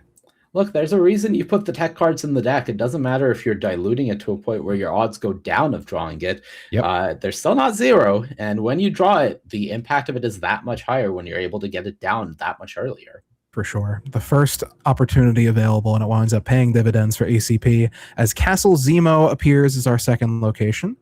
A location I would imagine that favors Ultra pretty well here, since they don't have to play on that location.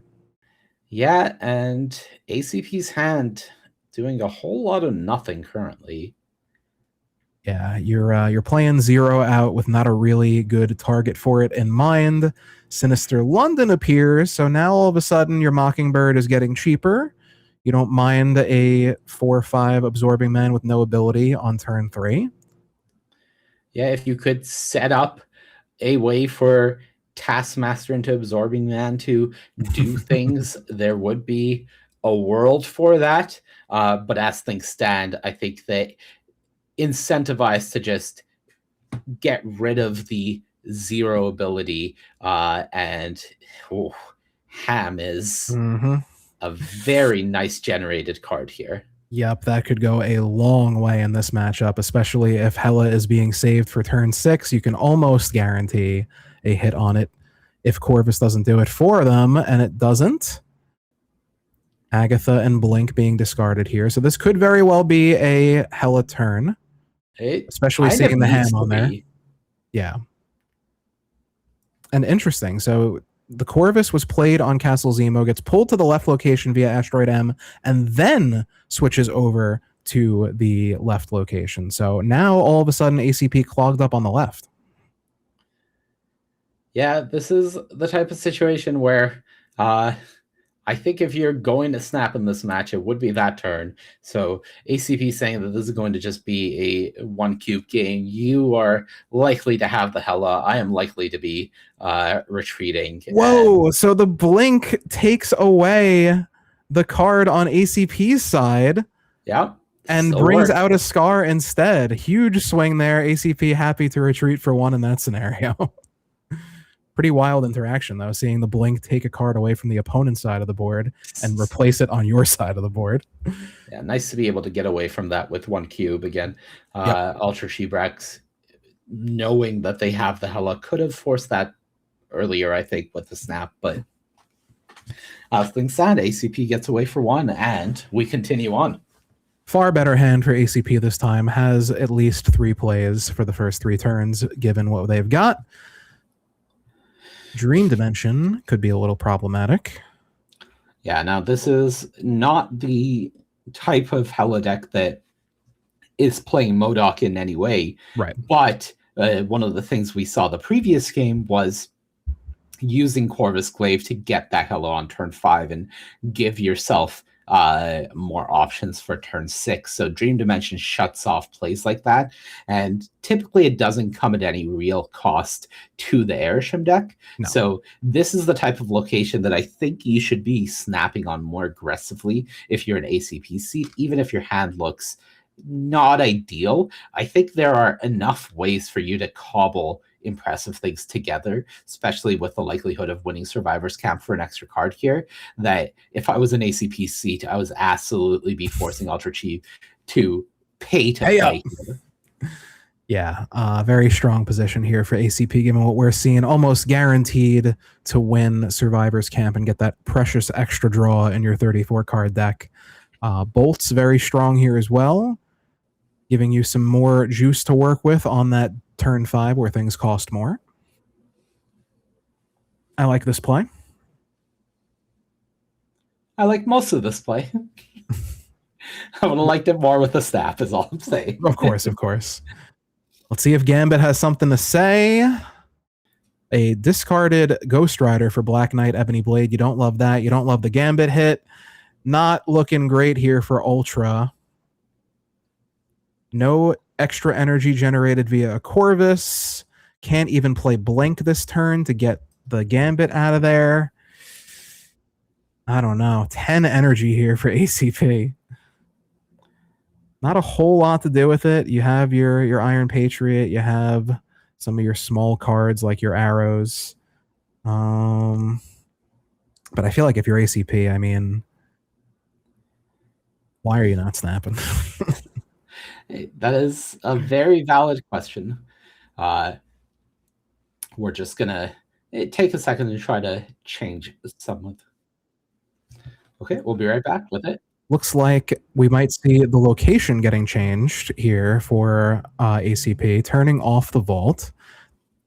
Again, against Hela, Vault is going to favor them more than the Arishan player, so I think that's a smart Reality Stone. Leaving your options open. Oh, Weapon X discards the Agatha for Ultra. That's really unfortunate. And discards the Shadow King for ACP. You get another draw. There's Thanos.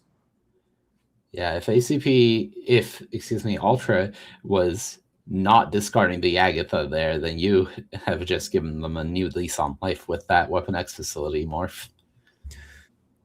Okay, they were, probably. Yep. All right. No, so that was an 8, right? Scar was an 8? As a result of Dream Dimension, yeah, Scar was an 8. Yeah, so if they would have discarded that instead of Agatha, and then would have been forced to play Agatha by herself. And now a snap coming from Ultra here, so that would signal that Hela is in hand. Of course, it could be a bluff, but that would be a pretty wild bluff here at this stage of the tournament. I think Weapon X facility just costs ACP the game. Yep, the Reality Stone giveth and the Reality Stone taketh. And unfortunately, ACP retreats for 1 there based on that location. Yeah, that's a rough location change. And I don't know, to me, it feels like a bit of an unforced one. I think ACP could have just not played the Reality Stone and tried to fight for me too. location by putting some power there and then using Omega Red to try to add some extra points there. I think with the Dream Dimension, the holodeck is not adding that much power to it, and the likelihood of them having the Hela when they haven't discarded the Agatha yet was pretty low in that spot. It would have had to be a very exact sequence of things. And it winds up working out in Ultra's favor. So now we're on to high stakes. We have a raft game. We've got a virus, again, not in the deck, but Arisham brought it there anyway. More random cards in Elsa Bloodstone. Okay. Oh, there it is.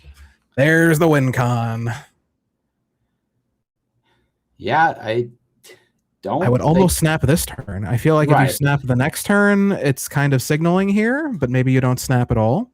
I think the only reason not to snap the previous turn is in case your opponent plays specifically Redshift.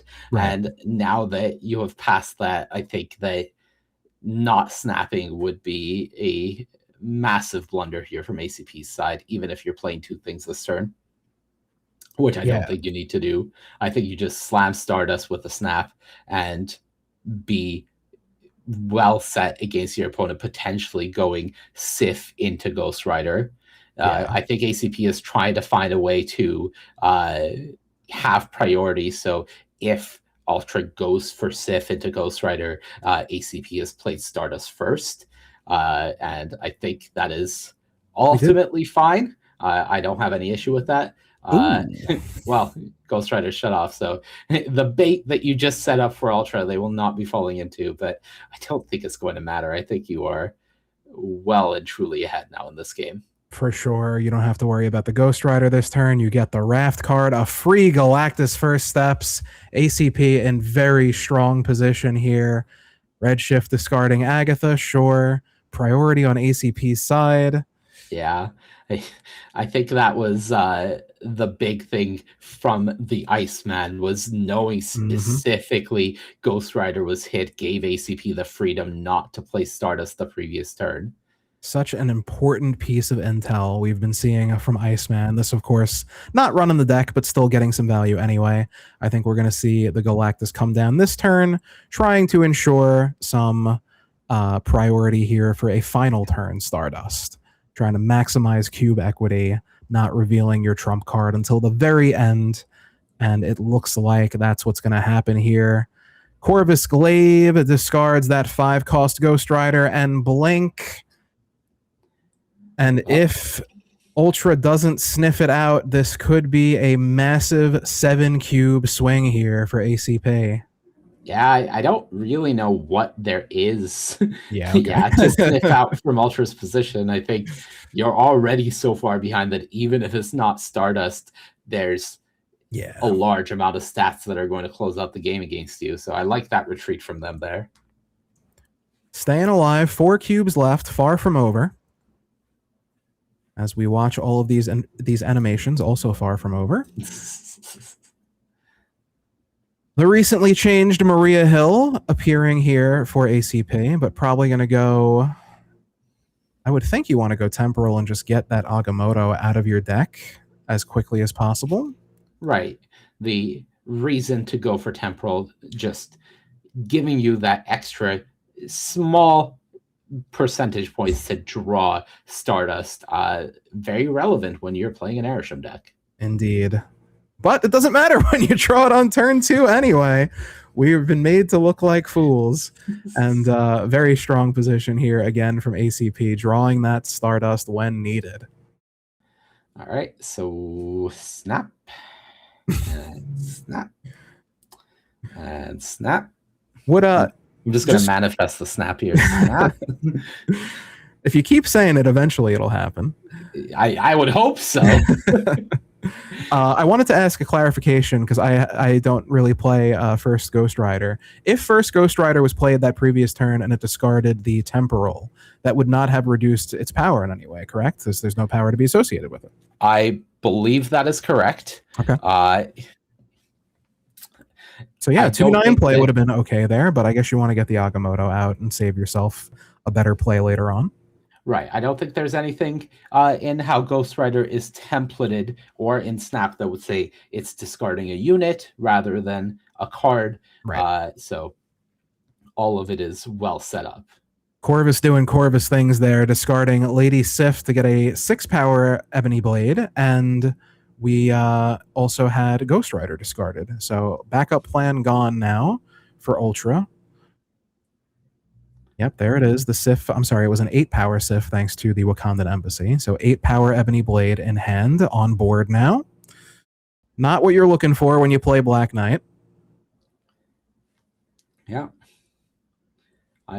Priority here for ACP thanks to that Agamotto. I don't think Hela is actually a relevant play this turn, but I also think the ACP has very much missed the window to Snap now, so they're going to play the Stardust, and we're going to have to see one more 2-cube game here if ACP wants to close it out. Yeah, I mean, there's really no reason not to snap here if you're ACP. You have the lead, you have your win condition, you are effectively putting Ultra in a point where, okay, there it is.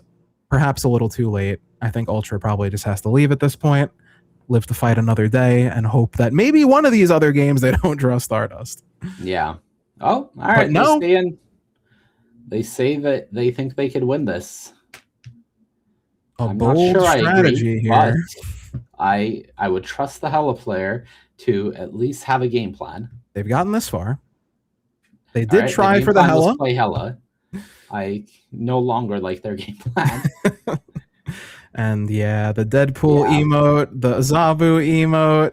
We might even just see a retreat here. Incredible. I mean, I don't know the math. I'm sure someone out there on stream in chat can do the math on drawing Stardust 3 times in a 4-game set in a 34-card deck. Look, you don't put it in your deck to not draw it, okay? That's true. It's true. It is what it is. That is the game. I just know as a discard enjoyer and a Hela enjoyer, I would be tilting out so hard right now if I was Ultra and they're like, they really drew Stardust 3 out of 4 times. That's crazy. I think ACP is overthinking this. I think they're... Don't do the Reality Stone. You that's the only reason you haven't won yet. Yeah. Just play your stuff, man. You got this.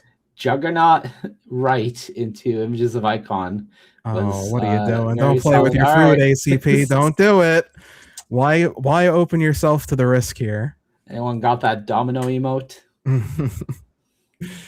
Roll the dice. Discards the Juggernaut, turns it into an Agamotto.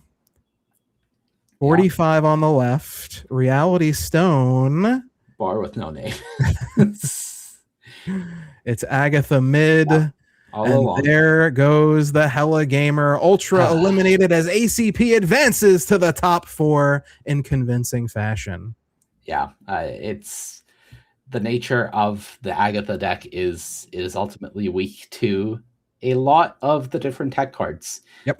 When you don't face them, the deck is incredibly powerful, and you pretty know, consistent, all things considered. Right. When you bring the deck into this field, you're hoping to target the Mother Ascani decks. You're hoping to try to go over top of them and take advantage of the game plan that they are presenting.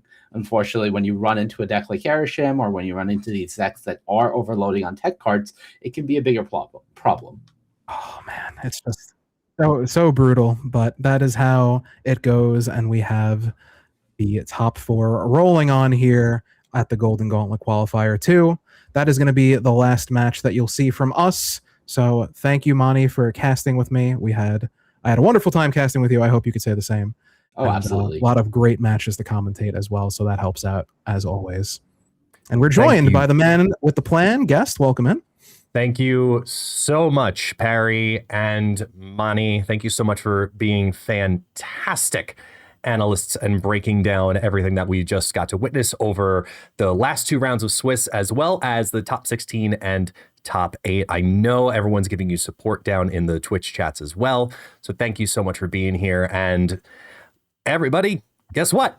We are heading into the top 4. So stick around. We'll be right back.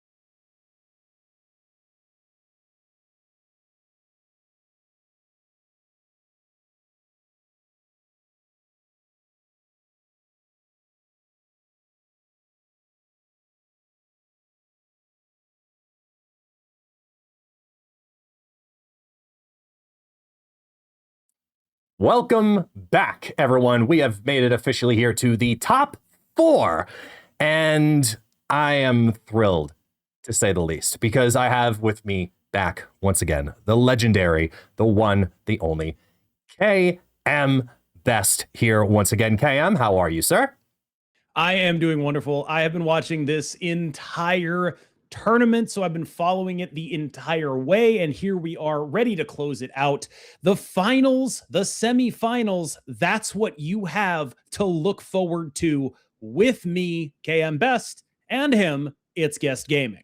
Yeah, it's been one heck of a day. We've seen some really incredible variation, a lot more variation in this specific event, I think, more than we've seen in other Golden Gauntlets of the past. Normally, there's a very heavily raining archetype or a very obvious quote-unquote play, minus a couple of featured cards. Very often the Season Pass is a very high-played card. But when looking at the overall spread of decks that we saw going into today's event, it seemed like it was one of the widest open fields and so much variation. What do you think attributed to that from your point of view? I think a lot of it comes down to what I would say the story of the tournament is, which is techno-organic virus. A lot of the hype around this tournament was built around the Captain Carter combo deck, but the Captain Carter combo deck has a very prominent counter, or at least a reasonable one, in the form of Shadow King, which was the most played card. And if you expect to bring a deck with a target on your back, you better be really ready to play that deck to its maximum capacity. And that's a really difficult deck to play to its maximum capacity. But Techno-Organic Virus is simple, it's straightforward, it's strong, and it's powerful. And it gets to interact widely with a wide field. I don't think it's a coincidence that the TOV decks we see making deep runs in this tournament are the ones that are indexing very heavily for interaction. That's a consequence of this field being as open as suggested. And a lot of the reason this field is as open as you mentioned is because of the influence of Shadow King putting a target on the back of the highest comboing combo deck in MarvelSnap. Yeah, I mean, it's something we've seen for several tournaments now, where Shadow King, I remember back to the very first Golden Gauntlets and the evolution of Shadow King that has happened over the last year as well, where Shadow King was a good tech choice, and then it started to grow in popularity. Then they made it a 3-cost. And it didn't stop the progress. It grew in popularity, and now for the last 3 events, it has been a top 5 most played card. And we can see why. We see that here as a result in this final matchup. We have 2 different techno-organic virus decks, so they're featuring more on the ongoing side of things. And then we also play into that RNG and that randomness, because then you also see a little bit of Airsham. So it's an interesting spread. I want to take a look at this and break this down here, because we are looking at 2 different matchups going into this. We're going to watch both of these in their entirety. First up, we have Unhelpful Yoda and Movi, who we've seen both of these decks in different breakdowns over the last couple of hours and different variations of these decks. Why do you think these 2 have both successfully gone undefeated as these variations? Well, it's not just the decks here, it's the players. Unhelpful Yoda is a consistent top 25 player in MarvelSnap, someone that anyone who pays attention to my content will be aware of before, and someone that pays attention to Golden Gauntlets will remember Movi. He finished 2nd place in the most recent one. There's deck diff and then there's player diff. These are 2 of the absolute strongest players in the field. So that's bullet point 1 for me. Bullet point 2, though, the deck Movi brought, which is also the deck Andre Var brought, is my favorite variation of Techno-Organic Virus in the format, because it has so much coverage for so many things, and because it is a TOV deck. TOV lets you take these bodies that are not particularly good in every matchup. Armor's not good in every matchup. Shadow King's not good in every matchup. Stardust isn't good in every matchup. But TOV needs bodies, and TOV is happy to infect them and provide that. This is the one list in the field that I think was favored into the Captain Carter decks as a TOV deck. Now, that's not going to be particularly relevant here, because what's interesting about this matchup is both players are heavy on interaction. There's Supergiant and Shadow King and Cosmo and Negasonic coming in from Unhelpful Yoda, and of course the aforementioned tech pile from Movi. So it's going to be about points. Both of these players are interacting heavy. None of their interaction is going to do a lot in the matchup. So what's going to matter? The numbers.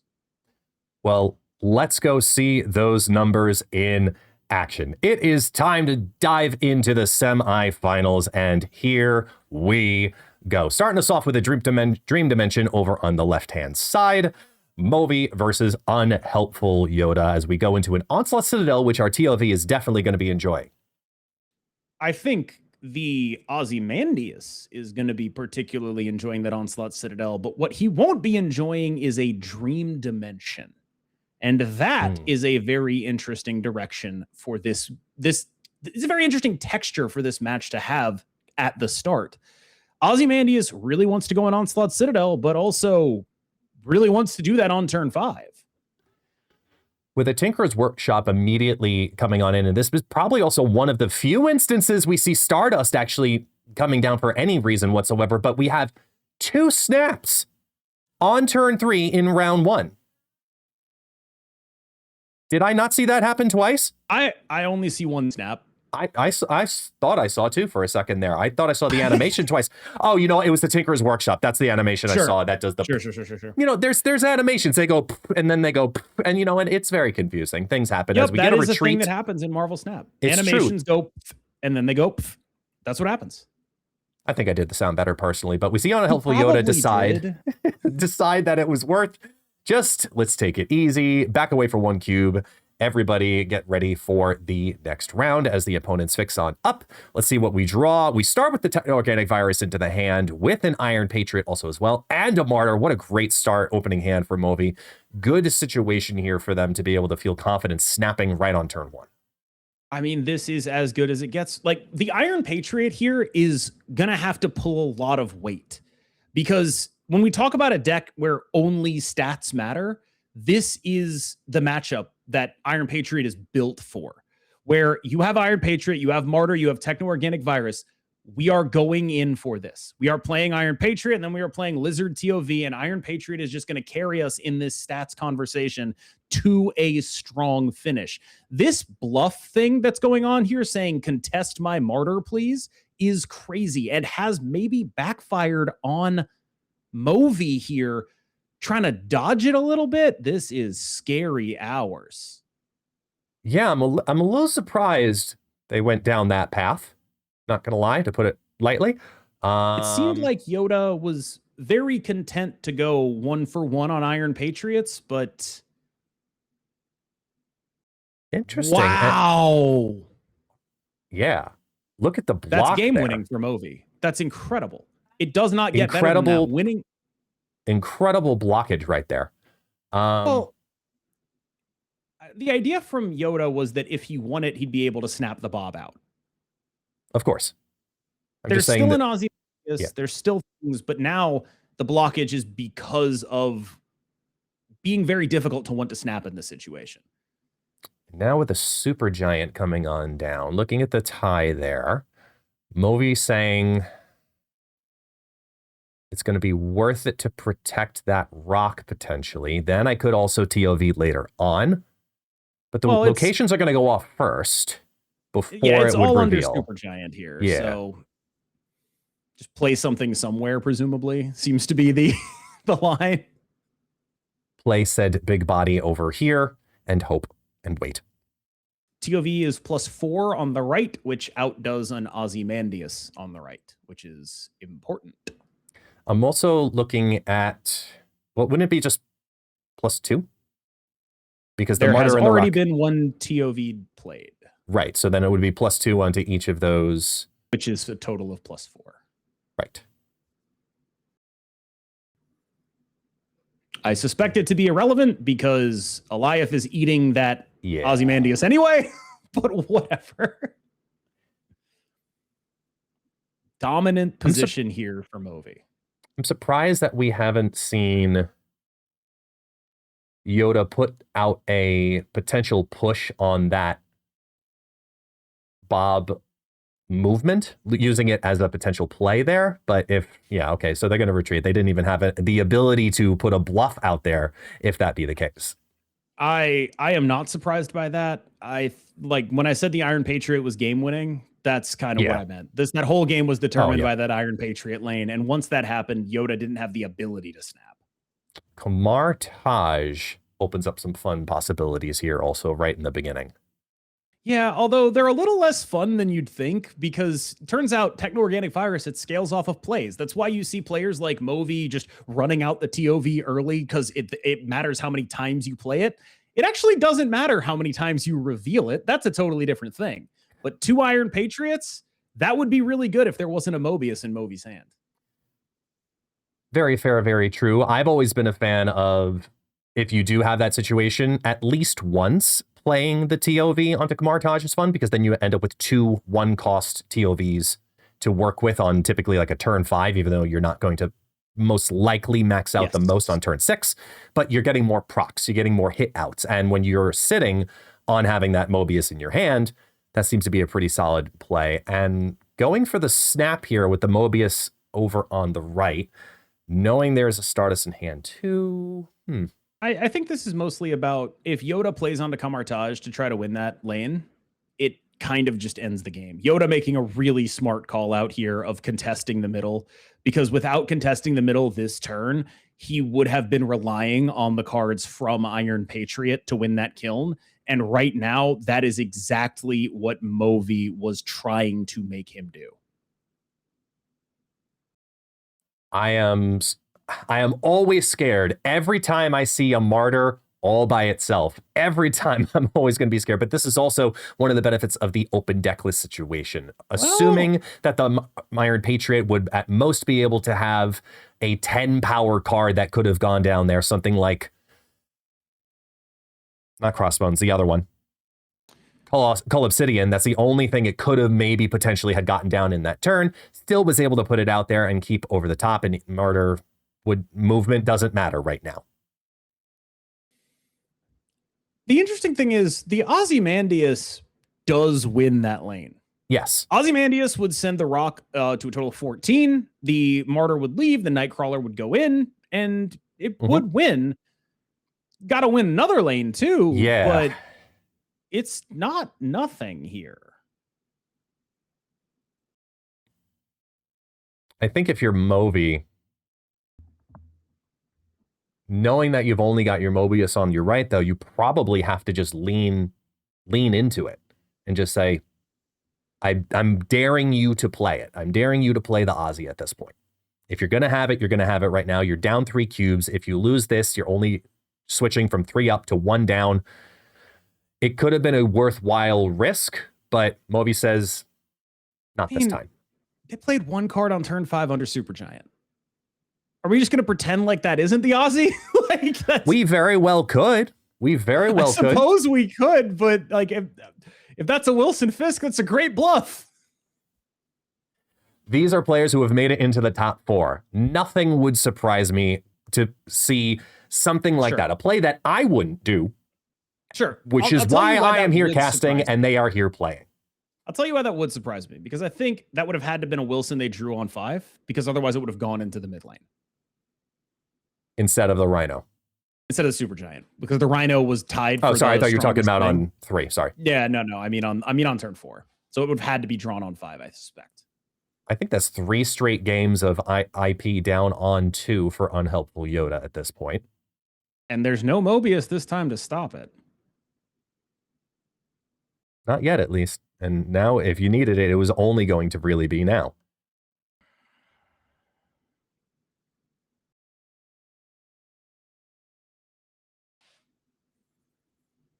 Snap coming in from Movi here on just I have Wilson Fisk. The hand is good. Multi-TOV is a really strong thing to do. There's still some risk here that makes this, I respect an aggressive snap, but this is quite aggressive. I think it's looking at Panopticron staying Baron as they play the Rhino over on the left. Here we go. Put the Fisk over into Panopticron as well. So you have a 9 in the center. Take your Prio. Mobius is here. That's a really big deal.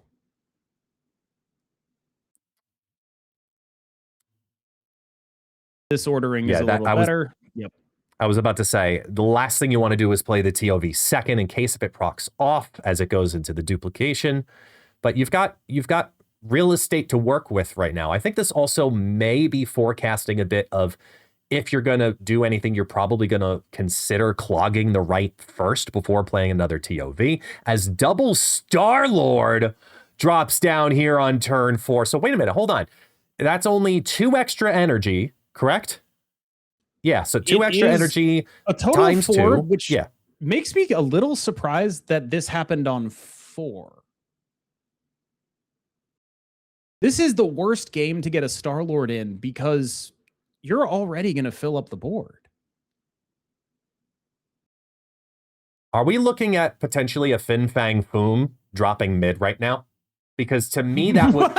Could you imagine? I'm completely serious, because it would make sense for the priority, makes sense to need to have at least 7 energy to play, and you have a single target as it flips on over, and they get the double Aussie, 1 in Sinister London, 1 in Panopticon, and the Cosmo for the clog to finish it out there. Here comes the Martyr over on the left. Iron Patriot's going to pull nothing on both Cosmo lanes, take the TOV, flip a bit over on the Baxter building, take those +4s, neutralize them a bit. TOV is not going to do anything directly by adding on to the Iron Patriot. It's just going to put the copy back into the hand.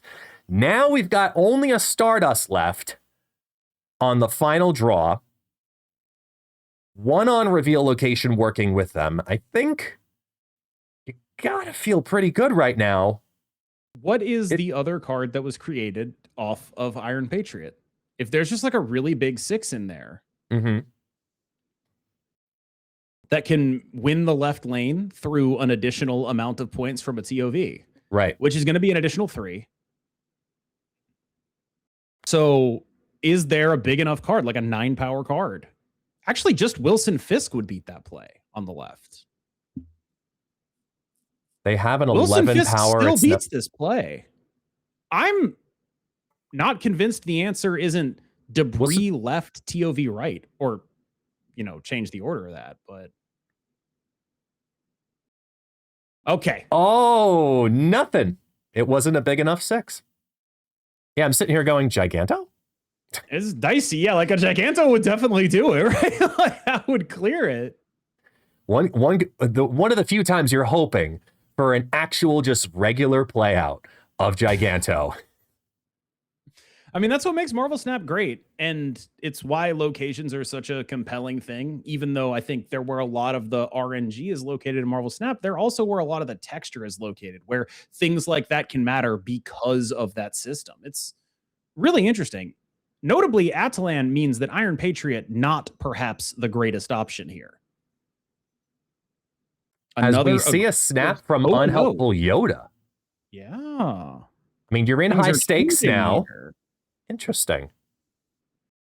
I think the Atalan just is a thing that goes in his favor, and he's down and has to snap it. And I think Movi generally has the advantage in the matchup in a normal game. So when Yoda is snapping this, Movi is not necessarily forced to respect it, but it is likely correct for him to respect it. Because what's going to happen here is he's going to play a card on 1, a card on 2, a card on 3, maybe even more than that. And the Atalan's going to hurt Movi way more than it is going to hurt Yoda. And it's something I think that we see quite regularly here. When we get to like the top 8, top 4, more often than not, it's that situational awareness to understand prior to turn 4, just as the locations are revealing what the impact of that location against your opponent is. I think we see that a lot in these events, specifically top 8 and higher. It's definitely a crucial part of how MarvelSnap games tend to play out, that the better the players involved are, the more aggressively you see a lot of these snaps come down. Oh, yeah. This mini game right here, by the way, of am I contesting or am I going for mine? If one of them has Mobius. Yeah, you took the words right out of my mouth. I mean, we've got Feast, we've got Nor, we've got Elysium, we've got all of the cards and all of the things and a lot of energy to work with. I mean, there's some chaos that's about to hit the board right here. And I think it's just a race to Mobius, is it not? I mean, you're not always going to get him, though. And as much as that is a thing that is important, it's kind of a race to Mobius. But because there's so many other ways to get energy in this game, I'm not sure it's actually all that meaningful. you have effectively infinite energy. So this is just going to be both players going max output, which I suspect favors Movi, if I had to guess. The addition of this Enchantress is also really compelling, but we drew the Mobius anyway, so...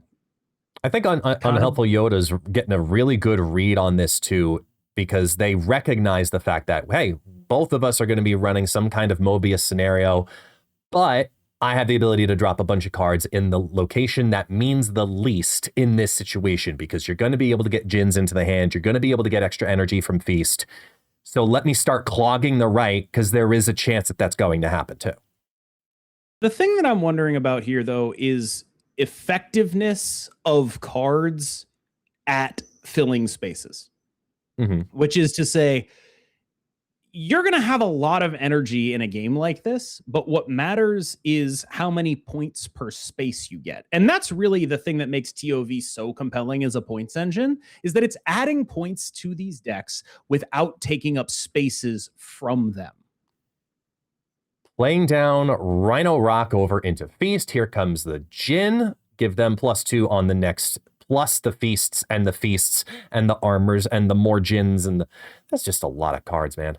A lot of cards. The Supergiant's really good here, because if it weren't for the Supergiant, what would have happened in this game is a million TOVs running everywhere. And instead, what's happening in this game is much more the speed Unhelpful Yoda wants it to be. This Enchantress off the Iron Patriot, though, is quite a thing if Yoda ends up having priority and plays down an Ozymandias this turn, and the read works for what the Enchantress is trying to do.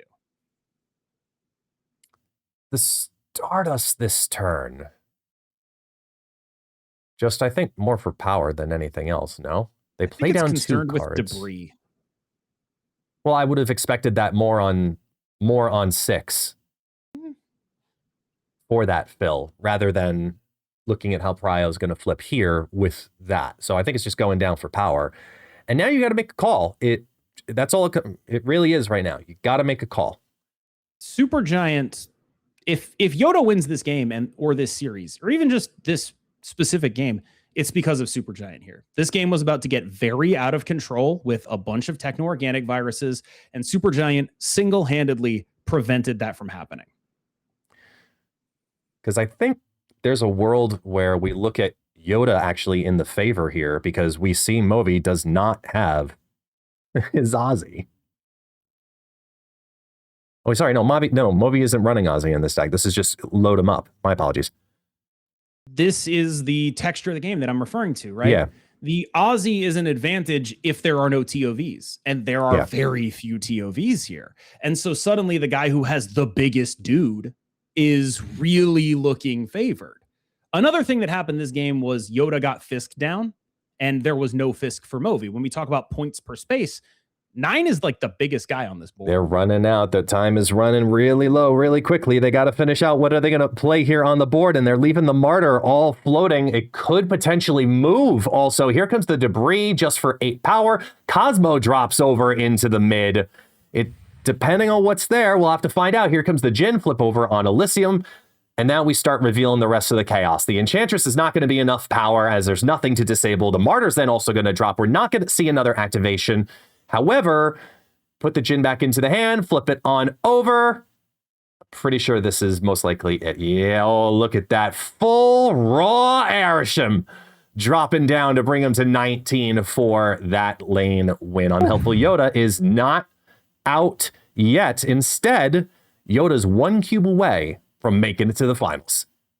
I mean, that is entirely on the back of Supergiant. Yeah. If there was an actual turn 5 for Movi there, the game gets out of control extremely quickly. So accepting the snap on Mobius, knowing that you're going to be able to prevent that snap from snowballing on you, that is really high level play from Unhelpful Yoda. Really impressive work.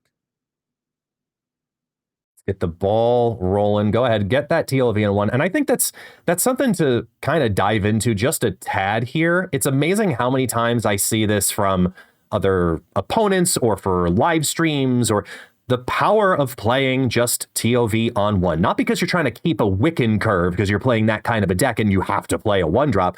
Just get the ball rolling. I'll say this. I see, like, specifically Andrevar and Movi do this a lot. And they're a little more aggressive with it than I am. I'll say that much. I'm plenty fine to be aggressive with this when we have the Mobius. But luckily, Mobius just showed up on demand, and it's totally fine. Nice layout here. Now, typically, I'm looking at the vault and I'm thinking here, like, if you're needing to play into there, chances are you wanted maybe some late ramp of power in there, so you might want to have a TOV to be able to play into the vault, but I'm not seeing that as much as there we go, we catch back up and we see that's a good Shadow King for Mosh Pit. I'm contemplating the CGR, but I think we just don't win it. Like, that's sort of where my head is at here, is like, I just am not seeing a world where we actually win this. So it's really a question of the read, right?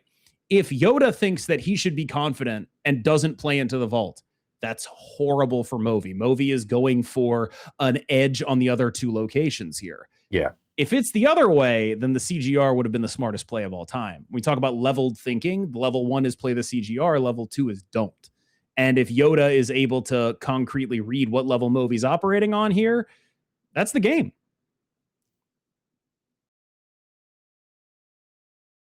It's also just as scary when you're running a Ascanius and you're sitting there going, is there a world where I don't get the destroy card if it's a 3-cost card? Because every time I activate the Ascanius, it's always going to be a deathlock. Every single time without fail. Oh, of course. I really like this Cosmo. He does activate it, and it's a Groot, so just 4 power to drop over there. Ozymandias, the vault is clogged up. Great call by Unhelpful Yoda with a little bit of luck to help him out. And now it's just about the power. That is going to be 1 to 11 power. By Movi, right? I was saying Yoda to activate the Ascanius specifically. Oh, sure. Yeah. The overall thing, though, I think went in favor of Movi here, because correctly identifying to not go for the Cosmic Ghost Rider there, while Yoda effectively played around the Cosmic Ghost Rider, means that he now actually has a chance to win this game in a real way, and does by a couple points on the right. That doesn't happen without that CGR. The power of tech. We see a lot. We see the heavy presence of cards like Shadow King and Cosmo, and people very often under respect the strength of your 4 and 5 cost tech cards, because so many other decks and engines are built around, hey, this core 5 cost card or this core 4 cost card has to be taking priority in your decision making because it's what the whole deck is built around. But with a little bit of tweaking here and there, you can see what it can do. I mean, to be honest, that could have been any card, I think, as long as he actually got the read on whether to contest that lane correct. The threat of the CGR there was actually what made that happen, because the threat of the CGR made Unhelpful Yoda play into a lane that he had already won. Get the extra draw from Nova Roma. We see Cosmic Ghost Rider also join the hand for that reason. Look at potentially flipping the debris. Keep a nice healthy lead with the Presidium. Here comes the debris. Drop a couple of rocks so that 11 power Fisk still holding strong and restricting them down. So clever. Cannot say enough good things about playing the Fisk into the Proscenium so your opponent can't play debris to make it the strongest thing on the board. They do not have access to Wilson Fisk this game, barring a TOV on that lane. Which is plausible.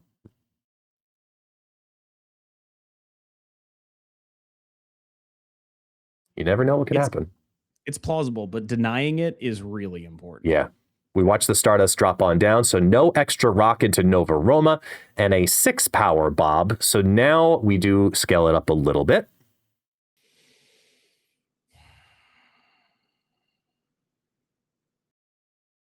You know, we'll wax poetic plenty about the power of debris in a matchup like this, but this is one of those situations where it is kind of difficult to actually play her. I think the best use case right now for debris is you're trying to potentially save it as just a clog piece to make sure that your martyr can't move. And I think that's the direction. They're looking to really lock in Proscenium here with this.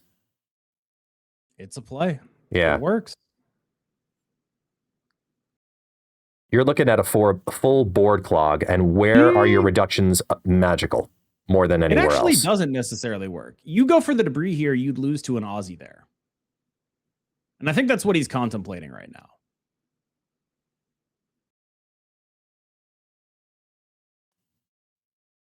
Ends up opting for Lizard, Mobius, and then locks it in. We see Yoda drop the 1 card over into Nova Roma, get the ramp up on those rocks. There's your Ozymandias. Priority now in the favor of unhelpful Yoda. And Moby's got a tough call to make here. Priorities in favor of the person playing Negasonic. That is a good thing to have.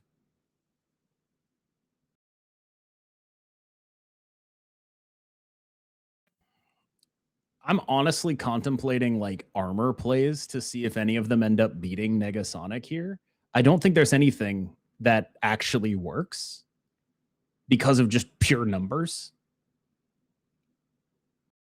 Depending on the cheekiness level, looking at something like Nightcrawler to the right and then Negasonic on the left with a oh no, they already use a snap. I mean, they technically could snap out their Bob because they do have the ability to move it. I would guess it's some form of Negasonic mid would be the thing that you're supposed to do in this situation. Negasonic mid, something else happens, whether that be Ascani Sun or whatever other 3-power 2-drop you can put on the right lane. Movy's just hoping for no Negasonic mid with this play here with debris in the mid. Yep, it's tough.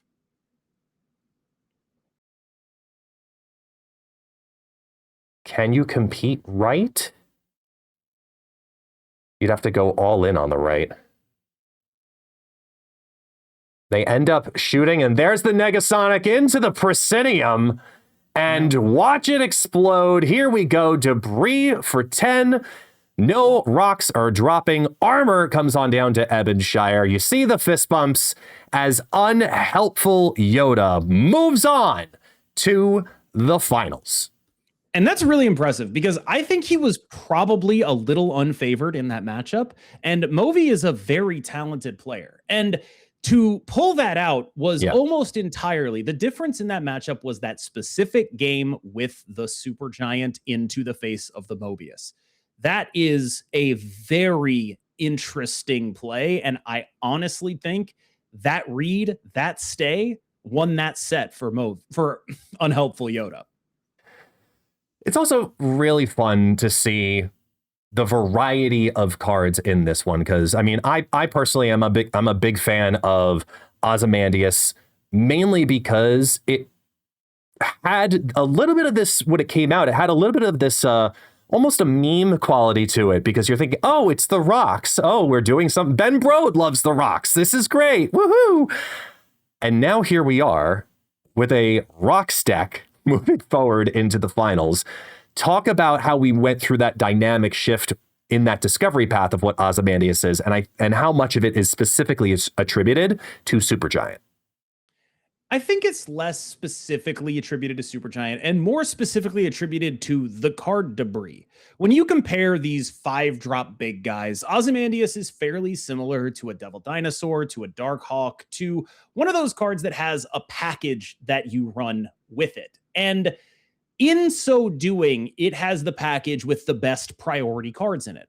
The best cards that are built for being a Supergiant deck, the best cards that are built for being played with Negasonic, and it helps that sometimes they're also built for being played with TOV. There's plenty of TOV Ozymandias decks, although this isn't one, they are still around. And it's almost a misnomer to call them Ozymandias decks. He's what the archetype centralizes around, but the reason the package works is that debris is amazing. And especially debris as a follow-up to Iron Patriot and a primer for Wilson Fisk is just an incredibly powerful thing that this package brings. So when you ask yourself, why is this succeeding when Devil Dinosaur isn't, or when Dark Hawk isn't, or when Ronin isn't, the answer is the power, the numbers on the supporting cards. It's not a surprise that of those 3 other 5-drop ongoing big guys, Ronin's probably the most successful, and it's because Maximus is a 2/6. That is the thing that makes this package tick.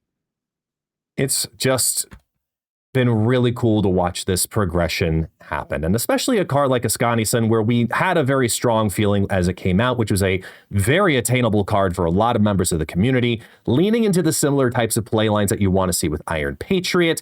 And now, obviously, we are just seeing the evolution of it as we get ready for our next matchup as well. So, KM, are you ready to see our second semifinal matchup? I was born ready. Let's do it. Let's switch on over here. It's Obake versus ACP. So this one, I'm guessing from the presence of Mobius, Ozymandias, Rhino, is a more traditional TOV version of the list? Or are we looking at a secondary Supergiant versus Arishem? 34 card Monty versus Toxic Rocks. Toxic Rocks, that's what you're going to go with? All right, I'm proud of you. I'm gonna call it Toxic Roxix. How about that? Okay, I like that. I think that's better, yeah. This is a matchup that is sort of defined by synergy. A lot of the curve-out versions of this deck are about getting to the TOV, and especially this version of the list, the earlier it starts TOVing, the better. A TOV shows up, and everything is favored for Obake. If the TOV does not show up, things get a lot dicier a lot quicker. An incredible temporal manipulation coming down there. It's on theme, I suppose. I think one of the big things also in this matchup in particular is we saw ACP in the last round consistently have that Stardust out of that 34 card Monty deck regularly appear. This is a deck that can afford to play it on turn 3. When you see the debris. So I think that changes a little bit of how you want to also play this deck if you're the Rocks deck, because you know the possibility of making that happen. So you're more inclined to play your debris earlier rather than later. The main dynamic in this game is the lack of TOV from Obake's side, I think. When this deck starts to come together, it can outpower Arishem pretty regularly. Arishem is a deck that needs a pretty extensive amount of weird things to happen, which it's very capable of making happen, but it needs a lot of them. And this is a list that does some very potent things. But what I'd be worried about from Obake with a snap here is Arishem is very able to just try to win one lane and call it a day. And that seems to be what's happening here. And the question then becomes, can you actually beat the other lane here? Are you going to be able to win that left lane in this world? And there's a real chance that you can't, because anything large coming out of the Arishem deck, a blob, really just cards, has that additional 3 from the Star brand already. The snap here, perhaps a little over aggressive. It is a 16 power play on a 3 power lane differential right now, and they want to play the Martyr, but definitely not the direction you're going to need or want to go. Yep. Plus or minus 13. That's the question. Let's see what ACP drops down. It's a Gambit, Horseman, and a Stardust. So they may have 11 dropping down now. I think the Mockingbird is a created. It is, and the Gambit goes ahead and hits on the right. Ooh, indeed. Ooh. Any hit on the left lane, which has 2 1-drops in it, we're done here. Gambit giveth and taketh away. In that case, it didn't take the right thing away. I genuinely kind of think that this hand is good enough to snap turn 1 in this matchup. Really? Yes. When you have TOV and you just have early game, something really crazy has to happen. And again, Arishem is liable to make something really crazy happen. But I think a lot of people over-index for how scared they are of something bad happening and under-index for what if it doesn't? What if they don't do that? I've got to make them do that. Now, the Raft is one of those things. But if we draw a 1-drop next turn, there's 2 in the deck, I believe. That's our Raft. Yeah. Mobius, also a good draw. Bob or Martyr. This is interestingly one of those cases in which they're punished for playing the TOV early. But it is what it is. You just run the star brand out in the middle and go for the TOV next turn. I could also see a star brand here over in the right to get the extra rock for from eternity range. I think you kind of want them to give you the rock. That's what I'm saying. Yeah, or play it in the mid. Either way, you're getting the rock if you're Obake. Sure. Yeah. Because it's just free fodder. Yeah. The losing out on the raft here is problematic, and it is one of those things where you talk about playing the TOV early. That is one of the potential punishes for it. This would have been a 1-cost TOV, and instead it is a 2-cost TOV. It's not as free as people like to think. And no Mobius in hand, so we're moving to a 3-cost after this. Start ramping the lizard a little bit up now. And now you've got to deal with the fear of, what was it? Was it as something as meaningful as a 0-16 Giganto like their Avatar? Or is it like it happens to me where it's a Taskmaster? I mean, even a Taskmaster is probably pretty good for a Thanos deck, you got to say. Maybe. Yeah, true. Yeah, okay. In this specific one, yes. But it's always when I'm playing like TOV. Well, as Guest regales us with more stories of his bad beats, I think what we're looking at down the barrel of next turn is some combination of Debris TOV or Debris Shadow King after the Ozymandias comes down on 5. That seems to be the direction the game is going here. Ozymandias, Debris Shadow King. Looks like they might be playing out the 0 cost now to avoid getting Mobius. And they do. They're getting 20 power dropping down into the mosh pit right away. Remove the downside from that star brand. Here comes the Gambit, which hits the Rhino and the center rock. Nice hits. Well, the Ozymandias could come down mid. I'm not convinced by plays that don't involve playing Ozzy at this point because of what Ozzy is able to do to our debris and because of our like general efficiency here. But I like the Ozzy better on this turn exclusively because when you're playing Martyr on this turn, it just screams, I'm most likely TOVing this lane.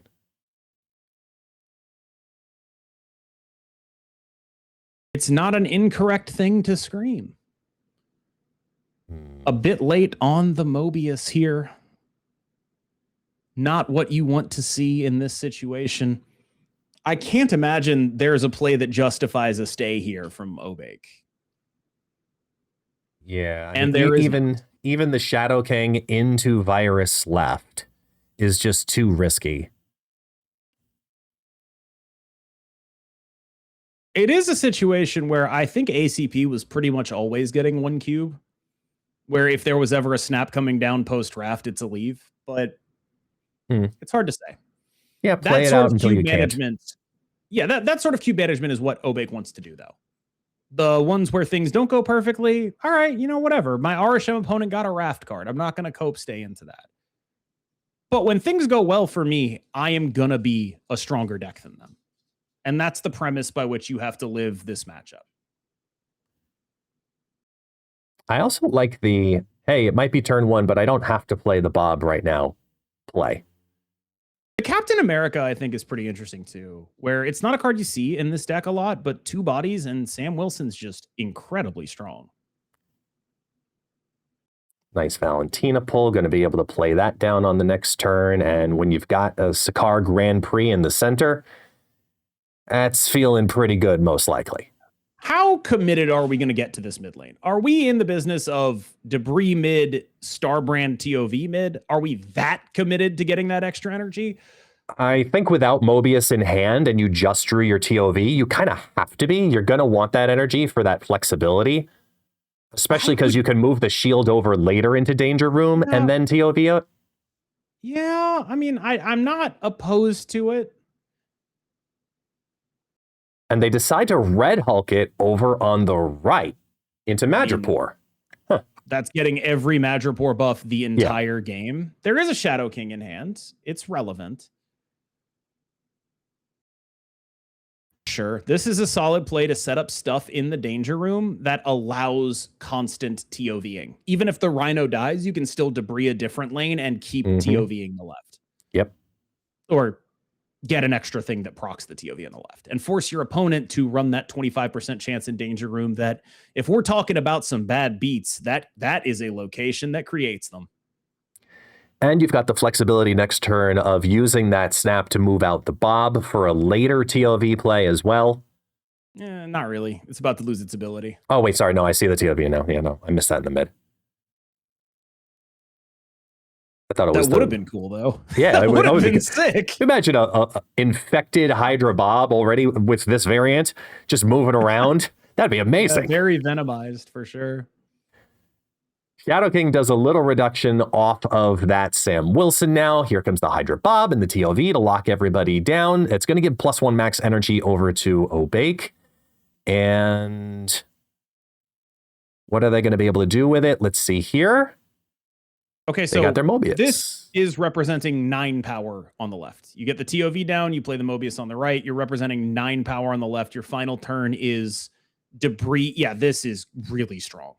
This is really, really strong. You get the 9 power on the left. This is a snap, yes, because you're going to come in the next game and you're going to say, I have 7 energy on the final turn of the game. I am playing Shadow King, Debris, TOV on the right lane.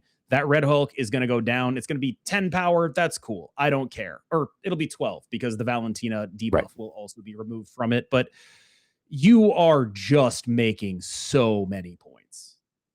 Watch him scale up. There's the TOV, followed by the Mobius M. Mobius. Here's a Thanos looking to survive, and it does in the danger room.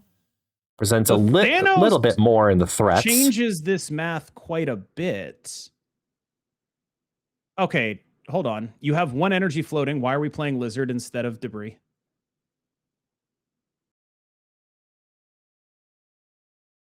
You're going to give the Red Hulk a proc? Okay. And lose out on 2 power? We got there. It's okay. Hey, all right. Yep. But again, this is Thanos. I mean, they do have priority. We could see... No, I mean, I honestly wonder if the play is not Debris left and risk the 75%er.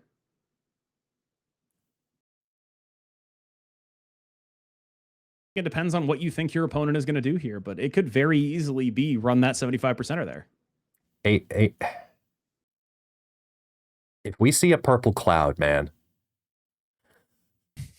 it is very plausible. It won't matter, right? The TOV still gives +9 to that lane. So if you see a purple cloud, it'll matter. Yeah, it'll probably win that lane because it'll get double buffed off the Madripoor. But I think the question is whether ACP thinks there's a danger room contest here, because by putting the Thanos there now, he knows it's going to be there, but he also knows that Obake knows that TOV doesn't win the left anymore. Now, in these situations, I always just trust the danger room to blow up whatever my opponent plays. But it looks like we got an Iron Fist dropping down to hit a Negasonic into the danger room to lock that location down. They believe that they're confident over in the Madripoor lane. Here comes Debris, TOV, Stakar Grand Prix, and Madripoor is where we're going to see the victories for Obake. Look, I stretched that, man. Okay, I was trying. That was great. No, I was about to say that was incredible. But yes, that was all down to known and unknown information. Both players knew that in order to win the danger room, Obake had to play in there. The question was, how confident were you in the other locations? And Obake was saying, I think you're going to reinforce this danger room. I'm going the other direction. And that's exactly what happened. We have another situation of immediately go ahead and start, get the TOV routine going. You have your Rhino in hand, start cooking the train. Kitty Pryde is just not it in this matchup. But it's something. It doesn't have to be it. It's a card. So they played a card. Now they have a 1-2. Very proud.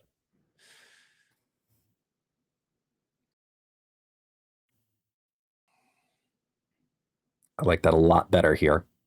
More targets, spread them out, and more flexibility. This is another situation where I'm just really unsure as to like the utility of playing that TOV early. We'll see, but it is just like, I really wish that we had the ability to use a 1-cost TOV on 4. So unless we draw Mobius right here, it's A little iffy. Ah, of course. Right. Never mind. My As you were bad. saying. It was the right play all along. Yep.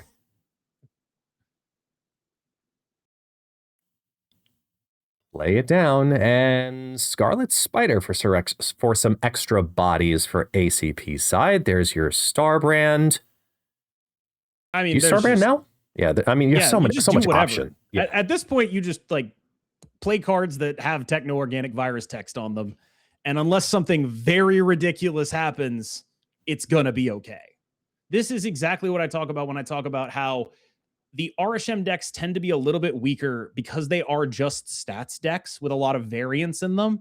If you're doing something that is more efficient than their use of energy, which TOV Mobius very often is, you end up in an extremely beneficial situation. Ooh, wait, if that's watch the card out. Pulls this TOV. Yeah.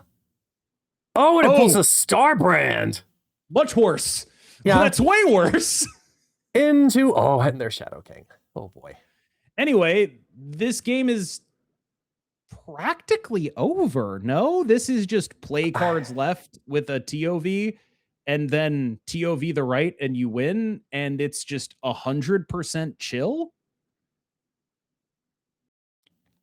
You don't even need to TOV the right. You just can.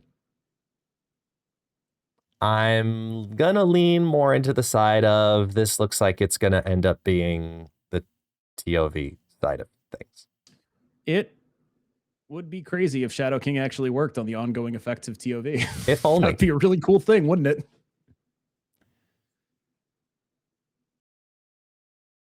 But at least, hey, look, there's that kitty. Yeah. She's doing her best. She is doing her best. So this is what? TOV right, debris left. Yeah.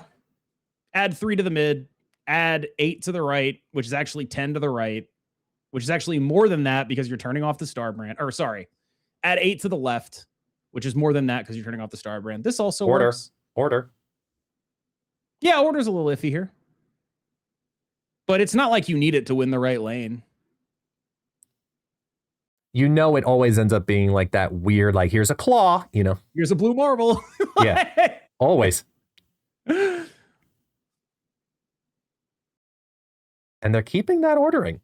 They're missing out on extra power. What could go wrong? Surely there's no blue marble. Zombie Scarlet Witch and a Laufey to reduce a little bit of power there. Throw some extra with the Zombie Horde over to the left. Here's the TOV. Give some extra power to those lanes and start flipping it on over as we see... Oh my, ladies and gentlemen, we have a TOV again, kicking everything to the curb here. Man, this is just an incredibly strong deck. It's very strong, but this is also a matchup where I think RSM is a little bit out kicking his coverage here. People think about RSM as like, oh, it's the tournament deck where you get all these extra wins. But once you run into the bracket of people who are really going to aggressively snap the strong stuff in their deck, you need to pull something big out of your hat every so often, and you have to do it consistently. RSM gets put in a position against these good synergy decks, and I especially want to shout out the inclusion of Star Brand here is big, because the whole point of RSM is I am going to use my extra energy to play good stats, and sometimes I'm going to have tech stuff, and sometimes it's going to be weird, but mostly that's what I'm doing. When the stats that your opponent is getting from a 3-drop are better than the stats you're getting from a 5, that is a bad situation for an RSM deck to be in. And this deck, by virtue of all the powerful synergy-based cards that it has access to, is just going to consistently outpoint RSM unless RSM can force an 8-cuber with Legion on Death's Domain or something along those lines is typically the goal. And it just ends up working out pretty poorly against what I think you could reasonably argue is the single most efficient points engine in the game post-Sholau nerf. You are not wrong there, my friend. So we are going to take a short break, get ready for the finals, and we will be right back.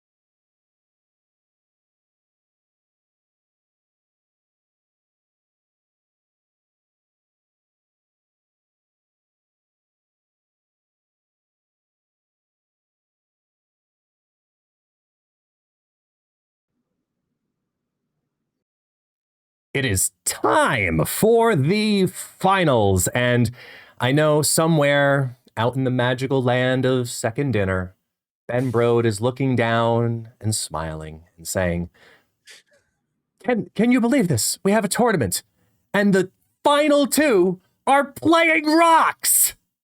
Where's he looking down from in this situation? It's a tall chair. He's like on a mountain, or he's just like, well, he's like 6'4", so like. Yeah, I mean, he's my size. He's almost my size. He's normally in red plaid. I assume he's like, climbing a mountain always. Sure. So he's always looking down. All of us the surveying. Mountain that these players have climbed in order to get here is not an insignificant one. This is a highly registered for tournament. This has been going for an extended period of time, and both players have fought their way to the top.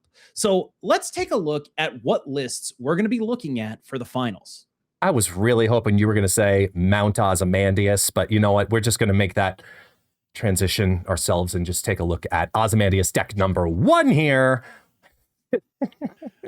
It is Unhelpful wonderful Yoda. to see what I think you would reasonably clarify or describe as a mostly free-to-play deck doing well in these tournaments. I think one of the big knocks on people discussing this game is, sometimes there are really good cards that just came out.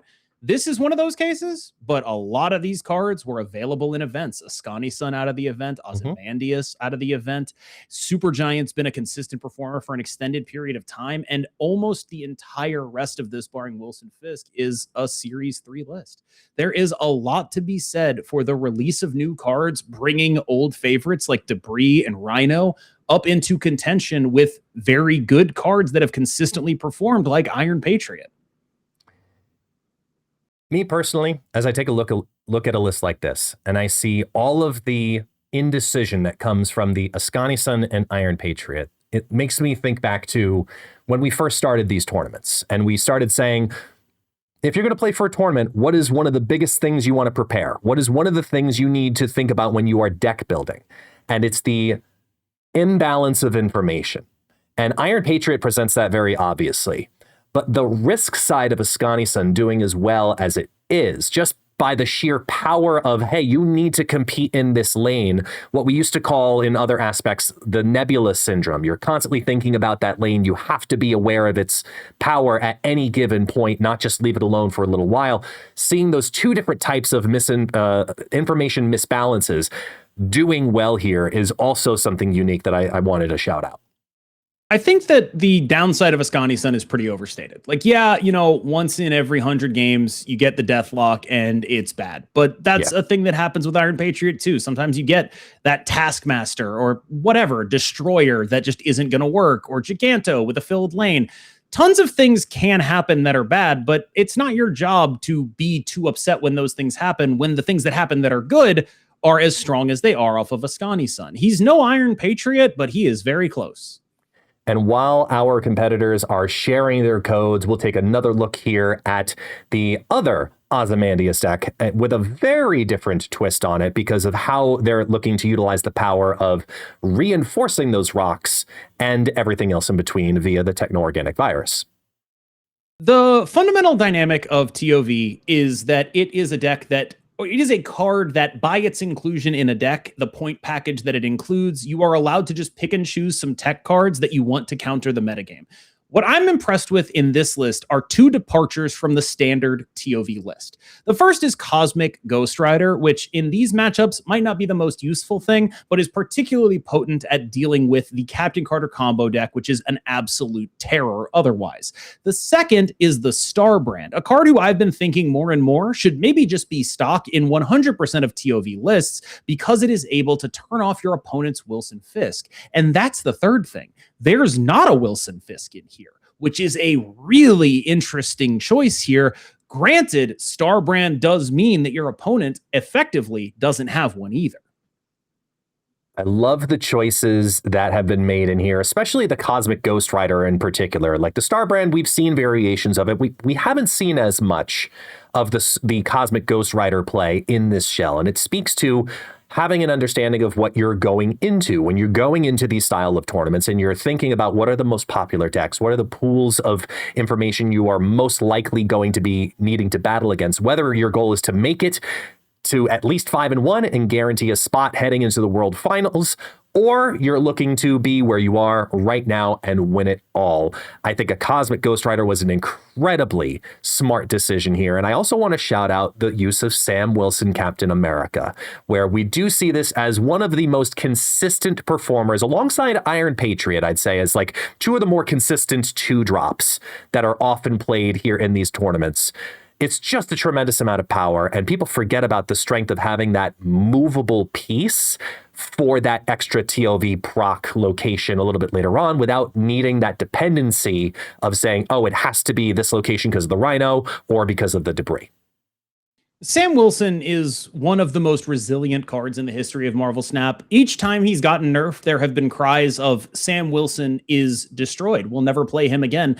And each time he has consistently showed up and been completely fine, if not actively one of the single best cards in the game. And with that said, it is time. It is time to head into the finals. It is Obake versus Unhelpful Yoda. Let's go. Good luck. Have fun. Let's start with a Hydra Bob into Celestial Burial Ground. Now, we got here just a little bit too late to see what was discarded, but thanks to the incredible power of deductive reasoning, we can determine that it was Martyr discarded for an Ebony Maw, at least on Obake's side, which is an upgrade as long as you have the TOV. Can't complain. But we're back to the Kamartaj situation as we see a snap come down. Correct. Let's find out. It has to be Obake. It is. It has to be. This situation is so ridiculous. There is a Mobius. You're going to be able to get 2 copies of TOV on the Kamartaj. You are doing so much stuff here. It is actually bonkers. And there 2 shields. It is going to be absolutely crazy. This Mobius comes down and everything works well. You have to put the Mobius on the left, right? If you want to get the double TOVs. I guess you just don't care about getting double TOVs, and the Cosmo makes it irrelevant in the first place.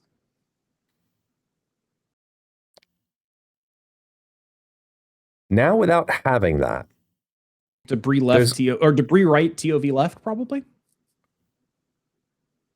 Yep. Can they hear you?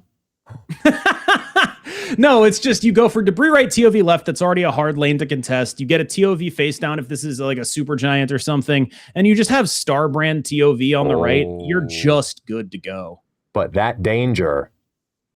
You're not contesting the middle. It's whatever. Get the Starbrand TOV down. It's fine. I do think the danger is interesting if it does hit the Mobius. I think as long as the Starbrand gets the TOV, I don't even care if it hits the Mobius.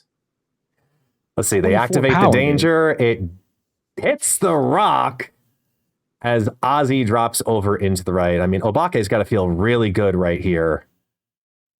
Yeah. They got the Cosmic Go. I mean, yep. I'd be shocked if Yoda stays here.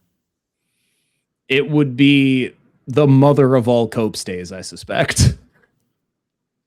But they've both clearly made it to the finals for a reason. Let's see if they hold true to their beliefs and are able to read in this open deck list format. Talk about the strength and at least in my view, the underutilization of the open deck list advantages. When you say underutilization, do you think you could elaborate a little bit more on that? What do you mean? When you talk about underutilization of the advantages, give me a couple and I can bounce off of it. The idea that a lot of people, when they go into these formats, you know, it is a newer experience for a lot of players, and I can understand it and I can respect that. But when you have the access to the tools that we have, and you have the ability to look into your opponent, take a look into their deck, the second you see those matches being made up, whether it's the very first round and it's the Swiss rounds, or you're obviously here in the finals, being able to sit down before you hit that first turn and say, what are my weak points? What are my strong points? What are the locations that help me, hurt me? We saw that, for example, when you're playing against something like a Cerebro deck. Okay, cool. I know I'm going against Cerebro right off the bat. It's a different amount of information that you have to work with from the very first turn versus when you're on ladder, for example, and you have to discover that path. Yeah, I think the big thing that sticks out to me about this is the information being available here. That's relevant, but it mostly affects knowledge of early snaps. And so you're seeing early snaps coming out of a lot of both players because they know what the full range on what their opponent is doing is. And that is the particularly interesting part of this. Wow. Team coming down, it's not played, so it doesn't count right now. Not right this second, but it does end up back into the hand because of the order of how the effect is on the card. So you are going to get it for 2 cost. A snap coming down from Yoda here is I am playing this Iron Patriot card right now, and adding Destroyer to that location is not nothing. Do you really sacrifice 11 power to get the Destroyer out on the right? It's 18. Huh. I would. 18 is a really big number.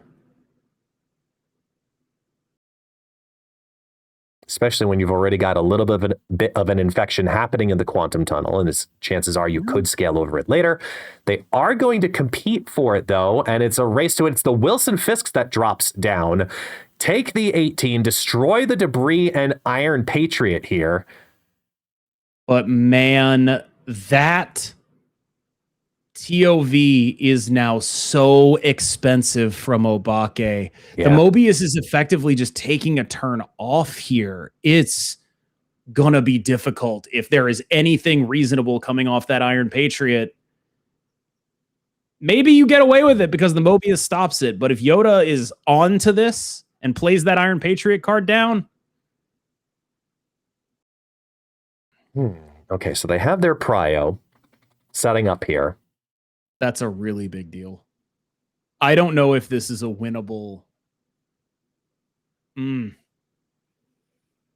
not a lot of rocks to work with. You're only sitting on Rhino, but you could flip out maybe for a debris. Going to win the right lane is probably the only path here. The problem is the Starbrand will be on unless you put a TOV face down. It's a play, but it's a risky play at the same time. Oh man, looking at where I think this might just have to be an Aussie straight on down, and then look for flips later on. No, I think it's just too scary. He's just too scared of that potential Arishem, or not the potential Arishem, the potential Negasonic, right? Same, close enough. Yeah, yeah, they're exactly the same card. I would never mess that up. But yeah, this is. I would imagine Obake is sort of thinking of this as, let's see if I can pull something out and we'll figure it out from there, right? You know, a Cosmic Ghost Rider would turn that off.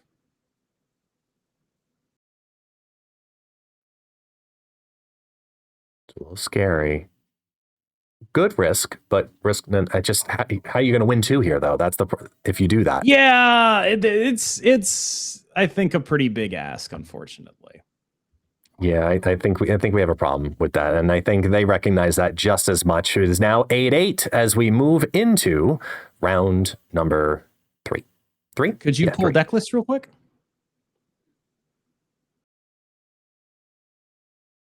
I think it's going to be really important to have these deck lists on board. We talk about the values of these players of having that information available.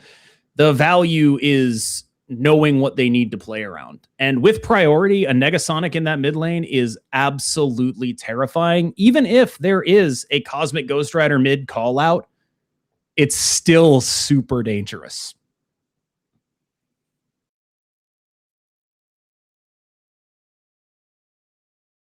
Get the Sam Wilson down to start scaling right away. What if the play here is throw Starbrand into the left lane so you can get 10 power on Sam's shield off the Essex's lab?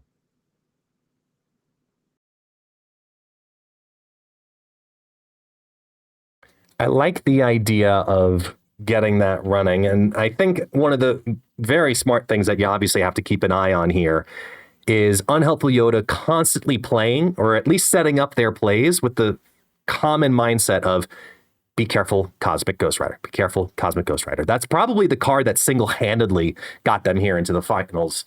So constantly be playing around it. The other thing that's interesting with Yoda's play here, and I know it's like pretty, straightforward to play a Fisk on turn 3. Dodging Mobius, dodging Starbrand, that's really important for Fisk, is getting down there and actually hitting it. If this Martyr goes onto that shield, there are some very interesting Essex's Lab things that could happen here. We get the Cosmo to drop into the mid. Here comes the Rhino just to say, look, no extra rocks for you. Martyr destroyed onto the Essex and puts 4 onto the shield. Oh boy. It's exactly incredible. Yeah, but the Cosmo in the mid is just to say you can't turn off the... I'm a little perturbed by playing Ozzy there. I think Ozzy's got to go somewhere else because you're going to win the mid pretty much regardless now. Even if they buff that rock with their Ozymandias, you're going to be able to play a debris somewhere on the final turn of the game that's going to be able to put another rock in that mid. I don't like the Ozymandias mid here. It feels like a potential overcommitment, but also I think this game is in such a state that Yoda is supposed to retreat here regardless. I also like the call here of make this snap this second to force the Bob to have to be on the left and really, really push the power commitment into the right-hand lane, because it's also going to move a space open for the front too.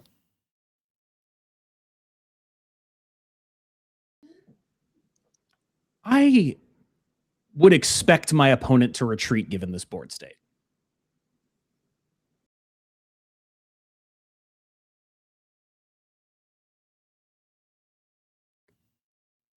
Let it mill, let it mill. Yoda looking at every potential option here, trying to figure out if there's a way they can take advantage of having that Bob move over into the right. It's also, I also want to shout out this. Ozymandias playing for Prio here. Because if Yoda plays an Ozymandias thinking that he's going to get Prio on the mid lane, that is a very valid way to try to approach this. Yoda's sticking in it. This is dangerous. Days. Yeah.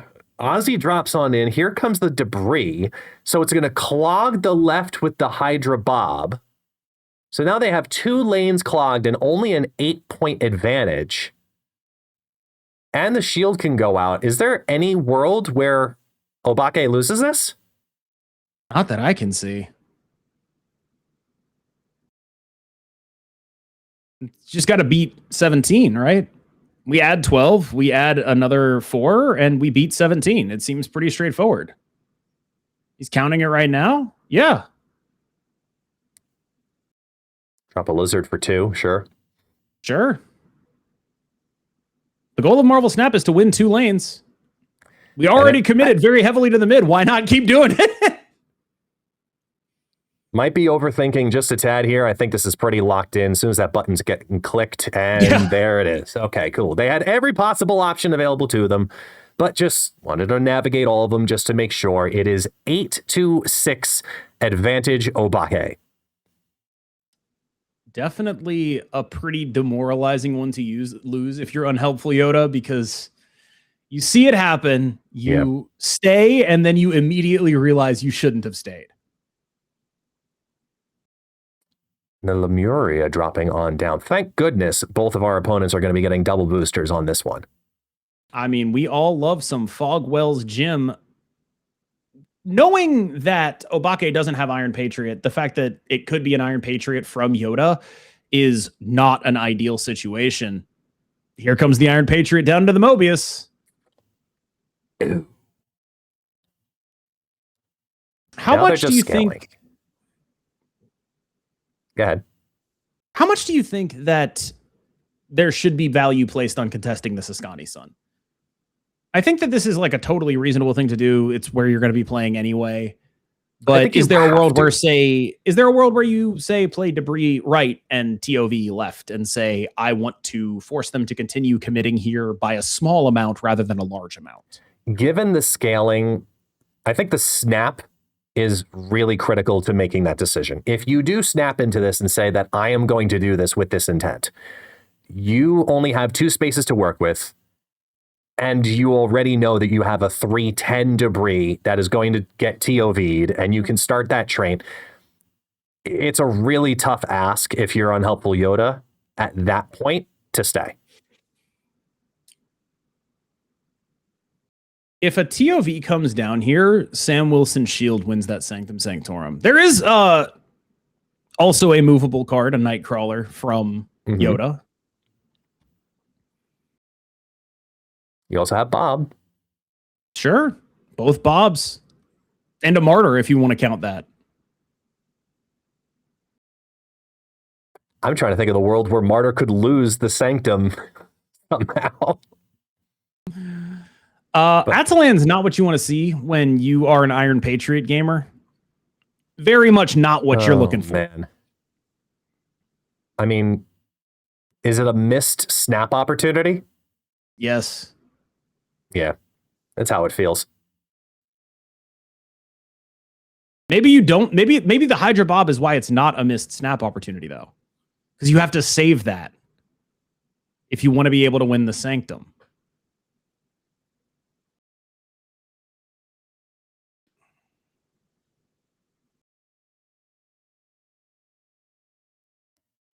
Interesting call if you do and don't play the Bob right here, because you're almost setting up a forecast too. So it's an easier retreat. This is a pretty lackluster hand currently that could become a very good hand depending on what comes off the top of the deck here. Drop down the Bob and the Mobius. Here comes the Nightcrawler. So we have that movement available if on the unhelpful Yoda side. Here's the Martyr. This is just... Here we thought the Atalan was good for Obake. It has just given him a sequence of cards that are not good in this situation. I think if we're Obake, we actually have to snap right now. Just like as a bluff? Is that what you're suggesting? No, to make sure that you have two spaces available on the final turn make sure on the the right. Bob actually goes over to the left. Correct. The thing is, if you snap on this Bob and they have an Ozymandias and you don't have that in your hand right now. There it is. Ozymandias or not, you're presenting the threat. And then what also happens afterwards is you have that flexibility of saying, I'm putting my 4 here no matter what. Ozymandias or not, you now have to contest against that. Here comes the Cosmic Ghost Rider, followed by the Bob. So there's double Bobs happening, and then the Negasonic afterwards, plus the flexibility from the Nightcrawler additionally, and it's only a Rhino.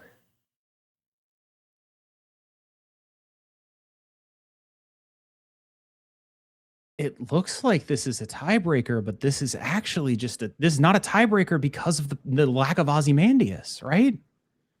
This is just move Nightcrawler to the left, say they don't have Ozymandias, play whatever you want in Atalan, call it a day.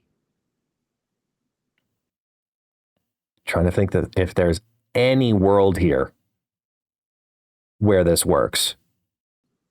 It gets them to empty their hand, but this is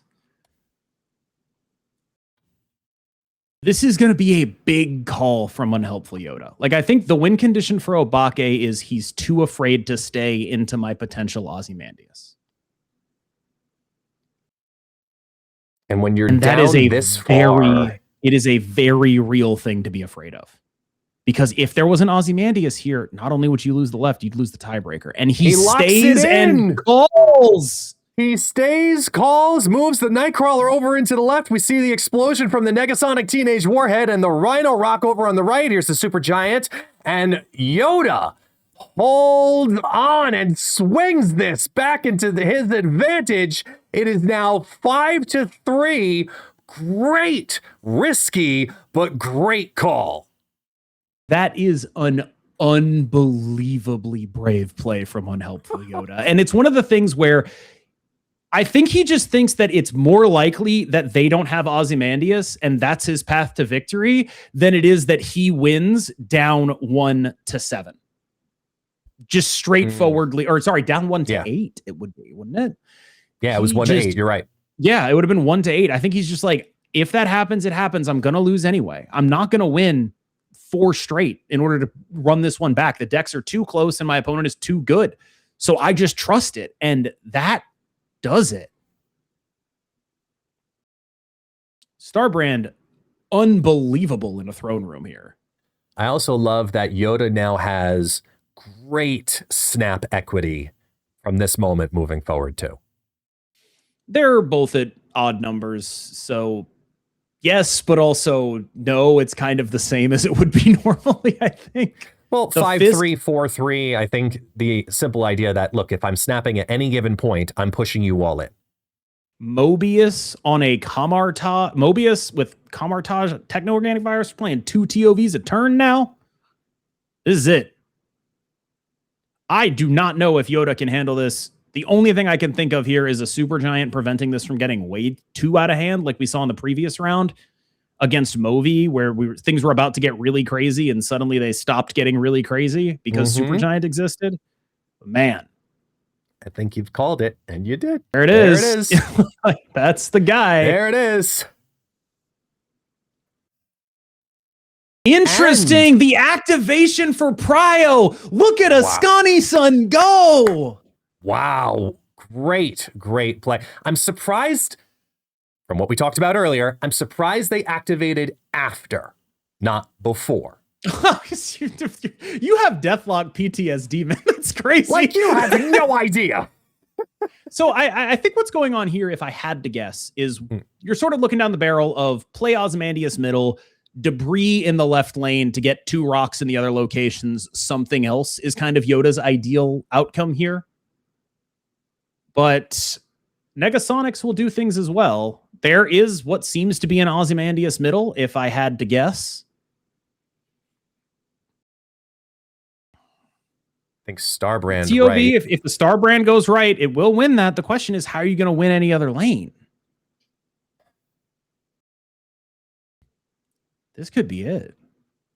To me, this looks like one of those games where if there's a debris coming down for Yoda here, or some combination of Negasonic things, there are some very scary possibilities. So that shield guarantees itself over on the right. It'll be adding +3. So the Martyr actually ties the Wilson Fisk. It'll be adding plus. Oh, it will be adding +3. Right. Yes. So it's going to be able to compete in that right-hand lane as we see the debris drop into Camartage, put down all of the rocks, fill up the entire board. Here comes a Rhino for some extra just because, and the Ozymandias drops down over in the left. The advantage currently stays to Obake. Here's the Ozymandias for Unhelpful Yoda in the mid. First up is the Techno-Organic Virus because they played it first. Because they played it first, watch the missed opportunity there with the shield. Is that going to be the reason that they don't move on? No way. Yep. Finish it out, and it is one just of the like most. That. You can't. That is one of the most incredible sets of MarvelSnap I've ever seen in my life. Both players did incredible work there. And I think you're seeing Obake realize the shield thing in real time there. This is one of the biggest advantages that Supergiant gives you as a deck, is it is just so difficult to understand what you're exactly supposed to do. In order for that play to work the way he wanted it to do on the final turn of the game, he wasn't planning on doing that. He was planning on putting probably, I would guess, he was planning on putting a 10 power card in there and getting rid of its text. And then suddenly the order in which he had placed his cards on turn 5 became the reason that he lost the game on turn 6. And that is all to the credit of Supergiant, who has now won 2 Golden Gauntlets in a row. Yeah, back-to-back wins. And let's make sure we give flowers where they are deserved. Absolutely. Unhelpful Yoda. What a month for Unhelpful Yoda. Absolutely fantastic for them. And they have come forward and taken advantage of the power of Supergiant, the power of Ozymandias, Wilson Fisk, and the entire package you see here on screen with this incredible Golden Gauntlet winning deck. A great job. I know Yoda was actually struggling. Yoda's a streamer who was really looking for a deck to play pretty much running up to this tournament. He was trying a lot of stuff, trying to figure out how to beat TOV, trying to figure out how to beat the Captain Carter deck. He's a high-level player. And this being what he ended up on makes a ton of sense. This power output is extremely powerful. And the heads-up play for that Ascani Sun to take priority. It might not have mattered in the end, but the threat of it, I would imagine, was pretty important to why there wasn't a Star Brand coming down in that right lane, because he was afraid of a Negasonic coming down in that right lane. Incredible work from Yoda. Incredible job. A player who absolutely deserves it, who has been playing at the highest level of this game for an extended period of time and has been really putting a ton of effort into being a creator as well, a new member of the MarvelSnap content creator program. He has a face cam now on Twitch. I can't say enough good things about Unhelpful Yoda. Love seeing it happen and unfold this way. And I also want to shout out that this is the second Golden Gauntlet in a row, not just of Supergiant, but take a look at the deck on screen and look at the accessibility of this deck simultaneously. This is a deck that is going to be very attainable for a lot of players, whether you've been playing for a month or 3+ years like yourself and myself. Absolutely love seeing the flexibility of the meta, whether it be something like Captain Carter combo, which you're seeing in high, infinite, absolutely dominant, and then you see Ozymandias still rocking his way to victory. I really I appreciate the pun, but I think it gives too little credit perhaps to Supergiant, who is the linchpin of this strategy and the reason this deck works and has this disruptive package in it that is making it functional in these matchups. But I also think it's a ton of credit to Unhelpful Yoda, because if you're playing the Supergiant deck against people who are playing a very similar package of cards, but they have TOV and you have Supergiant, you need to leverage your advantages exactly and perfectly. And he found very small lines to victory in multiple unfavored matchups here. And that is just an incredibly impressive thing to do. Congratulations, Unhelpful Yoda. You have officially won our second qualifier here for the Golden Gauntlet. And KM, we've seen a lot of incredible MarvelSnap, not just today, but over the last several months. And there's going to be some exciting things happening in the very near future as well in regards to the tournament scene. So I can't wait to be able to share more with you all in regards to that. But KM, do you have any final words for our community here as we thank them for hanging out with us today for today's Golden Gauntlet presentation? You took the words right out of my mouth. Thank you so much to everyone who watched this stream. I really appreciate all of you. I am incredibly lucky to be able to watch and talk about MarvelSnap the way that I do. Thank you so much to every one of you that helps make that possible. And of course, thank you to my work wife, It's Guest Gaming, for making this whole tournament possible. Thank you to all of Game On Events, Second Dinner, MarvelSnap, and everyone in between who are able to take this kind of a production, this kind of tournament, and bring it to the incredible MarvelSnap community. KM, it's always fantastic being able to cast with you. And as always, we'll see you next time. See you in the next one.